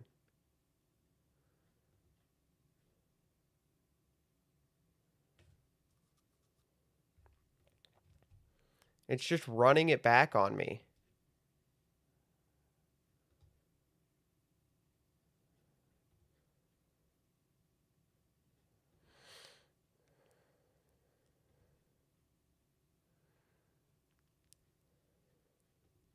Let's see how long he runs the wheel. Dude, I will run on the wheel for a while. It's a problem.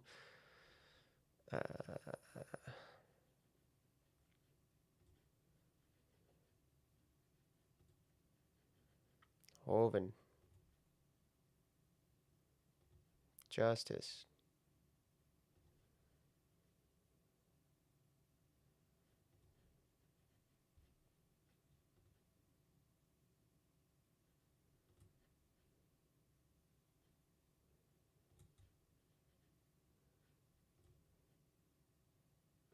Dude, the Angus King one. No, I'm done. The Angus King one pissed me off. I'm sorry.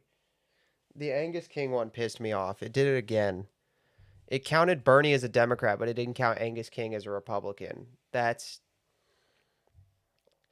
stupid. You got to get punched for that.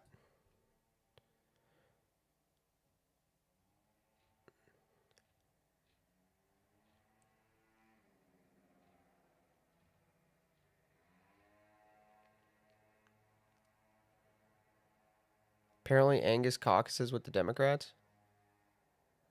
Oh, I thought he was on our side. That sucks. Oh, I guess so. I would have heard about him voting against the... Yeah, that's true. No, I knew that. I guess I knew that. I just didn't put it together. I'm stupid, chat. I'm retarded.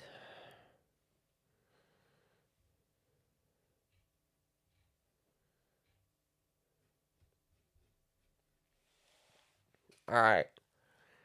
One of these am I supposed to play? Is this what is Jeff Goldblum? Yo, give me this. Guess the word in 3 tries. After each guess, the color of tiles will change. The answer is Jeff Goldblum. 10% of the time, the answer is some other 12-letter word.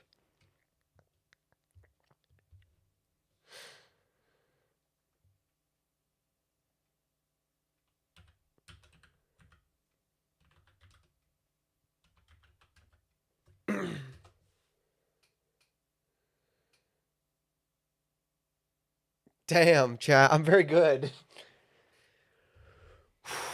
Pretty good game. Pretty good game.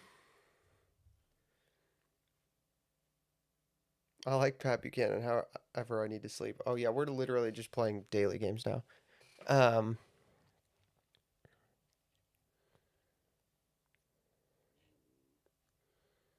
Where's the ball ones? Give me a ball one. Yeah, let's go. Ball. Let's go. Chrono NFL.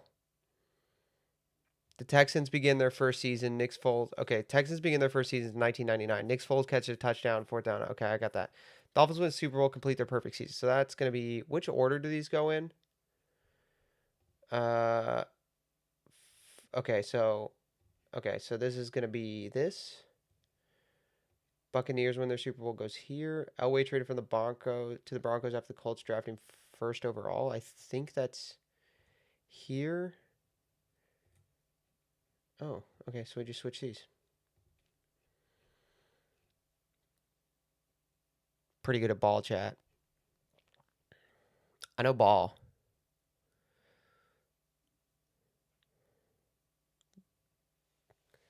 Global is good. All right, I'll play global. You've suggested it twice. I'll play global for you.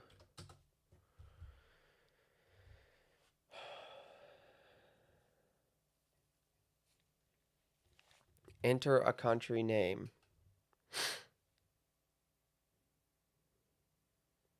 Chad.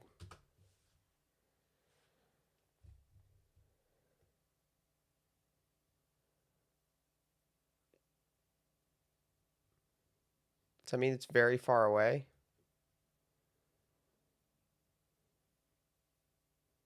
Does it not give me a direction? It doesn't give me a direction to go? All right. India. All right, India's closer. Guess I'm going to keep going. I'm going to go to Japan. Japan is closer.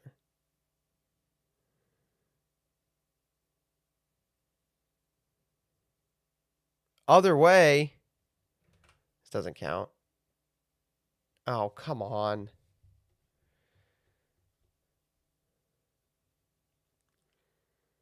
Oh, it says it right here. Okay.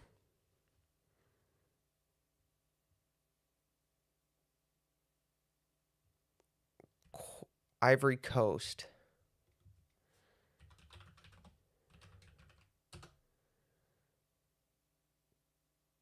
Chad is still the closest.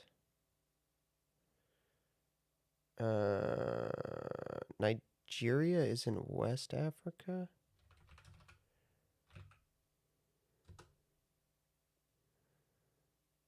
Chad is still closer. What the hell?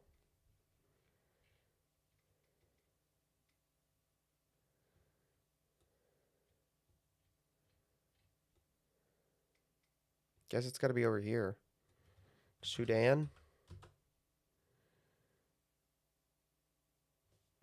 Okay. Egypt? No, Egypt is going to be the wrong direction. Algeria? Algeria is really close. Okay. Fuck, it's going to be right here. It's going to be Liberia. That's hilarious. That's where Liberia is? I thought Liberia was up here. Straight up thought Liberia was up here. I guess maybe Spain then?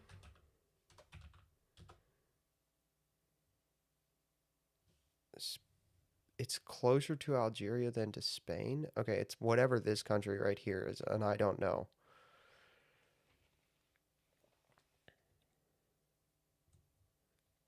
Closest border, 645 kilometers. I get maybe Gibraltar.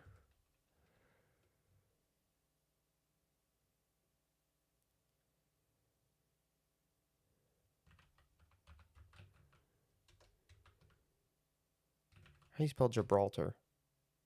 Did you mean Qatar? No. Gibraltar. No, I didn't mean Liberia. I'm trying to find Gibraltar.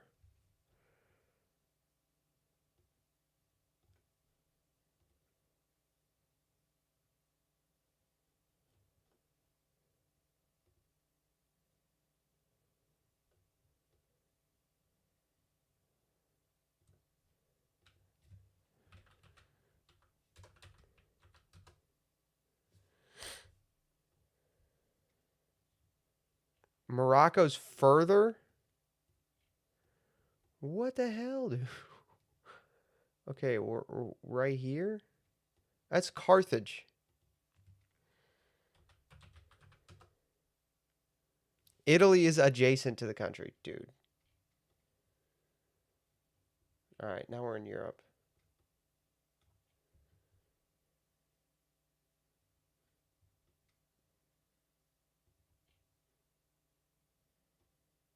Malta? Is it Malta? Malta seems like the only thing that could possibly be closer to Algeria than to Spain. You see what I'm saying? Like, it has to be closer to Algeria than Spain. I guess it could be Greece. No, it's not adjacent to Greece. I'm going to guess Malta. Malta might fit. Malta is cooler. So it's farther. What? What is this country? It's farther from Malta than it is from Algeria, but it's adjacent to Italy. I guess is it Switzerland?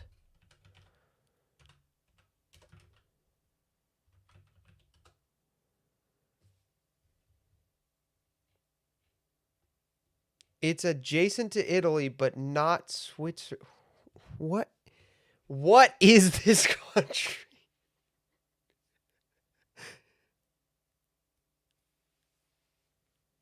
I swear if this is Vatican City, I'm going to blow my brains out.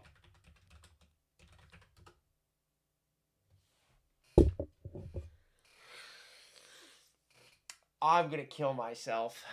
I'm going to kill myself. I'm going to kill myself. That's... I have to kill myself.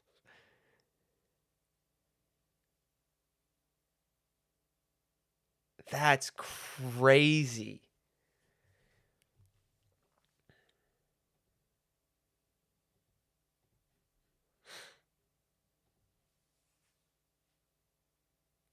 We still want to see Thursday break his sobriety, dude.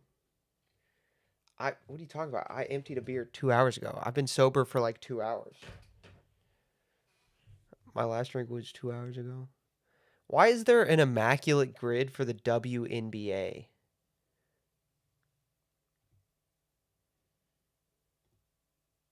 Ooh, Weddle. Let's play Weddle. Okay. Fernando Mendoza. Oh, you have to have played a snap. Alec Pierce.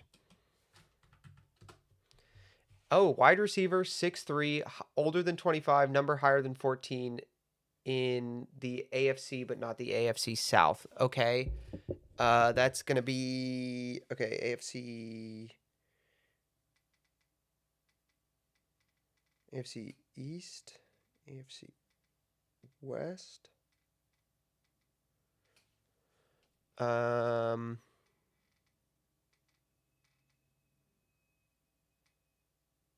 Oh shoot, who is it damn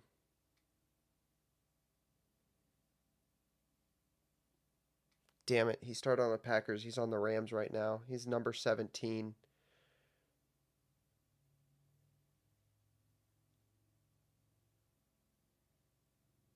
crap. Who am I thinking of? Number 17 on the Rams.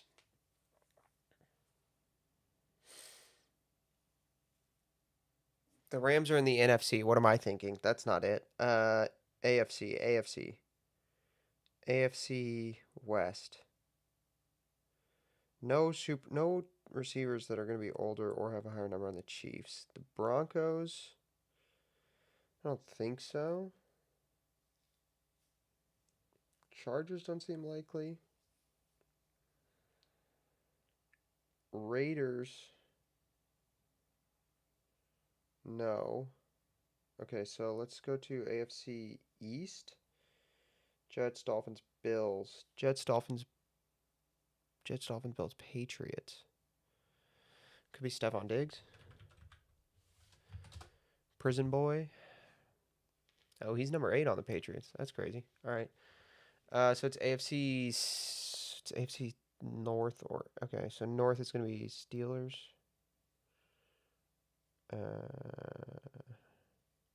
Ravens. Odell? No, Odell's not on the Ravens anymore.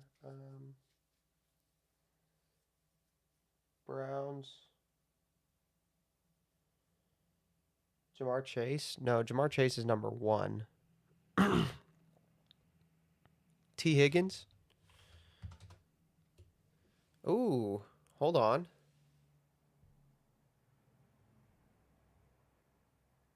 It's Cincinnati, though. It's not Jamar Chase. Jamar Chase is number 1, I think.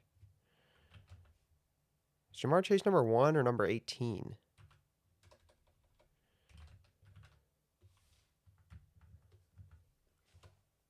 No, he's number 1.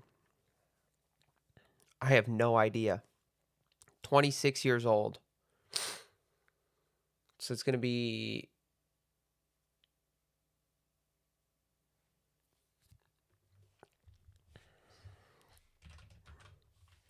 Chase Brown. Chase Brown is a running back. I don't know who else plays wide receiver for them. Might just have to take the L on this one. I don't know who else plays wide receiver for Cincinnati. Yeah, I don't know.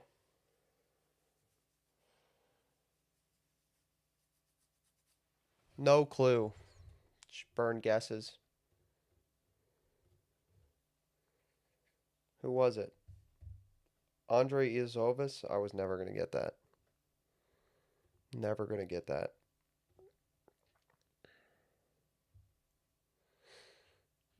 All right, let's see if there's another geography one.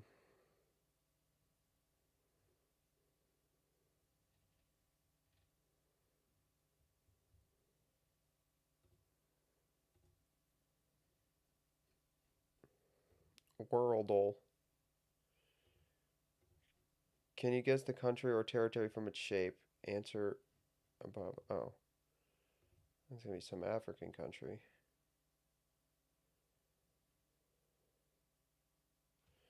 I don't know. Actually, it could be Afghanistan.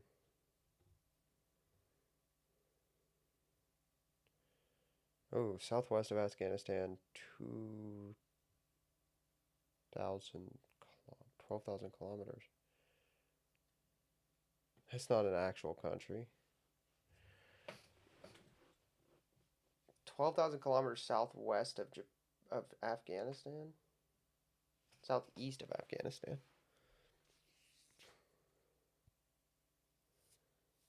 I don't know, Sri Lanka? No, Sri Lanka is more oblong.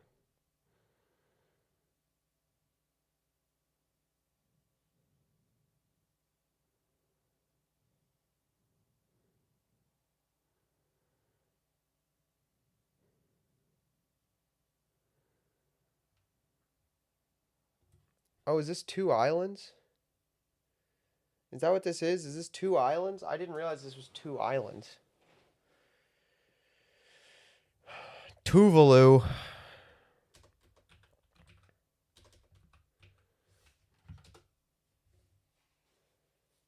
Unknown country. I typed in Tuvalu, dude.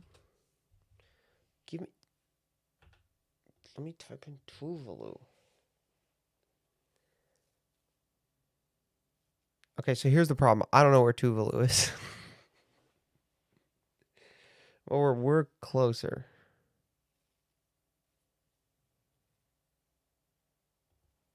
Tuvalu looks like Phallus. I don't know what Tuvalu looks like. Okay, southeast of Tuvalu.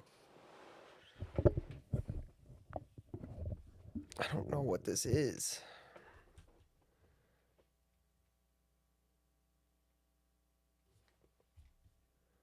Oh, this is a territory? I don't know what a territory is. What do you mean territory? Is this not... It's in Oceania. I don't know Oceania countries. They fake ass. Okinawa. No? I don't know. Bro, I live in America.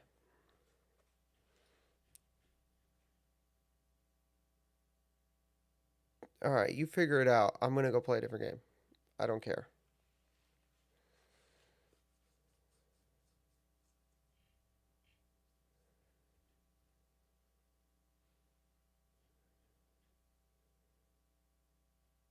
Did he drink? I stepped away. Oh, shoot. I didn't even see the redemption.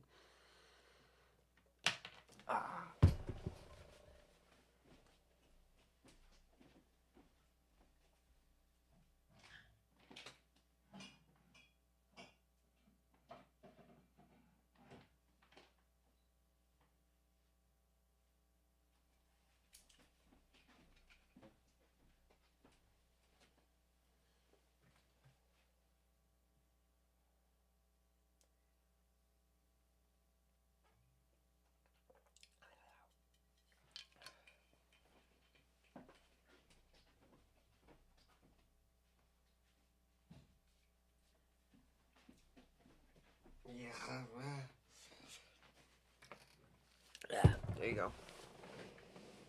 I don't think it's a country. I don't know countries. I don't care. I'm leaving it. I'm closing it. I'm closing it. Close.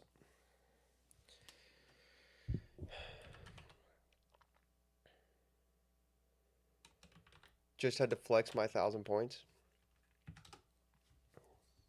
So true. I have to log in to play the mini? What the hell, dude?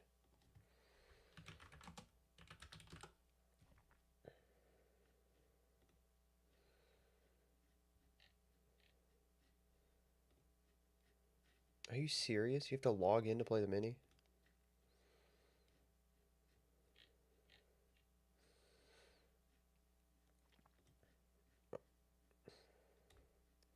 Alright. Computer menu with quick access commands. No, don't know. Terminal? No.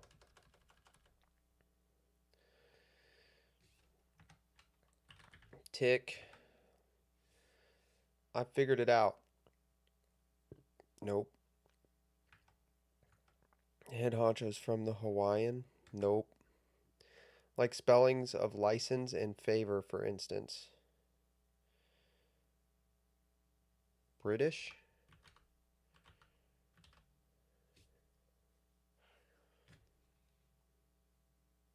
Like the spellings of... I don't know. British, maybe? Ayn Rand. Rag. Lively Spirit. Nope. Hub. Tech exec for short. Is it just CEO? What big teeth it has? Saw. Taskbar. Yep, totally feel that. Catch Reginald. Ka-ching. Egypt's Boy King. Tut. Topic for a language learner. Phonics. Landmass comprising 2 continents. No idea. Nature, Nova, or NewsHour. PBS show. Aha, I've figured it out. Chunks of the economy. No. Head honchos. No.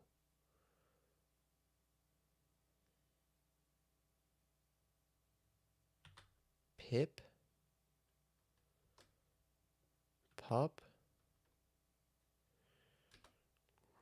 Eurasia? Pep? Oh, Eurasia, yeah.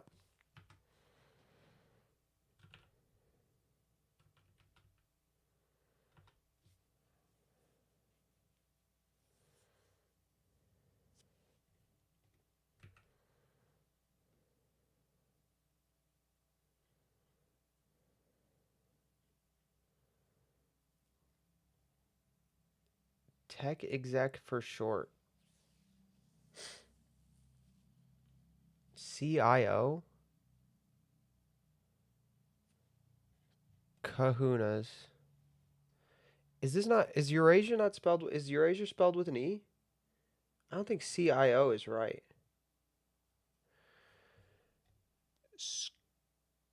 Saw.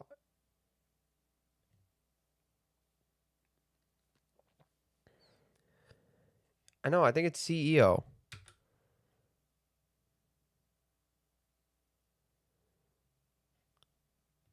That's not how you spell Eurasia though.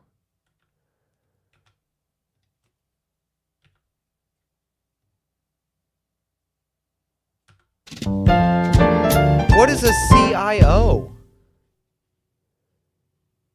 What is a CIO?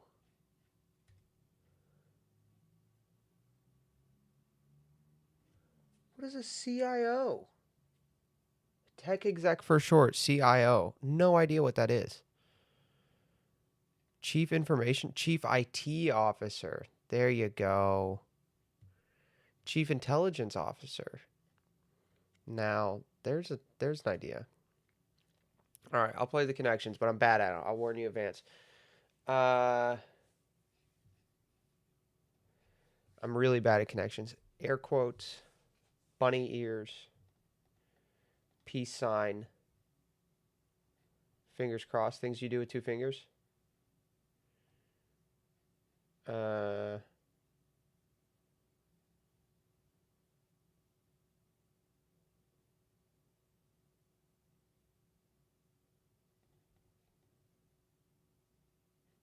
60s.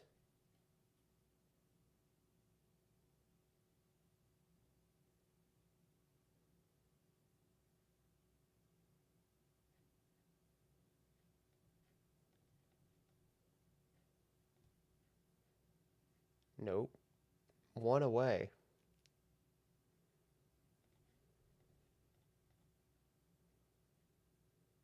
Home structures. A house is a home structure? Dude, what are we doing? Famous revolutions. What is a house as a home structure? A house is not a home structure. A house is just the home. What are we doing?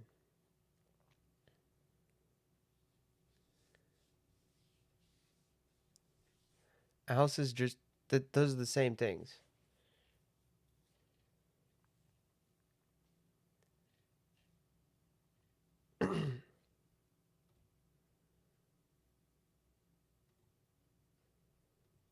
I got this in the bag.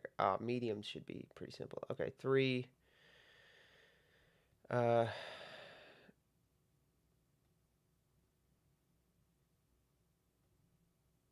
so 3 can't be there. It can't be there. So it's there. That's a 3. No, wait, that's wrong. That's wrong. Can't be there. Can't be there. So it's one of those, but that's not going to help. So 3 is in one of these two. No, that's not going to help. 1, 2, 4, 7. Sevens. Okay, we got 7s for sure. There. So 7 is either here or here. Okay, that's good.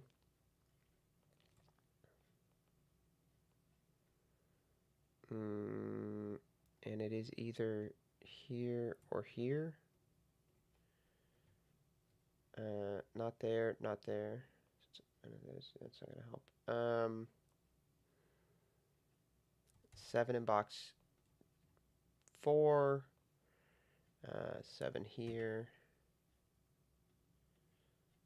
And nope, that's not right. That's not right at all.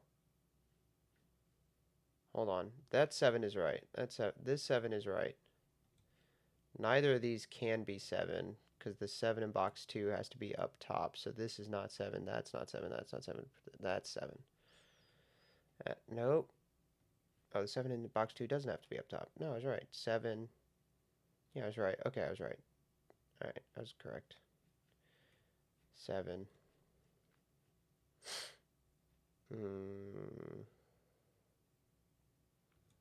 7, 7. Yep. Okay. 8.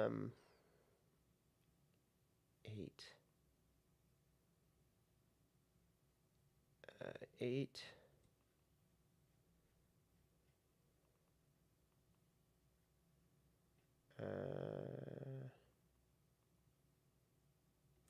8.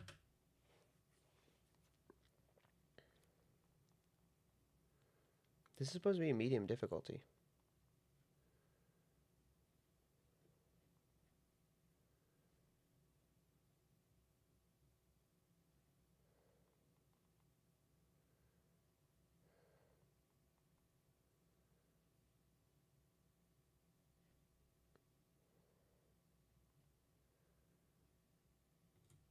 I mean, 8's there or it's there. And then there's 1 here, here, not here, not here. It has to go here somewhere? That's not helpful.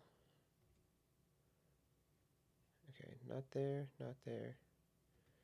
There's 8 here or here.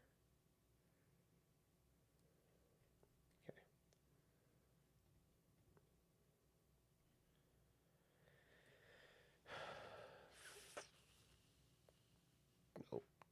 1. There's a 1 in one of these two, for sure. 1, because I can't go there. So 1, 2, 3, 4, no, 5, 6, 7, 8, and then where's the 9? Okay, that's not helpful. 1, 2, 3, no, 4, 6. Well, that's a 6-8 pair now. That's a 6-8 pair, so we can rule out everything else. So out of those 2 boxes, now that probably does something for me.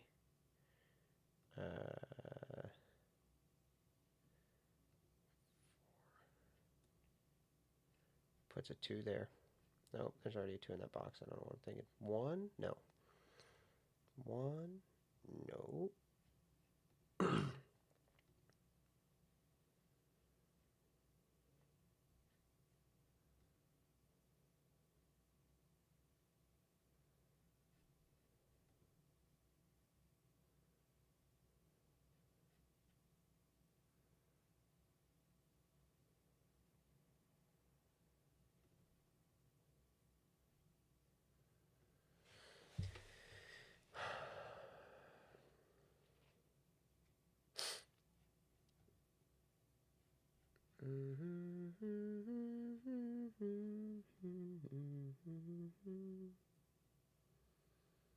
Right. 2 there and 2 there.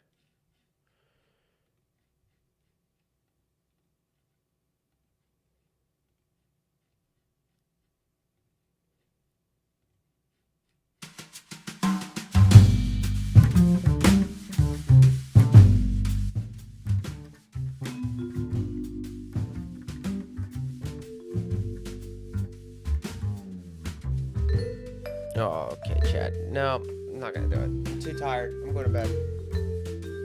I'm going to bed, chat.